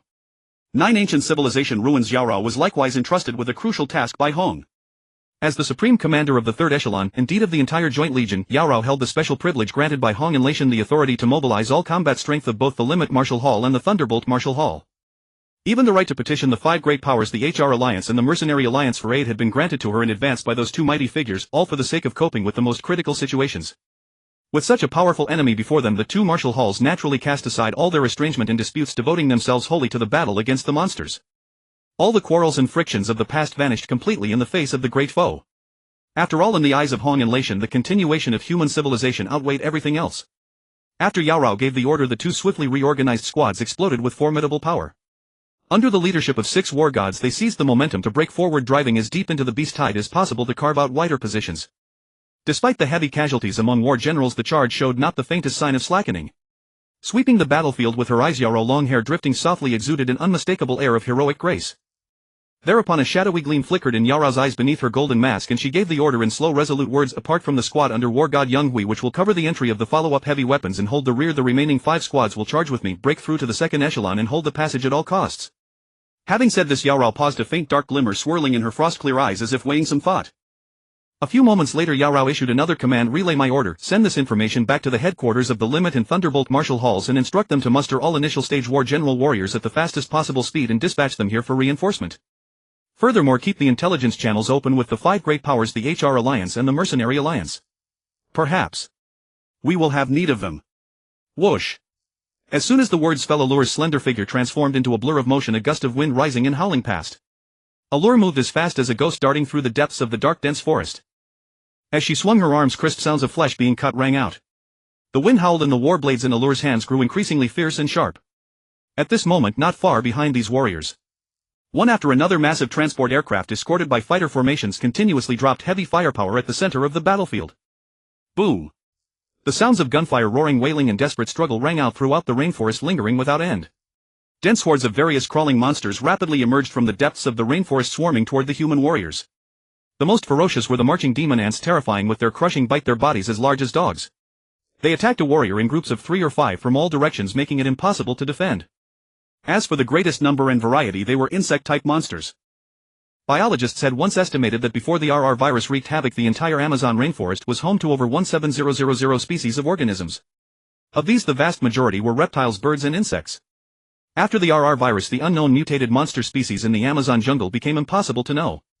They only knew that there were too many kinds of terrifying monsters. There are too many kinds of these monsters. Beast's single swing of his blade could kill a huge pile of monsters of different races. Behind them, countless ferocious monsters charged fearlessly. A large number of reptilian monsters surged from the depths of the dense forest, charging forward with claws bared. Their sharp fangs seemed capable of shattering reinforced concrete, gleaming with cold light. Whether they're reptiles or insects, just kill them all like this. As he spoke, Iceberg, wearing a golden mask, held a transparent long blade as thin as a cicada's wing in both hands and beheaded 2 lizard monsters that looked like tyrannosaurs on the spot. "Stop saying so much. Let's see who kills more this time, just like in the defense battle of Hongming Bay City a few days ago," Iceberg said. "Fine, let's compete. Who's afraid of whom?" The naturally hot-tempered beast couldn't tolerate such provocation. Moreover, this provocation came from Iceberg, whose strength was inferior to his. As the 3 personal guards of the master of the Limit Martial Arts Hall, Iceberg ranked in the middle while Allure was the weakest. The strongest was Beast. Beast, whose physical toughness was already comparable to a high-level war god, was known as invincible within 100 meters. If it came to physical combat, Beast's explosive power was overwhelming, far surpassing warriors of the same rank. In the entire world, aside from planetary-level martial artists and the Lion King, only the 4 arbiters of the capital garrison could contend with him, and even then the outcome was 50-50. Boom! Beast moved. The giant, over 2.5 meters tall, stomped his feet heavily on the ground, causing a slight tremor. Roar! After a startling roar, a powerful strength surged within Beast's body with no way to be released. Then his entire body suddenly swelled as his limbs rapidly grew larger and thicker like inflated balloons. Muscles also grew and strengthened along with his limbs. The scene was like the Hulk transforming. A specially made alloy combat suit wrapped around Beast's bulging muscles, giving an unparalleled impact of power. Bang! Bang! A series of dull collision sounds rang out. During the rapid charge, Beast's swinging fists were swift and ferocious, carrying an irresistible momentum. Almost every punch erupted with astonishing force. Beast general-level monsters had their heads smashed or chests pierced by the merciless iron fists one after another. Without exception, the monsters along the way were all beaten to death by Beast. In contrast, Iceberg was far more graceful. He spread both arms, and a faint, almost intangible special force centered on Iceberg quickly diffused in all directions. With a whoosh, Iceberg turned into a bolt of lightning and charged straight into the Beast tide. Clang! Sword light burst forth, and killing intent was sharp. The sword in Iceberg's hand became a terrifying soul-locking scythe. Almost every swing of the sword claimed the lives of a large number of monsters. Boom! A sword light tore through the air and slashed across the thick hide of a junior lord-level monster. Sizzle! Sparks flew, and in the dazzling light the lord monster was split in two like tofu, dying on the spot. A stream of blood splashed several meters high, and the thick smell of blood spread through the hot and humid rainforest. A successful strike. Iceberg said nothing more and directly attacked another lord-level monster. Deep in the dense rainforest, towering ancient trees that took several people to embrace could be seen everywhere. Iceberg, holding a 4-foot ice-cold sword, engaged in a fierce battle with a giant ape monster about 10 meters tall. Wherever this battle between the war god and the lord passed, towering trees collapsed and the earth cracked, a horrifying scene of the heavens splitting and the earth shattering. Iceberg's speed was as fast as a fleeting shadow, and his sword light carried the faint sound of thunder, as if he had applied the ninefold thunder blade to swordsmanship.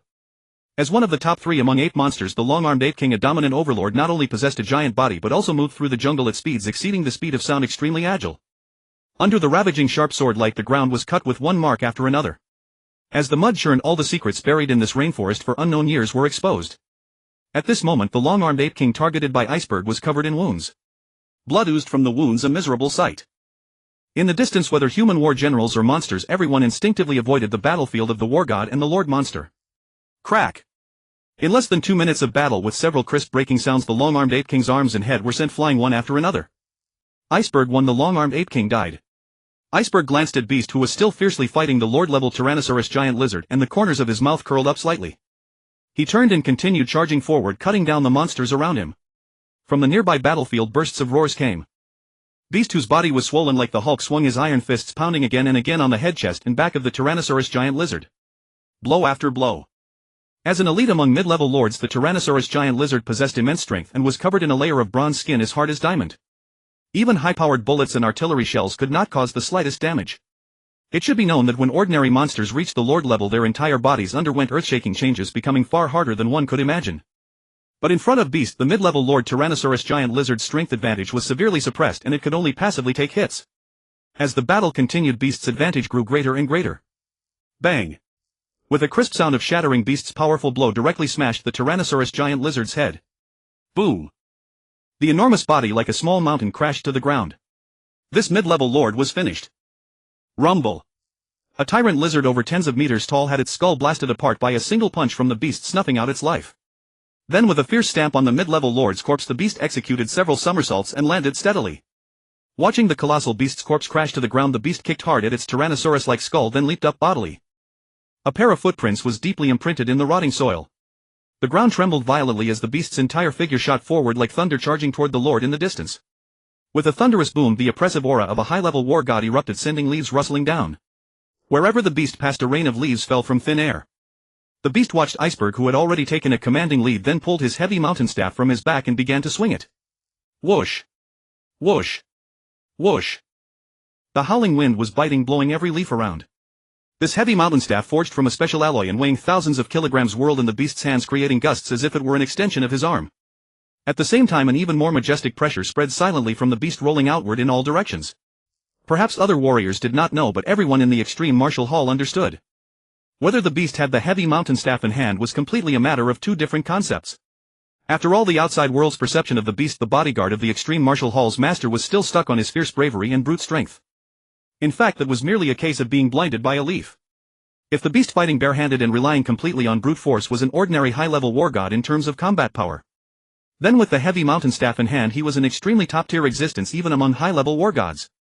After all, the beast possessed immense strength and speed, and combined with the traits of the heavy mountain staff, he could bring tremendous pressure upon his opponents. If the beast had directly drawn his weapon when facing the tyrant lizard earlier, that mid-level lord likely would not have survived 3 moves before perishing. This was the huge gap in the beast's strength depending on whether he held a weapon. With an iron staff in hand, the beast became visibly more confident, and even his efficiency in slaying monsters increased by several tenths. As the heavy mountain staff swung, it carried tremendous force, its fierce wind striking the face with boundless power. Every time the beast struck out, a monster of no low rank was smashed to death on the spot. Iceberg, the beast, and Jushi stood together at the very front of the left flank position, clearing out high-level monsters that posed greater threats. Behind them closely followed 300 war general level warriors. These war generals formed groups of 5 each, creating small defensive battle formations. They could advance to attack and retreat to defend. At this moment, every 5 small battle formations combined into a medium battle formation, 5 medium formations combined into a large battle formation. A full 125 war general warriors, when resisting monsters, rotated continuously, taking turns to block. In this way, it greatly enhanced their ability to withstand the beast tide's assault, while also giving the warriors within the formation chances to catch their breath and recover, truly achieving multiple benefits at once. The inspiration for this battle formation came from Hong after he had inspected the capital garrison troops. It was improved based on their methods and proved extremely practical. The 5-man battle formation, previously composed of ordinary warriors, was now replaced by mid and high-level war generals. With its power doubled, the formation's effectiveness was beyond imagination. Every time these war general warriors seized a position, they would quickly clear a spot suitable for installing heavy firepower. These heavy firepower points were built at extreme speed, often completed in just over 10 minutes. Rat-a-tat-tat. High-caliber bullets, grenades, and heavy artillery burst forth, forming torrents of steel that poured into the monster horde. For a moment, low-level monsters in the beast tide were gunned down on the spot, their wails filling the fields. With the firepower suppression of these heavy weapons, the pressure on the advancing war general warriors was greatly reduced. "Not good, it's the bloodthirsty tank," someone exclaimed in shock. All the warriors followed the direction of his pointing finger. On a muddy jungle path, a monster entirely black, resembling a heavy tank, advanced leisurely. Around it, giant boar-like creatures, their bodies crimson and covered in thick scales, swarmed around their lord, advancing in force toward the humans. 1st, 3rd, 5th, 7th, and 19th squads form up to engage the bloodthirsty tanks. The other squads will continue to follow Iceberg and the beast to expand the position. "As for that lord-level bloodthirsty tank, leave it to me." The voice came loud and calm, bringing joy to the warriors' hearts. It was Jushi, the mid-level war god. As soon as the words were spoken, a figure charged toward the black lord-level bloodthirsty tank with no sign of slowing down. From the very start, Jushi unleashed his full power. Because he knew very well that the bloodthirsty tank's impact and defense were in no way inferior to a real heavy tank. Especially a lord-level bloodthirsty tank, if it could not be slain before charging into the crowd. Once it ran rampant within the battle group, the losses it inflicted would certainly be enormous. That was why Jushi chose to act personally, slaying this bloodthirsty tank that was merely an elementary lord, to avoid tremendous damage to the team. Following Jushi, the 5 squads he had selected separated from the main force. They formed an intermediate defensive formation on their own and charged toward the bloodthirsty tank swarm. This defensive formation, composed of 25 war generals, had remarkable resilience and striking power. In their very first clash with the bloodthirsty tank swarm, they shattered the tank's formation into disorder.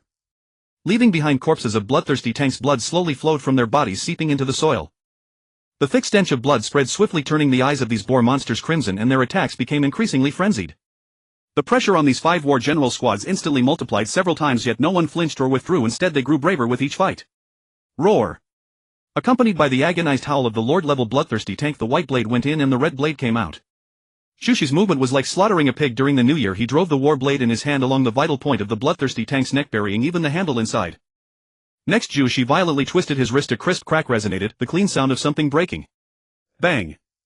Jushi spun around and kicked the boar's head, fiercely soaring into the air, dodging the splattering blood and landing steadily more than 10 meters away. Boo! Boo! Then the giant bloodthirsty tank staggered and collapsed, quickly losing its life breath.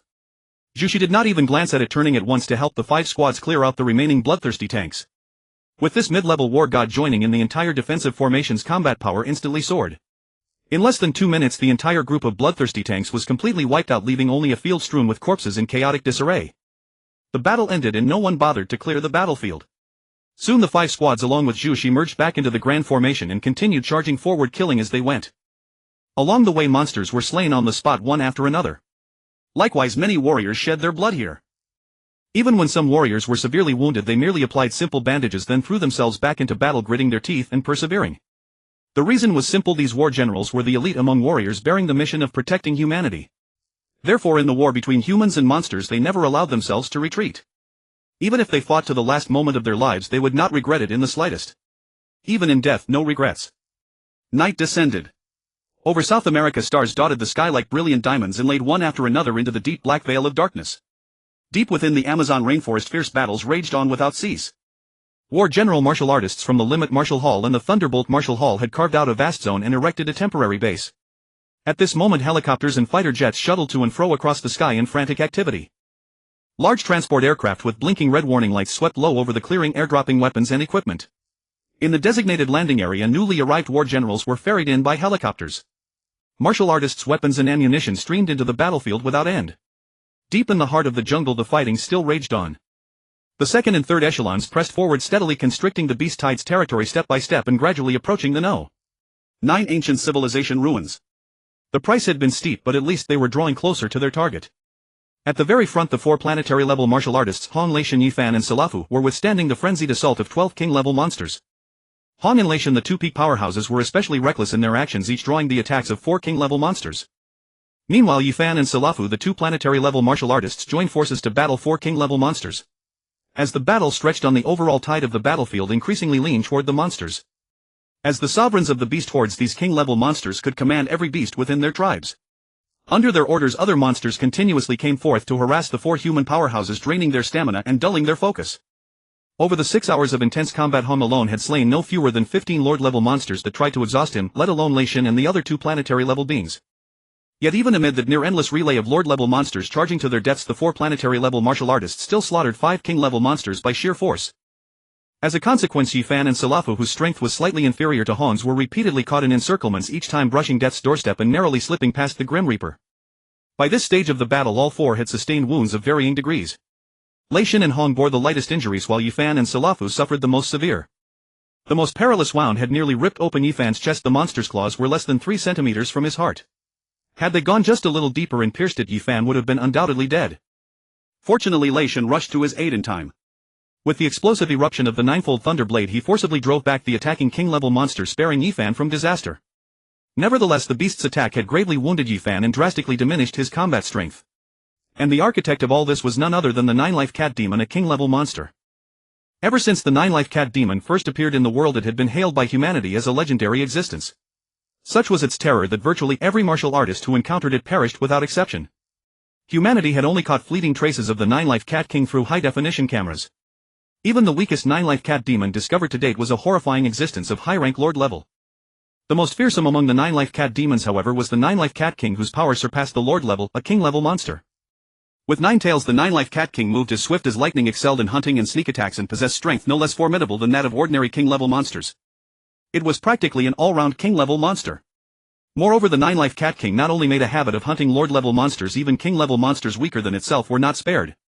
Thus even among all king-level monsters worldwide the 9-life cat king could be ranked among the very top. At this very moment among the remaining 7 king-level monsters facing Leishan and the other 3, one was a 9-life cat king. The grisly wound on Yifan's chest was delivered by this very 9-life cat king. Right then Leishan and Hong were at the front, taking on the role of main attackers and shouldering most of the pressure. Yifan and Salafu for their part guarded the 2 flanks, protecting the rear of Hong and Leishan from ambushes. After all, these king-level monsters had intelligence far superior to humans, and their formidable strength enabled them to launch strikes at any time. Although all 4, Leishan and the others, were individually stronger than these king-level monsters, the prolonged brutal battle had placed an enormous strain on their stamina. Even the strongest Hong and Leishan had consumed as much as 60% of their stamina, let alone Salafu and Yifan, whose strength was somewhat inferior. If only my domain could take shape a little faster, perhaps this battle wouldn't have been so arduous. Clad in black battle armor, Hong heaved a quiet sigh in his heart, then gripped the long spear in his hand even tighter. Facing a siege by a horde of king-level monsters, the greatly depleted Hong believed in only 2 things, the long spear in his hand and the comrades beside him. As a martial artist who had broken through to the planetary level less than a year ago, Hong was no stranger to dueling king-level monsters. Yet every past battle had been a one-on-one showdown in which he thrashed the beast until it fled wailing. A brutal battle like this, confronted by 12 king-level monsters at once, was a first even for Hong, a man barely 35 years old. Even against the remaining 7 king-level monsters, the 4 peak martial artists remained fully focused. No one dared to slacken. They knew all too well that if the 4 of them were defeated and annihilated, the thousands upon thousands of soldiers behind them would be ruthlessly slaughtered and buried in this place. Those soldiers were the elite of the Limit Martial Hall and the Thunderbolt Martial Hall, the cornerstone of humanity's future stand against monsters. They could not afford catastrophic losses.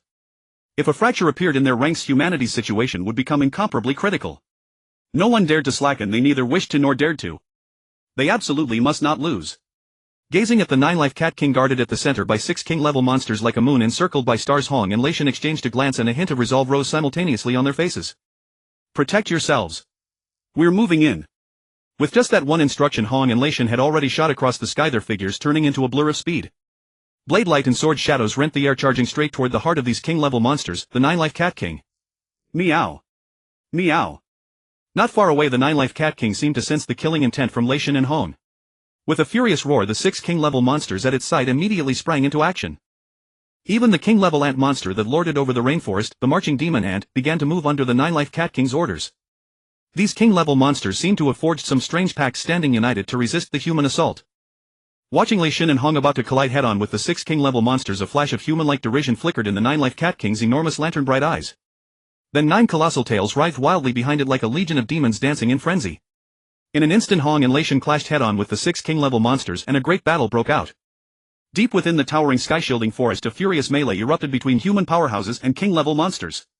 The instant Hong and Lei Shan came into contact with 6 king-level monsters, the battle exploded into full force. Twin blades whirled, spears shattered formations. Lei Shan bore the brunt as he unleashed the 9th level of the 9-fold Thunder Blade to its absolute peak, holding nothing back. With 10-fold hidden force stacked, every slash from Lei Shan erupted with power 7 times that of his base physique. Whoosh! Lei Shan moved like thunder, his form like a bolt of lightning, charging straight at the foremost iron-armored Dragon King. As his war blade descended, it seemed to tear the air apart with a piercing shriek.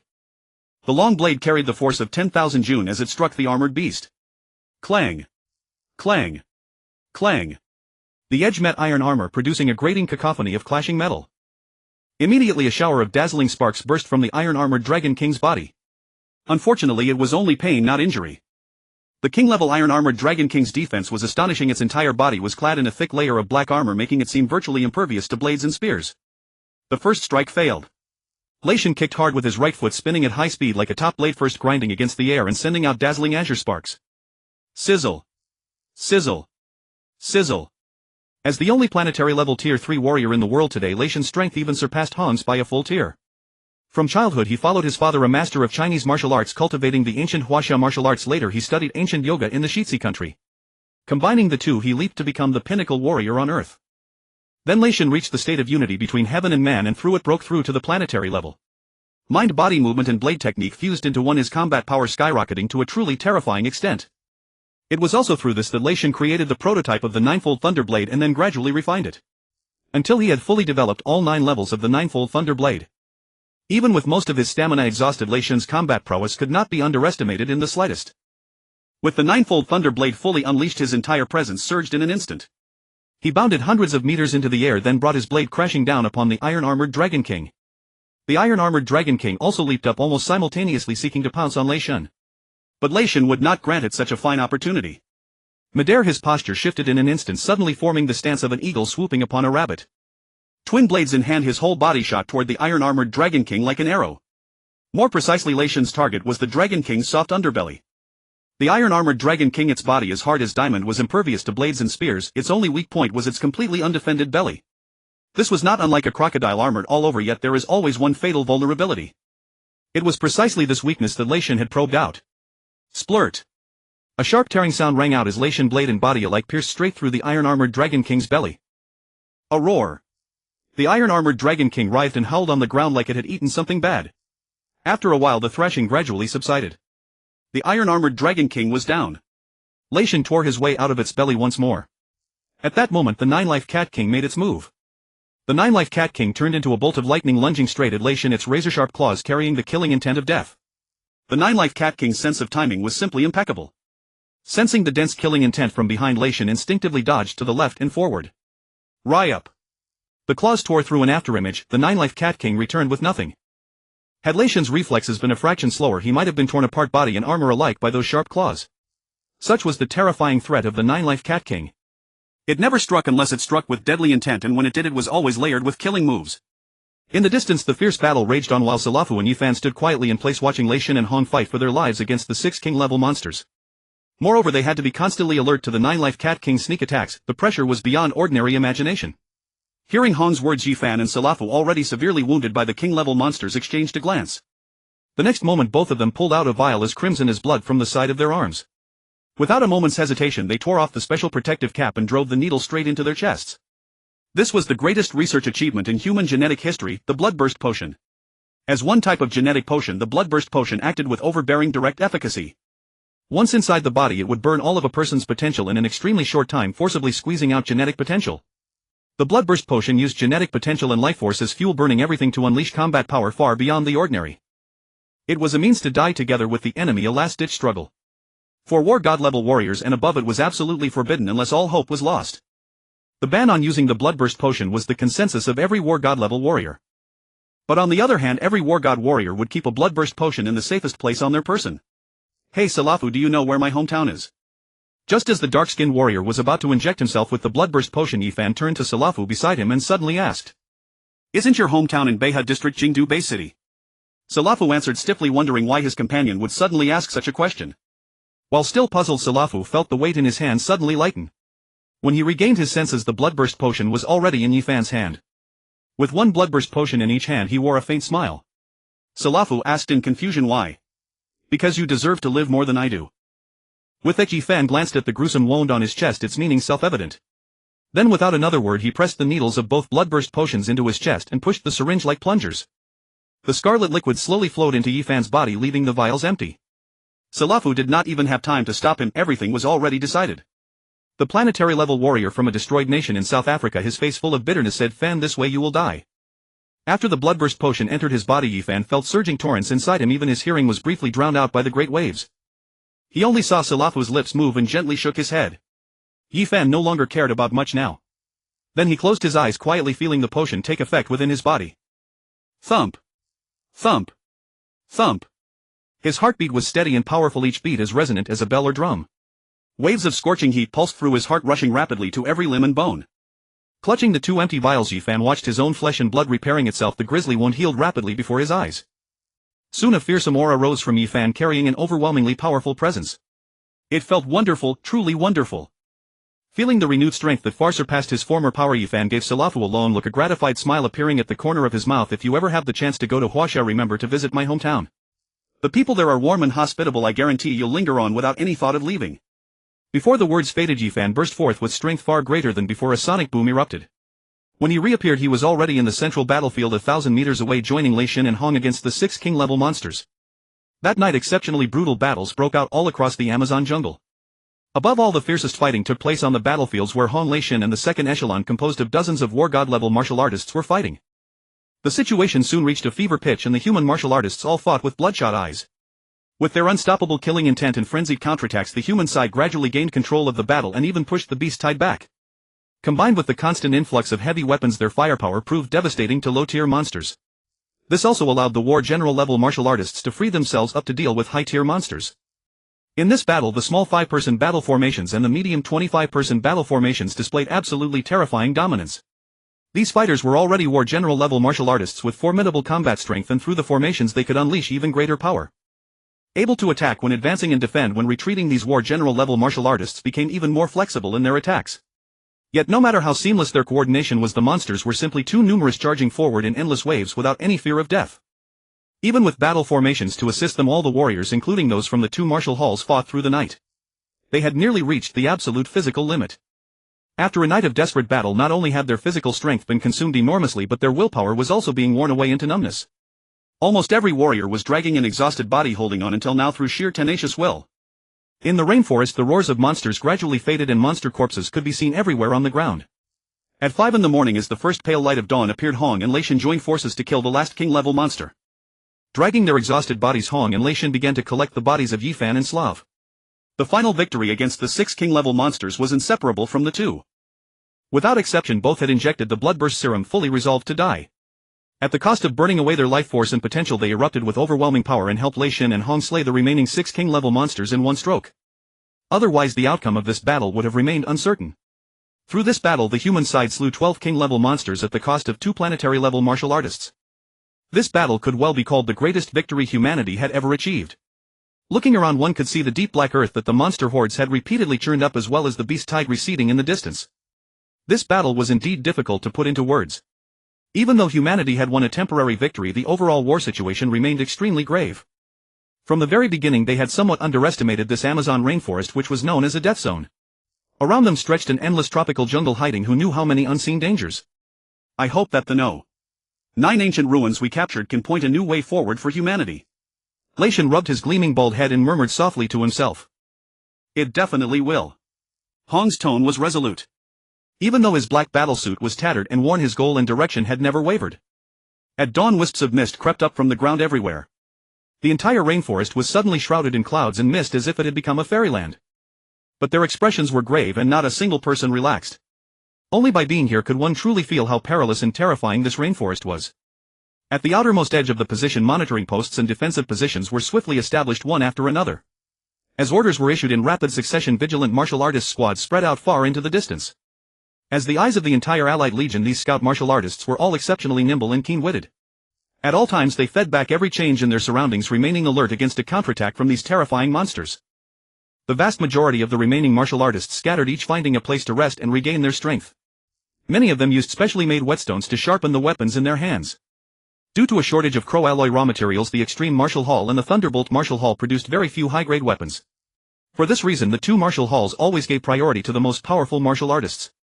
If there was any surplus, it went to the slightly weaker martial artists. Such a distribution might be unfair, but it was indeed the most effective. This was true not only for the Thunderbolt and Extreme Martial Halls but also for the 5 great powers and other factions. The strong take priority. As for ordinary warriors, all they sought was a sturdy weapon that could break through monster defenses. As for sharper weapons, they had always been nothing more than a luxury. All the war general level martial artists were adjusting their condition and recovering quickly. No one dared to slack off. As the most important main force on this battlefield, their condition would directly affect the direction of the entire war. The newly arrived warriors helped clear the battlefield and set up firing points of all sizes, guarding against the beast tide that might return at any moment. In the air, martial artists and supplies were continuously airdropped in to replenish what had been consumed. In the same way, these aircraft ferried the most severely injured martial artists back to base cities for treatment. Everything was proceeding in an orderly manner. Thud, thud, thud, thud. Another burst of intense rotor noise rang out, growing closer from the distance. The violent wind tore at ancient trees and leaves fell rustling to the ground. This time 2 helicopter formations brought yet another batch of martial warriors. With reinforcements having continued all night long, the number of martial warriors in the Amazon rainforest had exceeded 40,000 by now. 40,000 martial artists fought simultaneously in this jungle. They had a clear division of labor, each carrying out their own work. Meanwhile, at the frontline command post, Hong and Lei Shan, together with some war god level martial artists, held one battle preparation meeting after another, clearing the area around the 9 ancient ruins and then building a defensive base had already become an inevitable decision. The problems they now faced, however, were mainly threefold. First, roughly how wide an area should be cleared. Second, how to stop the beast tide from crashing into the defensive base under construction. Third, how to open and enter the 9 ancient ruins. Around these 3 questions, an extremely heated discussion erupted in the command room. These war god level martial artists each voiced their own opinions, sharing their thoughts and judgments one by one. 2 hours later, the military meeting came to an end. As the supreme commanders of this 9 ancient ruins battlefield, Hong and Lei Shan issued the final directive: first, build a circular defensive base within 3 kilometers around the 9 ancient ruins with a time limit of at most 7 days. Any later than that will be an enormous crisis for all of us. According to intelligence sent back by the forward scouts, the beast tide has already retreated more than 10 kilometers away and few large-scale battles have broken out for the time being. However, one thing is strange. The monsters retreated in a very orderly fashion, not like a defeated army but as if they had been summoned. We must be on full guard against this abnormal situation. When Hong conveyed this message, everyone was stunned. These war god martial artists all froze for a moment upon hearing it, as though their minds had suddenly crashed. It was a long while before they gradually came to their senses. Hiss. A series of gasps echoed through the conference room. Previously they had noticed something amiss about the beast tide, yet remained uncertain of the cause. But now Hong's words were like a revelation, bringing sudden clarity. If this speculation were true, it would suggest a far greater conspiracy lurking behind these beasts. At this thought, a creeping chill ran down the spines of all the martial artists, sending shivers through their bodies. In an instant the entire conference fell deathly silent. A silence as cold as death spread through the room, utterly soundless. Some of the war gods wore grave expressions before speaking. Do you mean these beasts are about to return? Absolutely not. With their kings all slain, what threat can these headless beasts possibly pose? A war god immediately countered. In their understanding, a beast tide without a king-level monster at its head was nothing but scattered sand, incapable of mounting any coordinated assault. The moment the question was raised, the entire conference erupted into clamor. The war god martial artists split into 2 factions, each steadfast in their convictions. Only Thunder God remained silent, his brows deeply furrowed as though deep in thought. After a long while, Thunder God suddenly slapped his bald head and spoke up to put an end to the debate. Enough, stop arguing and listen to my analysis. The moment Thunder God spoke, everyone fell silent at once. All eyes were on him, their expressions serious. After all, Thunder God and Hong were not only the supreme commanders of this campaign but also their pillar of strength. Therefore every word Thunder God spoke was worth listening to carefully. This great battle, whether the beast tide's retreat or these king-level monsters' refusal to yield even unto death, all radiates an inexplicable and eerie atmosphere. Hence we must prepare for contingencies in advance. The intelligence of rainforest beasts can never be judged by the standards of ordinary monsters. This tropical rainforest has existed since ancient times, and we cannot fathom how many terrifying entities have emerged from the RR virus within it. We must remain on high alert. Thunder God's words left everyone in the room exchanging glances, all nodding in agreement. Even Hong nodded, concurring with Thunder God's assessment. Continuing, Thunder God said, although we have slain 12 king-level monsters this time and each participating martial artist has achieved considerable results, we have also permanently lost 2 of our brothers, Slava and Yuan, along with nearly 300 battle generals and martial artists. The cost has been far too steep. Having spoken, Thunder God bowed his head slightly, a flicker of remembrance flashing in his eyes before fading away. Even Hong could not help but lower his gaze. At that moment the atmosphere in the conference room grew instantly somber. Mentioning the fallen planetary-level martial artists Yuan and Slava, sorrow etched across everyone's faces. The sudden loss of 2 super combatants dealt a devastating blow to this joint force. Even the slaying of 12 king-level monsters could not fully heal the wound left by losing such paramount warriors. After all, since the RR virus swept across, every war god martial artist present had received guidance from Slava and Yuan to some extent. To them, Slava and Yuan were both mentors and friends. Beep beep beep. As the conference room fell into silence, a red notification appeared simultaneously on the communication watches of all the war god martial artists present, including Thunder God and Hong. The message contained only 2 lines: enemy attack. The beast tide is returning with estimated numbers far exceeding the previous wave led by king-level monsters. Enemy attack. The beast tide is returning with estimated numbers far exceeding the previous wave led by king-level monsters. Enemy attack. The beast tide is returning with estimated numbers far exceeding the previous wave led by king-level monsters. The entire message repeated 3 times across each war god's watch. Following the message was a video clip. The footage showed a dark mass of beasts swarming toward their position, their numbers multiple times greater than the first beast tide. Especially those terrifying figures towering into the clouds in the far distance. Every single one was a king-level monster. Even through the screen, an overwhelming sense of pressure could be felt rushing toward them. Phew! Everyone prepare for battle once more. Without hesitation, Hong drew the long spear beside him and gripped it tightly. These annoying beasts don't seem ready to give up on this place yet, so let's deal them another crushing blow. Swish swish. As Thunder God's voice fell, he drew his blades first. Twin swords in hand, his killing intent was formidable. Immediately after, the sound of blades being drawn echoed throughout the conference room. Every martial artist present drew their blades without exception. Not a single person hesitated. In an instant, the somber and oppressive atmosphere that had weighed on the conference room due to the deaths of Slava and Yuan was swept away. All of them were filled with soaring combat spirit, unleashing a formidable fighting will far greater than before. As the pinnacle of humanity, these war god martial artists naturally understood that their purpose extended beyond merely resisting beasts. They were the hope and example for all other martial artists and humanity itself. If even they succumbed to despair and shrank back when facing beasts, then humanity's hope would become exceedingly dim. Let's go, let's avenge Yuan and Slava.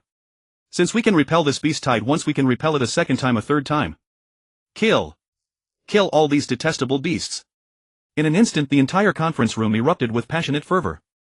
All the war god martial artists were filled with fighting spirit, determined to avenge the 2 planetary-level martial artists Slava and Yuan. At this moment, Thunder God and Hong exchanged a glance, both seeing approval and gratification in each other's eyes. But in the next instant, the smiles in Thunder God and Hong's eyes faded, replaced by deep concern. This returning beast tide was clearly hostile, harboring no good intentions. Having dealt with beasts for so many years, Hong and Thunder God had long come to understand their nature. When they launched their next attack, it would be stronger than the first beast tide, never weaker. Issue the order, everyone to highest alert, defend against the beast tide with full force. Giving the command, Thunder God still showed traces of worry. He looked at Hong, his lips moving slightly. Send for reinforcements. MM. Hong nodded gently, then sent a message through his communication watch. Yarrow, immediately send a request for aid in the name of the Limitless Martial Arts Hall and Lightning Martial Arts Hall to the 5 great powers of the world, the HR Alliance and the Mercenary Alliance. The faster the better. Especially China, we desperately need their assistance. The battle at the No. 9 ancient civilization ruins concerns the future of all humanity. We cannot fail. A series of messages were sent in quick succession. Immediately after, Hong gripped his long spear and walked side by side with Thunder God, leading the way out of the temporary conference room. Behind them followed a mighty procession of war god martial artists. At this moment every martial artist radiated a single spirit. When enemies meet on a narrow path the brave prevail.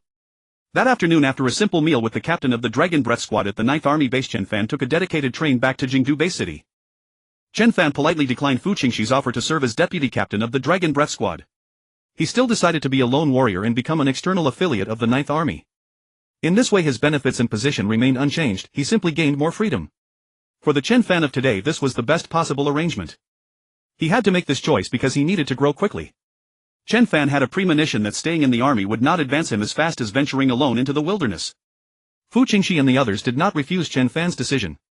At this moment Chen Fan also realized that behind all of this stood the figure of Fu Fengshui, commander of the 9th Army. Chen Fan mused inwardly, his thoughts pulled back to that early morning, the middle-aged commander with 2 gold stars on his shoulders and the words he had spoken. Gradually Chen Fan's gaze grew more and more resolute. He gathered his thoughts and the decision in his heart was already made. When they parted Chen Fan carried the lieutenant colonel rank insignia and the silver medal given by the captain of the Dragon Breath Squad.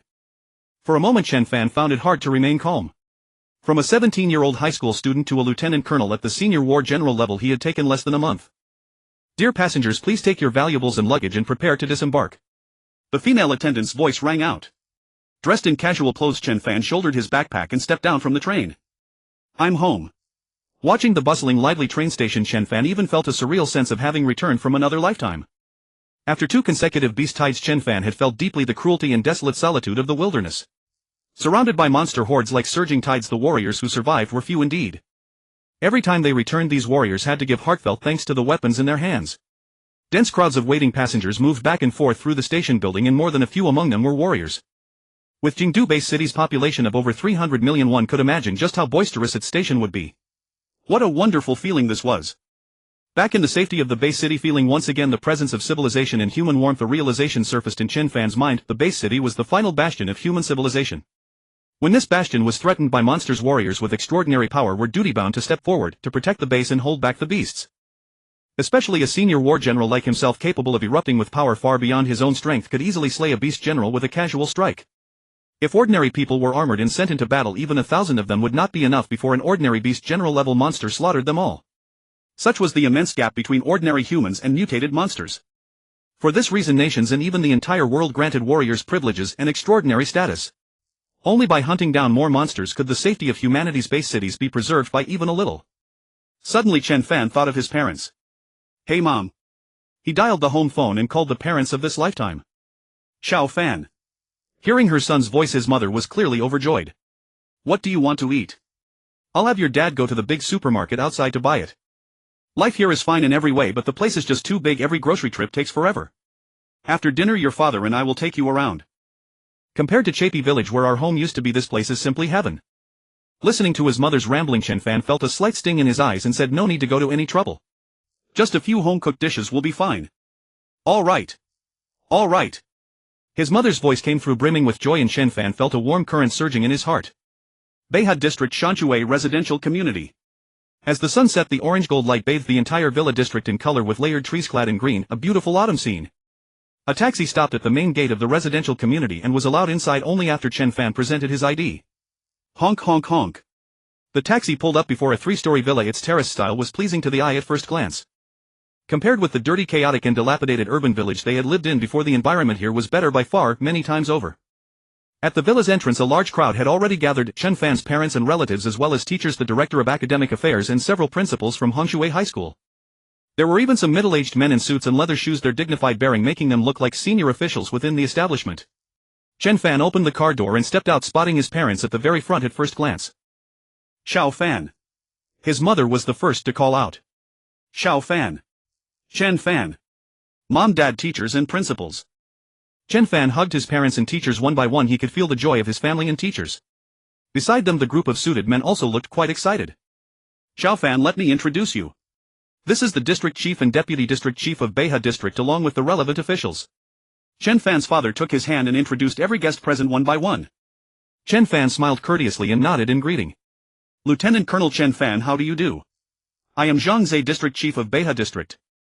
War General Chen, hello. I am the deputy district chief. The group of middle-aged men in suits faced Chen Fan with looks of utmost deference. They had long ago received word from the Ninth Army that Chen Fan had performed exceptionally during the defense against the two beast tides and had ultimately been awarded the rank of lieutenant colonel and a silver medal by Commander Fu Fengxue. These were all routine details. To district chiefs like these lieutenant colonels, and even general-level warriors were people they had met many times. But the Chen Fan before them was only 17 years old and he already possessed strength at the war general level. More importantly, his current strength marked him as one of the foremost elites even among war general warriors. After all, there were no more than 3,000-odd war general warriors in the entire world today. Most were low and mid-rank war generals. Senior war generals numbered only a few hundred. Therefore every senior war general was a key figure nurtured by a base city. Because once they broke through and advanced again, they would become war god-level warriors, those who could secure an entire region and deter monsters. Out of courtesy, Chen Fan chatted briefly with these people, got acquainted and exchanged contact information. Dinner was held at Chen Fan's new home. The three-story villa covering several hundred square meters looked simple from the outside, but its interior was luxurious and exquisitely appointed. This was the preferential treatment that the military gave to every warrior. The gap between warriors and ordinary people was here laid completely bare. After dinner the company parted on the happiest of notes. Chen Fan also went for a stroll with his parents in Shanshui residential community. The bright moon hung aloft, its snow-white moonlight cascading over the earth like a stream of white silk. The entire Jingdu base city was bathed in a hazy veil of moonlight. Ever since the RR virus began to rage, not only had mutated monsters appeared but even some plants had been affected. Compared with the smog-choked Beihai district of the past, the climate in Jingdu base city was now undoubtedly many times better. This was one of the few good things the RR virus had brought. At this moment in the Beihai district the evening lights had just begun to glow. Chen Fan and his family were strolling along a moonlit path getting acquainted with their new home. With his parents by his side, Chen Fan felt an unprecedented sense of relaxation. As they walked he chatted with his parents, the conversation mostly revolving around daily life and studies. Whenever his parents asked about martial artists, the wilderness and monsters, Chen Fan would laugh it off and brush past the subject. The truth was he did not want to describe the dangers of the wilderness to them, it would only add unnecessary grief. After all, as far as Chen Fan was concerned, his parents only needed to enjoy this tranquility, they had no need to know too much. As for resisting the monsters, it was naturally up to him to shoulder that burden. In the night breeze Chen Fan strolled leisurely through the neighborhood with his parents. Though it appeared calm on the surface, dark undercurrents kept churning within his heart. Having witnessed monsters breach the defensive lines slaughtering soldiers and innocent civilians, he knew all too well the current predicament of humanity. According to the original account, in the later era of Huaxia only 6 base cities would remain. That meant that within those 30 years 2 of Huaxia's base cities would be destroyed and beast tides becoming nothing but dust in the annals of history. At that thought a wild urge to grow stronger sprouted furiously in Chen Fan's mind. Without overwhelming power it would be utterly impossible to hold back countless hideous and ferocious monsters. If one day the human base were broken through by a beast tide, the entire base city would be completely exposed to an endless horde of monsters. Chen Fan simply dared not imagine what kind of scene that would be. In those 2 cases even martial artists had to pay such an appalling price just to hold back the monsters. Let alone ordinary humans. If only he could become a powerful spiritual thought master like Luo Feng from the original story, how wonderful that would be. Once he himself became a legendary spiritual thought master, it was likely that his strength would not only be lifted to an entirely new level. Moreover, he would be completely unafraid when facing beast tides. By then numbers would hold little meaning for Chen Fan. Perhaps he could rely on his golden finger to attempt a breakthrough toward becoming a spiritual thought master. Chen Fan pondered silently, a glint of sharp light flashing and fading deep in his eyes. That same night inside the martial training hall of his home the lamplight was soft and warm. A figure dressed in white training attire sat cross-legged in the center of the hall, perfectly still. This person was none other than Chen Fan himself, devotedly cultivating. Since achieving 100% mastery of the 5 hearts facing heaven cultivation method, Chen Fan could cultivate whenever and wherever he pleased without the slightest obstacle. There was however a slight issue: the surrounding environment could affect his cultivation results. After many attempts Chen Fan had finally worked out a set of cultivation theories. When cultivating, one must choose a quiet and spacious place to absorb cosmic energy to the greatest extent. Otherwise half the result would be achieved with twice the effort. At this moment Chen Fan sat cross-legged on the marble floor, breathing quietly. Around him apples, bananas, pears, oranges, all sorts of fruit, were arrayed in a large circle. At the center sat Chen Fan, eyes tightly shut and breathing steady. This time his purpose in cultivating was not to improve his physical body or increase his strength. He wanted to absorb cosmic energy into his body and channel it all into his brain. Chen Fan attempted to use this to strengthen his cerebral domain and gradually cultivate spiritual thought power. Although Chen Fan's idea was somewhat impractical, it was the only option he had left. He had browsed the library of the Ninth Army for a long time, yet found not a single clue regarding the cultivation of spiritual thought power. The only thing he found was that spiritual thought power was innate to the mind. People with this gift were natural-born spiritual thought masters. Chen Fan, however, was trying to break this rule and become an acquired spiritual thought master. Even if the road ahead was filled with unknown darkness, Chen Fan was willing to carry a lantern and press forward searching for a direction. He firmly believed that if he tried hard enough he might still find a glimmer of hope. If he did not try, however, even that last glimmer of hope would be devoured by the darkness. Besides, such a chance could only be attempted by someone with Chen Fan's top-tier comprehension. After cultivating for half an hour, Chen Fan let wisps of cosmic energy pour into his body while lines of faint golden characters kept surfacing on him. Physique 1. Physique 1. Physique 1. Even while cultivating, Chen Fan was fully aware of his every transformation. Chen Fan knew almost every change intimately every split second. At this moment how he wished those Physique 1 messages could turn into spiritual thought power 1. But things went contrary to his wishes. As the cultivation continued, Chen Fan's physique kept increasing. It seemed spiritual thought power was not so easy to cultivate. An hour passed and still there was not the slightest change. Even so, Chen Fan was not disheartened at all. To him all of this was merely an attempt. If he could cultivate spiritual thought power, it would be the icing on the cake; if not, it would do no great harm. With this mindset, Chen Fan kept cultivating. A never-ending stream of cosmic energy was frantically absorbed by Chen Fan, ultimately all surging into his mind as if to strengthen the nerves of his cerebral domain and thereby cultivate spiritual thought power. Attempt after attempt, failure after failure. Time passed second by second. Soon the moon hung at its zenith and the cold clear moonlight streamed through the glass window into the training room. A trace of chill crept in and Chen Fan suddenly felt a coolness. Following that, he opened his eyes and looked up at the bright moon hanging high in the night sky. A spark of insight took root in Chen Fan's heart. Perhaps I could try to use my brain to actively contact and absorb cosmic energy, rather than letting the brain passively receive the energy I've absorbed. At this thought, Chen Fan's entire body trembled and a hint of joy rose on his face. With a new direction in mind, he immediately began to attempt it. With intense concentration, Chen Fan focused on the Baihui acupoint within the 5 hearts facing heaven method. Threads of cosmic energy entered his body through the Baihui acupoint, then vanished without a trace. At this moment, cosmic energy like a small stream passed through the Baihui acupoint into Chen Fan's mind. This time the cosmic energy was not absorbed by the rest of the body as usual but mysteriously disappeared inside his mind. The inexplicable disappearance of the cosmic energy did not surprise Chen Fan in the least. On the contrary, he wore an expression of unruffled composure.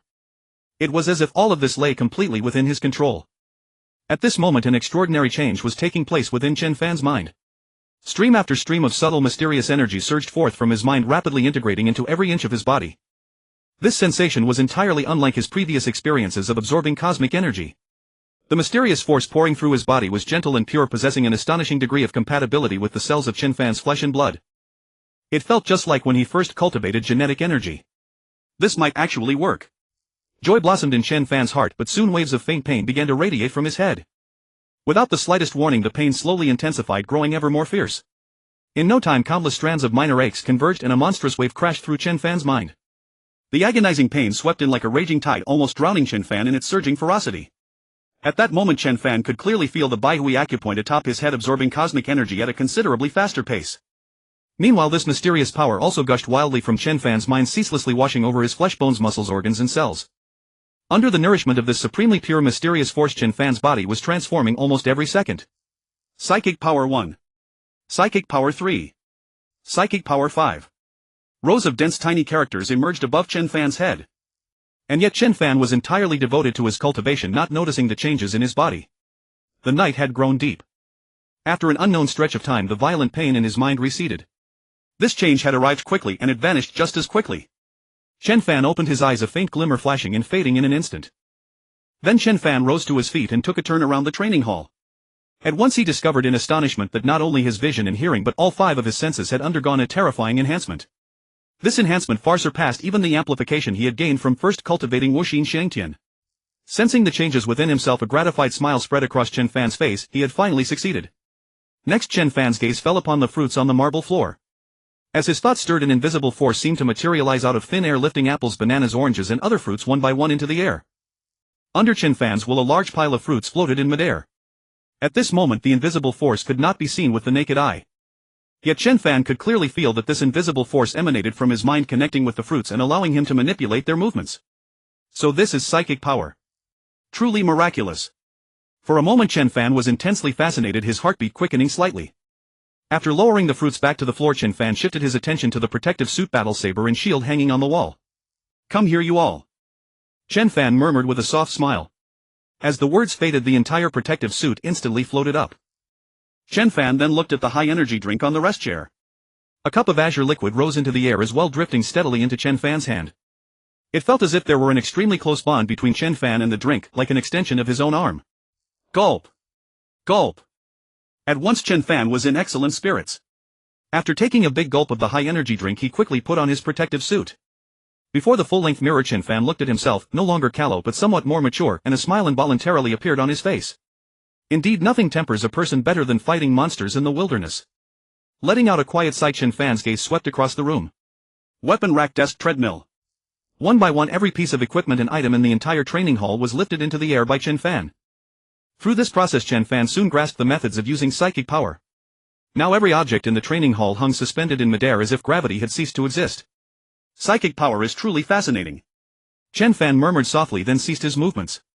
All of this before him was merely the beginning for Chen Fan. To wield psychic power to the point of killing monsters would still require a great deal of practice. Most importantly, he had to elevate his psychic power itself. Outside the window lay utter silence. A night breeze drifted by as Chen Fan returned to the training hall from the balcony. He was about to resume cultivation. Unlike innate psychic masters, Chen Fan, a psychic master cultivated through later training, differed in subtle ways.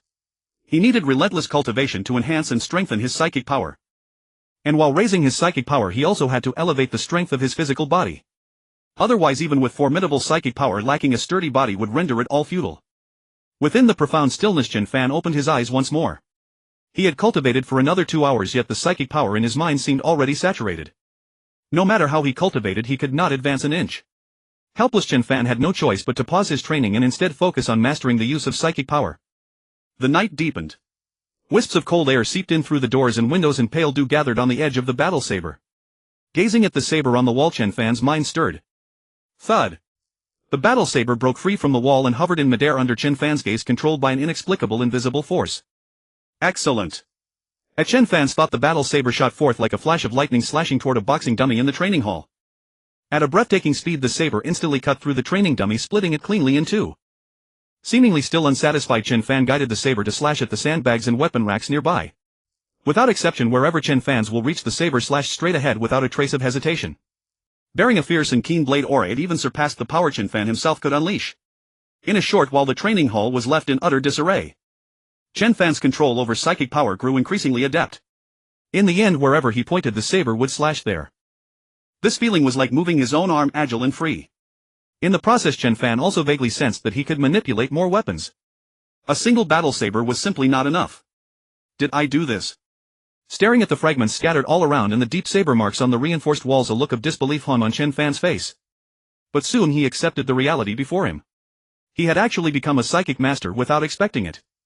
Chen Fan silently voiced his amazement, already looking forward to the scene of unleashing psychic power when facing monsters. The mere thought was incredibly satisfying. Chen Fan mused secretly, the smile on his lips growing even wider. He turned his gaze out the window. Morning had already arrived. In the eastern sky, patches of fish belly white had begun to spread. Tonight's cultivation had yielded bountiful gains. In a joyful mood, Chen Fan lay down on his bed to rest. That night, psychic power awakened for Chen Fan in Shanshui residential community. The next morning, warm sunlight spilled across the land as Chen Fan woke from his rest. As usual, he went first to the Linjiang River and began his training along the riverside path. To rapidly enhance his physical strength, he went through his entire series of exercises: running, frog jumps, squats, one-finger push-ups. All of them one after another.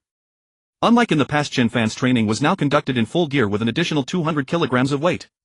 That load might seem immense, but compared with a punching force that often exceeded tens of thousands of kilograms, it was utterly unremarkable.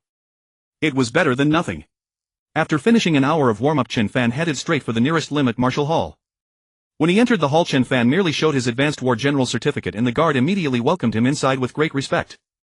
Hoof. Ha. Hey. Ha. In the early morning training hall, the sounds of exhaling and shouts from training rang out one after another. The morning is the best part of the day. For every martial artist, the early morning is the best time of day. No matter what you train at this hour, you get twice the results with half the effort. After entering the teaching building, Chen Fan went directly to the instructor's area on the 4th floor. In the vast training hall, martial artists darted and spun, wielding swords and spears with swishing vigor. Chen Fan was surprised to notice how different it was from the usual lively morning scene. The limit martial hall now seemed rather desolate. In the entire training hall, only a few dozen people were practicing with their weapons. It was rather puzzling. Brother, why are there so few people training this morning? Chen Fan walked over to a middle-aged martial artist who had just finished practicing his saber and was resting on a bench and asked with a smile. "Ha! You must be new here, you don't even know about such a big event." The middle-aged martial artist put down the unsharpened war blade in his hand and carefully sized up Chen Fan. Feeling that this young man had an extraordinary bearing and a composed demeanor, he finally continued, "Young man, you probably don't know this, but yesterday morning the Limit Martial Hall and the Thunderbolt Martial Hall formed a joint force to attack a rainforest in South America." South America? A tropical rainforest? Chen Fan muttered softly, a hint of doubt flickering in his eyes. He looked out the window and murmured to himself, could it be the No. 9 ancient civilization ruins? Eh? How do you know about the No. 9 ruins? The middle-aged martial artist exclaimed in surprise, his gaze toward Chen Fan growing more puzzled. "I guess," Chen Fan replied frankly. Naturally, he would not reveal that he had known about this all along. At that moment Chen Fan couldn't help recalling some events from the original work, using them to deduce traces and clues regarding the No.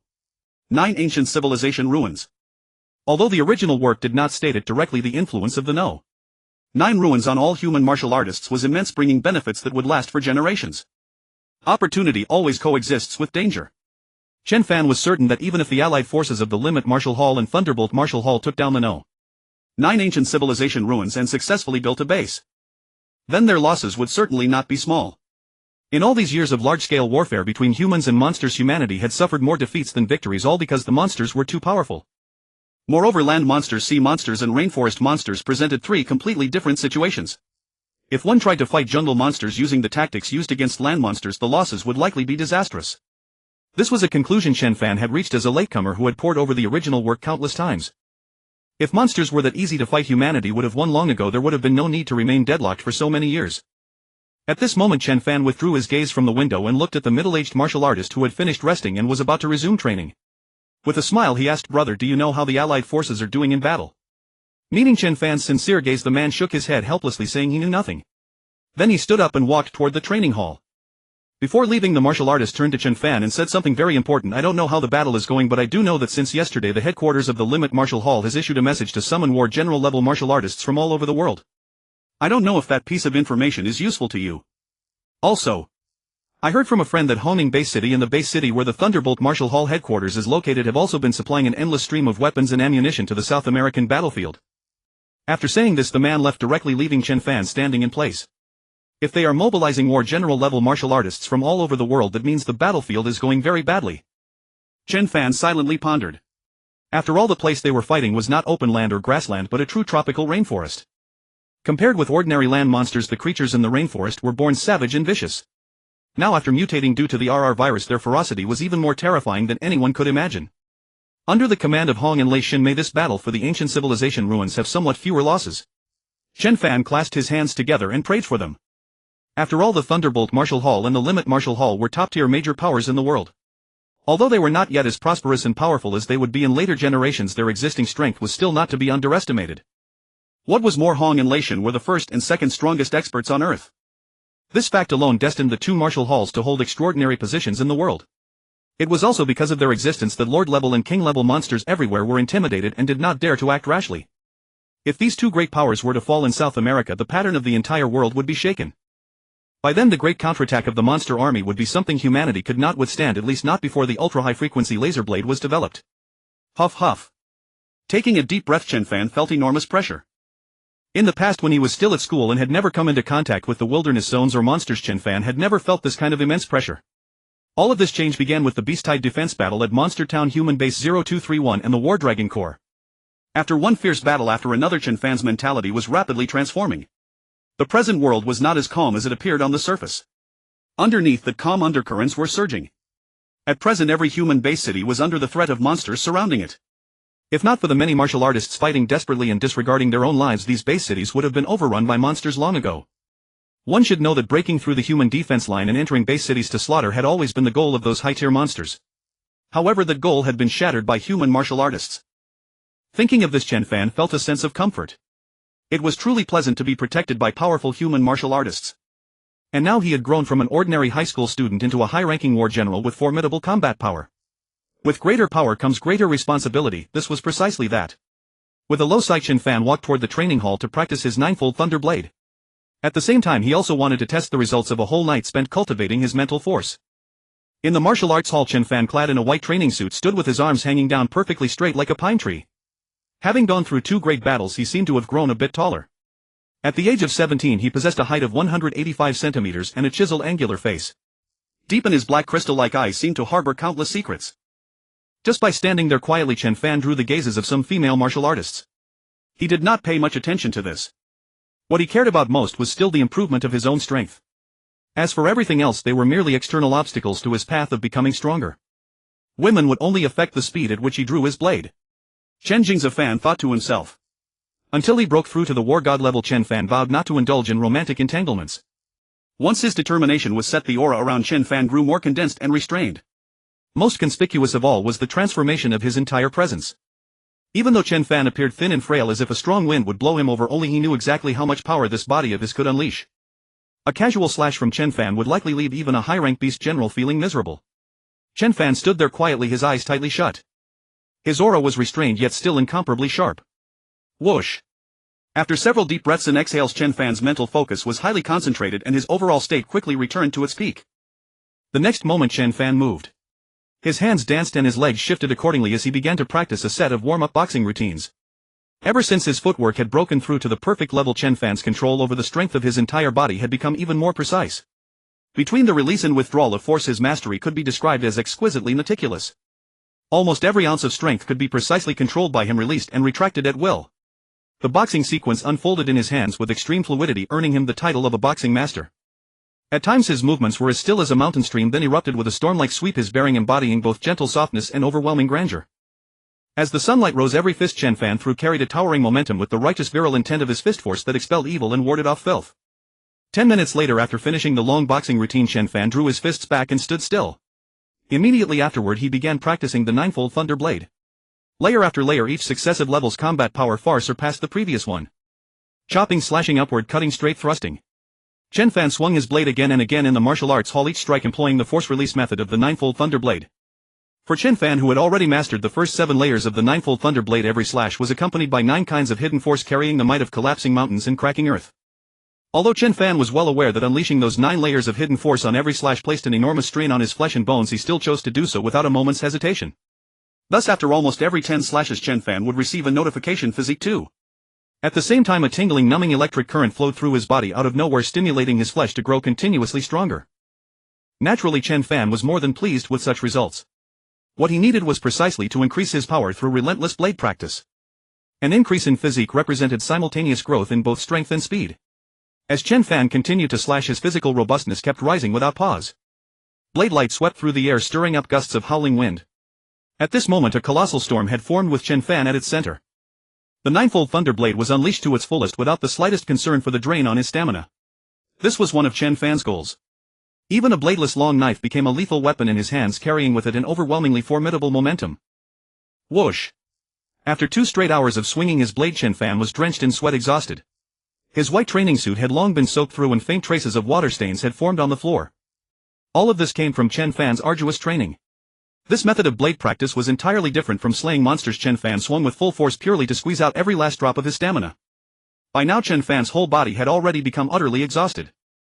Gulp! Gulp! Tilting his head back and gulping down 2 large mouthfuls of high-energy drink, Chen Fan paid no mind to the sweat on his body, sitting cross-legged on the ground to begin circulating the 5 hearts facing heaven cultivation technique. Whoosh!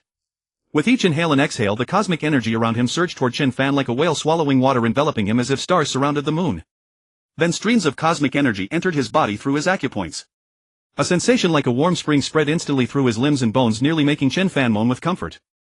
His formerly exhausted body quickly recovered under the dense coverage of cosmic energy. In less than half an hour Chen Fan could feel his stamina surging back to fullness. This time Chen Fan clearly sensed that he had absorbed a far greater amount of cosmic energy than ever before. This result made him both surprised and delighted. At the same time it further cemented his resolve to train hard with the blade. What a wonderful feeling! With his whole body feeling full and satisfied, Chen Fan stood up with a smile and stretched. Crack, crack. A crisp burst of joint pop sounded and a faint smile still lingered on Chen Fan's face. Then he began the next phase of his cultivation. This time he was testing his psychic power. I wonder what level my psychic power has actually reached. Since the psychic power had only just been cultivated, Chen Fan was quite curious about it. He then walked over to the punching force testing machine in the corner of the martial arts hall. To test his psychic power, Chen Fan took a boxing glove from a weapon rack to use as an experimental tool. Whoosh! Letting out a gentle breath, Chen Fan tossed the glove into the air. Immediately an invisible force spread out and directly enveloped the glove. His psychic power unleashed. In the next moment the glove was suspended in midair by Chen Fan's psychic power as if he were physically holding it with his own hands. The feeling of controlling it as easily as moving his own arm resurfaced in his heart, and Chen Fan smiled slightly. Go! With a flicker of his thought, the glove shot out like lightning, leaving a blur behind it as it slammed heavily into the target of the punching force testing machine. Boom! A deafening collision erupted, its sound like a great bell resounding throughout the entire martial arts hall. The martial artists training nearby were startled by the sudden change and turned to look at Chen Fan one after another. However, when their gazes fell upon Chen Fan, they couldn't help but be drawn to a row of bright red numbers on the screen of the punching force tester, 204500 kg. A test result of a full 200,000 kilograms. Some of the martial artists present instinctively rubbed their eyes, afraid their vision was playing tricks on them. But no matter how much they rubbed their eyes, the bright red number on the screen remained unchanged. How is this possible? Faced with this nearly impossible result, some martial artists were stunned beyond words. Their mouths gaped open wide enough to swallow a goose egg. They simply could not imagine that this young man before them could unleash the strength of a mid-level war god. For a moment the entire hall fell silent. At this instant time itself seemed to freeze in the training hall. Yet Chen Fan paid no attention to the gaze of those around him. Staring at the number on the big screen, a smile formed at the corner of his mouth. Not bad. Chen Fan was thoroughly satisfied with the results of the night's training. Moreover, this was the power he had unleashed by controlling the boxing glove with his psychic power. If the glove were replaced with a blade or other deadly weapon, how terrifying would the destructive power be? For a moment Chen Fan found himself looking forward to the scene of killing enemies with his psychic power. Hiss! Hiss! Countless sharp intakes of breath rang out across the martial hall's training arena. As if deaf to it all, Chen Fan returned to his original spot and began his cultivation. This time he no longer absorbed cosmic energy with his entire being. Instead he drew cosmic energy into his mind through the Baihui point, converting it into a source of psychokinetic power. As Chen Fan sat cross-legged on the ground, the cosmic energy around him still surged toward him like a tidal wave, as if it intended to drown him entirely. He was well aware that the deeper his cultivation of the ninefold thunder blade, the more genetic energy he could absorb. This was exactly as described in the Ninefold Thunder Blade secret manual. The deeper the state one comprehended, the faster one's cultivation speed would become. What delighted Chen Fan even more was that the psychokinetic power in his mind had been obtained entirely through his own cultivation.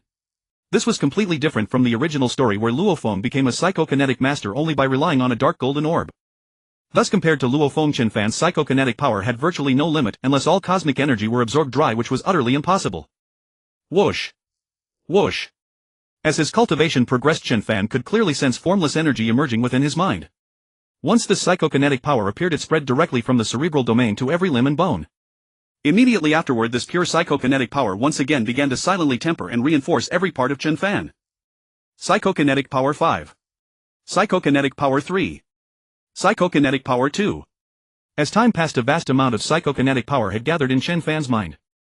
At the same time, the speed at which his body absorbed psychokinetic power gradually slowed. It seemed his body was already approaching a state of saturation. That was what Chen Fan thought. Next he rose to his feet and prepared to execute the Ninefold Thunder Blade once more, intending to expend the energy within his body so that the psychokinetic power swirling around his mind could be absorbed more readily. With a single thought settled, Chen Fan began practicing the blade once more. Swish! Swish! Taking up the long saber, he whirled it into several arcs in midair, then formally performed the Ninefold Thunder Blade. Shing! The war saber split the air with a sharp, fierce wind. Yet just at that moment an unexpected change occurred. All martial artists of intermediate warrior rank and above at the Limit Martial Hall, pack your bags and equipment and assemble at the nearest martial hall within 1 hour. The urgent announcement, broadcast 3 times in a row, interrupted Chen Fan's intention to continue practicing the blade. Something about this seemed deeply wrong. For no apparent reason a shadow crept into Chen Fan's heart, sending a chill down his spine. From that tense, alert tone he picked up something ominous. At the same time, the martial artists around him who had received the message had already begun to act. As the crowd left, the entire martial hall soon became hollow and deserted. Everyone was on the move. Chen Fan too headed to the changing room. After changing into his full gear, he waited at the Limit Martial Hall alongside the other martial artists. Beep. Beep. Beep. Just as Chen Fan was mixing among the ordinary martial artists, his communication watch suddenly rang with an unfamiliar call. Chen Fan stared at the call, a trace of doubt surfacing in his eyes. This is the 9th Army's dedicated communication number. Pushing out of the clamorous crowd of martial artists, he found a quiet place and tapped to accept the call. Chen Fan, a major incident has happened. Where are you now? Qin Xianjin's voice came through from the other end. Chen Fan was stunned for a brief moment, then told him his location in full detail. Then wait there. We'll come pick you up immediately. Qin Xianjin's voice was filled with extreme urgency, as though he had encountered something earth-shattering. Instructor Qin, what happened? Chen Fan asked at a loss. No time to explain. The Limit Martial Hall and the Thunderbolt Martial Hall hit some setbacks while attacking the No. 9 Ancient Civilization Relic. I'll tell you the details on the plane. Immediately after, the rapid thud-thud-thud-thud of helicopter rotors came through from the other end. Without a second thought, Chen Fan could identify it as a Falcon helicopter. It seemed Qin Xianjin was coming to pick him up. The Limit Martial Hall and the Thunderbolt Martial Hall encountered some difficulties attacking the Ancient Civilization Relic. Chen Fan repeated Qin Xianjin's words to himself, his brows beginning to furrow slightly. In all reason, an allied attack by two great forces on an Ancient Civilization Relic should have crushed everything in its path. As for setbacks. Are you kidding? Hong and the Thunder God were personally leading the force, with other planetary-level martial artists and countless war god martial artists backing them up. To put it bluntly, such strength was enough to sweep away every monster within 1,000 li of any base city. Yet today the allied forces of the two great martial halls had suffered a humiliating defeat in the dense jungles of South America, unable to advance a single step. Such an outcome was truly beyond comprehension. At the same time, an ominous premonition lingered in Chen Fan's heart. It seemed the No. 9 Ancient Civilization Relic was not so easy to crack after all. Such a thought flashed through Chen Fan's mind. Before long his gaze turned solemn and steady. Thinking of how the No. 9 Ancient Civilization Relic would be conquered in the future, Chen Fan felt a great deal more at ease. Chen Fan packed his equipment and stood outside the Limit Martial Hall waiting for Qin Xianjin to arrive. As a reserve lieutenant, Colonel Chen Fan had both the responsibility and the duty to accept the 9th Army's deployment. After all, the benefits he and his family enjoyed were not handed over for free. On Friday, August 18, 2017, the 9th Army's dedicated helicopter picked up Chen Fan from the Limit Martial Hall in Beha District. In the afternoon at the military base, Chen Fan boarded a large transport aircraft together with Qin Xianjin, Yan Xiao and the Dragon Breath Squad. Leading the team was none other than Fu Fengxue of the 9th Army. Inside the cabin there was dead silence. No one spoke, no one even whispered. Everyone remained quiet. Chen Fan looked out the window. One after another large transport aircraft identical to theirs had formed a long single file line awaiting takeoff at any moment. Farther away on the combat airfield, even more fighters, bombers and strike aircraft stood fully armed, loaded to the brim with ammunition. A great battle was unavoidable. Chen Fan inwardly pondered. This time our destination is the Amazon rainforest in South America. Mission: reinforce the Limit Martial Hall and the Thunderbolt Martial Hall. Without any concealment, Fu Fengxue stated this matter with a calm expression. To him, letting his soldiers know the truth was far better than keeping them in the dark. This. Reinforced the two great martial halls. As soon as these words were spoken, the entire cabin erupted in an uproar. But as Fu Fengxue pressed his hands down, the cabin quickly fell silent once more. Then he continued, by now you've all more or less heard the news. Hong and the Thunder God led the elites of the two martial halls to attack the No. 9 Ancient Civilization Relic. After their first victory, they suffered a counter-encirclement by the Beast Tide. We need to reinforce them, rescue them. And not only us, Shui Zhanga and the 4 Vajra Guardians of the capital garrison have also mobilized completely to reinforce Hong and the Thunder God. Furthermore, the 5 great powers, including ourselves, the HR Alliance, the Mercenary Alliance and several other factions, have all dispatched their full forces to reinforce the Thunder God and Hong. When he finished, Fu Fengxue swept a deep glance across everyone, then closed his eyes and rested, saying no more, leaving the cabin full of people utterly aghast. A heavy silence rapidly spread outward. Boom. Boom boom. The silver-white transport aircraft's engines roared with thunderous force. Ignition, takeoff, run, liftoff. All in one smooth motion. A tiny shadow shot through the sky with a dazzling orange exhaust trail tearing apart the heavens and piercing through the clouds. After the lead transport lifted off, the large aircraft following behind took off one after another. At the same time, long queues formed on the runways of several military airfields. One after another, planes fully loaded with ammunition and warriors stood ready, able to take off at any moment. Their purpose was identical: to reinforce the battlefield at No. 9 ruins and fight alongside the warriors of the two great martial halls. Wave after wave of thunderous roars resounded through the sky, traveling far, far into the distance. On board the large transport aircraft, the entire cabin was still and everyone remained silent. From Commander Fu's words they came to understand the complexity and importance of this reinforcement mission. But no one was afraid. In the large-scale war between humanity and monsters, timidity and fear were useless emotions. They would only leave warriors helpless when facing monsters, quickly turning them into monster fodder. We have to find a way. As he pondered, Chen Fan's gaze swept across the war sabers behind the warriors in the cabin and his eyes lit up. There was no time to lose. Chen Fan then closed his eyes and calmly began practicing the 5 hearts facing heaven technique. This time he was once again training his psychic power. As Chen Fan's cultivation progressed, an immense force of attraction materialized around him. Streams of cosmic energy poured in from the surrounding space and floated around his body. In an instant, dense cosmic energy filled the entire cabin. With Chen Fan at its center, the cosmic energy slowly rotated, forming a vortex. Ha! At that moment, Fu Fengxue, who had been resting with his eyes closed, opened them and a sharp glint flashed briefly through his gaze. At his level as an intermediate war god, he could naturally sense the flow of cosmic energy. In Fu Fengxue's eyes, the cosmic energy surged toward Chen Fan like 100 rivers flowing into the sea. This kid is truly extraordinary.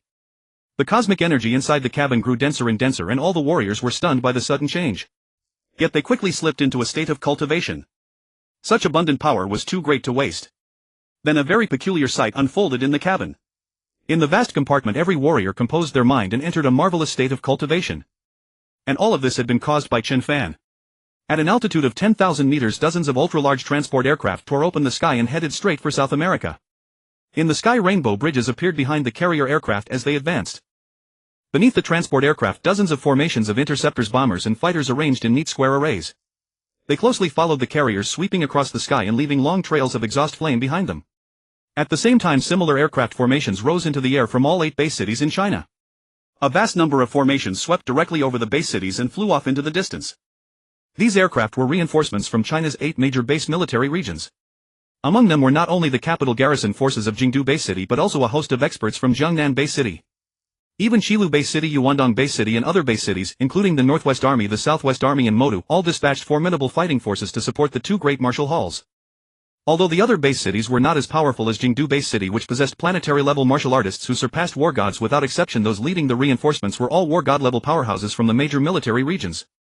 To put it bluntly, in order to support the 2 great martial halls, the entire Chinese military had nearly exhausted most of its reserves.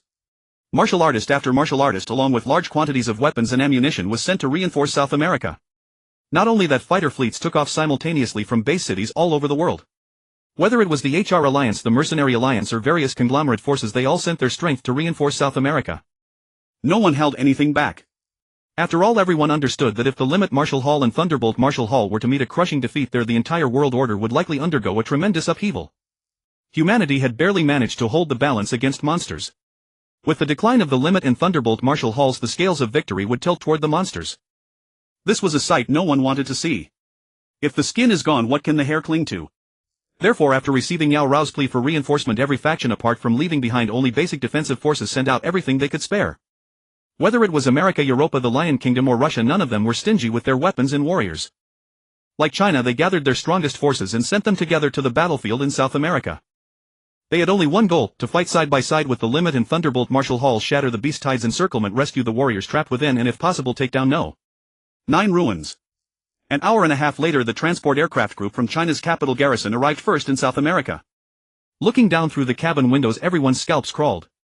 At that moment, around No. 9 ruins, firelight and ferocious roars continued without end. Countless monsters surged forward from all over the rainforest, launching frenzied assaults on the defensive positions of the 2 great martial halls. The mighty beast horde stretched on endlessly, its numbers unknown. At this moment, the warriors of the 2 great martial halls occupied 2 elevated positions and attacked on both sides.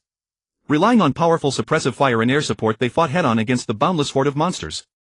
Amid the scattered flames, countless monsters were reduced to ashes. Yet for a beast horde of such colossal scale, these losses were only a drop in the bucket. The tropical rainforest had always contained an astonishing number and variety of monsters. After mutation, even more kinds of terrifying monsters had appeared. What's more, the No. 9 ancient civilization ruin was located very close to 2 tributaries of the Amazon River. Dense crowds of aquatic monsters rapidly crawled out of the great river, including arthropod monsters such as shrimp and crabs. There were also giant piranhas and mudskippers shooting out from the river surface, hopping and charging toward the human defense line. Even more terrifying were the monstrous crocodiles as huge as small mountains and the ancient giant pythons. They moved swiftly across the pitch-black land, leaving deep furrows behind them. Damn! So many monsters. These huge pythons are at least beast general level, their gallbladders must be worth a fortune. For a moment, the entire cabin erupted in clamor. At this scale, I'm afraid this has already surpassed a first-class beast tide, hasn't it? Qin Xianjun asked in utter shock, seemingly talking to himself. Even for a war general rank martial artist like him who had experienced countless great battles, the sight still left him utterly dumbfounded. Roar! Howl! Beneath the azure sky, terrifying beast roars echoed one after another. Endless monsters surged toward the human position like a tide. But what awaited them was a scorching torrent of steel. High-powered bullets, howitzers, armor-piercing shells, a vast web of fire mercilessly descended upon the monsters. Almost every second countless monsters were wounded or killed under that overwhelming firepower. But a few broke through the defensive line and became locked in fierce combat with human martial artists. Blood and fire erupted across the battlefield. Life and death played out in the rainforest. The war against monsters had always been utterly brutal. Boom! Amid the unceasing thunder of gunfire, dazzling explosions of light burst within the monster horde. The spreading flames devoured the surrounding monsters, turning them into charred lumps in an instant. It could be heard clearly even from several thousand meters up in the air. Every martial artist's heart and soul shook. The scene before them was like the end of the world. Countless monsters surged toward humanity in an overwhelming tide. They tried to tear apart the martial artists' defensive line, slaughtering, devouring, and consuming the flesh and blood of every human. A monster army of such scale could hardly be called a beast tide, it was an ocean of monsters. It was not just Qin Xianjin who was stunned. Even the battle-hardened members of the Dragon Breath Squad were momentarily frozen in place. But they soon snapped out of it and understood the situation. I really don't know how the warriors of the two martial halls managed to hold on. They must have endured for so long. Quite a few warriors and martial artists wore bitter expressions, muttering to themselves. No one in the cabin answered. Everyone looked out the window in silence. They quietly waited for the plane to descend and begin its landing. Nearing the position, the transport plane steadily descended with its powerful propulsion system. When it reached dozens of meters above the position, vertical thrust engines blasted powerful currents of air downward. And so the massive transport plane hovered steadily in midair. Whoosh! The front, middle, and rear cabin doors slowly opened. Everyone check your gear. Prepare for an ultra-low altitude jump in 10 seconds. A voice came over the broadcast reminding the martial artists. Everyone swiftly checked their equipment. For martial artists of the war general level, a jump from this height posed no danger at all. 10 seconds later, someone moved first. Let's go. We're heading out to support our brothers of the Extreme Martial Hall and the Thunderbolt Martial Hall. The voice came from a corner. Commander Fu Fengxiu, dressed in a combat suit, held his warblade in both hands. He stood up first and walked toward the cabin door. With a single leap, he dove down toward the position below like a white crane spreading its wings. Go everyone. We will definitely win. See you all back at the base. After saying this, Chen Fan glanced at the many martial artists and war generals in the cabin, and a natural smile appeared on his face. Make sure you fight hard and kill the enemy. Then Chen Fan nodded firmly and jumped out of the cabin together with Fu Fengxiu. Whoosh! The wind howled and Chen Fan felt an unprecedented sense of exhilaration and battle intent. Facing the powerful airflow rushing toward him, he shot out of the cabin like an arrow. The third to jump was Qin Xianjin. Always accustomed to leading from the front, he did not say an extra word this time before leaping out. With Fu Fengxiu, Chen Fan, and Qin Xianjin taking the lead, the elite martial artists of the Capital Guard, who had traveled thousands of miles to reinforce the battlefield, jumped out of the cabin one after another. Without the slightest hesitation or doubt, every martial artist wore a resolute expression. In the moment they leaped, the calm, confident face of Chen Fan surfaced in their minds. Even in the face of life or death, he was utterly unafraid.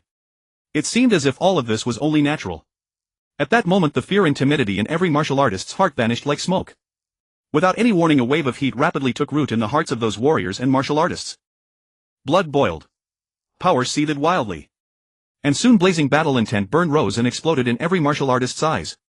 Every martial artist, descending at high speed, plunged into the fierce battlefield carrying immense battle intent. It was not just their transport plane. At that moment, hundreds of massive transport planes had appeared out of nowhere in the cloudless blue sky. All the Capital Guard elites who had reached the battlefield first jumped without hesitation. Below was a terrifying battlefield where a bitter battle was raging with countless monsters charging fearlessly. Even in the face of the endless beast tide, not one person retreated out of fear. They had come precisely to reinforce the Thunderbolt Martial Hall and the Extreme Martial Hall. This was their task and also their mission. The Capital Guard mission will be accomplished. Following right behind the Capital Guard were reinforcements from the other 7 base cities of Huaxia. Tens of thousands of elite martial artists and military soldiers had flown tens of thousands of kilometers, all for the sake of supporting the two martial halls. In the sky, a rain of parachutes suddenly fell. The tens of thousands of martial artists and soldiers from Huaxia descended like heavenly soldiers, quickly merging into the battlefield to aid the defense. Meanwhile, Chen Fan and a host of war general-level martial artists also charged toward the frontline positions. With these war general-level martial artists joining the battle, the martial artists who had been holding the line finally breathed a sigh of relief. By this point, the martial artists of the two martial halls had suffered heavy casualties and were all covered in wounds. Even so, they still held the position with all their might. They had never given up. Chen Fan stood on a small hill, twin blades in hand, wearing a full suit of protective gear capable of resisting attacks from a high-rank beast general. Looking out he saw a giant lizard a full 15 or 16 meters long with thick limbs and the head of a Tyrannosaurus rex, crawling through the monster horde and rapidly approaching the position. The low-rank monsters around it all made way for it. Its target was a group of middle-aged martial artists with serious wounds. 15 people formed 3 battle formations of 5 relying on one another. In Chen Fan's view such a small formation could withstand a small-scale beast-tide charge. But if it had to face truly terrifying monsters the result would only be death and slaughter. Yet on this battlefield filled with gunsmoke, blood and fire there were probably hundreds or even thousands of such formations. Chen Fan looked at the many martial artists whose battle intent blazed and who seemed ready to die rather than yield, and a thought stirred in his mind. With his sharp perception he could clearly tell. The strongest among them were barely low-rank war generals. But the charging tyrant lizard was a high-rank beast general. Now it's my turn. A resolute glint flashed through Chen Fan's eyes and an immensely powerful aura suddenly erupted from his body. In that moment Chen Fan seemed to transform into an iron-blooded warrior filled with boundless battle intent. Wherever his war blade pointed all opposition was swept away. Swish! The next moment a fierce gust of wind howled past. Chen Fan turned into a blur and charged toward the 15-man formation. More precisely he was heading for the front of that small formation. His target was unmistakably the savage tyrant dragon lizard. One-man twin blades, Chen Fan met the madly charging high-tier beast general lizard head-on. Roar! Not far away the swiftly moving tyrant dragon lizard turned its ferocious scarlet eyes toward the tiny figure that had appeared as if it had been provoked. It threw back its head and let out a furious roar, then its speed exploded. Whoosh! The sound of air splitting rang out. A black shadow flashed through the smoke-filled rainforest like lightning. Every step left a deep footprint in the ground. In the instant just before Chen Fan clashed with the high-tier beast general he raised his hand slightly. Shing! A plain unadorned flash of blade-light flickered and vanished.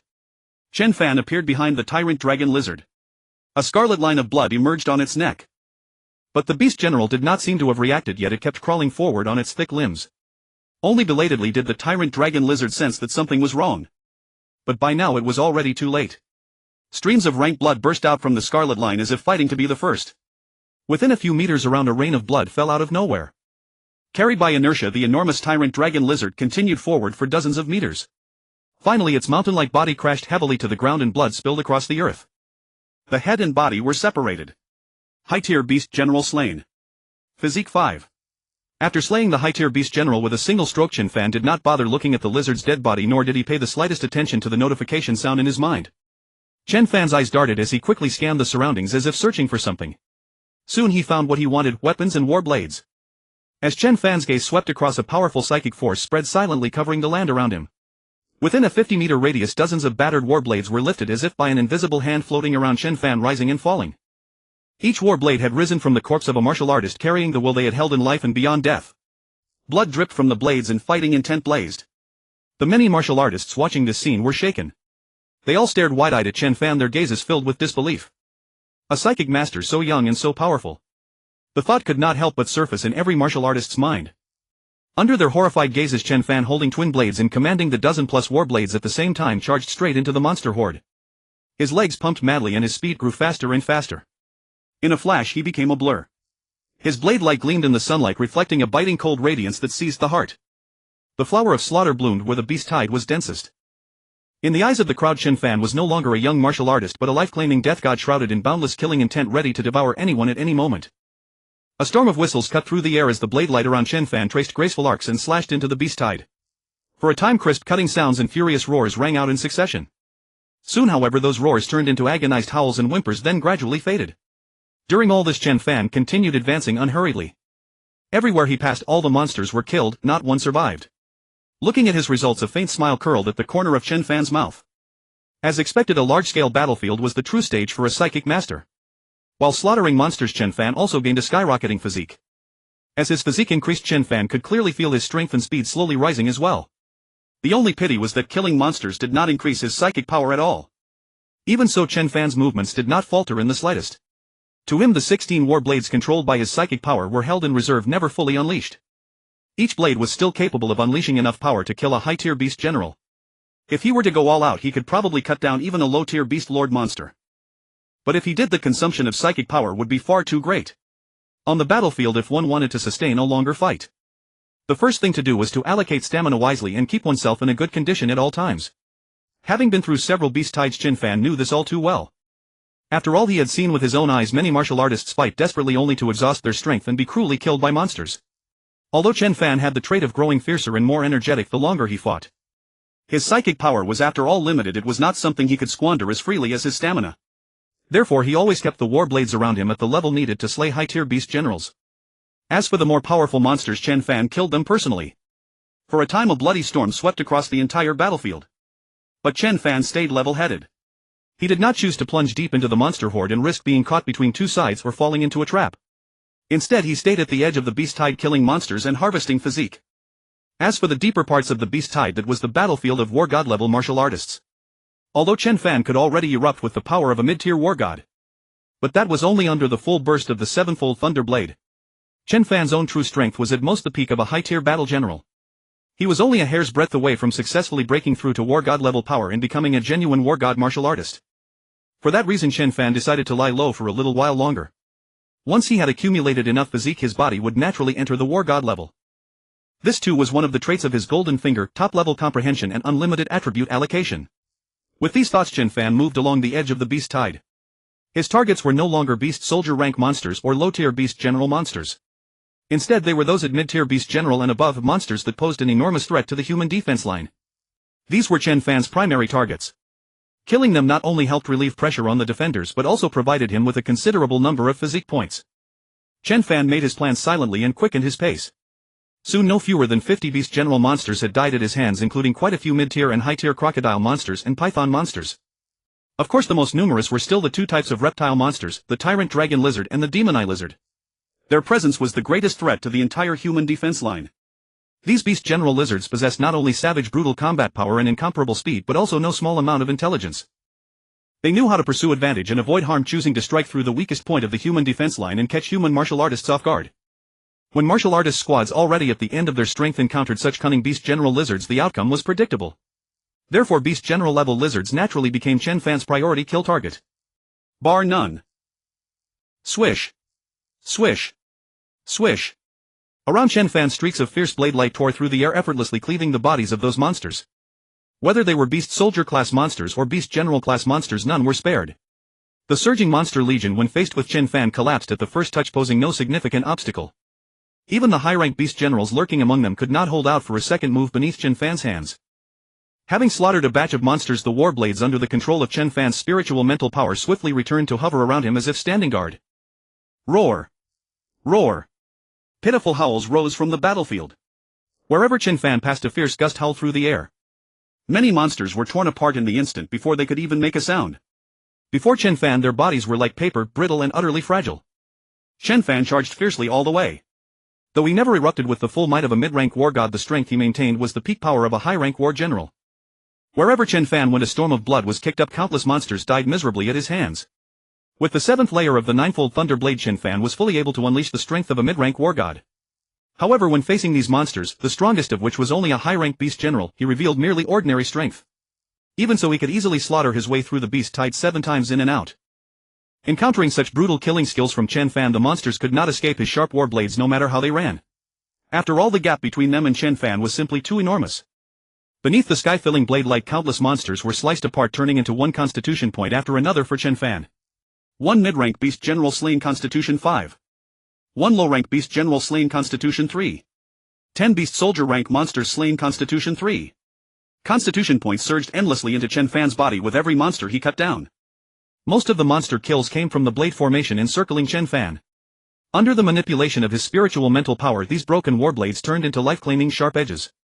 As cold light burst in all directions, every monster in the vicinity was reaped. At the same time, what it brought was a violent explosion of constitution points. Amid waves of numbing electric-like sensations, Chen Fan could keenly feel his strength and speed rising at an alarming rate. The pace was so swift that Chen Fan was almost delirious with joy. Just in time. Feeling the great changes unfolding within his body, a smile crept over the corner of Chen Fan's mouth. At this moment, incomparably powerful force surged through every inch of Chen Fan's being.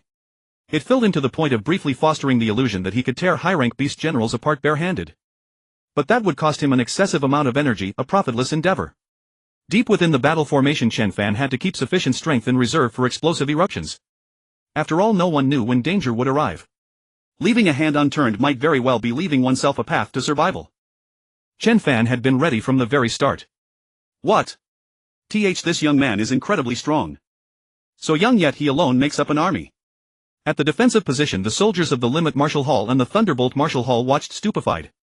Chen Fan ahead was like a saber master manipulating dozens of broken blades that hung suspended in the air. And every one of those war blades radiated fierce light, reaping the lives of monsters. Before Chen Fan, all the monsters were like figures pasted together from paper, their bodies splitting into several pieces. And Chen Fan's unflinching slaughter also overawed these martial artists. At every place he passed, he inevitably left behind a stretch of corpses. With Chen Fan's penetration into the horde, the quality of the monsters also grew steadily. What had once been mostly ordinary monsters and beast soldier ranks gradually came to include more beast general class existences. This too was something Chen Fan was pleased to see. For the higher the monster's rank, the more constitution points he could obtain. At the same time, Chen Fan's constitution improved faster and faster, skyrocketing at a rocket's pace. Strength and speed soared with every monster killed. Chen Fan charged forward, breaking through all resistance like splitting bamboo. In just a few short minutes he had already forged 700 or 800 meters ahead. Chen Fan alone wielded dozens of warblades, forcibly tearing open a passage through the tide-like monster horde. The monsters that died at his hands exceeded 2,000. Behind Chen Fan, corpses were strewn all along the way. Many times a single broken warblade was enough to slay a beast general with ease. At this moment, Chen Fan and the beast tied around him belonged to two completely different levels of power. Like killing chicks, he could casually clear away all the monsters blocking his path. Even high-rank beast generals could not withstand a single strike from Chen Fan. Whoosh! With a blade descending from heaven, an enormous python-type monster was cleft in two. After slicing through the monster's body, the terrifying blade light lost none of its momentum. Crack! The ferocious saber force cut savagely into the ground, leaving a deep mark. High-rank beast general slain. Constitution 5. The familiar notification chime sounded. In the next moment, a line of golden characters appeared in Chen Fan's mind. But Chen Fan had no attention to spare for such things. Having claimed a kill with one stroke, he continued forward. Within the surging beast horde, Chen Fan broke the formation single-handedly, his blood-soaked killing resembling an Azura stepping forth from hell. The war blades hovering around him spun at a truly terrifying speed. They could kill when he advanced and defend when he retreated. Under the precise control of Chen Fan's spiritual mental power, these war blades had become his strongest shield, protecting his safety. Using the defense formed by these war blades, Chen Fan broke through one line after another, unstoppable. Before he knew it, he had separated from the members of the Dragon Breath Squad, pressing ever deeper into the monster tide. By this point, the number of beast general rank monsters was far greater than at the perimeter, with a good many high-rank beast generals among them. Yet Chen Fan was not the least bit afraid, continuing the carnage. Wherever the long blade pointed, its edge was displayed in full. Elsewhere at the defensive position, more and more warriors gathered. Because Chen Fan's charge had drawn the attention of some monsters, the pressure on the defensive front had dropped drastically. At this moment, the warriors supporting one another staggered to a high ground. They all looked toward one spot, their eyes filled with intense excitement. In their eyes, the battlefield of dozens of square meters had formed a complete zone of vacuum. Countless monsters were being slaughtered, while even more monsters fled howling toward all directions. Even deep within the layered beast tide, Chen Fan remained calm without a trace of fear. Faced with the endless, nearly insane beast tide, Chen Fan no longer concealed his strength. Boo! Boo! A dreadful aura rose up like towering waves that licked the sky. With Chen Fan at the center, it swept around like a hurricane. Damned monster, die! A cold glint flickered in Chen Fan's eyes as he abruptly stamped the ground. The next moment, like a white crane spreading its wings, he soared upward and shot toward a monkey-like monster. Meanwhile, the formation of blades around him moved with Chen Fan, its power undiminished. The fierce gleam of the swords remained as ferocious as ever. As he landed, Chen Fan lunged forward. In the blink of an eye, Chen Fan's blade pierced through the head of the beast general, the Vajra ape, slaying it on the spot. Around him, the monsters that had tried to surround him were also shredded by the sharp blade formation, not one left alive. At this moment, Chen Fan was like a meat grinder, ruthlessly devouring the surrounding monsters. This warrior is far too reckless, actually going so deep into the monster horde. A soldier, while bandaging his own bleeding wound, watched Chen Fan with deep worry in his eyes. As veterans of the battlefield, they had fought monsters many times and knew all too well the terror of venturing deep into the monster horde. One misstep and they would be surrounded and annihilated. Even a war god martial artist would not dare to take such a reckless action alone. Like Yao Rao, they operated in teams of 3, relying on one another as they fought into the monster horde. But it was extremely rare for someone like Chen Fan to penetrate so deep alone. He leaped from one spot to another, chased by a huge swarm of monsters that fearlessly gave pursuit. However, their attacks only left a trail of corpses behind. Yet the number of surrounding monsters was in no way diminished. Monsters had always won by sheer numbers, but this was the first time they were being toyed with and battered by Chen Fan like this. At the rear of the battlefield, some high-level monsters overseeing the battle stared from afar, their giant crimson pupils shimmering with human-like confusion. They wondered why this young human martial artist had not yet been worn down and killed by the endless wave of monster attacks, a war of attrition waged by the ceaseless beast tide. As Lord-class monsters, these high-level creatures had intelligence no less than that of ordinary humans, perhaps even surpassing it. After all, the cruel laws of the wilderness forced them to grow stronger or die. Survival of the fittest was vividly demonstrated here. Moreover, under the ravaging RR virus, the monsters that survived not only underwent tremendous physical mutations but even their brain structures changed, evolving toward a higher level. The more highly evolved a monster, the greater its intelligence. At this moment within the beast, Chen Fan pressed forward alone, breaking through the ranks without slowing in the slightest. The spinning sharp war blades cut down monster after monster. If his strength ever gave out, Chen Fan would face nothing but certain death. But how could these warriors know that Chen Fan's golden finger not only allowed him to rapidly improve his strength but more importantly it continuously supplied him with power during battle, keeping him in a state of abundant energy. Thus Chen Fan grew braver and stronger with every battle. He sprinted through the horde seeking out those massive beast general rank beings. Then he crushed them amid the beast tide, relieving the tremendous pressure on the human defensive line. Perhaps because Chen Fan was too aggressive and killed too many monsters, he drew the attention of certain high-level monsters. From the beast tide, some monsters were even specifically dispatched to deal with Chen Fan. Without any warning, squad after squad of massive monsters charged at him from all directions. It looked as though they intended to surround and kill him. At the same time, low-level monsters naturally drew back, leaving the battlefield to the more powerful ones. Killing intent surged from all directions. The monster's hostility was directed squarely at Chen Fan. Poof. Seeming to notice the change in his surroundings, Chen Fan curled his lips into a disdainful smile. Whoosh. Then, under the control of his spiritual will, the rotation speed of the war blades around him suddenly increased by more than half. A biting gale swirled around Chen Fan as if a tornado had risen from the ground. Yet at the center of it all, his expression was utterly calm. At this moment he had entered an ineffably wonderful state, as if he had become an unthinking killing machine. Or perhaps his consciousness had become clear and empty, his control over his body reaching the pinnacle. At the same time, Chen Fan manipulated the surrounding war blades, ruthlessly slaughtering the monsters that tried to hunt him. A storm of blood and slaughter spread rapidly with Chen Fan at its center. Growing ever braver. The speed of the war blades hovering around Chen Fan suddenly increased. Crack crack. Crisp cutting sounds rang out unceasingly like tearing silk. Every war blade ruthlessly reaped the lives of monsters. Chen Fan could not help but smile, growing more and more exhilarated with each kill. He loved this state, slaying monsters, increasing his physique points, growing stronger, replenishing stamina. Then slaying monsters again. It was all like falling into a positive feedback loop. With every passing second, Chen Fan was steadily advancing toward a higher level of strength. Thud thud thud. In the vast rainforest, terrifying roars sounded repeatedly. One giant beast general after another charged over, attempting to surround and annihilate Chen Fan. But when they saw the indistinct figure shrouded in a storm of blades, Chen Fan, whose entire body was brimming with towering murderous intent, a sense of threat arose unbidden in their hearts. Every high-ranked beast general was involuntarily seized by fear. The biological instinct to seek advantage and avoid harm drove them to stay away from this human. But when they sensed the gaze of a group of lord-class monsters behind them, the beast generals desperately overcame their fear and galloped wildly toward Chen Fan. Charging forward might still offer a glimmer of hope. If they retreated, they would surely face the gaping maws of the lord-class behemoths. The law of survival in the rainforest had always been cruel, and evolution among monsters relied not only on rare treasures. For the most part, they grew stronger by devouring the flesh and blood of other monsters and absorbing the power within. Often when these high-level monsters reached a critical point in their evolution, they would even kill and devour their own kind. This cruel and ruthless law of survival was vividly displayed throughout the tropical rainforest. At this moment, Chen Fan sensed a powerful killing intent coming from not far away. With his spiritual will unleashed, Chen Fan could not only control weapons to kill enemies. In fact, he could also perceive the hostility from all around, taking in the entire environment with a single sweep. The perception of his spiritual will was even clearer than what he could see with his eyes. Facing the many high-ranked beast generals charging around him, Chen Fan showed not the slightest fear. Twin blades in hand, he roared at the ferocious monsters, swiftly closing in like a dragon scram. The next moment, Chen Fan shot into the air. Whoosh! The biting wind howled past his ears. A trace of delight flickered across his face and vanished, replaced by a cold, grim expression. The flower of slaughter bloomed once more. Rainforest battlefield. Chen Fan rose into the air above the surging beast tide, flying swiftly over one monster after another. Even under a heavy encirclement, he showed not the slightest sign of fear. Feeling the wind howling around him, Chen Fan's imposing might towered to the heavens, his killing intent fully revealed. There was no other reason. Chen Fan had always hated the feeling of being surrounded. Especially being surrounded by these detestable monsters. Boom! In midair, Chen Fan's power swelled higher and higher, and his battle intent quickly climbed to its peak.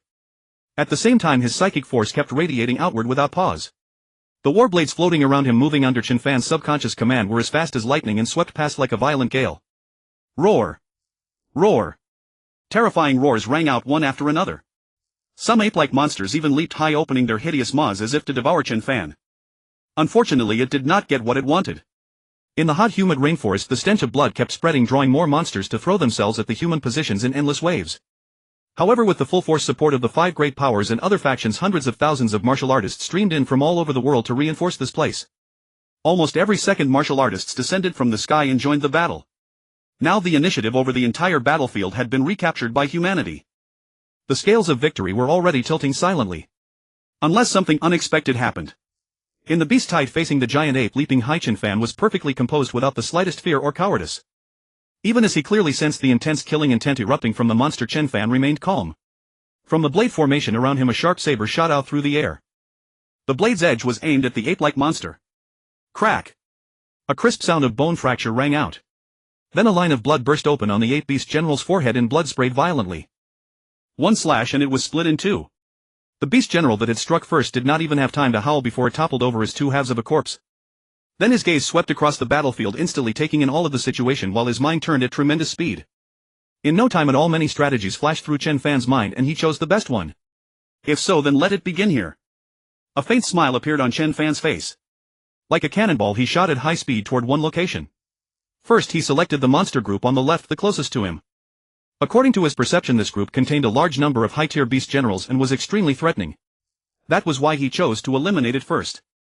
With a thunderous sonic boom Chen Fan transformed into a bolt of lightning and charged straight into that battlefield. Ninefold Thunder Blade, third burst. Chen Fan's speed climbed step by step and the power of his eightfold amplification surged within his body. It seemed almost impatient, as if it could not wait to find an opening. The distance of several hundred meters was crossed in an instant. Twin war blades in hand, Chen Fan flickered through the air and reached the position directly above that monster. Without the slightest hesitation Chen Fan turned his body into a blade and slashed into the center. It wasn't just him, the surrounding blade formation followed him in. Crack! Howl! The violent sound of tearing and the miserable roars were mixed together. Chen Fan's scorching aura once again pushed the battlefield situation to its peak. At this moment Chen Fan had become a god of death. With every sweep of his war blades he mercilessly reaped the lives of the monsters around him. At the same time the blade formation around him spun at high speed. Whir! Almost every war blade let out a piercing harsh scream. As the flashing blade light swept through, dozens of high-tier beast generals lost their heads and became ghosts on the battlefield. The blade formation spread outward, harvesting the lives of the surrounding monsters one by one. The ground wherever Chen Fan stood was soaked with blood. But he seemed not to hear or see it, flitting through the battlefield like a phantom. After clearing one cluster of monsters Chen Fan moved to another.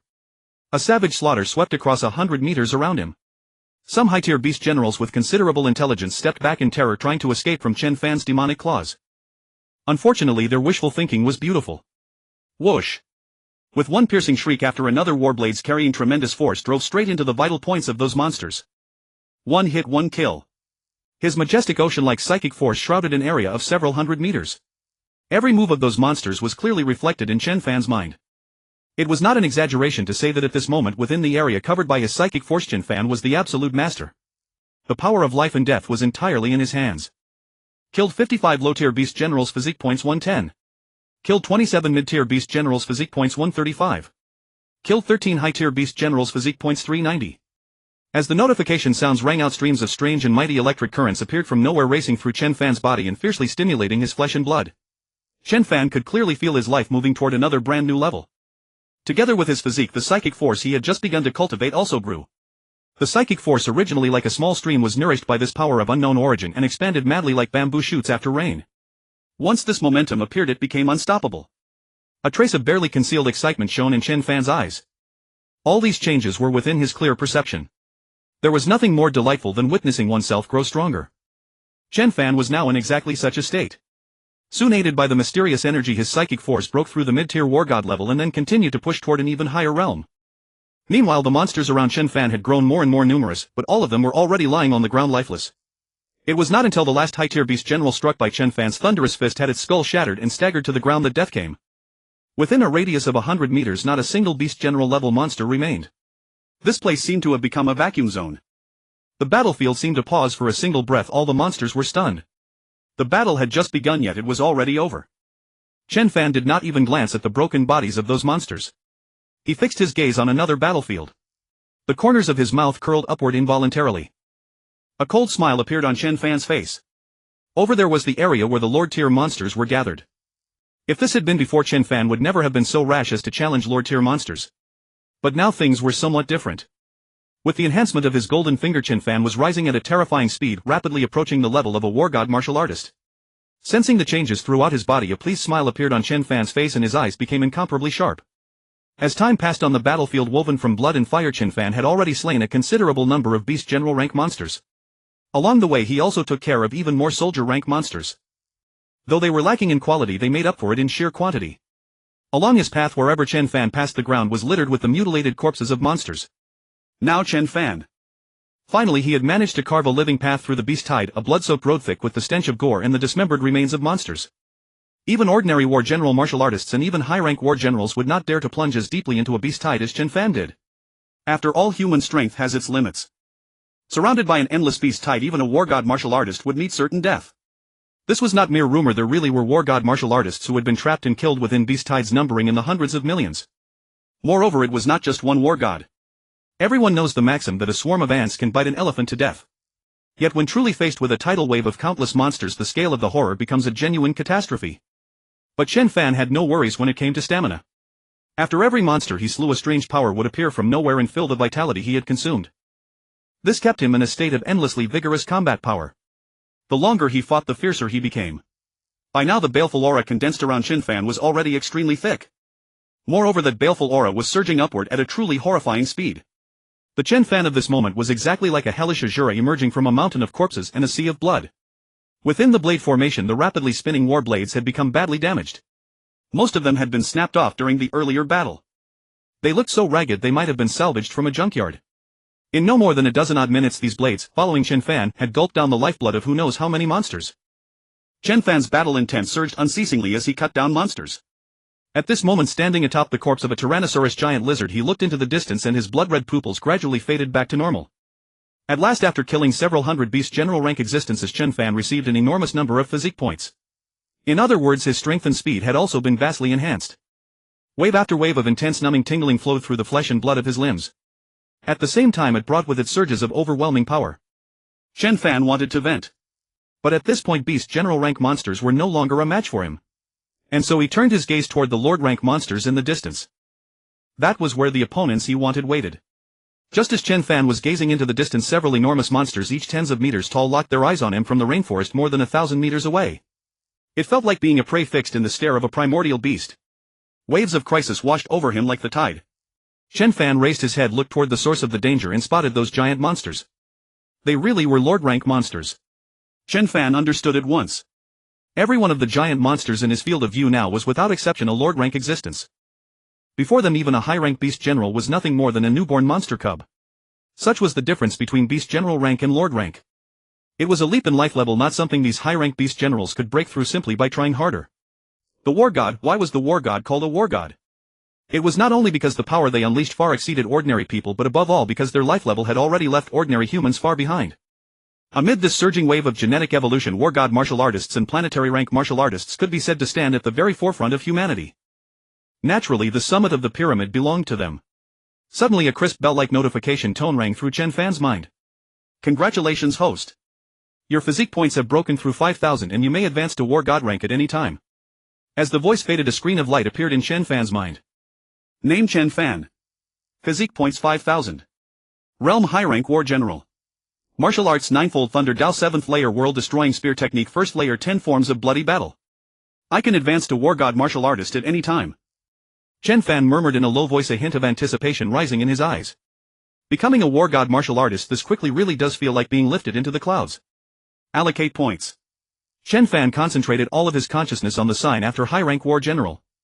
The next moment the 5,000 physique points drained away like an ebbing tide. At the same time, streams of cool tingling air surged out from every part of Chen Fan's body. No sooner had these streams appeared than they wandered through his body, pouring into his flesh, bones, tendons, meridians, and even his hair and skin.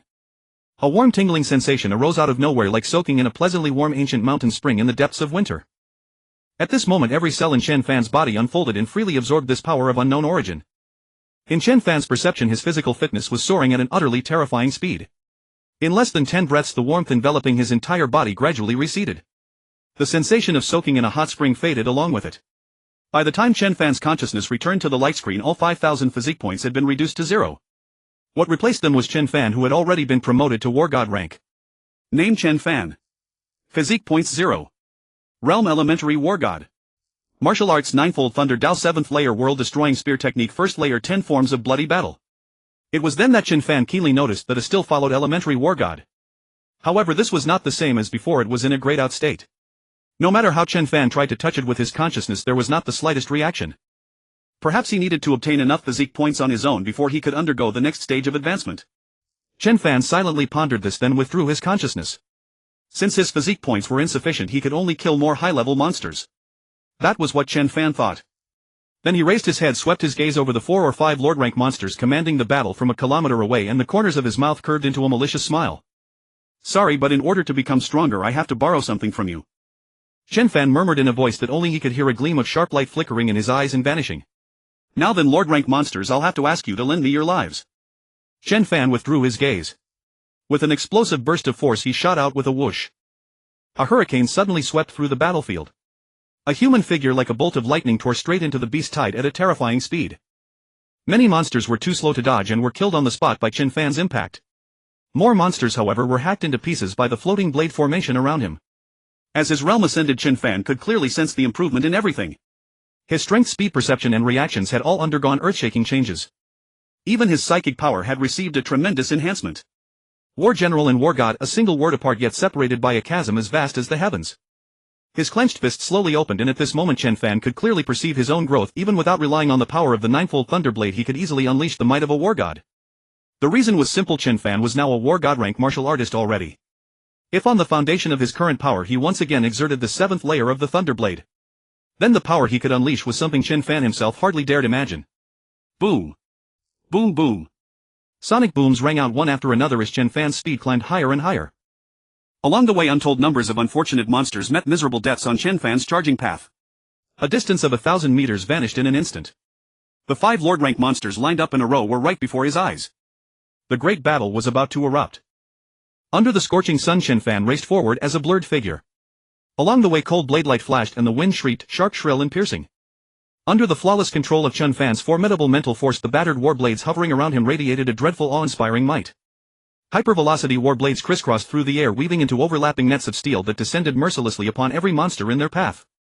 Crack! Crack! Squelch! Within the beast tide, the sounds of torn flesh and splintered bone rang out without end, provoking wave after wave of anguished roars. In a flicker of blade light, the monsters around Chen Fan were all hewn down. As one beast after another collapsed, the number before him dwindled further and further. Crack! A streak of razor-sharp blade light descended from the sky, slicing through the high-rank beast general army ant that stood in his way. In that instant, the last obstacle before Chen Fan crashed to the ground. Behind Chen Fan, the mud-churned earth was soaked crimson with blood, littered with the enormous corpses of monsters. Without exception, all were beast general rank monsters slain by Chen Fan's mental force. Dismembered limbs lay strewn everywhere, and vicious trails of blood crisscrossed the monsters' bodies, a veritable hell on earth. The war between humankind and monsters has always been cruel and ruthless. The victor lives, the vanquished dies. The dense stench of blood spread rapidly, provoking the nerves of monsters further away. Yet before Chen Fan's overwhelming might, even high-rank beast generals remained deathly still. Not a single monster dared to act rashly. In a short time, the area around Chen Fan sank into utter silence. These monsters were not wanting in intelligence, and they could clearly perceive the chasm between themselves and him. The corpses of the beast general rank monsters that had recklessly charged in moments before were the clearest example. Standing beside a giant ant head 3 or 4 meters tall, Chen Fan now faced 5 Lord rank monsters in a bizarre standoff. His expression was calm, without the slightest trace of fear. This was the confidence born of overwhelming power. Chen Fan intimidated without anger, his body blazing with battle intent. Hot blood surged and churned within his limbs and bones. The fiery tide that flooded his body ceaselessly pricked at Chen Fan's nerves, fanning his battle intent ever higher. Having just been promoted to War God Warrior, he was eager for a great battle, a battle to prove himself. Yet in the eyes of these Lord monsters, Chen Fan had already transformed into a sight of quite another nature. Even if he stood perfectly still, he was an immense threat. Whoosh whoosh whoosh. Around him dozens of war blades spun at lightning speed, their piercing screams splitting the air, demonstrating his overwhelming power at every moment. This was not intimidation on Chen Fan's part, but the vigilance he refused to lower in the face of these Lord-rank monsters. The reason was simple: this being his first battle against Lord-rank monsters, he naturally had to guarantee absolute safety. Should even a single flaw be exposed, it would bring nothing but harm. Even the Chen Fan of this moment, commanding the ninefold Thunder Blade with its explosive force, dared not relax his guard in the slightest. But who was to say these monsters had no means of explosive outburst? Whoosh! Chen Fan stamped his right foot heavily on the ground, erupting in an instant as his whole body launched skyward. Boom! A sonic boom thundered. Chen Fan's speed had already exceeded the speed of sound. His indistinct form neither dodged nor avoided, barreling straight toward the line of Lord monsters. Like a falcon plunging toward the sun, he vaulted across hundreds of meters in a single bound, striking at the largest boar-type lord among the five. To slay the rider first, slay his horse. To capture the brigands first, capture their king. For Chen Fan, his goal was extremely clear. Face to face with 5 lord-rank monsters, he showed no arrogance. He chose to take the initiative and strike first. Take out their strongest lord first. Roar! Roar! Feeling the threat bearing down from Chen Fan, the 5 lord monsters raised their heads together and loosed one earth-shaking roar after another. Each of those resonant, far-reaching roars was like a war horn sounding, sweeping through the battlefield in an instant and falling upon the ears of the low-rank monsters nearby. In the blink of an eye, a strange atmosphere swept across the battlefield along with the roars. In the same moment, within 700 meters, the monsters that had been surging forward all stopped in their tracks, standing stiff and still. About 3 seconds later, they turned around one after another and bolted away as though their lives depended on it. Thump! Thump! Thump! The earth trembled violently. Monsters that had been beyond the fray, as though summoned by an unseen call, turned and dashed desperately toward their own lords. For a time, the battlefield fell into disarray and the chaos widened as more and more beasts reversed course. In this moment, charging forward no longer seemed to be of any importance. Protecting their lords was the most crucial task in the eyes of these low-rank monsters. Chen Fan's act had in effect thrown a single stone into 1,000 waves, igniting an upheaval across the beast tide. The countless monsters that had been charging at the forefront all turned around, fixing their attention squarely on Chen Fan. At this moment, he had become the target of every foe, the most dazzling human in the beast tide. In the distant defensive fortifications, soldiers who had been hauling ammunition all paused in their work. Their eyes cast toward Chen Fan's battlefield were filled with expressions of utter incredulity. This was a beast tide. The moment one entered, countless monsters would encircle, tear, trample, and devour. Until not even bones remained. This was the nature of the beast tide, a pitch-black oppressive mass of monsters whose numbers defied all estimation. Even war-general warriors would choose to draw together into tight formations, then coordinate with suppressive fire to annihilate the monster's effective strength to the maximum extent. No warrior had ever dared to do anything like this. Against an inexhaustible horde, even a war-god warrior would not dare to relax his vigilance in the least. Human strength will always run out, yet the number of monsters is nearly infinite. With monsters surging forward endlessly, all that was required was attrition, wave after wave of grinding consumption, to drain a war-god warrior of his final breath. Because of this layered and enveloping beast tide, it was known among warriors as the war-god cage. Yet this warrior insisted on doing the opposite. Chen Fan alone charged straight into the deepest part of the beast tide and was soon engulfed by the surging tide of monsters. One man breaking a 1,000-strong army. Roar! Roar! Roar! At the same moment, the 5 lord monsters released a simultaneous volley of roars. The colossal monster at the center, clad in deep black scale armor, opened its cavernous maw to display rank after rank of long razor-edged fangs. Then 2 streams of foul-reeking mist blasted from its long trunk and spread quickly through the surrounding air. This mid-lord rank black-armored elephant king was evidently no fool. It intended to use this mist to dodge Chen Fan's attack. The low-rank lords flanking it moved as well, attempting to shield it with their bodies. Unfortunately, all in vain. Whoosh! A shrill gust shrieked past, interwoven with a succession of sonic booms. The obstruction of the 4 lord-class monsters was evaded by Chen Fan with a single flickering dodge. At this moment, Chen Fan's speed had been pushed to the absolute limit. His entire figure had dissolved into a blur of afterimages too indistinct to make out clearly. The footwork of the 7th layer Thunderblade fused with Chen Fan's immaculate control over force rendered his speed on the battlefield virtually invincible. In such a state, even a mid-level war god would pale far in comparison to Chen Fan. To say nothing of those monsters that were barely low-level lords. The interception of the 4 lord beasts failed. As a piercing screech of sundered air resounded, Chen Fan, wrapped in colossal might, continued his murderous charge toward the black-armored elephant king at the center. In a flash, Chen Fan arrived alongside his blade. At this point-blank distance, the elephant king's head, as massive as a bushel, and its 2 blood-red pupils reflected the human figure. Even the bristling hairs standing erect across its body were clearly visible. Its jagged interlocking fangs proclaimed at every moment that the black-armored elephant king had evolved into a carnivorous monster. A reeking gray miasma slammed into his face, but Chen Fan neither dodged nor flinched. His piercing falcon-like eyes locked grimly onto the elephant king's neck. The war blade slashed diagonally. A streak of harsh blade light laden with terrifying momentum carved straight out. No flourishes, no named stances, it simply hewed straight toward the neck. At the same instant, the might of the 6th layer of the ninefold thunder blade erupted violently. The arm with which Chen Fan gripped the blade suddenly bulged a full size larger as all the strength in his body surged tempestuously into his blade-wielding hand. Wave upon wave of hidden force piled up like billows crashing over billows until all 7 layers were entirely superimposed. At this very moment, Chen Fan's entire being had reached the peak of his power. A full fivefold amplification of his body's original strength. At once his blade momentum became a sky-towering surge sweeping toward the black-armored Elephant King like an overwhelming all-engulfing tide. Roar! With a furious bellow, the black-armored Elephant King instinctively recoiled, unwilling to take this strike head-on.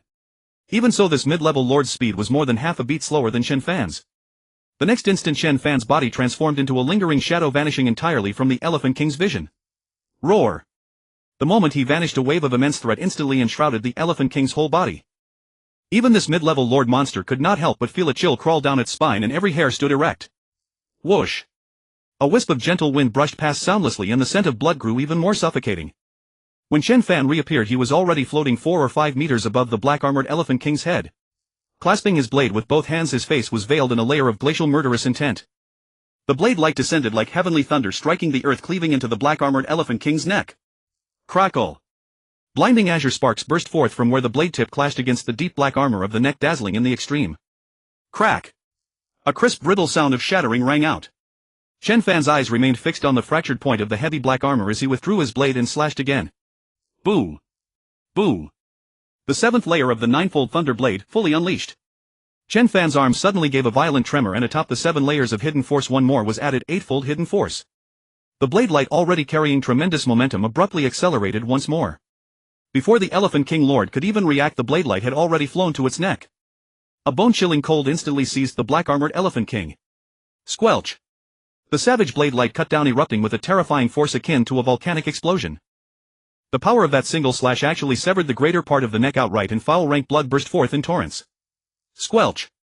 Yet another slash descended. The warblade in Chen Fan's hand swept across the void like a flash of lightning, falling once more upon the very same wound, precise and merciless. With an utterly impassive expression, Chen Fan watched the convulsing Elephant King and struck again. Thud! Immediately after, Chen Fan sent a kick into the black-armored Elephant King's back, hastening the fall of this mid-level lord. Crash! The ground quaked violently as the Elephant King's colossal mountain-like body smashed heavily into the earth. Thus did a mid-level lord of this generation meet its end. Before death in the black-armored Elephant King's eyes. Slain mid-level lord monster 1 constitution points 200. A notification tone chimed, and a power born from empty air flooded Chen Fan's entire body, leaving him feeling incomparably elated. In that moment, Chen Fan could clearly sense that his strength, speed and psychic power had all leaped up by a notch.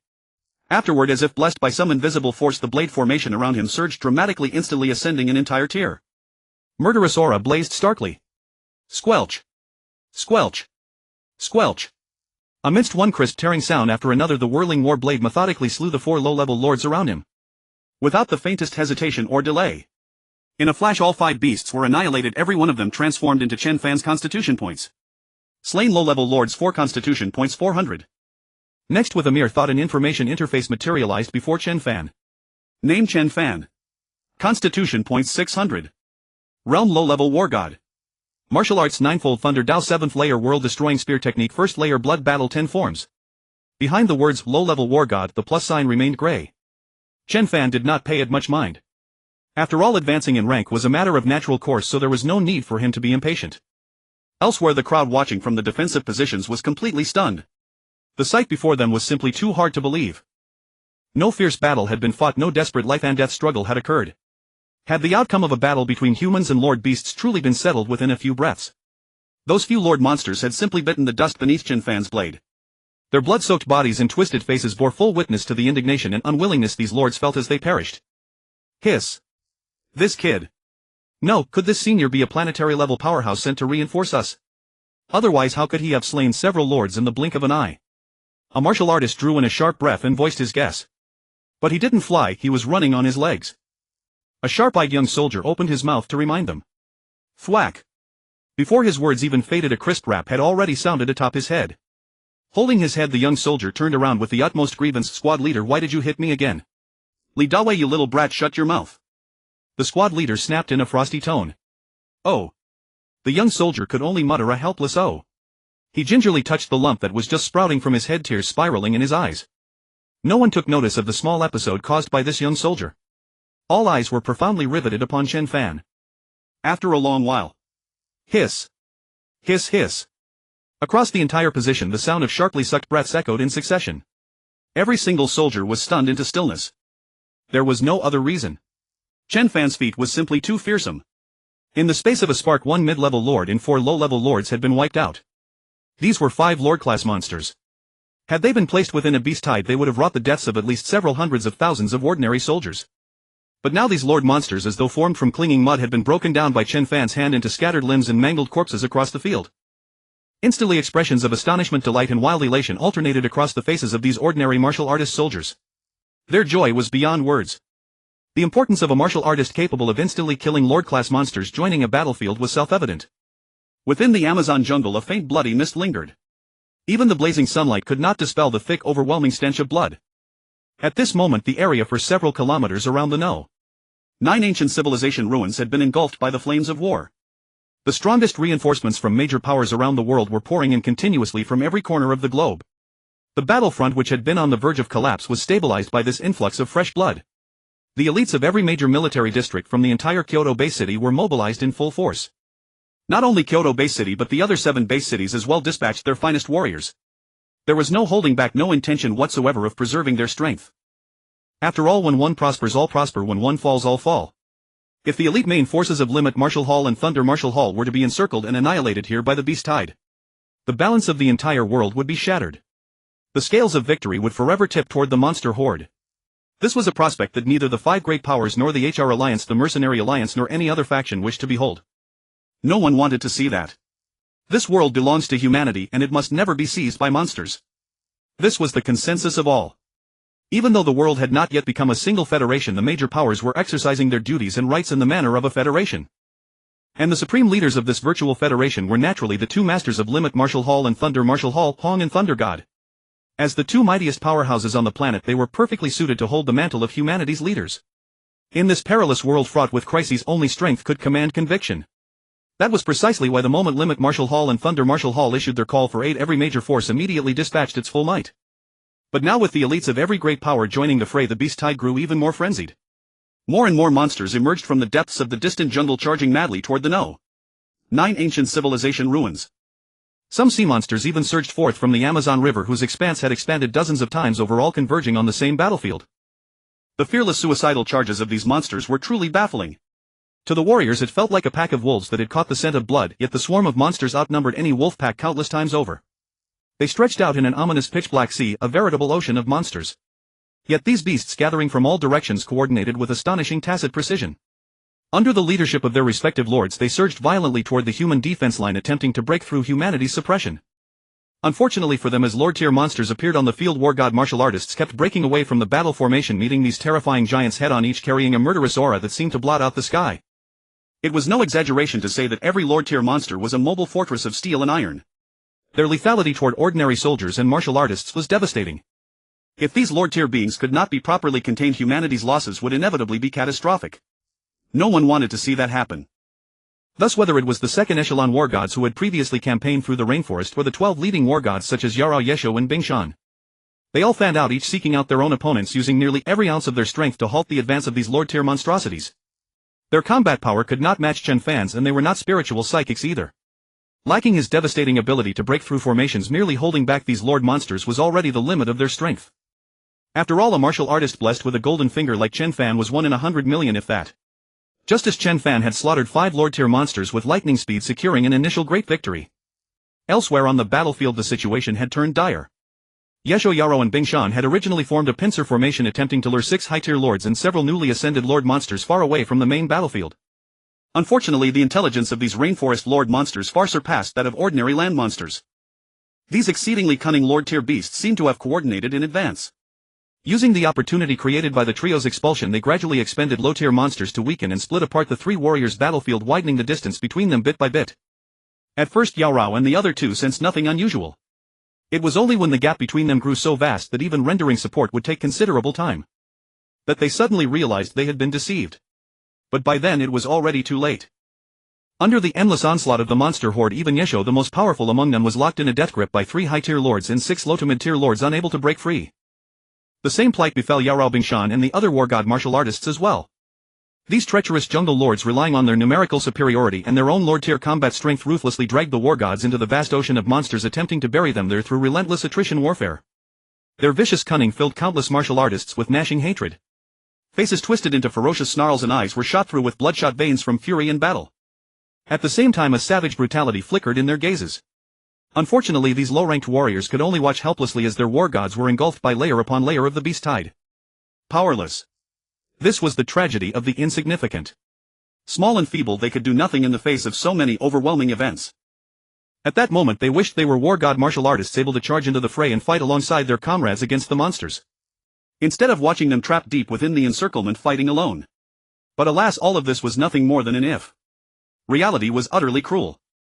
Grief, helplessness, despair. Negative emotions were slowly festering in the hearts of every soldier and martial artist, corroding their once unshakable will. Not far from Chen Fan a fierce battle was raging. A young woman in golden armor was locked in fierce combat with two high-tier lord monsters. Whoosh! Whoosh! Whoosh! Sharp piercing sounds tore through the air. An ancient-style long whip lashed out, repelling the attack of the lord monster before her. At the same time, the female war god's figure twisted into a ghostly blur, barely evading the strike of another saber-toothed tiger king. Even so, Yao Rao dared not let her guard down for an instant, her mind stretched taut with unrelenting tension. The reason was simple: around her 6 or 7 low-tier lords were watching covetously, waiting for the perfect moment to strike. Far away, the lower-ranked monsters had long retreated to an unknown distance. Battles between war gods and lords naturally carried tremendous might. Once caught in the crossfire, even general-tier monsters would meet a death with no place to bury their bones. At this moment, Yao Rao was locked in a standoff against 2 high-tier saber-toothed Tiger King lords. As a mid-tier war god, her combat prowess was far from ordinary, but the gap between a mid-tier war god and high-tier lords was by no means trivial. Were it not for the explosive secret arts and battle techniques personally passed down by Hon, Yao Rao would never have been able to fight 2 high-tier lords for so long. Yet all of Yao Rao's focus was fixed on the 2 high-tier lords before her. She failed to notice that the situation around her was undergoing a silent, subtle transformation. 1,000 meters away, a black serpentine dragon was winding its way forward at tremendous speed. It was a high-tier lord that had somehow slipped away from elsewhere, the azure-scaled giant python. At this moment, the azure-scaled giant python was gliding rapidly across the ground, closing in on Yao Rao's battlefield. Its colossal body scraped against the earth, carving a wide trench in its wake like a military fortification. Perhaps because it was hidden among the surging beast tide, no one noticed the movements of this high-tier lord. And its target was unmistakable: Yao Rao. Closer and closer. Once the azure-scaled giant python joined forces with the 2 saber-toothed tiger kings, Yao Rao, a mere mid-tier war god, would have to face the combined siege of 3 high-tier lords. At that point, the situation would become incomparably perilous. Rumble. Boom. From the distant battlefield came thunderous, ear-splitting booming, and the ground trembled violently. Amid the booming, the surrounding monsters fled for their lives, quickly escaping the battlefield. The reason was simple: seeking benefit and avoiding harm was an instinct of living beings, especially for the many monsters raised under the law of the jungle. After all, a battle between a human war god and a lord monster was utterly terrifying.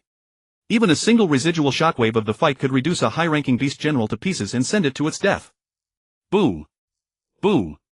The dull collision sounded as if the sky were collapsing and the earth caving in, forcing the surrounding monsters to keep moving further away. With the wave of Yao Rao's slender arm, streaks of black lightning slammed hard into the 2 saber-toothed tiger kings, barely driving them back. The black-gold long whip spun around, protecting Yao Rao at its center. However, the 2 high-rank lords had deep mockery in their eyes and continued to take turns attacking Yao Rao with delight. Hoof. Behind the golden face mask, Yao Rao gave a cold snort and continued swinging the long whip in her hand. The whip's attacks were sharp and ferocious, but their force was insufficient. Yao Rao's mid-level war god strength landed on the 2 tiger kings clad in heavy black-yellow armor, causing pain but no real injury. At this moment, the bitter battle between Yao Rao and the 2 high-rank lord saber-toothed tiger kings had already lasted more than an hour. For Yao Rao, her condition was already near the limit. Yet for every martial artist who had witnessed all this, every single moment of that hour was a heart-stopping ordeal. A mid-level war god versus 2 high-rank lords, while also having to divide her attention to watch the surrounding lords and guard against sudden attacks from other monsters. Such a scene was something ordinary martial artists dared not even imagine. What's more, this human war god had, under the covetous gaze of many elementary lords, held firm against the combined assault of the 2 tiger kings. Despite her enormous consumption of energy, Yao Rao had no major disadvantage aside from looking slightly disheveled. At this moment, her violently rising and falling chest revealed a state that did not match her calm exterior. After 2 consecutive battles, Yao Rao had been forced into the battlefield again before she even had time to rest. Panting heavily, she struggled to calm herself. However, everything about Yao Rao's situation had long been clearly perceived by the 2 high-rank lords. Their huge tiger eyes sparkled with cunning and sinister light. The 2 high-rank lords even glanced at each other, their thick whiskers trembling slightly. Then the 2 saber-toothed tiger kings bared their ghastly fangs and resumed their attack on Yao Rao. Still unhurried, they gradually increased their strength. It was as if they were squeezing Yao Rao's strength bit by bit, scheming slowly. They would wait until she was weak, then deliver a fatal blow. Far away on the battlefield, the war general martial artists who had witnessed all this were already drenched in sweat and gasping for breath. A terrifying roar spread through the air. As the two saber-toothed Tiger King's enormous figures flickered, they left trails of wind-splitting afterimages. Swish! The wind howled. The two high-rank lords moved at extreme speed, spinning rapidly around Yaorao as if searching for her weakness. Boo! Boo! After several probing attacks, their strikes became faster and faster. Outside the battlefield, watching the two high-rank lords growing ever more ferocious, the eyes of everyone revealed deeper and deeper worry. It was not that they did not believe in Yaorao's strength, but that this battle was far too dangerous. The Nine Ruins battlefield could be called the most brutal battle the Extreme Martial Hall and Thunderbolt Martial Hall had ever fought. Even king-level monsters had appeared, no fewer than 20 of them. Some even suspected that even more powerful monsters were yet to come after this battle. On the human side, 2 planetary-level martial artists had died in battle. The casualties among war god martial artists had already exceeded 10. The battle was so tragic it could be described as extraordinarily arduous. This battle was humanity's first all-out war against monsters.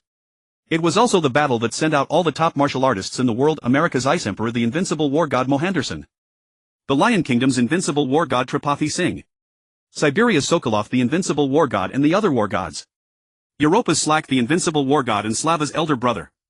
Of course, there were also Huaxia's planetary-level martial artists, Shuizhan, Huang Qiancheng, Jian Junling, and Yi Daoxian. The 4 great guardians of the nation had all been dispatched. There were also the invincible war god Jiayi, the war gods Fu Fingxue, Lu Hui, He Wuzheng, Yiqiu, and Xin Yuan Sun. The lineup was so luxurious that this super war was sufficient to be recorded in history for future generations to admire. At this moment, everyone who looked at Yaorao did so with great expectation. There was no other reason, as one of Hall Master Hong's 3 personal guards, Yaorao's strength and talent were both first-rate. Moreover, under Hong's personal guidance, Yaorao had already broken through to become a war god martial artist at the age of 23, and she also possessed a secret art personally created by Hong. Now, less than a year later, she had advanced from an elementary war god to a mid-level war god. Her speed of improvement was astonishing. That was why they held expectations. Even the late planetary-level martial artist Slava had once said, "Within 3 years this woman Yaorao will surely become a new planetary-level martial artist." Hong also agreed with this statement. From this it could be seen that Yaorao's extraordinary talent was not something ordinary martial artists could match, and her future achievements would be terrifying as well. Unfortunately, this favored daughter of heaven was facing 2 high-rank lords and a group of lord monsters. Yaorao had been fighting the 2 high-rank lords alone for nearly 2 hours, and the aura on her body had already weakened by more than half. This could be clearly seen from her damaged defensive suit and disheveled golden hair. Even the golden mask on her face had fallen off at some unknown moment, revealing her extraordinary good looks. As a mixed-race woman, Yaorao had golden hair and Eastern features. Though she could not be called stunningly beautiful, the combination still surpassed 99% of women. Especially with her slender waist and long legs, she outshone 99 of women. Below her chest were a pair of perfectly straight long legs. Moreover, her delicate features gave her an ethereal temperament, as noble and elegant as a medieval empress. Even when trapped in a heavy encirclement, Yaorao's face remained utterly unmoved, cold as ice. Only deep wariness and solemnity lurked in the depths of her eyes. Had it not been for the excessive stamina consumed in the earlier battles, the outcome between her and the 2 high-rank lords would have been uncertain, but escaping would not have been too difficult. However, all of that was only an if. Now, in her extremely poor condition, what Yaorao thought of was not retreat. Rather, it was how to trap these 2 saber-toothed Tiger Kings here and never allow them to go and besiege the other war gods. If she could do that, it would be enough. Even if she died in battle, Yaorao would drag one of them down with her. A desperate last stand, seeking life in the face of death. After breathing a few heavy gasps, Yaorao continued to gather her focus, a resolute look appearing in her eyes. The moment she thought of Hallmaster Hong's teachings, a relieved smile involuntarily crept onto her lips. The martial artists of the Extreme Martial Hall had never been people who craved life and feared death. When facing monsters, they only grew braver with every battle, until the last moment when their blood ran dry. From the Hall Master down to the ordinary warrior martial artists, all were like this. The scorching sun blazed with relentless intensity, its blinding radiance casting a pall over a mountain of corpses and a sea of blood. Throughout the rainforest, the heat climbed ever upward. Gradually, Yaorao's breathing turned calm, and the rise and fall of her chest slowed to a gentle, steady rhythm. Then the gaze she fixed upon the 2 lords grew profoundly solemn. There was no mystery as to why the opponents before her were no trifling prey, but 2 savage, blood-crazed high lords. Not only were they savage and bloodthirsty, they were equally cunning. The tiger is the sovereign of all beasts, and a tiger-type monster of the high lord rank was a horror beyond imagining. Standing alone against 2 high lords would have taxed even Yaorao to her limits. She was sustaining herself through sheer force of will. Having fought this long, fully 80% of her stamina had already been exhausted. But the 2 high lords, her adversaries, were still brimming with vitality, having lost very little of their strength. As everyone knew, the endurance of monsters inherently surpassed that of humans, all the more so for high lore-grade beasts. As a tiger-type monster, the saber-toothed Tiger King naturally possessed physical endurance that exceeded ordinary monsters. These two high lords were unmatched not only in strength and speed but their stamina was of the highest order. Even in comparison to humans of equal rank they were in no way inferior. Meanwhile in a corner that had escaped Yao Rao's notice a sinuous emerald serpent dragon was rushing swiftly through gullies and across the wild rainforest. This extraordinarily cunning high lord serpent had completely suppressed its aura, drawing ever closer without a sound. Scale by scale, each the size of an adult's palm, it shimmered in the sunlight, reflecting a terrifying cold glint. An ambush. Yao Rao perceived none of it, but the martial artists watching from the distance caught the sight at once. The gathering was instantly thrown into a paroxysm of horror. This. It's a high lord monster, the azure-scaled giant python. A knowledgeable martial artist cried out in terror, his eyes tracing the slithering serpent's every movement. Come look everyone. There's a high lord here who fights with no honor at all. Oh no. This is terrible. Yao Rao, run. Run. Thud. One of the martial artists, frantic beyond words, slammed his fist against the direct fire machine gun beside him, producing a sharp metallic clang. Damn it. This monster is as vicious as they come, there's not a shred of honor in it. With it he slid down slowly against the wall of ammunition crates stacked high behind him. His hands were clenched so tightly that his knuckles had turned stark white from the force. The crowd said nothing. They stared unblinkingly at the battlefield before them, their eyes carrying a gloom so thick it could scarcely be dispelled. Then, as if a sudden thought struck him, one martial artist's eyes flashed with a glimmer of light and he called out, "Is there anyone who can reach the war gods? Have them inform Yao Rao at once, tell her to run. Our access level is too low, we can't reach any war god martial artist. And every war god is currently outnumbered, locked in multiple simultaneous battles, not one can break free." The clamorous crowd went quiet as if a pause button had been pressed soundlessly over them. For a split second the defensive battlefield sank into utter stillness. Even the air seemed to congeal in that very moment. The clouds halted. The winds died. A nameless sorrowful wrath rolled across the entire battlefield in an instant. And yet they were powerless. At the defensive line 1,000 meters away everyone had stopped their movements entirely. Silently all of them strained their bloodshot red eyes to the widest, watching the emerald serpent dragon grow ever closer to Yao Rao. They could only watch as the lord monster kept advancing upon Yao Rao. 300 meters. 200. 100. No. A deep resolute shout split the air and a soldier lifted a rocket launcher from behind. Without a flicker of hesitation he set it on his shoulder, shut one eye and began his aim. Swiftly the black hollow muzzle locked dead onto the azure-scaled giant python. A grin tugged at the young soldier's lips and he slammed down the firing switch. A sharpshooter through and through, he trusted his instincts in judgment. Boo! Boo! Boo! The raven-black missile shot forth, leaving a long trail of blazing tailfire in its wake. The colossal recoil knocked the young soldier off balance and it took the steadying hands of several comrades before he could stand firm. And the missile's target was unmistakably the lurking azure-scaled giant python, already crawling at full speed from the side. Please stop it, the young marksman prayed silently in his heart. But misfortune tends to arrive all too soon. Boo! Yet before the rocket could even draw near, a tiger-type lord monster flung itself into the air, stretched its gore-stained maw wide and swallowed the projectile in one vicious bite. Crunch! Crisp and brittle, the taste of gunpowder bloomed across its mouth. Then the tiger monster smacked its lips, eyeing the direction the missile had come from with an unsatisfied, lingering intent. Just then the black and gold striped king marks upon their foreheads blazed with striking brilliance. Precision strike, utter failure. Every soul in the field felt as though a needle had stabbed straight into their hearts, bringing a piercing, unbearable ache. At this very moment the showdown between Yao Rao and the two lords had reached a fever pitch. Yao Rao had no attention to spare, her focus was locked entirely upon the two terrifying high lords before her, not a single thread of mind left for anything else. Whoosh! The black gold long whip slashed through the air with fierce resonant cracks. Then at the very instant the whip was about to slip from Yao Rao's grasp, the air behind her suddenly burst open without the slightest foreshadowing. A colossal emerald figure exuding an aura of absolute dread shot across the distance and rammed violently into Yao Rao's back. The killing stroke fell so abruptly that she had no chance to comprehend it before absorbing the full impact of a devastating hammer. All in a breathless moment Yao Rao felt as though a millstone-heavy warhammer had smashed into her back, shoving her internal organs out of their rightful places. It was no accident. Every ounce of Yao Rao's strength had been poured into the whip in her hands, her senses wholly bound to the two great enemies in front of her. She stood nearly bare of defense, having saved not the faintest measure of power to shield herself.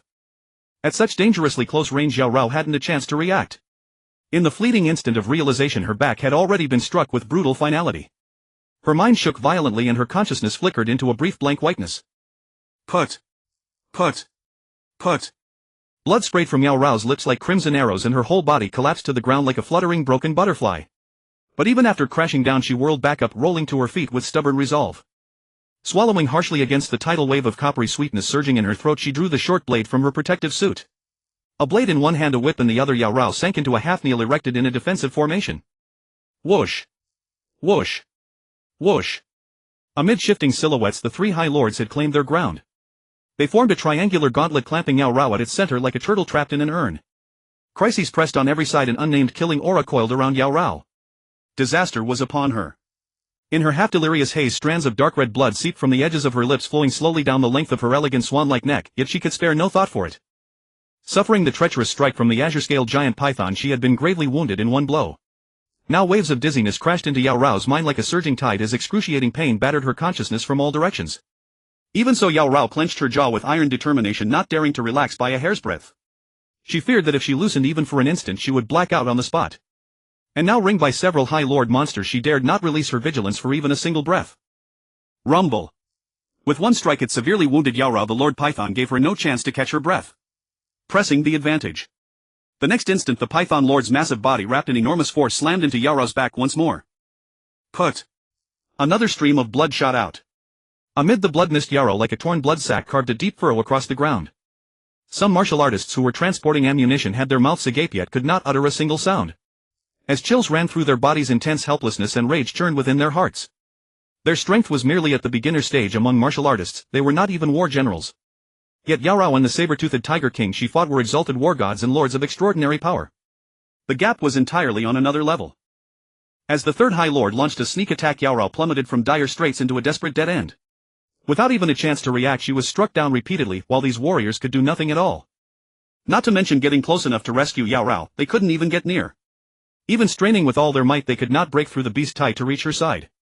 All they could do was watch helplessly as a war goddess, a favored daughter of heaven, fell amid the encirclement of monsters. Grief spread rapidly. In their hearts waves of intense pain crashed like great billows, engulfing these most ordinary warriors from all directions. Their hearts ached with grief. In their sight Yao Rao did not stop resisting.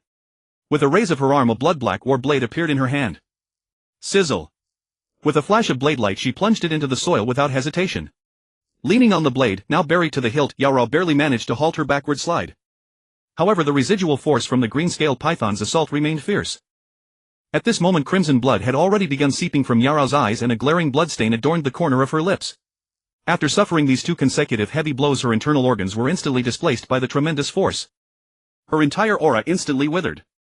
At this very moment the blood in Yao Rao's chest churned like surging turbid waves, growing more turbulent by the second. Mouthful after mouthful of cloying sweetness rose to her throat only to be forcibly suppressed. At the same time dizziness and searing pain surged over her like a tide, nearly devouring Yao Rao's consciousness. This cannot go on. She knelt on one knee, one hand pressing the war blade firmly into the ground, the other clutching a black gold long whip. Her icy cold eyes locked onto the three High Lords as she rapidly pondered countermeasures. Unfortunately her injuries were too severe, her head felt heavier than 10,000 Jin. Her once golden battle armor was now drenched in blood, her hair bun loose with shocking traces of blood at the corners of her mouth and eyes. At this moment Yao Rao's snow-white face was shrouded in a terrifying pallor.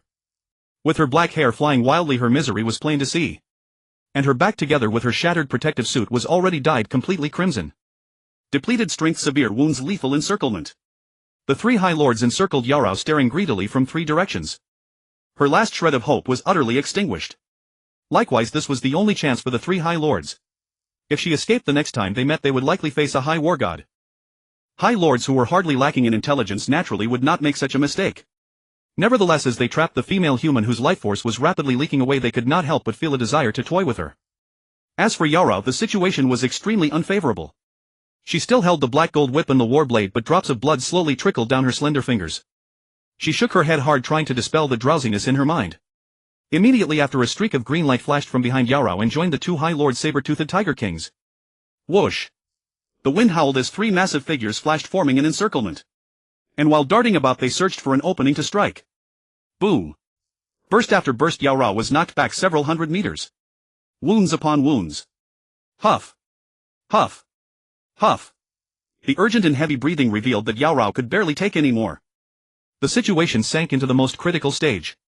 Now Yao Rao was caught in a desperate predicament. Besieged by three High Lords, even a high war god like these beasts would suffer greatly. Even at full power, Yao Rao would find it extremely dangerous to fight three High Lords, let alone in her current state, which was already at her breaking point. The shadow of death descended in an instant, enveloping her completely. Roar! Roar! The battlefield immediately boiled over as countless monsters howled in delight. The beast roars rang out one after another as if celebrating their lord's victory. How could this happen? Compared with the monster's exultation, countless terrified shouts erupted from the defensive line. Everyone's eyes widened in sheer disbelief. The might of the High Lord Python was beyond imagination. What was more, these were 2 consecutive surprise attacks, leaving Yaorao not even a moment to breathe. Having landed both blows in succession, the green-scaled python looked at the spiritless Yaorao with human-like smugness on its face. Its eyes were filled with deep mockery. The same reaction came from the other 2 saber-toothed tiger kings. At this moment they were exalted hunters holding power over the life and death of their prey. Yaorao! Some more general warriors let out explosive roars, eyes splitting with rage, ready to charge out and rescue Yaorao. Don't be impulsive. Don't throw your lives away. Figures flashed out from both sides, desperately restraining the war general warriors who wanted to rush forward, their faces full of bitterness. One older martial artist sighed and said, "You'll only be throwing your life away. That is the domain of high lords." The crowd was speechless. Ah! How can something like this happen? Some martial artists clutched their heads and shook them madly. They were unwilling to see the war goddess in their hearts fall at the hands of monsters. Yet the scenes before them were simply too brutal. It unfolded starkly before their eyes. The severely wounded Yaorao was trapped within the siege of the 3 High Lords. The fierce assaults from the High Lords forced her to retreat again and again, while scarlet blood splashed all over the ground, dazzlingly harsh. Her whole being was nearing the point of utter exhaustion, teetering on the verge of collapse. Even life and death hung by a thread. Rumble. Not far from the encirclement of the 3 great lords, sonic booms exploded one after another. Though not deafening, they were clear, and to their ears this sound was nothing less than heavenly music. They turned to look toward the source of the sonic booms. A streak of black lightning flashed by, leaving only an afterimage. In everyone's eyes, a figure shot out at supersonic speed, seeming to have reached the absolute limit of velocity. And this lightning-like figure was none other than Chen Fan, who had rushed over upon hearing the news. Boom! Boom boom boom! Under the continuous release of his telekinetic power, the shield beneath Chen Fan's feet accelerated at an ever-increasing speed. His velocity surged along with it, rising by leaps and bounds. Wherever Chen Fan passed, sonic booms thundered in relentless succession. Afterimages still lingered in the air. As the howling gale rushed against his face, Chen Fan's gaze turned icy and his expression remained utterly unreadable. Yet an indescribable sharp aura continued to converge around him, revealing that his calm exterior was anything but genuine tranquility. Amid the almost jubilant roars of the monsters, Chen Fan immediately noticed the situation on that battlefield. The moment his eyes fell upon those massive silhouettes, he felt his blood begin to boil. The fighting spirit deep within his bones blazed fiercely, surging with an urgent desire for battle. Then, with the extraordinary eyesight of a war god warrior, Chen Fan easily discerned the female war god surrounded by 3 powerful lords. Even gravely wounded and deeply trapped, the female war god resisted tenaciously. A war blade and a black golden long whip moved in tandem, desperately fending off the attacks of the 3 monsters. However, with his keen perception, Chen Fan could easily tell that the alternating assaults of these 3 monsters were steadily draining the female war god's stamina and her last vestiges of vitality. Yet the female war god showed not the slightest sign of giving up. For a moment Chen Fan's heart shook violently. Even though they were complete strangers, he would still lend his aid. To Chen Fan, any warrior fighting monsters to the death on the battlefield was a comrade in arms.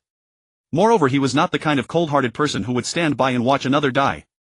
On the contrary, beneath his aloof exterior burned an incomparably fervent heart. And so, without the slightest hesitation, he used his telekinetic power to steer the shield and streak toward the female war god's location. Amid the surging torrents of air, Chen Fan stood atop the shield, soaring through the void. Around him not a single blade hovered. The broken war blades from earlier had already fulfilled their purpose during his battle against the 5 lords, shattering into fragments scattered across the ground. Chen Fan did not dwell on this too much. Those blades had been highly effective against beast generals, but with the explosive surge of his combat power, blades of that quality were now barely adequate against lord-level monsters. It seemed he would need to find an opportunity to procure a better blade.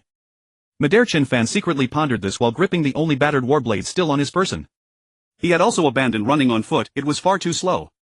Thus Chen Fan chose the fastest route, unwilling to waste a single moment. After all, he knew all too well the nature of a battle at this level. There was no other way to put it. In a battle between lords and war gods, victory or defeat was often decided in the blink of an eye. If he hesitated even a little longer, the tide of battle could turn in an instant. The battlefield shifted with every passing second, and opportunities vanished as quickly as they appeared.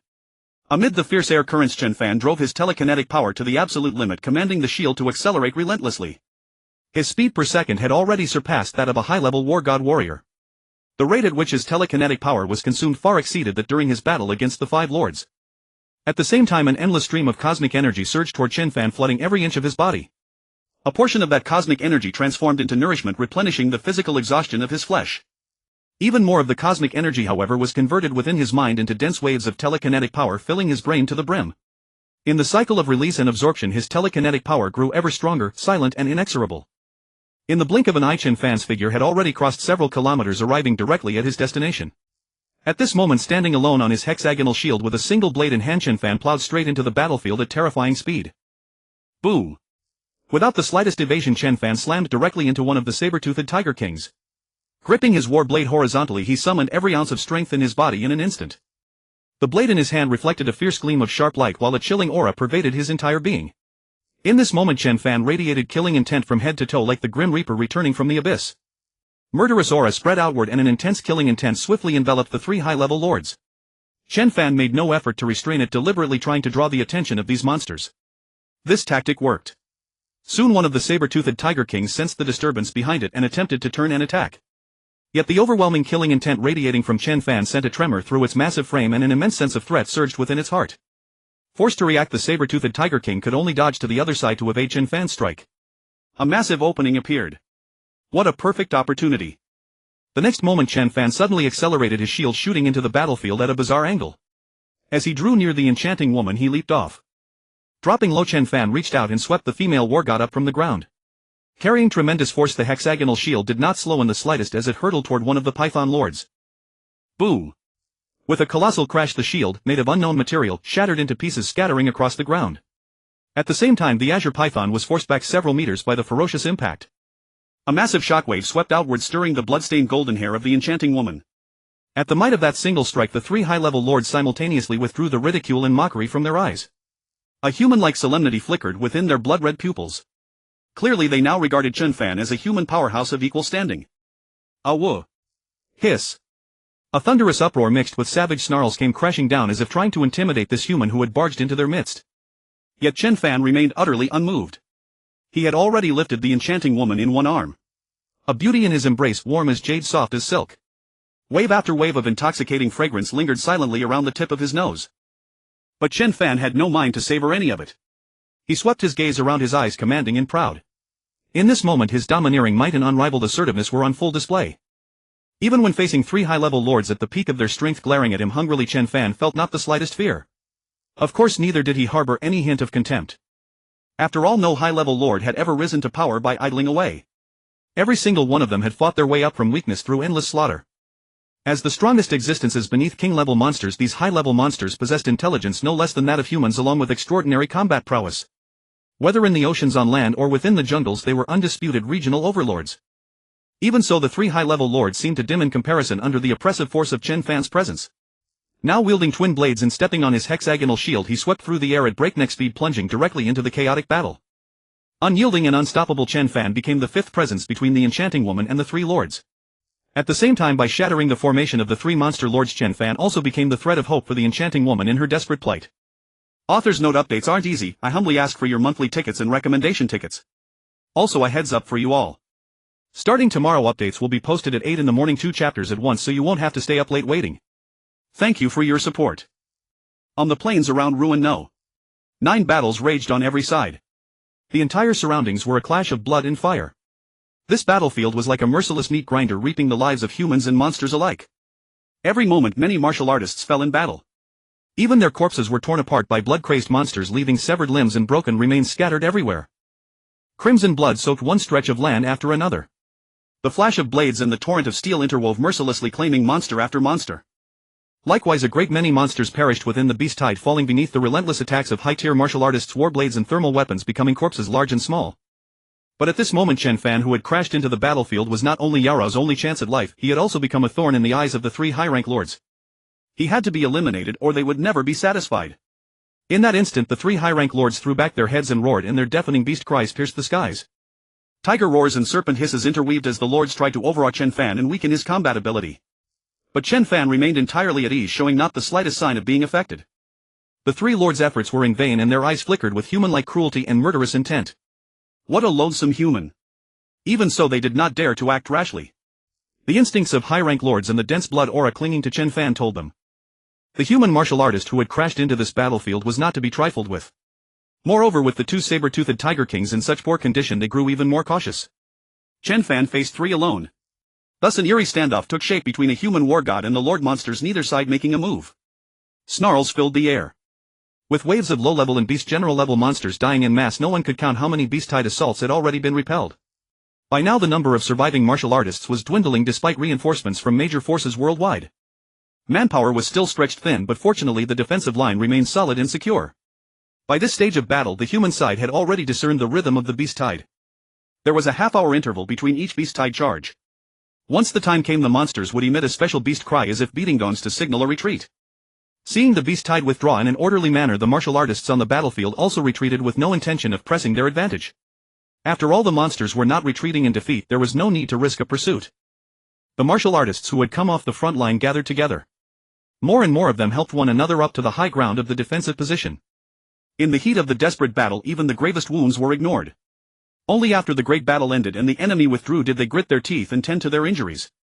Whether they were war general level martial artists who had stood at the very front and formed the second line of defense or mid-level and senior warrior class martial artists, everyone bore wounds.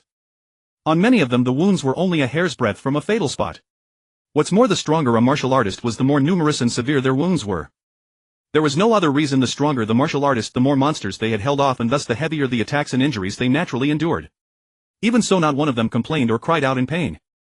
Amid stifled groans, every martial artist silently licked their wounds. As they bandaged themselves and replenished their energy, they also gazed into the distance, watching the battlefield where Yaorao was, their eyes full of delight. To everyone present, Chen Fan with Yaorao held in his arms was the most dazzling figure of all. One man, one blade, standing fearlessly against three lords. What extraordinary boldness! These martial artists judged themselves far inferior to that. At that moment they could not help recalling how Chen Fan had once forced back the saber-toothed Tiger Kings with sheer presence and barged into the battlefield. For an instant their blood began to surge. Back then Chen Fan had descended like a war god, riding seven-colored auspicious clouds, audaciously snatching Yaorao away in the sight of all. It was a direct slap in the face to the three high-rank lords. Chen Fan had rescued Yaorao so openly and righteously that everyone was stirred. What overbearing might! At this very moment, even with the beautiful female war god held in one arm, Chen Fan remained as composed as Lu Xiaohui. As for his other hand, it was gripping the hilt of his war blade, fully on guard. At this moment Chen Fan did not know how large the gap between him and the high-rank lords was, so he naturally would not take things lightly. Even though he boasted the brilliant record of slaying one mid-rank lord and four low-rank lords, that did not mean he could easily kill three high-rank lords. Chen Fan knew that the gap between a mid-rank lord and a high-rank lord was enormous. But the exact nature of that gap could only be known once battle commenced. Letting out a light breath, Chen Fan's gaze grew even more resolute. With his war blade in hand he had his confidence and his toughness. Even when facing the three high-rank lords all alone, Chen Fan's expression remained unchanged. Be careful, they are all cunning high-rank lords. Suddenly a faint voice audible to the two of them alone drifted from his arms. Yaorao warned Chen Fan softly. It's all right. I'm here, you don't need to be afraid. Chen Fan's voice was deep and even, as though he were stating a fact. Then in his voice, which resembled a gentle flowing stream, Yaorao's tightly knitted brows slowly relaxed and most of the worry between her brows melted away. Somehow from this unfamiliar man Yaorao felt a powerful confidence that seemed to come from the very marrow of his bones. For almost no reason at all she naturally let her guard down. Because from Chen Fan she perceived a peace of mind she had not known in a long time. It was like being beside Hong, she could completely let go of everything. Without realizing it, Yaorao had already wrapped both arms around Chen Fan, pressing herself closer to this man. Perhaps it was an instinct to seek benefits and avoid harm, or perhaps an unconscious reaction to her severe wounds. At this moment Yaorao made the most advantageous choice. As if sensing the female war god's movement, Chen Fan's right arm curled gently and pulled the war goddess even closer. At the same time the five hearts facing heaven cultivation method began to operate silently. Chen Fan was not in the least reserved, plundering the surrounding cosmic energy directly. Then bit by bit he transferred this pure cosmic energy into Yaorao, slowly mending her injuries. And so two young bodies pressed tightly together as if they had become one. Then as waves of warm body heat and clear currents of fresh energy continuously flowed over from Chen Fan, the damaged flesh, blood and internal organs within Yaorao were repaired little by little. Though the healing was extremely slow, it was better than nothing. At the same time Yaorao's complexion gradually became rosy again. This was a new discovery Chen Fan had made while holding back the beast tide with the war dragon core. Before he had only thought that he could plunder cosmic energy at an astonishing speed. Never had he imagined that the cosmic energy he plundered could be transferred to someone else and help them slowly recover from injuries. This was Chen Fan's secret, but now he used it without the slightest stinginess. For no other reason than to heal this female war god's wounds a little more.